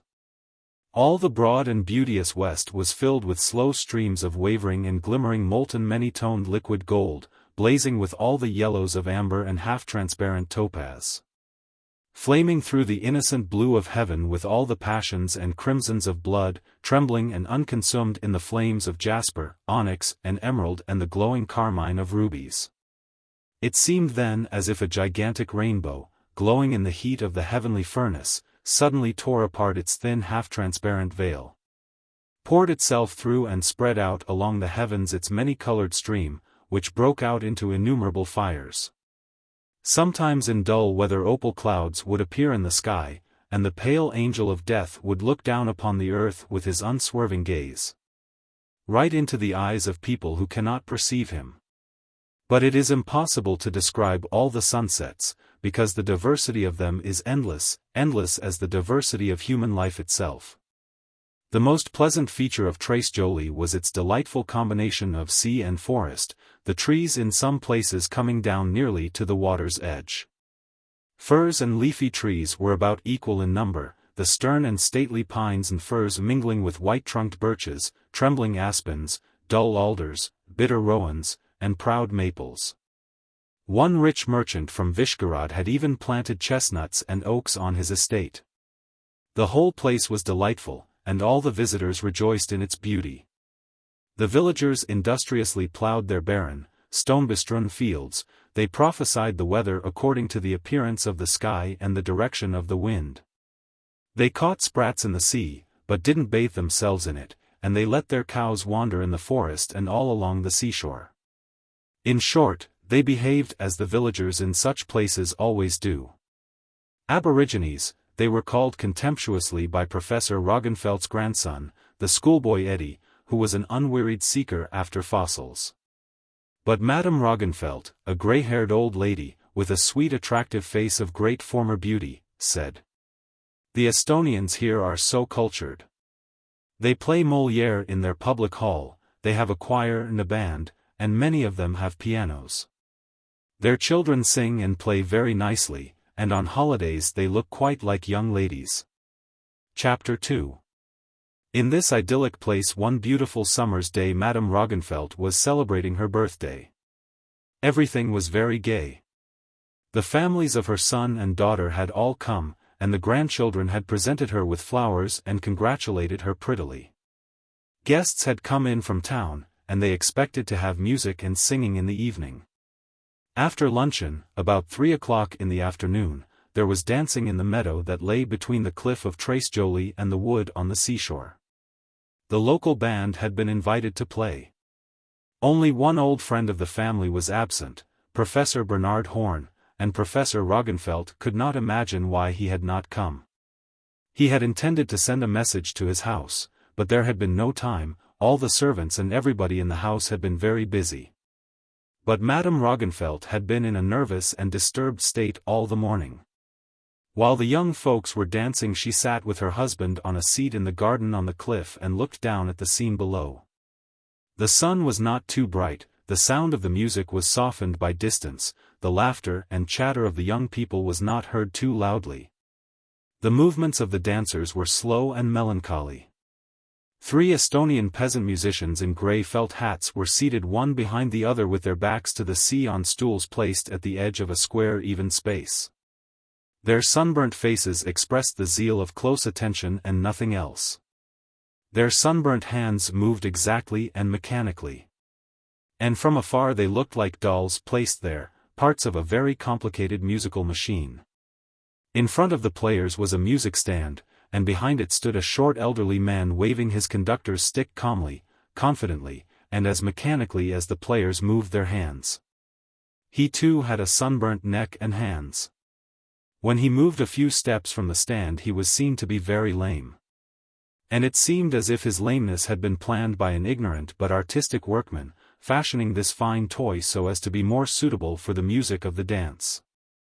The sounds of the music seemed extraordinarily regular and monotonous.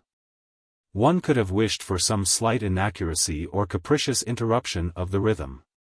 But afterwards one remembered that it could not be otherwise, that such was the law of this methodically gay and yet melancholy measure.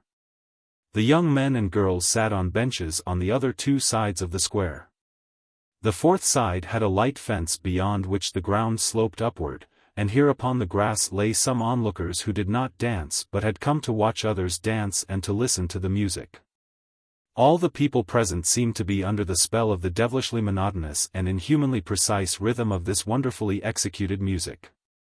All the young folks danced together and stepped apart with the earnestness and exactitude demanded of them by the power of the mechanical example given them by the sunburnt hand of the lame conductor, beating out the time. And the spectators who looked on respectfully and the little peasant children who stood around never moved. They looked as if they all had been carved out of the same unbending material and colored with the same colors of amber and red lead. Chapter 3. "Don't you think the musicians play very well, Agnes?" asked Professor Roggenfeld of his wife. Agnes Rudolfovna sighed, as if she had been brought back from some sweet vision of the past. "Yes, they play very well," said she, "especially if one remembers that they are only simple peasants. The peasants here have culture and so are very different from the Russian peasants," said her husband. "Yes, indeed," said Agnes Rudolfovna. "But I can't think why our friend, Dr. Horn, hasn't come. I feel quite anxious about him. I'm afraid he must have been taken ill suddenly. If he doesn't come soon, I think we must send and inquire about him." Agnes Rudolfovna did not reply. She looked intently at the dancers. Her thin but still beautiful fingers trembled as she smoothed down the folds of her white dress.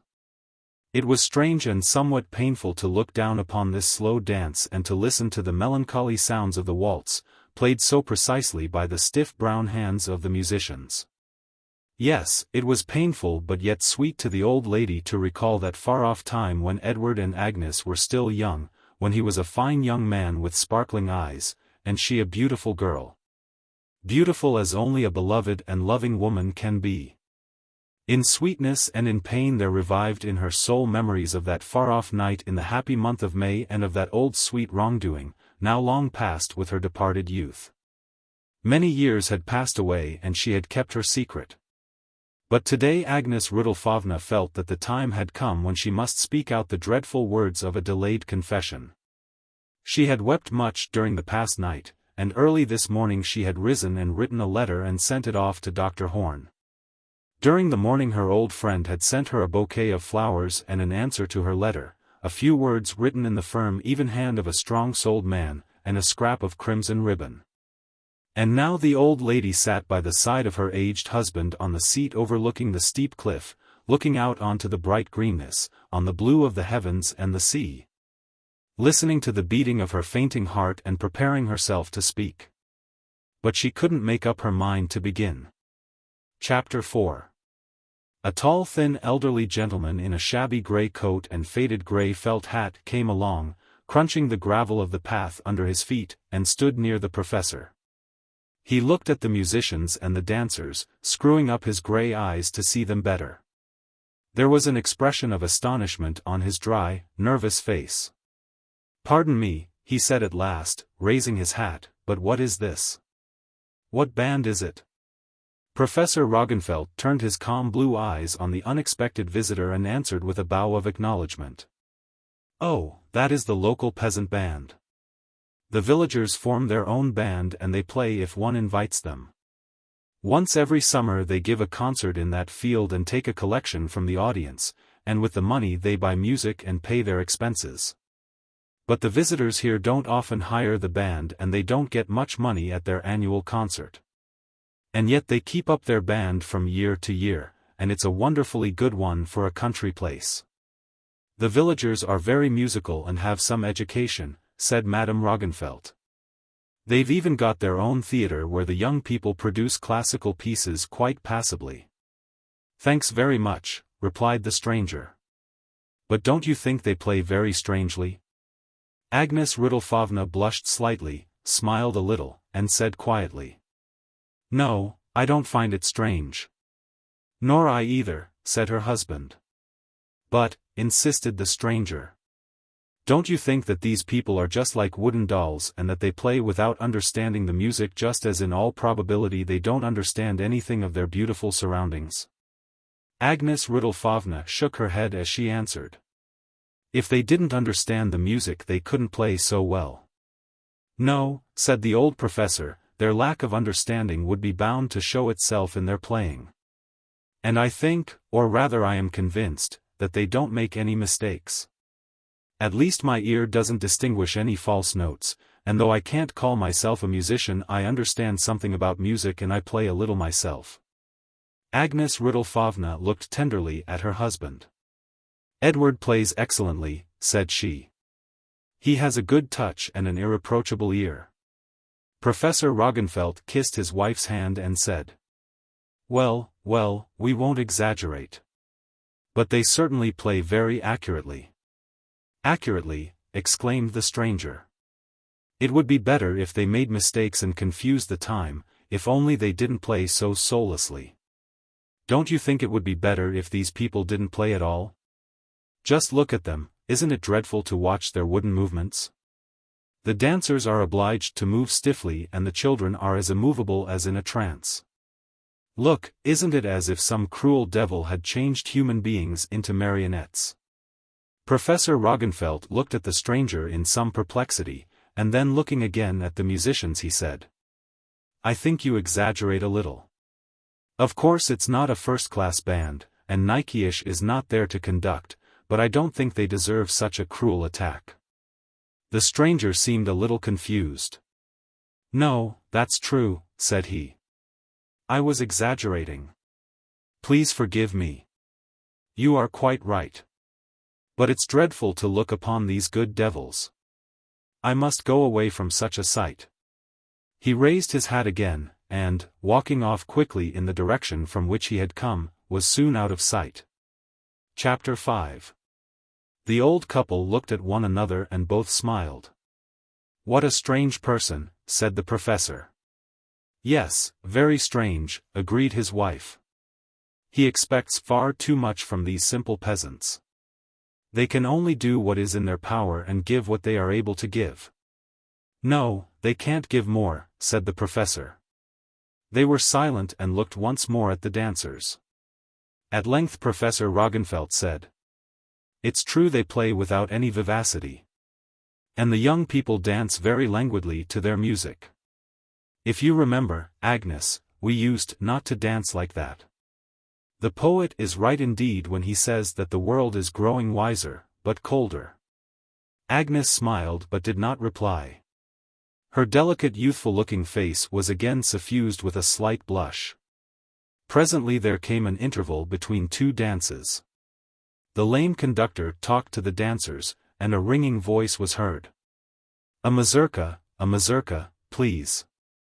Agnes turned to her husband, and in a strangely agitated way began to speak.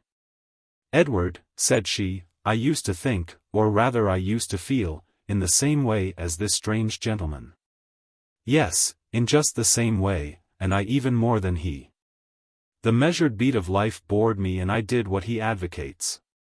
I made a daring, but a false, note. The old professor shook his fine grey head and smiled as he said gently. No, Agnes, you have played your part well. Your partner has never been put out of tune through your mistakes. But the old lady showed still greater agitation. She nearly wept as she said. No, Edward, you don't know. I have been silent for a long time, but today I have resolved to tell you all. And that's the reason why Dr. Horn hasn't come. And still trembling, and with difficulty keeping back her tears, the old lady began hurriedly to tell the story of what had happened to her so many years before. On one clear and perfumed night of May, when she had deceived her husband and allowed his friend Bernard Horn to make love to her. Chapter 6. It was in the 3rd year of our married life, said Agnes. We lived here during the first summer, and there were few other visitors, so it was sometimes difficult to get provisions. But because our young friend Bernard Horn, he wasn't a doctor then, often went into the town, he used to get things for us as well as for himself. You were indoors a good deal, for you were very busy then, finishing your thesis for your doctor's degree. In the evenings, when it didn't rain, we used to go for walks, and our young friend Bernard often accompanied us. One evening at the end of May you didn't want to go as usual. You were so much interested in an article in a magazine which had come that day from Brussels that we couldn't tear you away from it, and we went off by ourselves, laughing and chattering together. Yes, yes, said Edward Roggenfeld quietly. The author had so mixed his true judgments with paradoxes that even now I haven't forgotten the article. I sat over it a long time, looked up some points in several other books, and then in consequence wrote 3 superfluous pages of my thesis. Superfluous, that is, in comparison with my original idea, but as I think not entirely superfluous in essence. He was silent for a few moments and then went on. However, half an hour after your departure I came after you. I remember it was a lovely evening. I wanted to think over some matter, and I walked along the shore where the sea made scarcely a splash on the sand. But afterwards I returned and sat down to my books again. Bernard and I walked to the West Cape, continued Agnes. The sunset that night was wonderful. I don't think ever before or since have I seen such a magnificent sky, such a sea, and such clouds. Everything in front of us was flaming, all the shore was suffused with crimson as if blushing with happiness, the air was so clear, so calm, so full of rosy color that one wanted to weep and to laugh at the same time. It was as if a pure golden light had dissolved in tears and blood, and the soul was full of rapture and sorrow. Oh, I cannot say how I felt then. I think I didn't know then what was happening to me.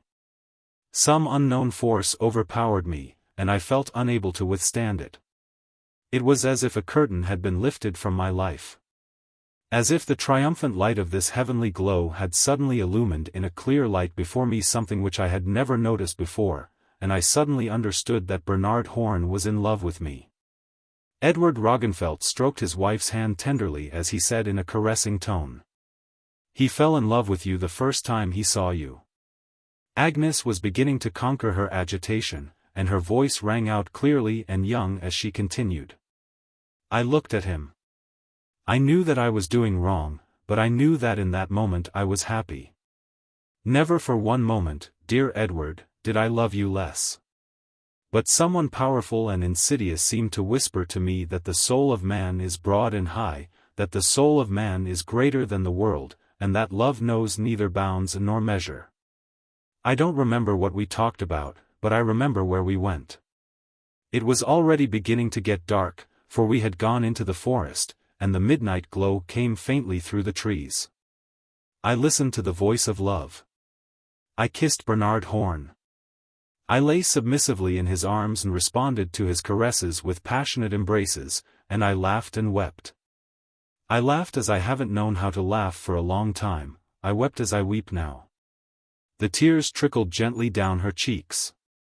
Edward Roggenfeld put his arms about her and soothed her, saying, Don't weep. Don't weep, my dear Agnes. You have been a faithful wife to me. And she, weeping bitterly, restraining her tears no longer, continued. I was false to you, my dear one, on that passionate, that beautiful night. I lost my senses, and what I did then seemed neither dreadful nor shameful. I leant on Bernard's arm as we walked home from the forest, and I listened to him and talked to him and was not ashamed nor fearful. When we parted near our house I gave him the crimson ribbon I wore for a memory. And he has kept it all these years. Chapter 7. Agnes was silent for a moment. Her eyes held a rapturous expression, and dilated as she gazed before her. Her face showed the remembrance of past happiness. Presently she went on. The next day I came to myself. I was overcome by shame and terror. I was utterly unlike myself all day. Bernard came as usual in the evening. He was thoughtful and confused. He looked me straight in the eyes and understood what I was feeling, and it grieved him. I seized a moment when we were alone together to say, Dear Bernard, we have done very wrong. I forgot my duty, I broke faith with my husband whom I love truly and devotedly. I don't know what happened to me, I said to him, but when we were together yesterday I felt as if I loved you. You have always loved him, Agnes, since the first time you saw him, said her husband in a very quiet gentle tone. Agnes trembled a little. She wanted to look up at her husband, but could not, and she went on hurriedly. I am very sinful, I said to Bernard Horn, because I love you both, my dear husband and you. This is a great sin in the sight of God and of men, I said, a sin, because a wife ought to be faithful to her husband, and he to her. Dear Bernard, said I to him, I shall always cherish the sweet memory of last night, but what happened then must never be repeated. And I must never again walk alone with you on this beautiful shore. And you, dear Bernard, must give me your word that you will never ask me what I cannot give you, and you won't expect kisses from me. I wept as I spoke to him, like a little girl, and my heart was torn with grief and with a strange joy. I knew my sin, and my contrite heart trembled in my bosom. I repented, and in that moment I knew that he who had given me a heart to love and to be happy had forgiven me. Bernard looked lovingly at me, and I saw that he was touched to the depths of his soul. He kissed my hand and said, Don't take away the crimson ribbon from me, dear Agnes, and I whispered back, Keep it, and ran away to my own room. For a long time I wept there, and I wanted to weep endlessly. But I remembered that I must see after the supper, and I came downstairs, after carefully bathing my swollen eyelids in cold water. Agnes was silent, and with a timid imploring gaze looked up at her husband. The eyes of the old man glowed as radiantly as in his youth. He put his arm around his wife tenderly and said, I remember that day, dear Agnes. I remember it, because I knew all. I saw you and I understood everything. You knew, exclaimed Agnes quietly. You knew, and said nothing to me. I knew, said Professor Roggenfeld, that you said nothing to me about the matter for fear of hurting me.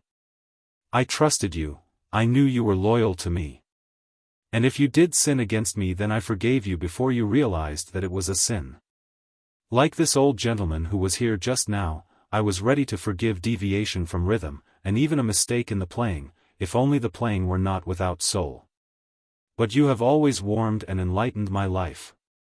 You have not been like these mechanical musicians who have learned by heart their parts, which never express their souls. I have been happy with you, because you have given me the rapture of love. My dear one, my beloved, said she, touched by his words, I knew that you had a great and a beautiful soul. It's true, I didn't want to grieve you. But now that so many years have passed, and we have not much longer to live in this beautiful world, I resolved at last to tell you all. This morning I wrote to Dr. Horn, and at my request he sent me back the crimson ribbon. I put it on your writing table after lunch, before we came out here. It is yours. No, no, answered Edward with animation. Our dear friend, Dr. Bernard Horn, must keep it.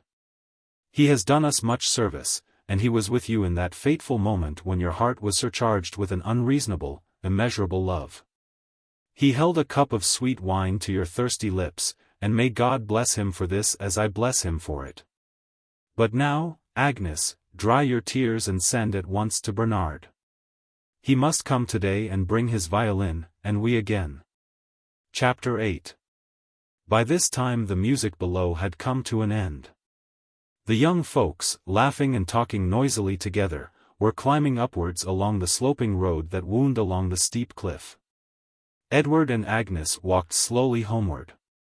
There was a sweet delicate fragrance of eglantine in the air, pale peonies fluttered their rosy double petals, the first poppies crimsoned and flamed on the long beds under the windows. Over the straggling dark green of the wild vine on the terrace was borne the fragrance of stocks. Wonderful tuberoses dreamed unceasingly, exhaling an infinite fragrance of happiness immeasurable and of love without end. On the threshold of their home Edward Roggenfeld paused for a moment and said, Yes, he is right.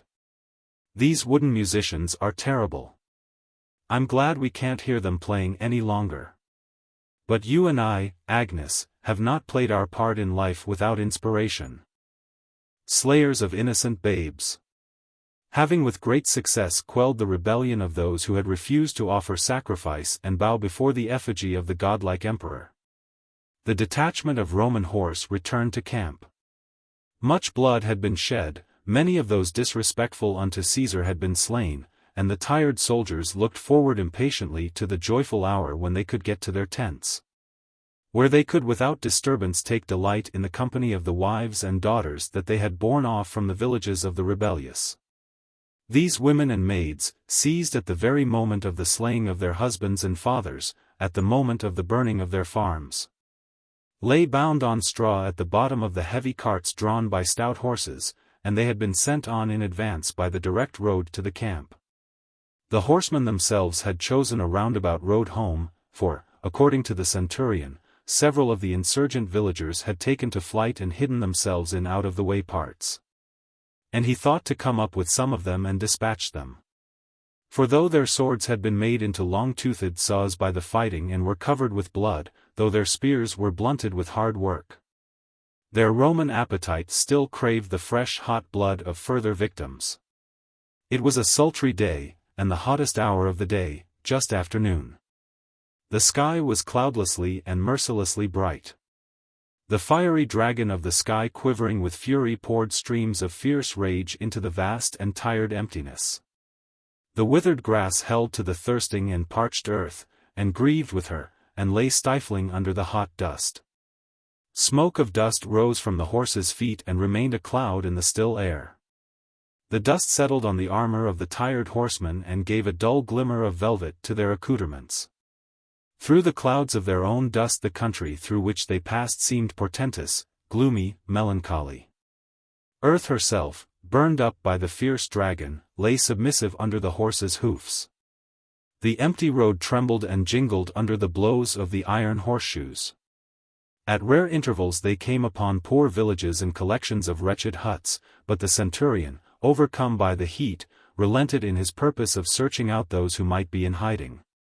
As he sat in his saddle, jogging rhythmically with his horse's movement, he thought merely of the end of the journey, the escape from the heat, the cool tent, the night tide, the new bride. A young soldier, however, interrupted his thoughts, saying, "Over there by the roadside I see a crowd of people. Order us, Marcellus, and we will whirl down upon them and scatter them. The wind which our horses will make will disperse the stupor into which the heat has cast us, and will fan away the dust and tiredness from both you and us." The centurion cast his sharp gaze in the direction indicated by the soldier, and looked attentively. "No, Lucilius," said he, smiling, "that crowd is a crowd of children playing by the roadside. It's not worth chasing them.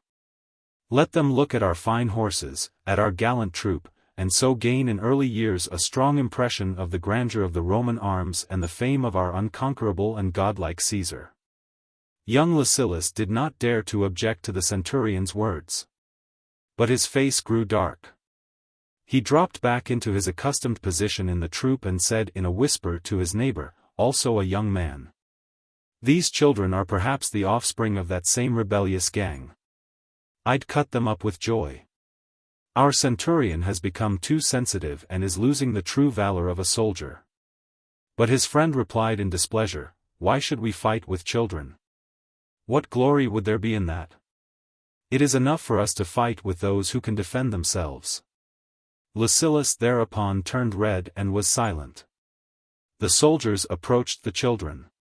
The children ceased their game and stood at the side of the road and gazed at the soldiers, wondering at their fine horses, at their shining armor, their sunburnt faces. They wondered, lisped, stared with widely opened eyes. Suddenly one of the children, the beautiful boy Lynn, cried out an unexpected word, and his black eyes glowed with sacred rage. "Murderers!" And he pointed his little hand at the centurion, who for his part went past gloomily, not hearing what the child said. The children, frightened at the words of little Lynn, crowded round him and implored him not to say anything more. And they whispered, "Let's run, else they'll kill us all." And the girls began to cry. But beautiful Lynn got free of the little crowd and fearlessly shook his fist in the faces of the soldiers, and once more cried out, Executioners. Torturers of innocent people. His black eyes glowed with rage and he repeated his cries. Executioners. Executioners. The children wailed aloud in order to smother the sound of the boy's words, and several of them took him by the arms and drew him away. But he broke away from them and turned to the horsemen of the emperor and cursed them once more. The horsemen stopped, and the youngest of them exclaimed, "Spawn of unbelievers! They've got the taint in their hearts. They ought to be destroyed. There's no room in the world for those who insult the Roman warrior." And even the older soldiers went to the centurion and said, "The impudence of these rascals deserves condign punishment. Command us to go after them and slaughter them. We should destroy the unbelievers whilst they are young and weak, for when they grow up they will be capable of combining and doing much damage." And the centurion yielded and said, "You go after them, kill those who shouted at us and punish the rest. So that they may remember to the end of their days what it means to insult the Roman soldier." And the centurion and the troop of horse turned back and galloped through the dust after the children. Lin saw the soldiers coming after them and cried to the others, "Leave me. You cannot save me, but if we all flee together then we shall all be killed by this dishonorable and pitiless troop. I will go and meet them. They will kill me only, and I have no wish to go on living in a world where such ugly things are done." Lin stopped, and his tired and frightened companions could not drag him further. They all came to a standstill and the horsemen quickly came up and surrounded them. The drawn swords gleamed in the sunlight. The children trembled, burst into sobs, and clung close together in a bunch. The fiery dragon of the sky urged the soldiers to murder, inflamed their blood, and was ready even to kiss the innocent blood of the children and to breathe his sultry heat upon their dismembered bodies. But the boy Lin came bravely forth from the crowd and thus addressed the centurion. "Old man, it was I who called your men murderers and executioners. I who cursed you and called down vengeance from the true Lord upon you. These others are only children trembling and weeping. They are afraid that your wicked men will kill them and that they will follow and kill our fathers and mothers. They are submissive unto you. Therefore, if you are not yet sated with murder, kill me only. I am not afraid of you, I hate you. I despise your sword and your unjust sway over our country. I do not wish to live on the earth which is trampled by the horses of your false troops. My hands are weak, and I am not yet tall enough to fight you or I would. So kill me whilst you have the chance." The centurion listened in astonishment, but answered, "No, cockatrice, not as you will but as I will.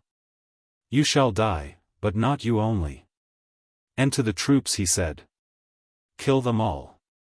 Don't leave one of the serpent brood alive." The words of this bold boy will have fallen as seed in their hearts. Kill them all without mercy, big and little, babes also. The soldiers fell upon them and cut them to bits with their merciless swords. The gloomy valley and the dusty road became tremblingly vocal with children's shrieks. The misty horizon echoed painfully, and echoed again and was silent. The horses deflated their nostrils and smelt the smoking blood, and with their iron-shod hoofs they trod on the poor bodies. Then the warriors returned to the road laughing joyfully and cruelly. They hastened homeward to their camp conversing and rejoicing. But the road went on, still went on dusty as ever, ravaged by the fiery eyes of the dragon. Afternoon turned to evening and the dragon effaced himself in shadow, but there came no evening coolness. The wind, as if enchanted by silence and fear, lay asleep. The sultry dragon sinking into darkness looked in the eyes of the centurion and seemed to smile a calm and dreadful smile. The twilight was calm and sultry and shadowy. The beat of the horses' feet was even and rhythmical and drowsy, and the centurion felt sad at heart. So measured was the beat of the sounding hoofs, and so grey, so hopeless and unlifting was the column of dust in which they moved, that it seemed as if they were on an endless journey. The greyer became the night the more lonely and remote they seemed, and the empty clangor of their beating hoofs resounded in the far distance of the wilderness. A sense of dread came over him, a dread to which as to his tiredness he saw no term. He seemed to hear the sounds of wailing somewhere afar. The earth trembled and murmured under the beat of the horses' hoofs. Someone was running towards them. A dim voice, a voice like that of the boy, began to cry. The centurion looked round on his soldiers. The shadow of night lay on their bowed faces, distorted with dust, sunken with tiredness, and a look of confused terror hung on their countenances. The parched lips of Lucilius whispered nervously, "Oh, that the camp were in sight." "What is it, Lucilius?" asked the centurion, looking fixedly into the tired face of the young soldier. And Lucilius whispered in reply, "I am in dread." And then, blushing to have confessed to fear, he added in a louder voice, "It's terribly hot." And then, relapsing into a whisper, he shuddered and went on.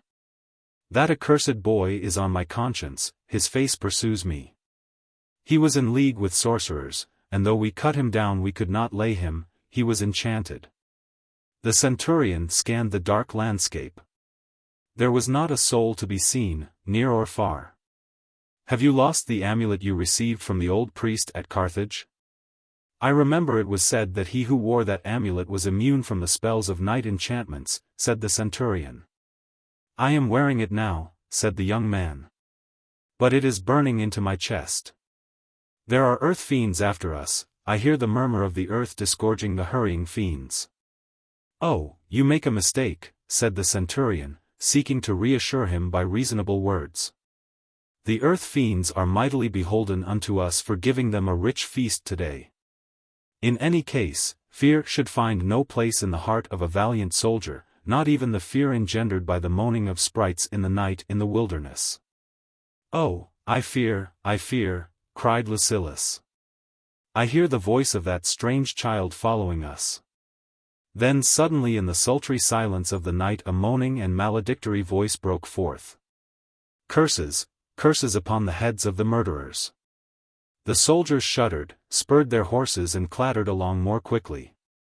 But the voice of an unseen spirit pursued them and cried out all about them, now in front of them, now behind, now at one side, now another, sharply, distinctly. "Murderers! Slayers of innocent babes! Merciless soldiers, ye yourselves shall not receive mercy." The soldiers took fright and spurred their steeds and hastened. But the old centurion was angry and scolded them, crying, "For shame! Of whom are you afraid? Are soldiers of the mighty and godlike emperor afraid of shadows? From whom do you flee?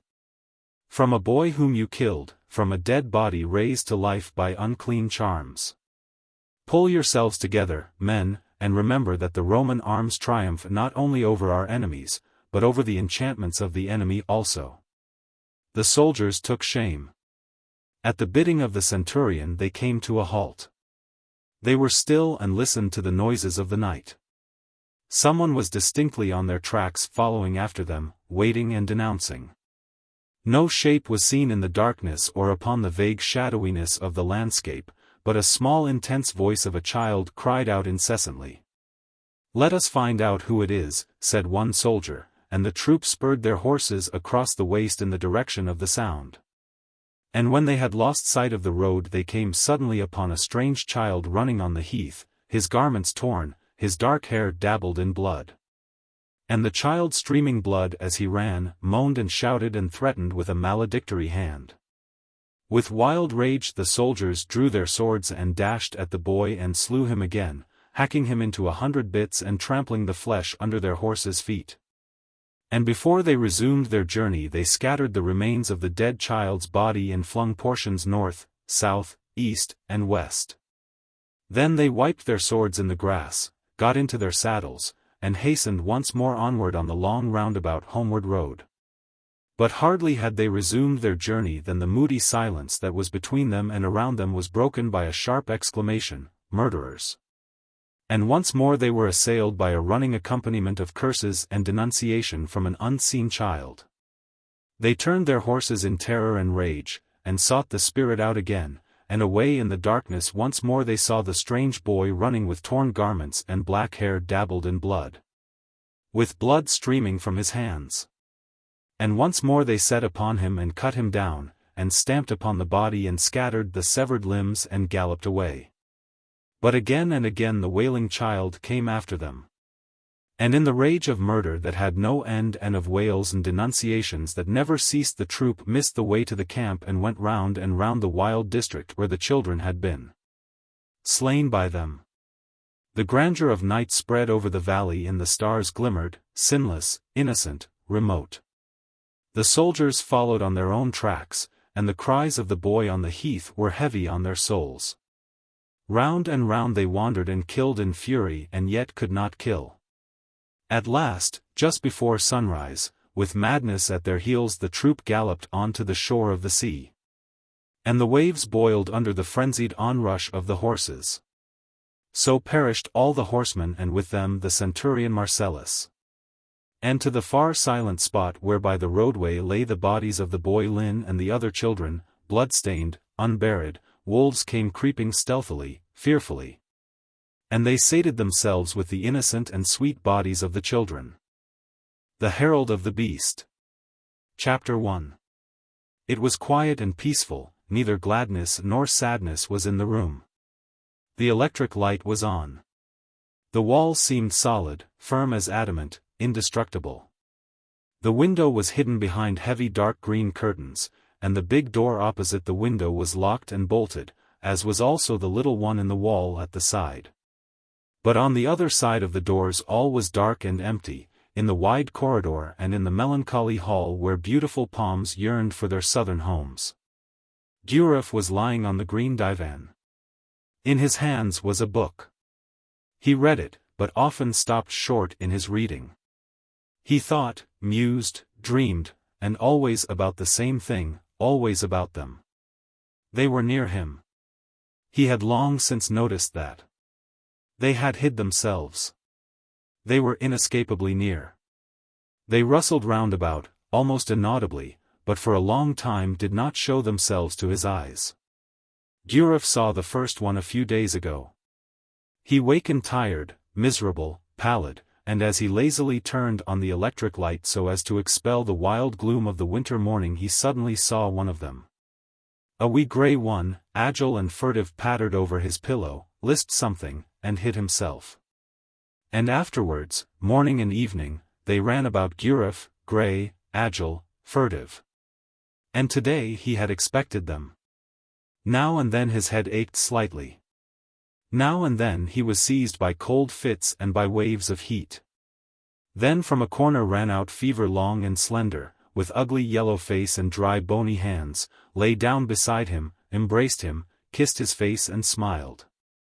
And the rapid kisses of the caressing and subtle Fever and the soft aching movements in his head were pleasant to him. Weakness poured itself into all his limbs. And tiredness spread over them. But it was pleasant. The people he knew in the world became remote, uninteresting, entirely superfluous. He felt he would like to remain here with them. Gurov had been indoors for several days. He had locked himself up in the house. He permitted no one to see him. Sat by himself. Thought of them. Waited them. Chapter 2. Strangely and unexpectedly the languor of sweet waiting was broken.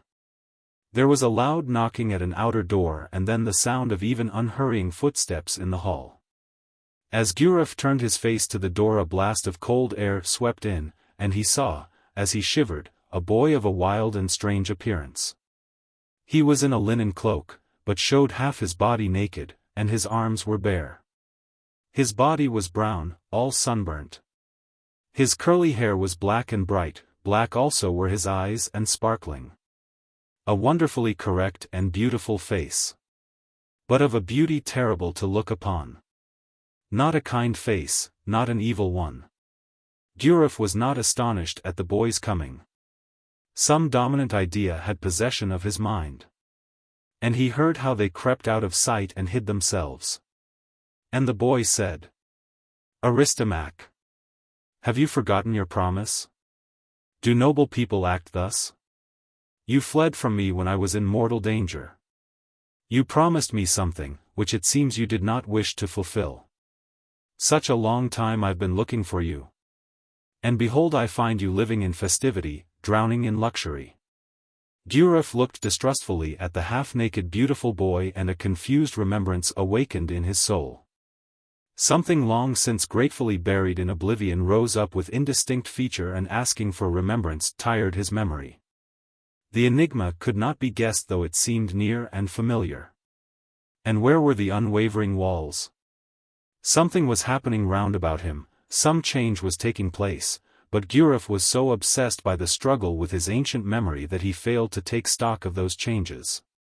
He said to the wonderful boy, "Dear boy, tell me clearly and simply without unnecessary reproaches what it was I promised you and when it was I left you in mortal danger.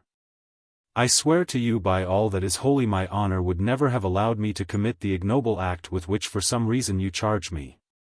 The boy nodded, and then in a loud melodious voice gave answer. "Aristomach.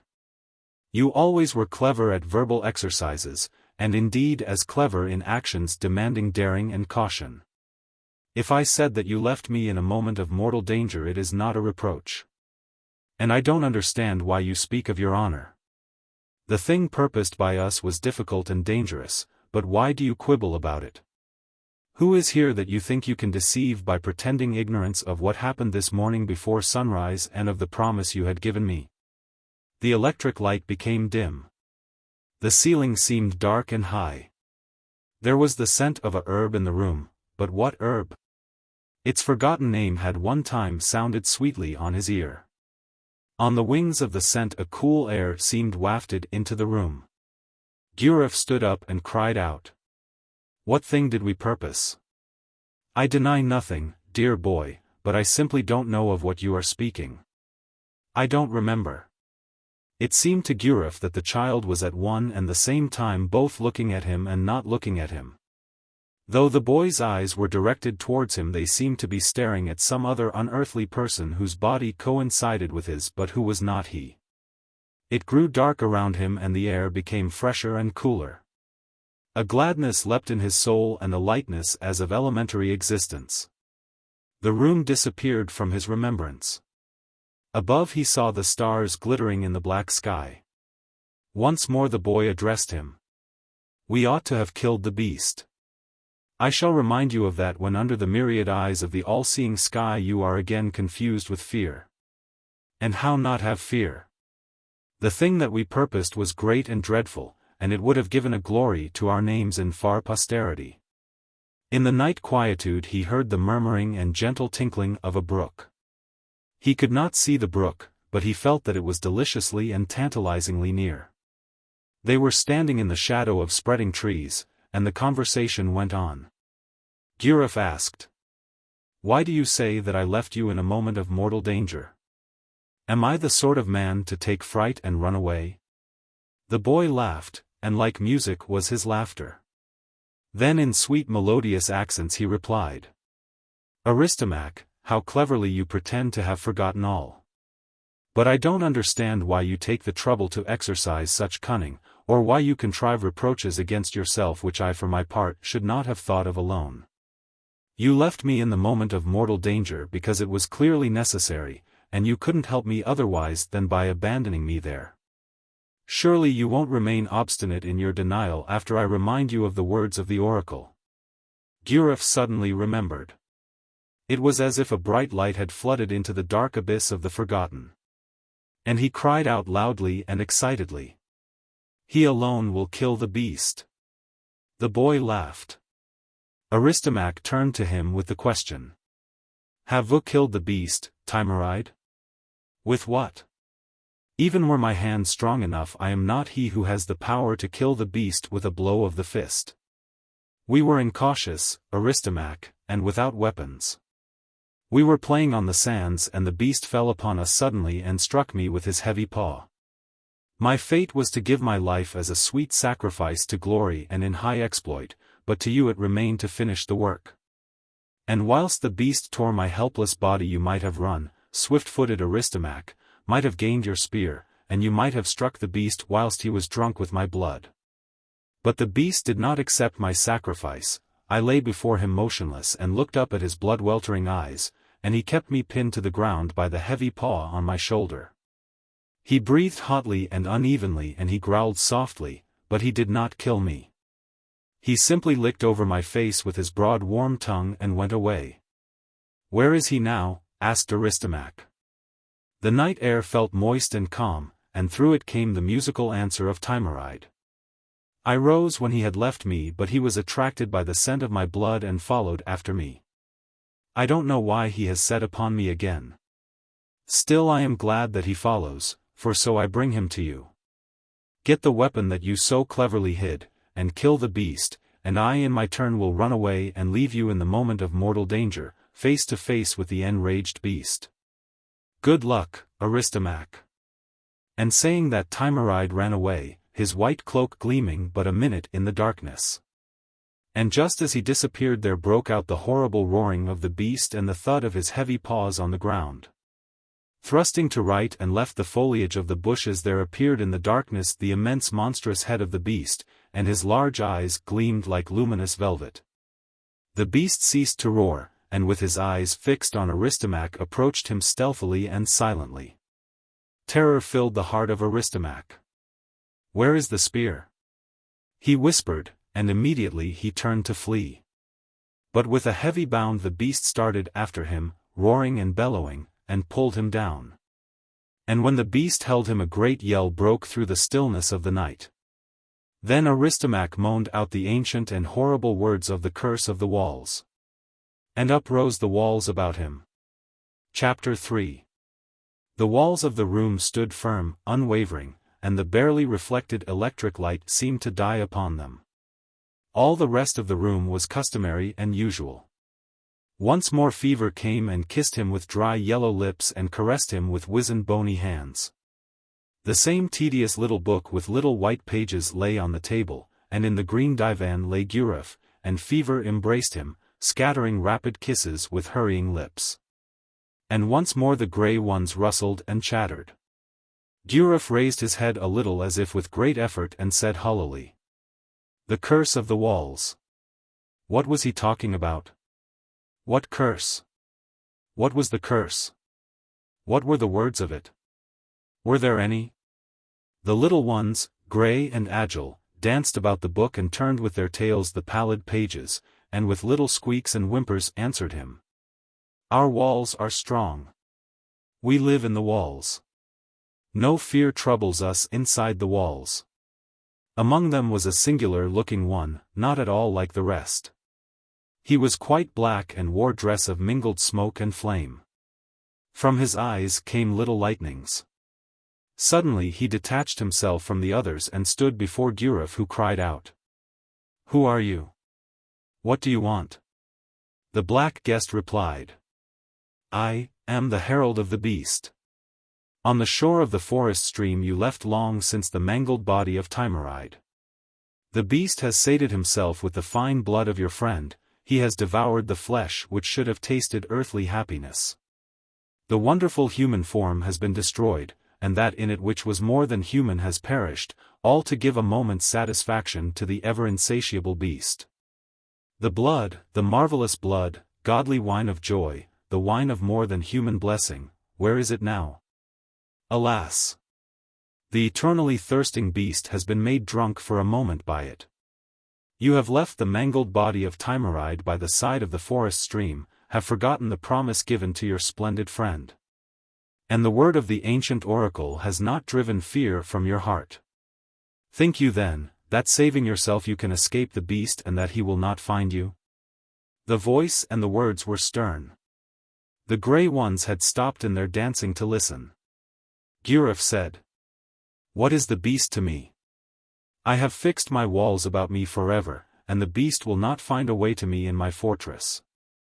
At that the grey ones rejoiced and scampered round the room anew, but the herald of the beast cried out once more, and sharp and stern were his accents. "Do you not see that I am here? I am here because I have found you. I am here because the curse of the walls has lost power. I am here because Timaride is waiting and tirelessly questioning. Do you not hear the gentle laughter of the brave and trusting child? Do you not hear the roaring of the beast?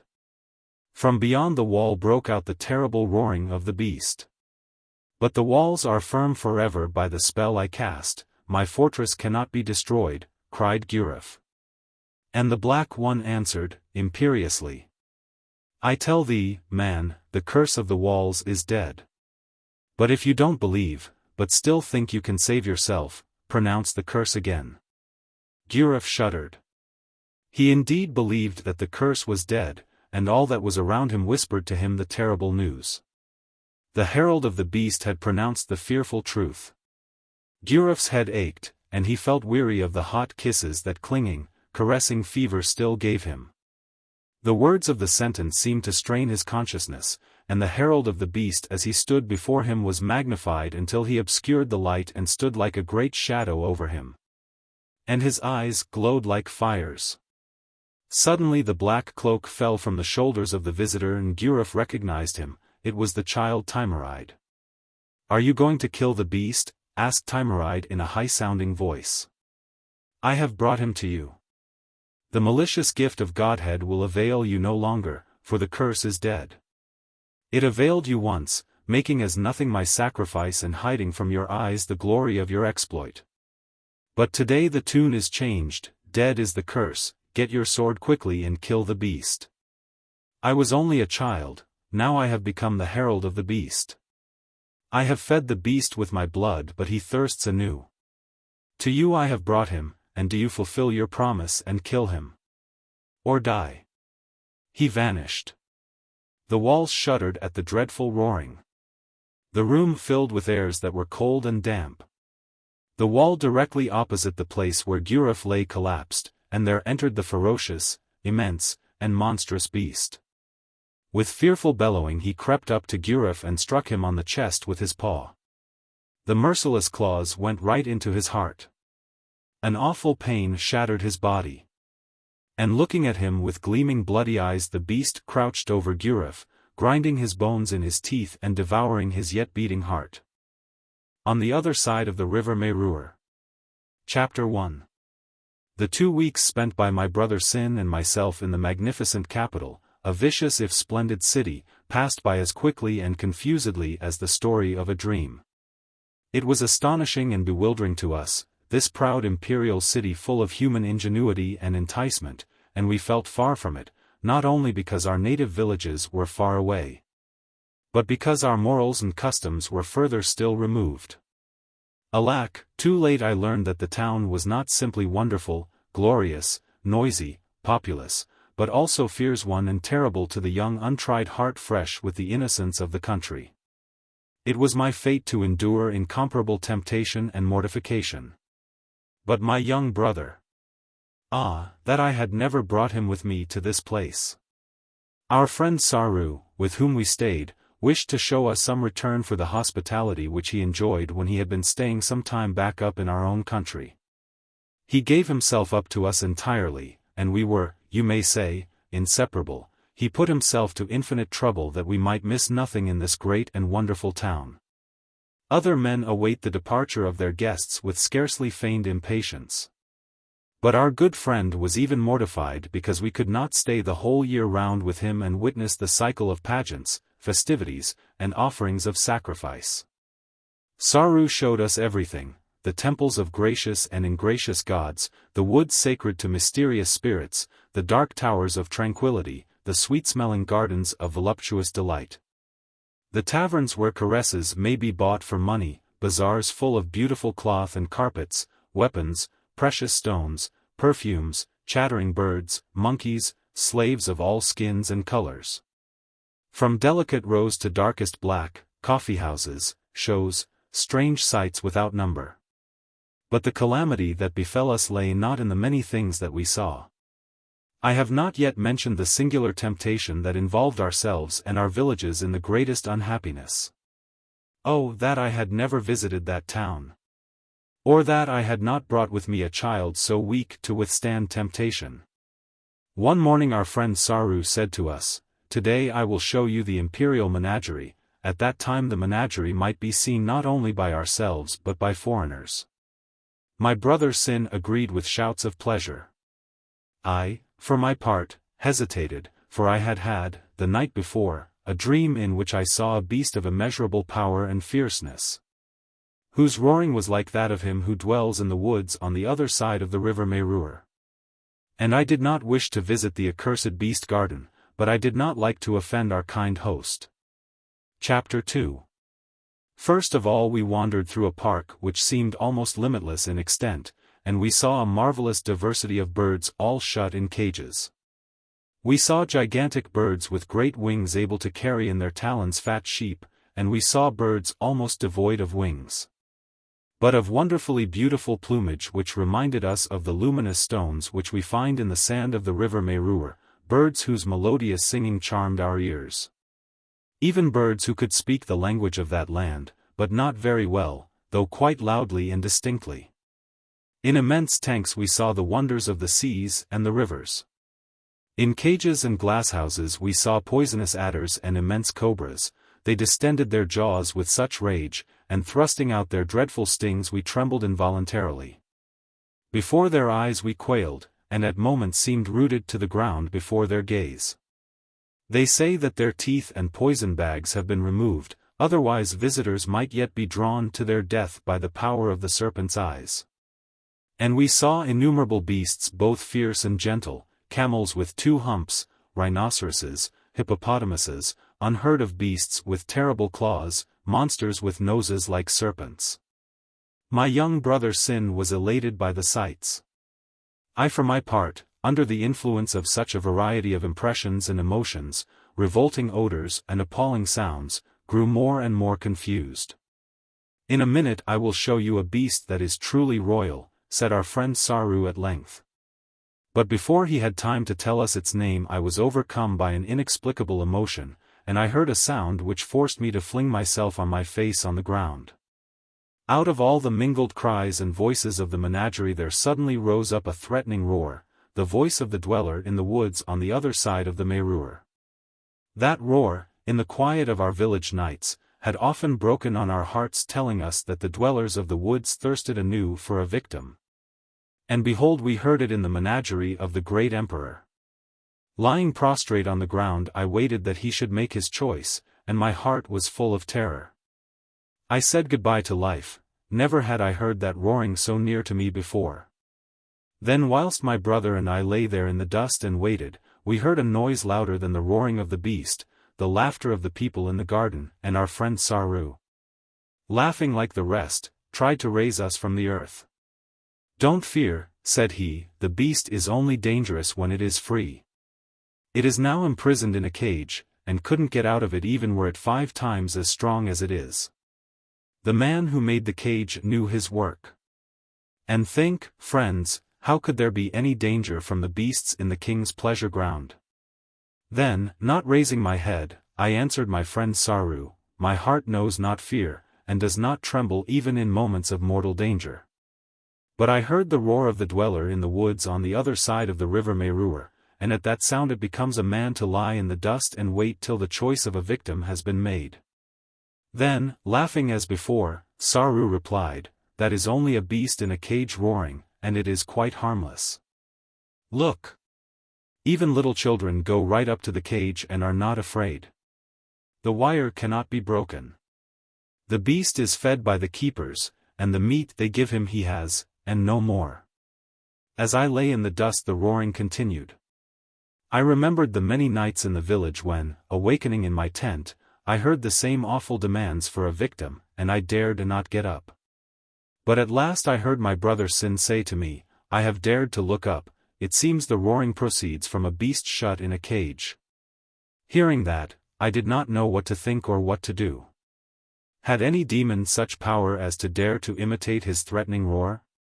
Could demons dare so much, were they so strong? Did the dweller on the other side of the river Mairure conceal himself in the hide of an imprisoned and harmless beast? Did he mock the pitiful blind people who looked at him and from them make choice of a victim? But could the great and stern one descend to such a degree as to hide himself in the skin of a caught beast? Or could it be thought that the contemptible demon of this dishonorable town had wrought a spell? Did it not augur innumerable misfortunes for myself and my brother Sin that we dared to take part in the false triumph of the people of this debauched and cursed city? Even though we lay humbly in the dust before the horrible cage? And what meant this fearful, overwhelming thing? It was incomprehensible to us, perhaps altogether beyond the understanding of the weak mind of man. At least it was insulting to the covenants of our blessed country. Then whilst I lay in the dust, and the dishonorable made mock of us, my brother Sin said to me, "Let us go hence." But was it possible to go whilst he roared over us? And what if I saw him whom none of us had ever looked in the face? If it were indeed he, how could we go away and how could we leave him there in shame and insult? But staying, did we not share in the most disgusting of human sins? I resolved to go. There was no way else, though such a thought had been so far from me when first the roaring broke upon our ears. But first, before I rose, I carefully covered up the face of my brother Sin with my cloak, for I thought if one of us must perish meeting the enraged gaze, let it be the elder of us, for he, my brother, had yet to taste the sweetest moments of life. And I also thought he might perhaps do something rash, and having seen once, by accident and without retribution, might on his own account dare to look a second time. And I know by experience that it is madness to tempt fate. So we slunk out of the gardens followed by the coarse and laughing crowd. Truly that people, their accursed city, and its walls crowned by towers, are worthy of a great punishment. Chapter 3. That very day we laded our camels, and before sunset had left the horrible town. We had much time on the way to think on what had happened to us at the menagerie of the great emperor. But the phenomenon entirely baffled us. It was not necessary to think that it portended evil and frightful misfortune, nor could we take it as a sign of blessing. Do we ever hear of the most powerful one appearing with the single object of being a sign to man? No, when even in the most ancient traditions, true, it has been handed down that the dweller on the other side of the river Mairure showed himself as a sign of impending calamity or blessing. Or that he came to prophesy at all, he always came roaring threateningly, and took the one of us on whom his choice fell. For a long time we wandered through the desert saying not a word to one another. I knew by my brother's gloomy silence that he also thought on what had happened. At last, when we were but 3 days' journey from home, he broke silence, saying, whilst we lay on the ground and the people laughed at us, and I lifted my head, I saw the open jaws of the beast. There could be no mistake, the roaring proceeded from one of the caught beasts that were shut in the cages. And I said to my brother Sin, "Of such bodeful appearances it is better to be silent." So our forefathers enjoined. There is much in the world that is inexplicable, and even if it is possible to consider it familiarly and without fear, we ought always to hold ourselves humbly and reverently toward it. Sin was a long time without words, but toward sunset he broke silence, saying, it was the same roaring which we heard outside our village when he came for a victim. He to whom we prostrate ourselves with such humility and who has devoured countless delicate girls and pretty children is a wild beast with green cat's eyes, with yellow hide sewn all over with black spots. And it is possible to catch him and put him in a cage. I was horrified, and forbade my brother Sin to speak such dishonoring words. But Sin was possessed of the spirit that eternally strives against the dweller on the other side of the river Mairure, and he turned upon me in rage and cried out. I saw that it was a wild beast. Why should we make any more sacrifices to him? Can we not also build a cage for him, a worthy chamber, and make him live peacefully there, so saving ourselves and our families from terror and death? I am not so mad as to think that we can live without him, but why not feed him on the flesh of sheep or bulls? Why should we weep for our children when he can make such an excellent repast on cattle? In vain I forbade my brother, in vain did I mercilessly beat him, his tongue continued to utter the same lying and dishonorable words. And we returned home. Chapter 4. Soon the young people of our village began to hold secret meetings, my brother Sin gathering them together and delighting them with his foolish thoughts and deliberations. Alas! I was myself actually called upon to confirm the story of what we had heard in the imperial gardens. I was asked to say that the threatening roar came from a wild beast caught by cunning and powerful hunters and placed by them in a great barred chamber, where he was harmless. Certainly I did not tire of explaining to the hesitant that the dweller on the other side of the river Mairure could not possibly be in a cage. And that the roaring proceeding from the cage was simply one of those inexplicable phenomena which again and again prove too much for weak human reason, and about which it is better to preserve silence. But they did not listen to me, and were more ready to believe the evil suggestion of my brother Sin. At length there grew up a decided opposition of opinion, one half the people believing one way, one half the other. The one half held to the tradition of our fathers and preserved the belief that he who dwells in the impenetrable thickets of the other side of the stream is incomprehensible to the human kind, and that he comes out of the jungle by night, announcing to the villages by his roaring that he requires another sacrifice. They held also that his presence near a village brought good fortune, saving us from many calamities and giving us success in the hunt and at our labors. The other half, with absurd vehemence and obstinacy, repeated the foolish story of the beast in the cage and turned a deaf ear to the wisdom of their elders. There was much confusion and exasperation, fights, murders even, and brother rose against brother, son against father. Throughout all the countryside sweet peace was broken and quarrels began. Chapter 5. At last the wise Belessus became possessed of a wily but deceptive thought, and many who liked to find middle paths were brought to a peaceful state of mind. Thus spake the wise Belessus. Our fathers taught us to reverence the dweller in the woods who takes of us human sacrifice. And the teaching of our forefathers should in no wise be forgotten or laid aside. The whole system on which our life is framed would fall to pieces if we learned to have no fear before the eyes of green fire that shine on us out of the darkness of our nights. And if we elders and teachers should encourage a frivolous and neglectful attitude towards the mysterious one, it is certain that our boisterous and self-willed youths, dismissing the serious thought, losing the trembling in the night, will fall into the most excessive debauch and rascality. The old men and the teachers welcomed these wise words with loud commendations. But having thus ingratiated himself in the heart of the elders, the wise Belessus went on and tried to make himself pleasing to the foolish. Thus he spake. On the other hand, we cannot doubt the probity of our common friend Melek, and the truth of the story his son tells. They say that they saw a finely ornamented place they call a cage, but which was no doubt a magnificent apartment worthy to be the palace of the dweller on the other side of the river Mairure. They heard a voice proceeding from this wonderful palace. It seemed to be the roaring which we know, and both Melek and Sin fell down in reverence to him who was in the cage. Then our rash Sin actually dared to look up and see what it was that roared thus at that time. Melek and Sin were bowed to the ground, but the rabble in the garden laughed at them and gave a witness of their impoliteness. And Sin saw that that which roared was like a beast. Such is the story they brought home from the great city, and how can we disbelieve it?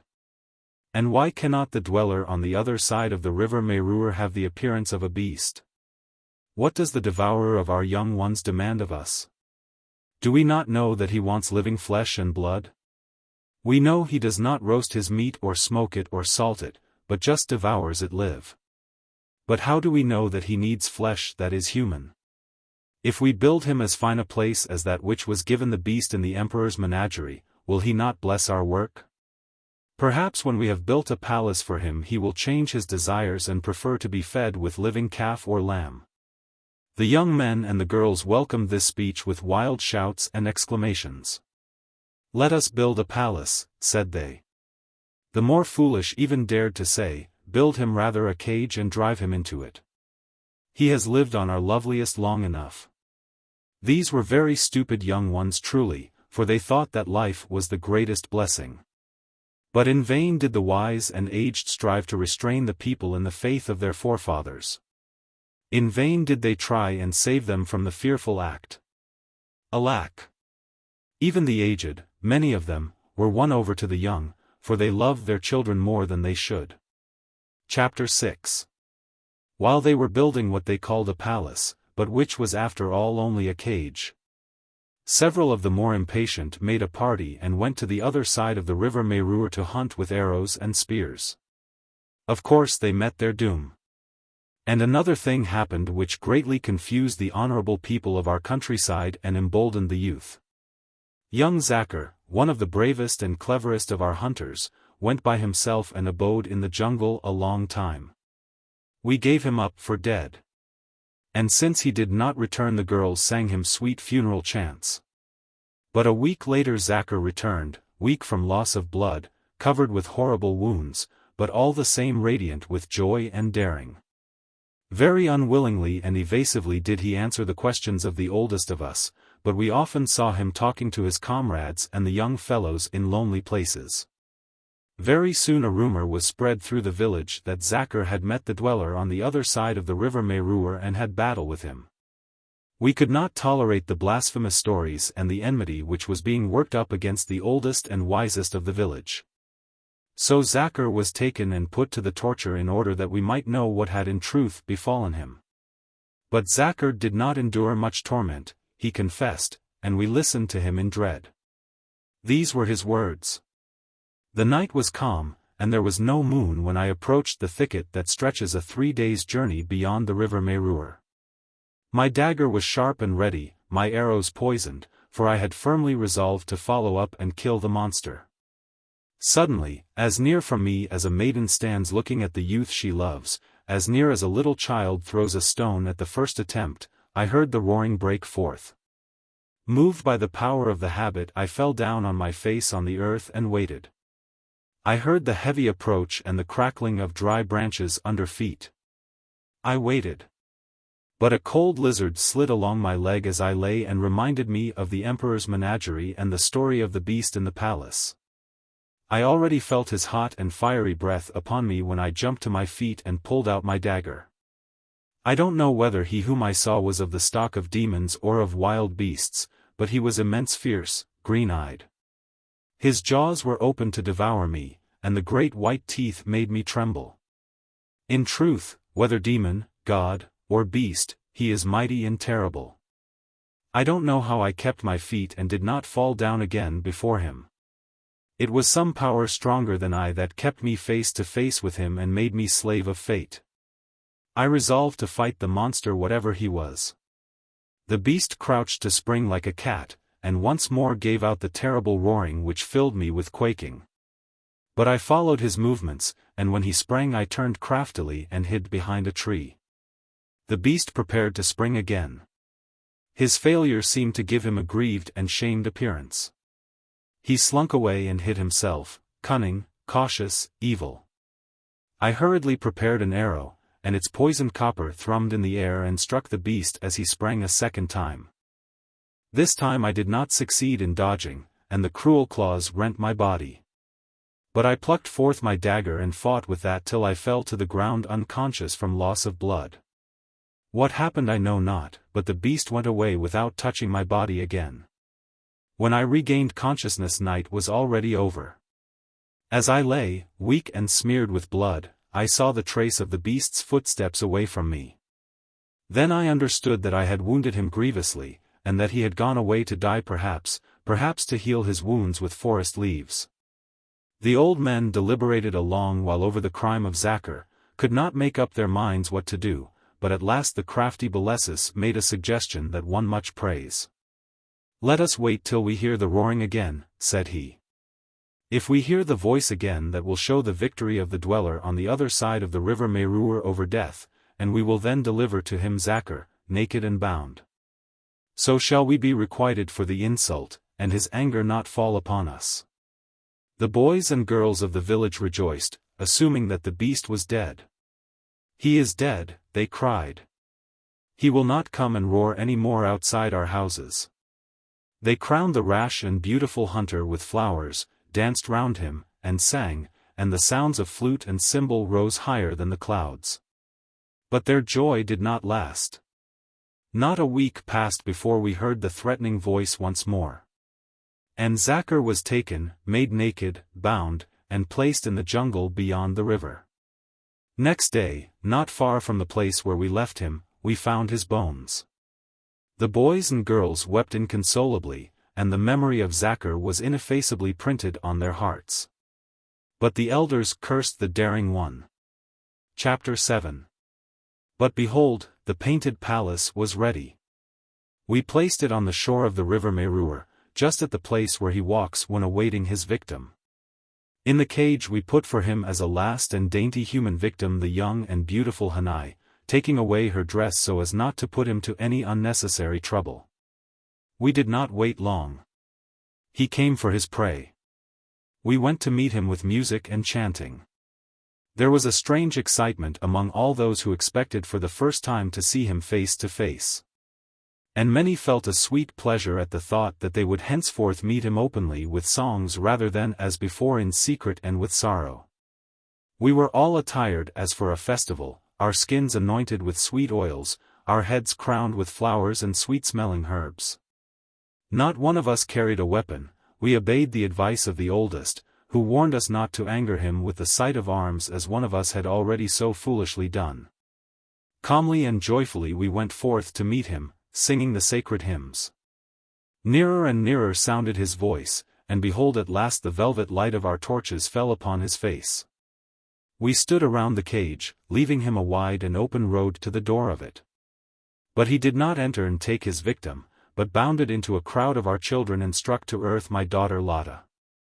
He tore the dear body of my daughter Lotta, growling with greediness, mewing with pleasure, and I looked up suddenly and I saw that he to whom we had forever bowed ourselves, and for whom we had sacrificed an infinite number of our tribe, was indeed a ferocious bloodthirsty beast, strong only because we were weak, dreadful only because we trembled before him. We also saw how the beast's body was yellow with ugly blotches of black upon it, and we cried out through our wailing, truly it is a wild and evil beast. Now we have seen with our eyes who it is that dwells in the thickets beyond the river Mairure, and we know the miserable fate of our children who have been victims, and of Zakhar, devoured by the ferocious, senseless beast. But the beast set upon us again and took another victim. We fled, and he followed after us, tearing many with his claws, and choosing for his prey the youngest and sweetest. On that day the beast was glutted with our blood. We shut ourselves in our huts and mourned. And we prepared to take vengeance. Chapter 8. The days went on. The crafty beast hid himself. There were diverse opinions held about him, but not many adhered to the ancient faith. Many rash youths perished in the jungle through incautious hunting. The aged for the most part reproved the youths, saying, "Foolish ones, what do you strive for? What do you want? Think what will happen if you kill him. How can we live without him?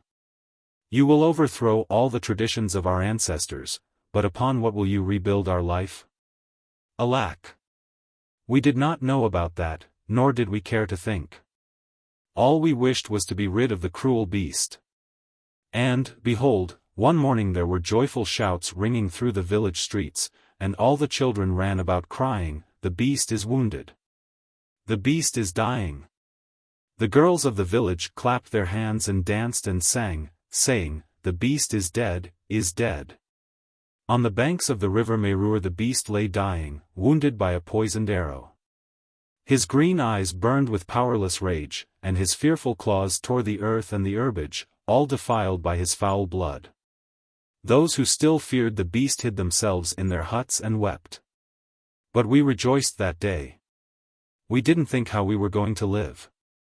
We did not consider who might come to the shore of the river Mairure and enslave us by another and more evil tyranny. The candles. There were 2 candles burning, and many lamps along the walls. A man was reading from an exercise book, and others were silent and listened.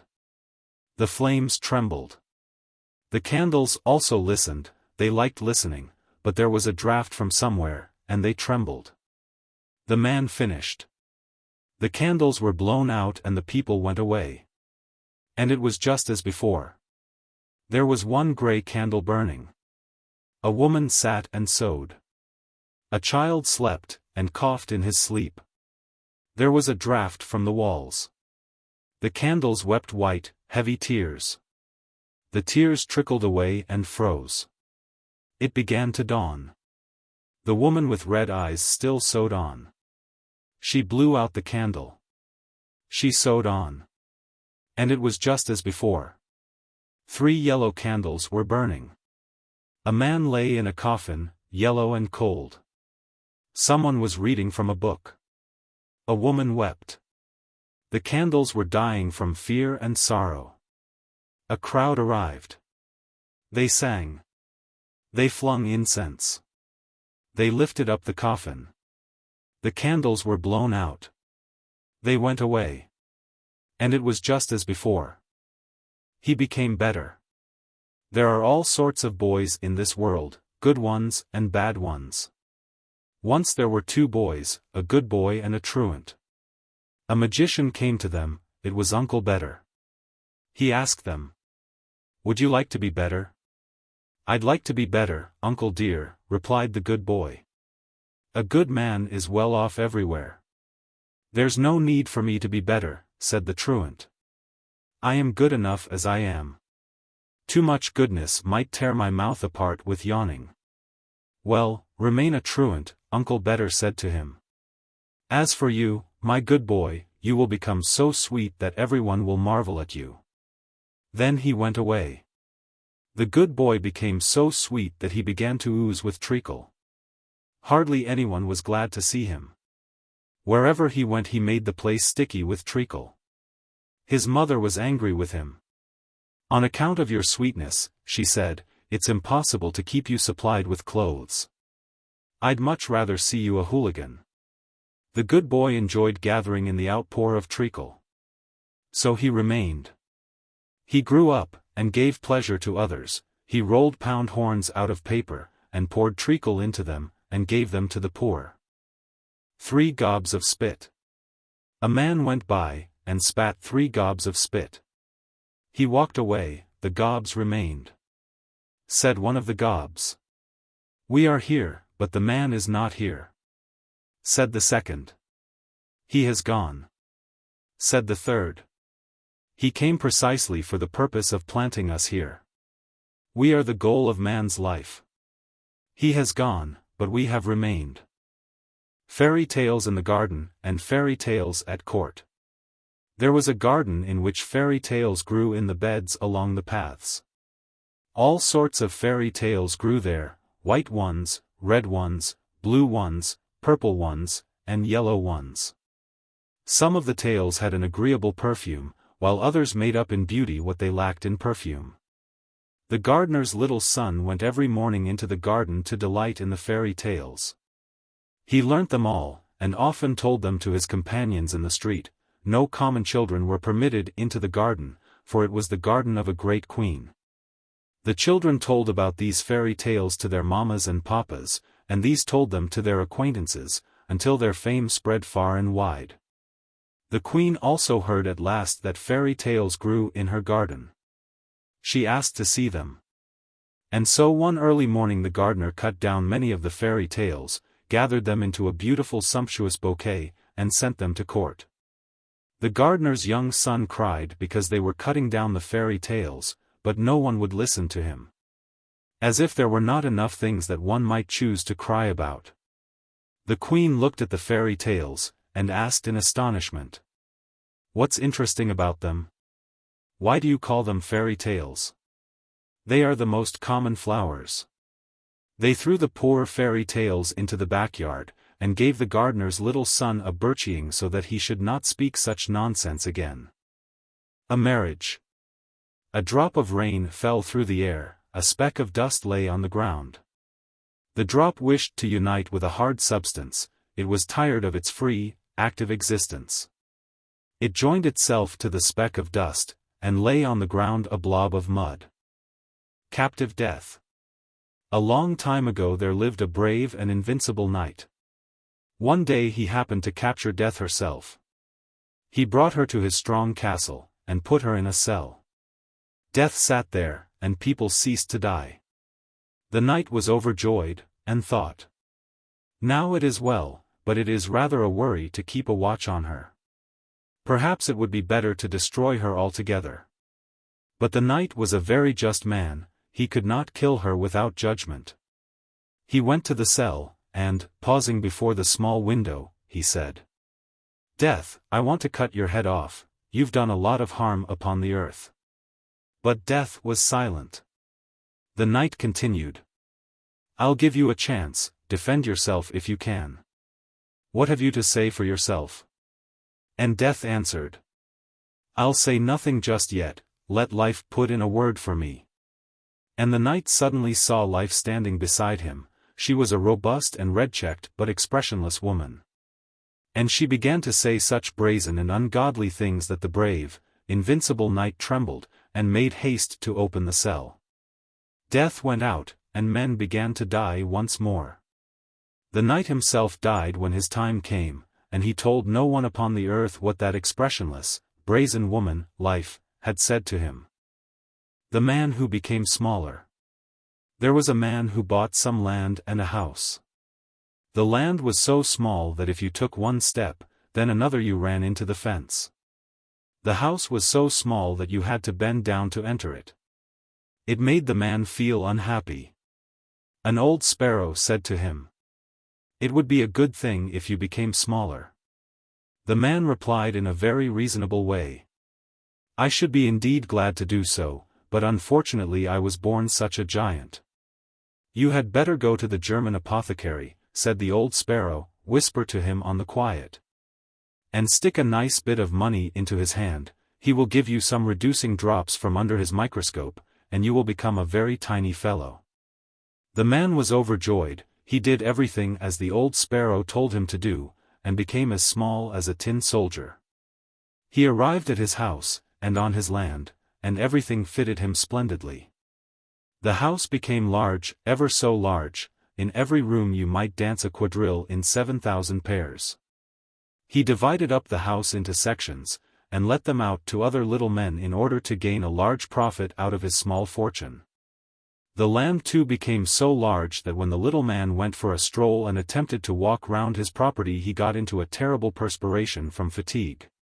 The little man then divided up the land, and built on it little kennel cottages, let them out and made good money out of them. He made money and took it to the bank. The little man began to get fat and rich. But a huge crow happened to fly by, caught the little man by his collar, and took him off to its nest, to feed its tots with. The little man repented for having obeyed the old sparrow, but it was too late. Perhaps the old sparrow had purposely prearranged the whole thing. Dotard and Dotardess. There once lived an old dotard and old dotardess. The dotard had lived 500 years, the dotardess 400. The dotard received a big pension, and gave it to the dotardess for expenses. The dotard wore an underwaistcoat close to his body, the dotardess used to dye her hair. The dotard took snuff, and went to take steam baths, the dotardess ate sweets, and went to the Russian opera. Once the dotard went to the bath, steamed himself, and oversteamed himself, and died on the bench. The dotardess went to the opera, called encore to the singer, shouted, and overshouted herself, and died in the gallery. The old dotard and dotardess were buried. There is nothing to grieve about, there will always be dotards and dotardesses. Little songs. He was quite a rake in appearance, he loafed about in the streets and in the roads, sat for hours in the taverns and looked on at the jolly wenches. Nothing was sacred to him, and because of that he received very little respect. Only sometimes he walked out to the crossroads, and began to sing. He knew such words that everything answered him at that moment, the birds in the woods, and the wind in the fields, and the waves in the sea. The little dog, Silly Bark, said, "It's bad, bad. It's all nonsense." And the cunning fox said, "Bad, bad. He sings only earthly songs, he has forgotten God." What did it matter? Everything living answered him, the birds of the woods, the waves of the sea, and the roving winds. The little ray in the little cell. The rays came to the sun, and began to choose their ways for the day. One ray said, "I will now go into the courtyard." Said another, "I will take a stroll on Nevsky Prospect," said a third. "I will take a walk in the fields," said a fourth. "I will take a swim in the river." All of them had chosen good places, and were about to run off, when the sun called them back with a shout. "Wait a minute, children, there is still a little place left, a dark little prison cell, where sits a poor prisoner." All the rays said plaintively. "It is damp in the dark little cell, it is dirty in the dark little cell, it smells badly in the dark little cell, we do not want to go into the dark little cell." The sun caught hold of one little ray by the hair, and said, "You were up to all sorts of mischief yesterday, you looked into all sorts of forbidden places. Now you must stay in the dark little cell if only for 5 minutes." The poor little ray began to cry, but there was nothing left to do but to follow the sun's command. All sour, bad-tempered, shrunken, he remained for 5 minutes with the poor prisoner in the dark little prison cell. But to the poor prisoner even this was a great holiday. The affectionate boy. Sasha loved sweets.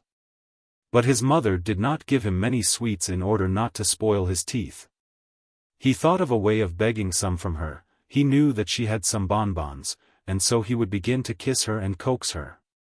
"You are my sweet little bonbon, my handsome little bonbon." His mother would laugh and give Sasha a bonbon. Once his pockmarked uncle came and brought some honey cakes. Sasha got up on his knees, and said coaxingly, "You are my lovely little honey cake, my handsome little honey cake." But the pockmarked uncle replied, "I don't like little beggars." And he put the honey cakes back into his pocket. We could see them if we liked to, though they are not at all as we are, and almost do not notice us. How indeed can we interest them? Once I caught sight of one. It was evening, and I was together with my sadness in the silent embrace of my walls. The minutes burned, because I did not yet know how to extinguish their consuming flame. And my reverie struggled helplessly on the yellow, shining boards of my floor.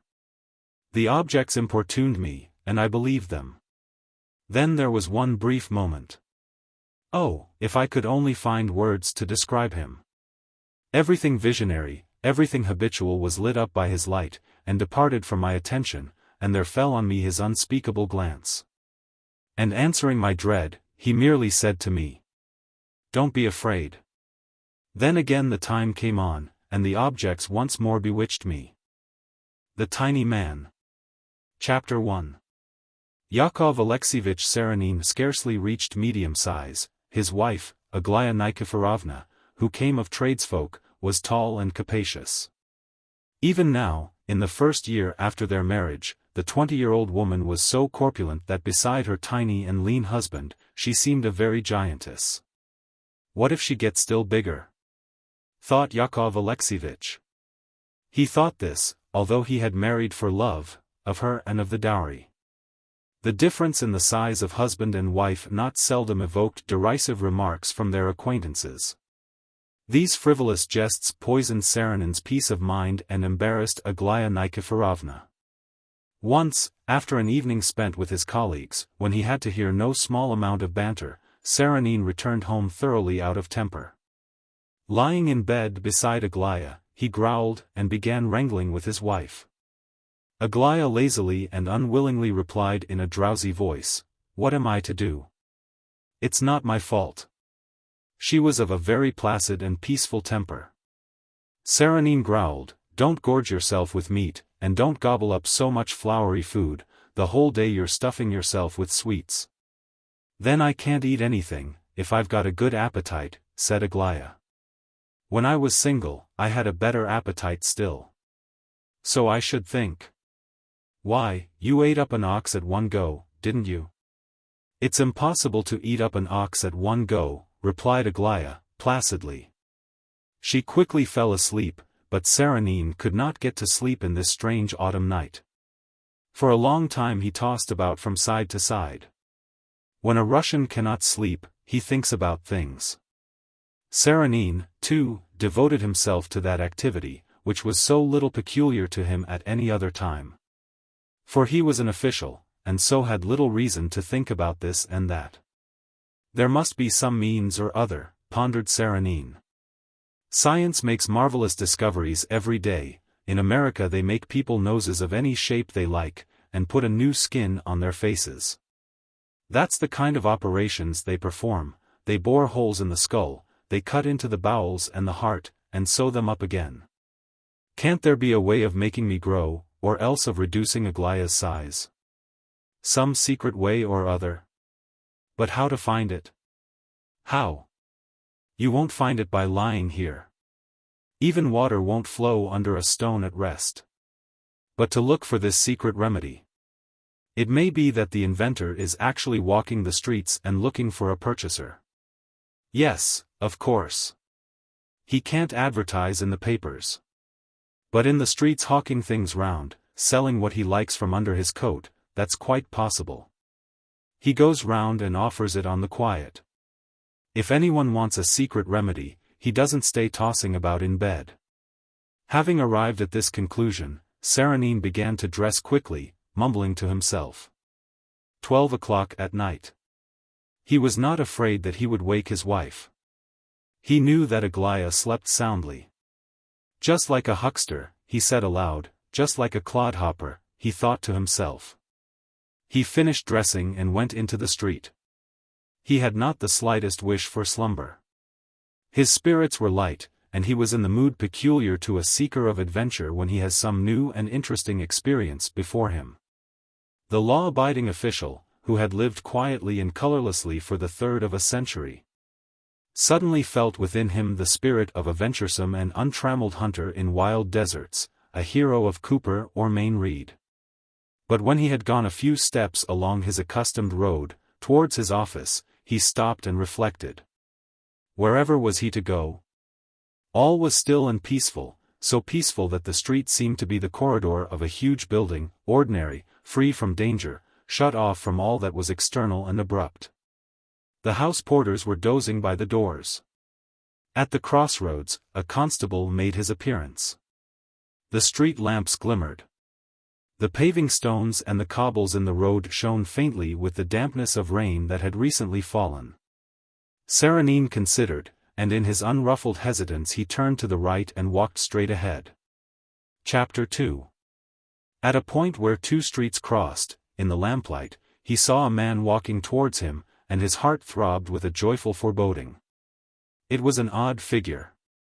A gown of bright colors, with a broad girdle. A large speckled cap, with a pointed tip. A saffron-colored tuft of beard, long and narrow. White, glittering teeth. Dark, piercing eyes. Slippered feet. An Armenian, thought Serenine at once. The Armenian came up to him and said, "My dear man, what are you looking for at this hour of the night? You should go and sleep, or else visit the fair ladies. If you like, I will guide you there." "No, my own fair lady is ample enough for me," said Serenine. And confidingly he acquainted the Armenian with his trouble.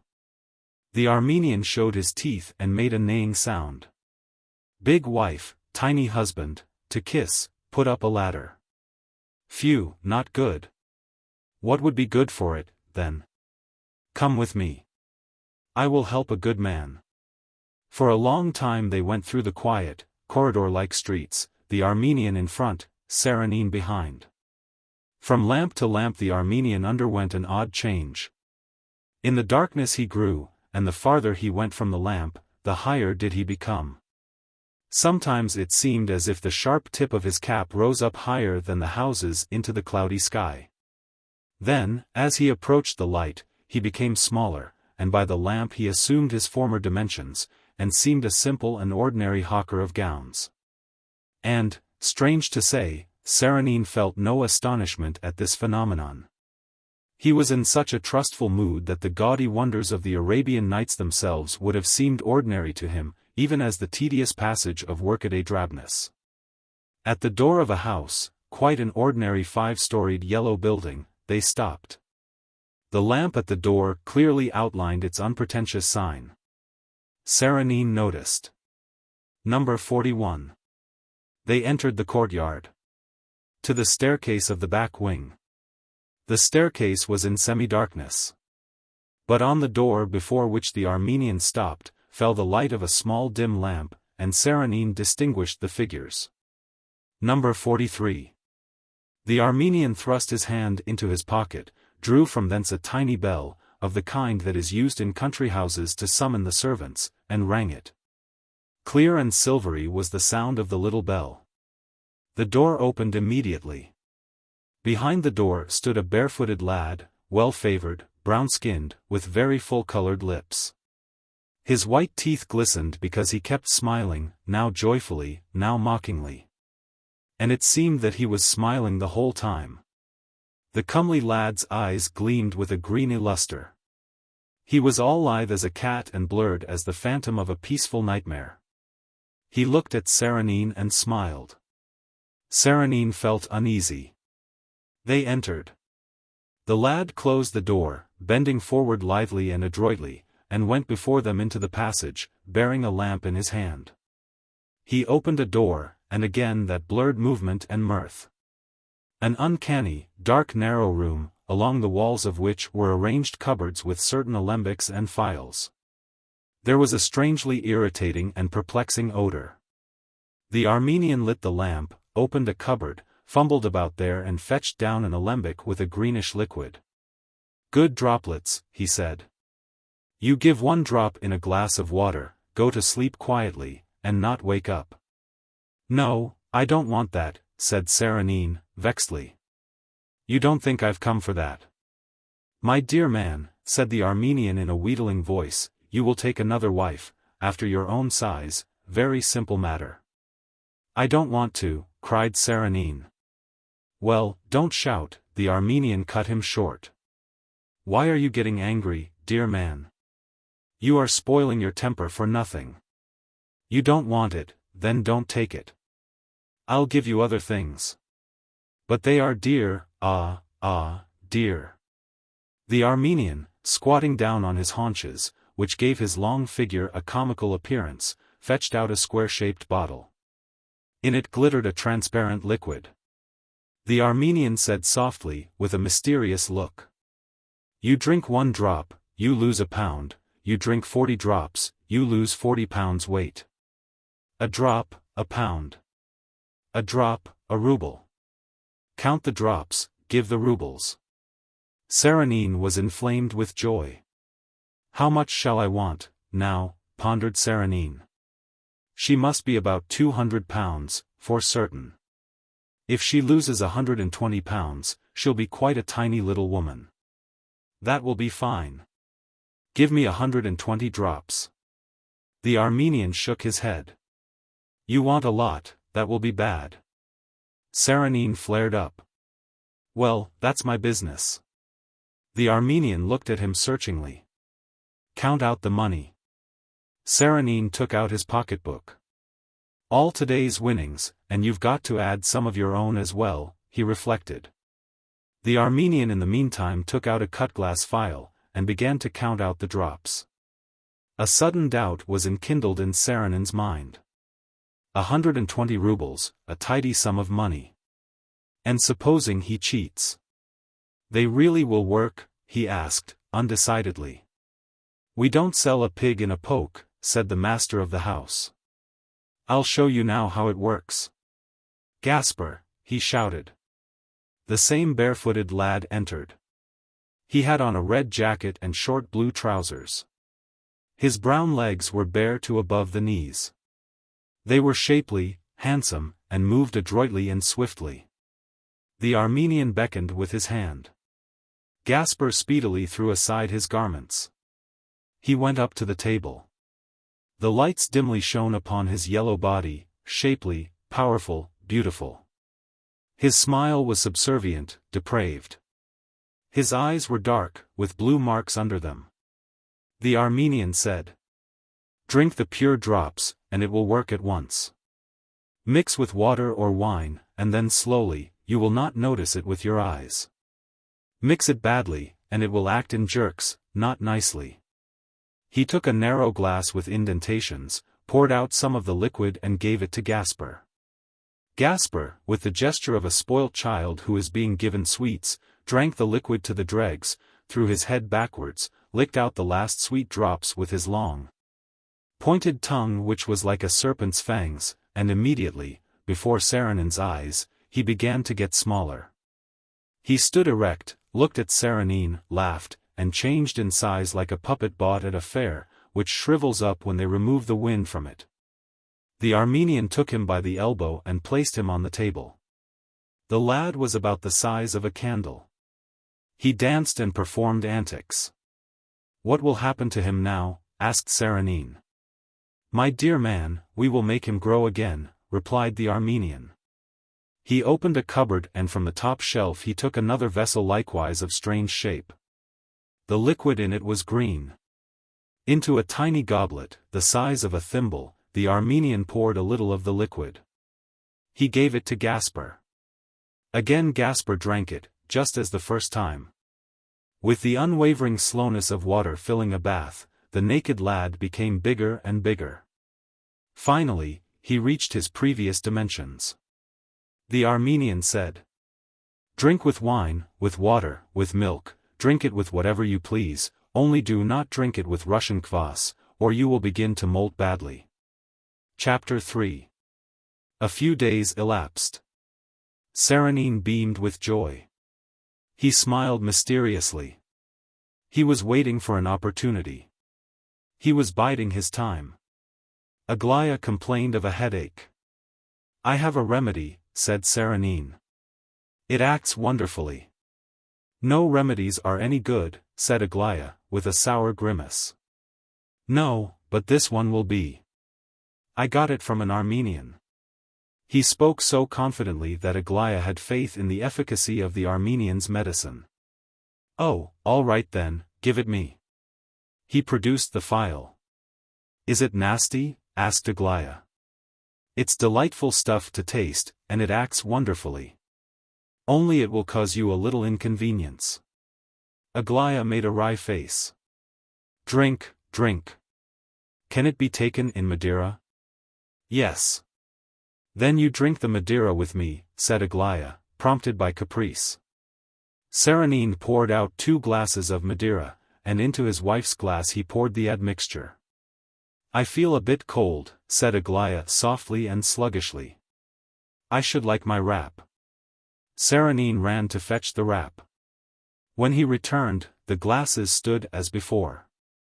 Aglaya sat down and smiled. He laid the wrap round her. "I feel as if I were better," said she. "Am I to drink?" "Drink, drink," cried Serenin. "Your health." He seized his glass. They drank. She burst out laughing. "What is it?" asked Serenin. "I changed the glasses. You'll have the inconvenience, not me." He shuddered. He grew pale. "What have you done?" he shouted in desperation. Aglaya laughed. To Serenin her laughter seemed loathsome and cruel. Suddenly he remembered that the Armenian had an antidote. He ran to find the Armenian. "He'll make me pay dearly for it," he thought, gingerly. "But what of the money? Let him take all, if only he saves me from the horrible effects of this nostrum." Chapter 4. But obviously an evil destiny was flinging itself upon Serenin. On the door of the lodging where the Armenian lived, there hung a lock. In desperation Serenin seized the bell. A wild hope inspirited him. He rang desperately. Behind the door the bell tinkled loudly, distinctly, clearly, with that inexorable clearness peculiar to the ringing of bells in empty lodgings. Serenin ran to the house porter. He was pallid. Small drops of sweat, exceedingly small, like dew on a cold stone, broke out on his face and specially on his nose.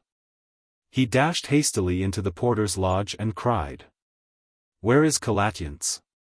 The porter in charge, a listless, black-bearded bumpkin, was drinking tea from a saucer.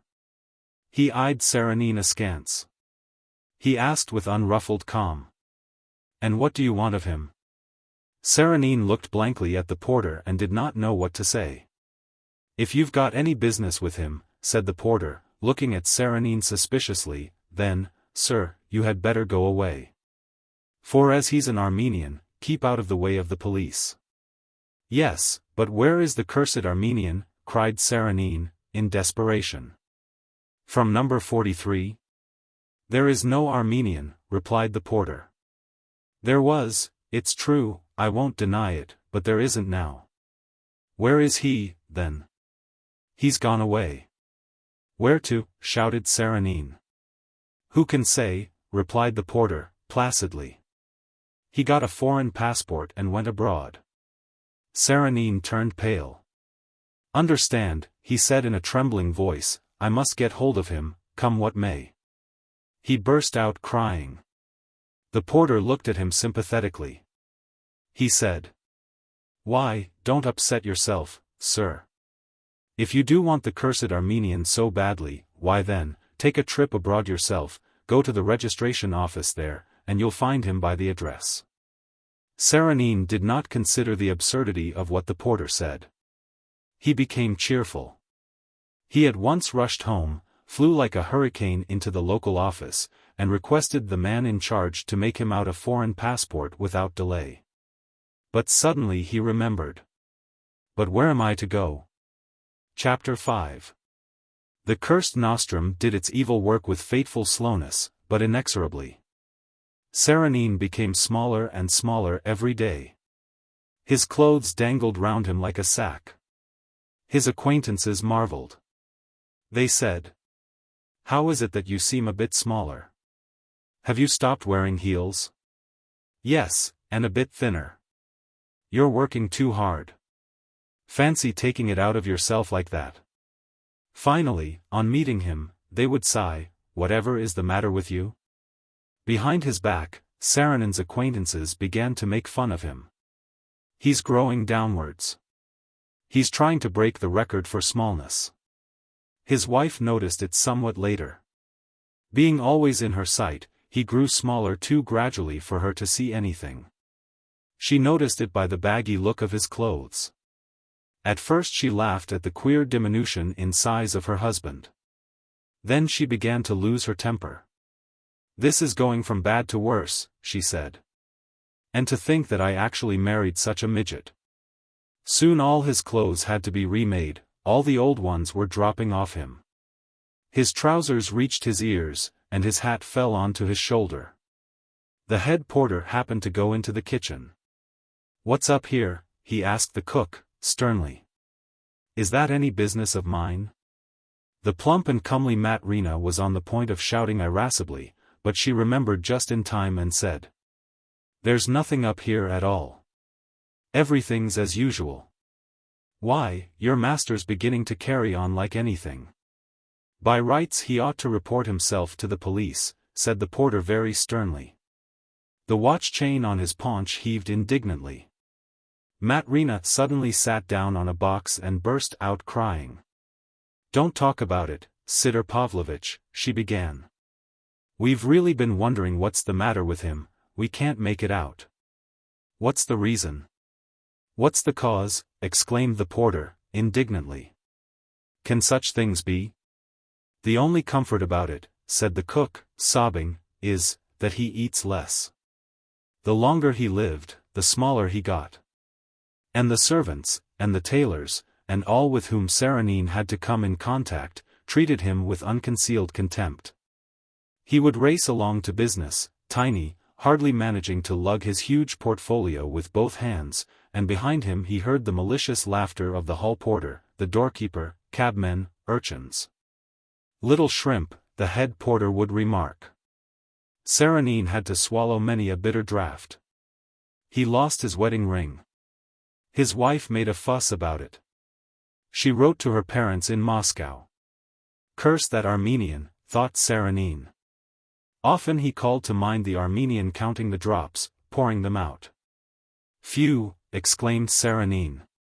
Never mind, my dear, it was my mistake, I won't do anything for it. Serenine also went to the doctor, who examined him with jocular remarks. He found nothing wrong. Serenine would go to visit somebody or other, the porter did not let him in at once. "Who may you be?" Serenine told him. "I don't know," said the porter. "Mr. So-and-so don't receive such people." Chapter 6. At business, in his department, they began by eyeing him askance and jeering. Especially the younger men. Then they started murmuring, expressing disapproval. The hall porter began to remove Serenine's overcoat with open repugnance. "There's a weedy little official for you," he muttered. "What sort of Christmas box are you likely to get from him?" And to keep up his prestige, Serenine was compelled to give bigger and more frequent tips than before. But that availed little. The porters took the money, but they looked at Serenine suspiciously. Serenine explained to someone among his colleagues that an Armenian had landed him in this mess. The rumor of the Armenian affair rapidly spread throughout the department. It found its way into other departments as well. On one occasion the manager of the department ran up against the tiny official in the passage. He looked at him in amazement. He said nothing. He went into his room. Then they considered that they had better inform him. The manager asked, "Has this been going on long?" The assistant manager wavered. "It's a pity you didn't draw attention to it at the time," said the manager, sourly, without waiting for an answer. "Strange that I knew nothing about it. I'm greatly put out." He sent for Serenine. When Serenine reached the manager's room, all the officials looked at him in severe condemnation. With a beating heart Serenine entered the superintendent's room. He still clung to a faint hope, the hope that His Excellence intended to give him a particularly flattering order, availing himself of his small size. He might detail him for the universal exhibition, or some secret duty or other. But at the very first sound of the departmental manager's voice, this hope dispersed like smoke. "Sit down here," said His Excellency, pointing to a chair. Serenine clambered up as best he could. The manager irately gazed at the official's legs dangling in the air. He asked, "Mr. Serenine, are you acquainted with the civil service regulations as defined by the government?" "Your Excellency," stammered Serenine, laying, as in prayer, his little hands upon his breast. "Why have you done this?" asked the manager. "Believe me, Your Excellency." "Why have you done this?" repeated the manager. But Serenine could not say another word. He burst into tears. He had become very lachrymose latterly. The manager looked at him. He shook his head. He began very sternly. "Mr. Serenine, I have summoned you in order to inform you that your inexplicable conduct is to be regarded as thoroughly insufferable." "But, Your Excellency, I think I've always properly," stammered Serenine, "and as for my stature." "Yes, that's just it. But I am not responsible for this misfortune. I cannot judge to what extent this strange and unseemly occurrence has come upon you through misfortune, and to what extent you are not responsible for it, but I am bound to tell you that as far as the department in my charge is concerned, your extraordinary diminution in size has become positively scandalous. The most equivocal rumors are already circulating in the town. I cannot judge of their accuracy, but I know that these rumors explain your conduct by associating it with agitations for Armenian independence. You will admit that the department cannot be turned into a headquarters for developing Armenian intrigues, directed towards the diminution of the Russian Empire. We cannot keep officials who conduct themselves so strangely. Serenine leaped up from his chair, and tremblingly whimpered. "A freak of nature, Your Excellency. It is peculiar, but the interests of the service." And again he repeated the same question. "Why have you done this?" "Your Excellency, I myself do not know how it has come to pass." "What instincts? You are flaunting the smallness of your stature, when you could easily hide it under any lady's skirt, if I may be allowed to say so. This cannot be tolerated." "I never did this," wailed Serenine. But the manager did not hear. He went on. "I even heard that you are doing this out of sympathy for the Japanese. But a limit must be recognized in all things. How could I ever do that, Your Excellency? I do not know. But I beg of you to desist. You can be retained in the service, but only in the provinces, and this will be immediately cancelled, if you do not resume your customary dimensions. For the purpose of recruiting your health, you are granted 4 months' leave. I must request you not to make your appearance in the department any more. Any papers that are indispensable to you will be sent to your house. Good morning. Your Excellency, I am capable of working. Why this leave? You will take it because of illness. But, Your Excellency, I am quite well. No more, if you please. They gave Serenine leave for 4 months. Chapter 7. Before long, Aglaya's parents arrived. It was after lunch. During lunch, Aglaya had waxed very merry at her husband's expense. Then she went off to her room. He went timidly into his study, it seemed huge to him now, scrambled up onto the ottoman, curled himself up in a corner and began crying. Burdensome perplexities tormented him. Why should just he be overwhelmed by such a misfortune? It was dreadful, unheard of. What utter folly! He sobbed and whispered despairingly. Why, oh, why did I do it? Suddenly he heard familiar voices in the front room. He shook with horror. On tiptoe he crept to the washing stand, they should not see his tear-stained eyes. Even to wash himself was difficult, he had to stand on a chair. The guests had already entered the drawing-room. Serenine received them. He bowed, and in a piping voice made some unintelligible remark. Aglaya's father looked at him blankly with wide-open eyes. He was big, stout, bull-necked and red-faced. Aglaya was at his heels. He stood still before his son-in-law, and with legs wide apart, he eyed him attentively. He took Serenine's hand cautiously, bent forward and said, lowering his voice, "We have come to see you." It was obvious that his intention was to behave himself tactfully. He fidgeted with his feet on the floor. From behind his back, Aglaya's mother, a lean and malicious person, pushed forward.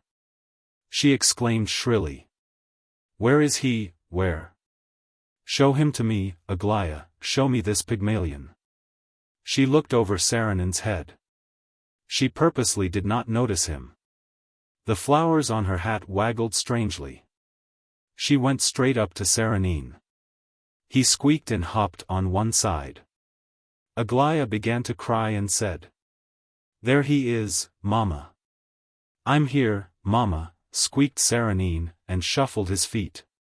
"You villain, what have you done to yourself? Why have you shriveled up so?"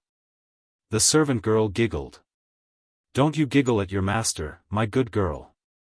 Aglaya reddened. "Mama, let's go into the drawing-room." "No, tell me, you villain, for what purpose you've got so small." "Now then, mother, wait a bit," the father interrupted her. She turned on her husband as well. "Didn't I tell you not to let her marry a man without a beard? See, it's turned out just as I said." The father looked cautiously at Serenine and did his utmost to change the conversation to politics. "The Japanese," he said, "are of no great size to speak of, but to all appearance they are a brainy race, and even, you might almost say, enterprising." Chapter 8. And Serenine grew tinier and tinier. He could now walk freely under the table. And each day he became smaller still. He had not yet taken complete advantage of his leave, but he did not go to the office. They had not yet made preparations to travel anywhere. Aglaya sometimes made fun of him, sometimes she cried and said, "Where shall I take you in that state? The shame and disgrace of it." To pass from the study to the dining room had become a journey of quite respectable proportions. And to climb up on a chair in the bargain. Still, weariness was in itself agreeable. It resulted in a good appetite and the hope of growing. Serenine now pinned all his faith upon food. The amount he consumed was out of all proportion to his diminutive dimensions. But he did not grow.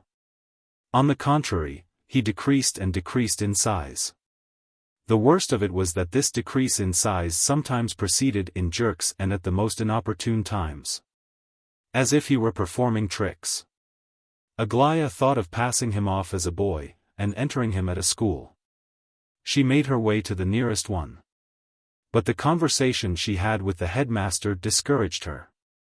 They demanded documents. It turned out that the plan was impracticable. With an expression of extreme perplexity, the headmaster said to Aglaya, "We cannot take a court counselor as pupil. What could we do with him? Suppose the teacher told him to stand in the corner, and he said, 'I am a knight of St. Anne.' It would be very awkward." Aglaya assumed a pleading expression and began to implore. The headmaster remained inexorable. "No," he said stubbornly, "we cannot take an official into the school. There is nowhere a single clause in which such a case is provided for. And it would be extremely awkward to approach the authorities with such a proposition. They wouldn't hear of it. It might lead to considerable unpleasantness. No, it can't be done at all. Apply to the controller, if you so desire." But Aglaya could not make up her mind to go to the authorities.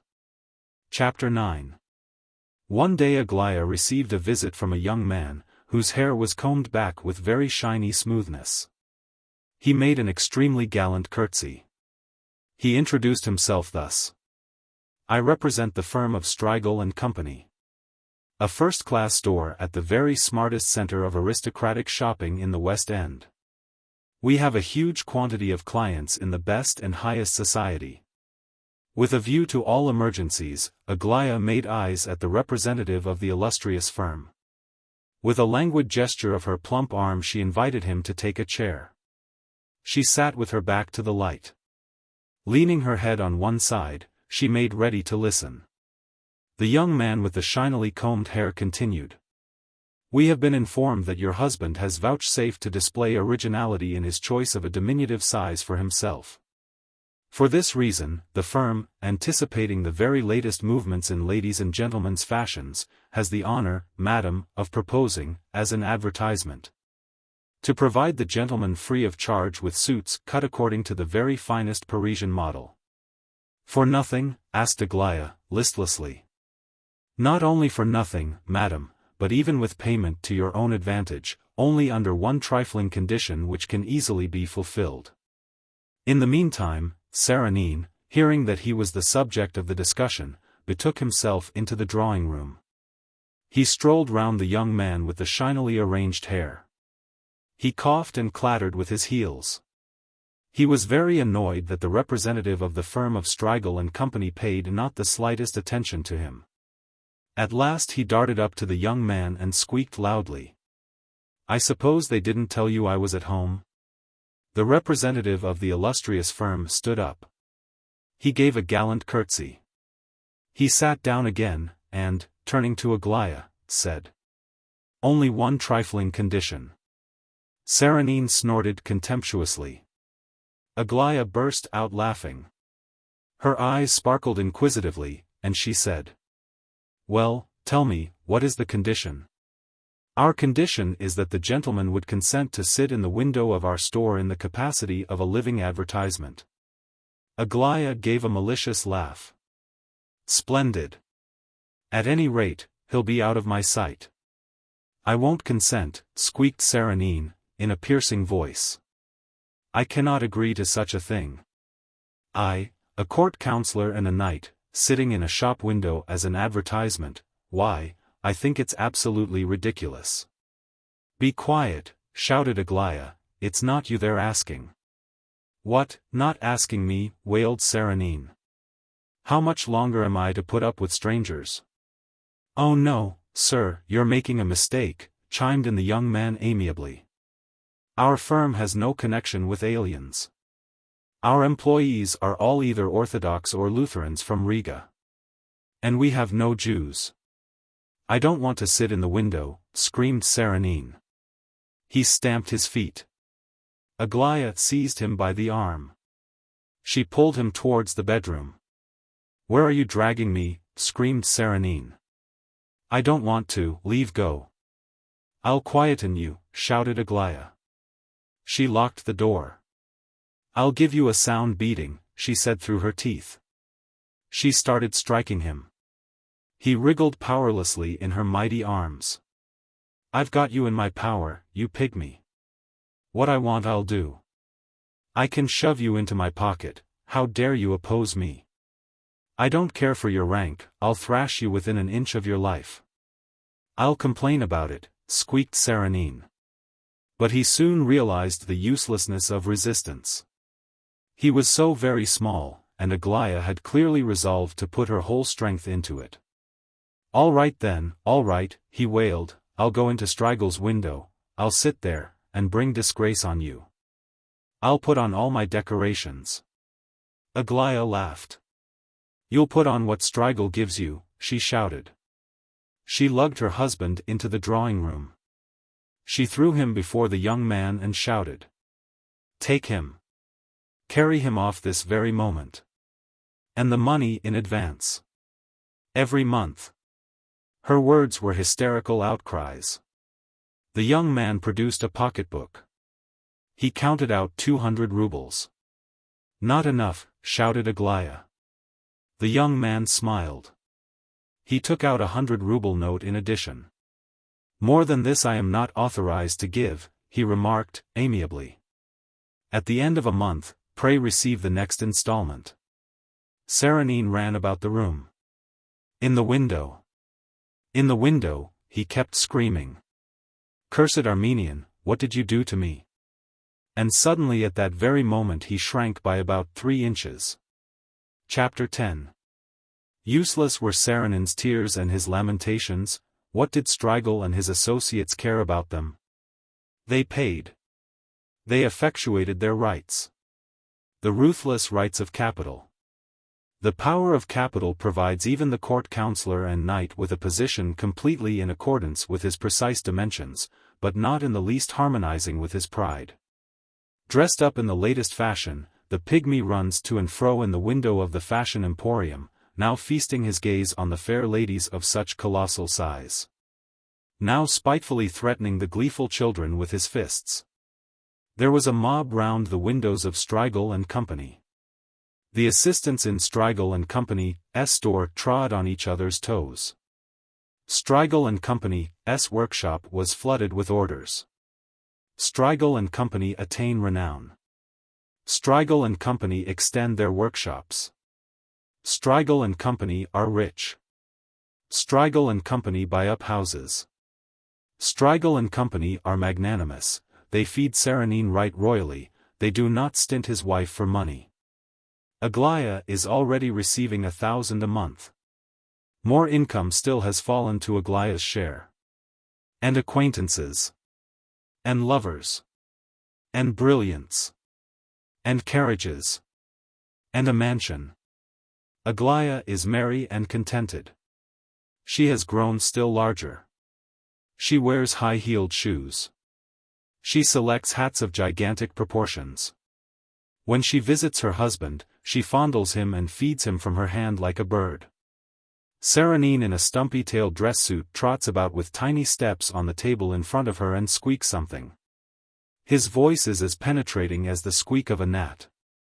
But the words are not audible. Tiny little folk can speak, but their squeaking is not audible to people of large proportions, neither to Aglaya, nor to Strigel, nor to any of the company. Aglaya, surrounded by shop assistants, hears the mannequins whining and squeaking. She laughs and goes away.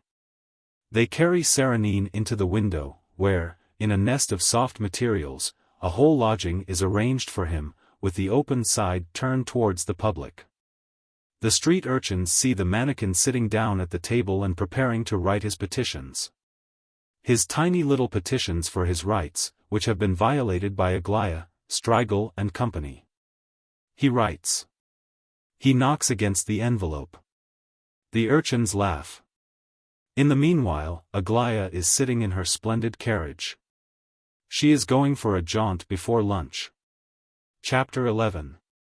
Neither Aglaya, nor Strigel and Company thought how it would all end. They were satisfied with the present. It seemed as if there would be no end to the golden shower which flowed down upon them. But the end came. Of the most ordinary kind. Such as might have been expected. Serenine diminished continually. Every day they dressed him in new suits, always smaller. And suddenly, in the eyes of the marveling shop assistants, just as he was putting on some new trousers, he became excessively minute. He tumbled out of the trousers. And he had already become like a pin's head. A slight draught was blowing. Serenine, minute as a grain of dust, was lifted up in the air. He was twirled round. He mingled with the cloudlets of dust gambolling in the sunbeams. He disappeared. All search was in vain. Serenine could nowhere be found. Aglaya, Strigel and company. The police, the clergy, the authorities, all were in the greatest perplexity. How was the disappearance of Serenine to be formulated? At last, after communication with the Academy of Sciences, they decided to reckon him as dispatched on a special mission for scientific purposes. Then they forgot about him. Serenine was finished with.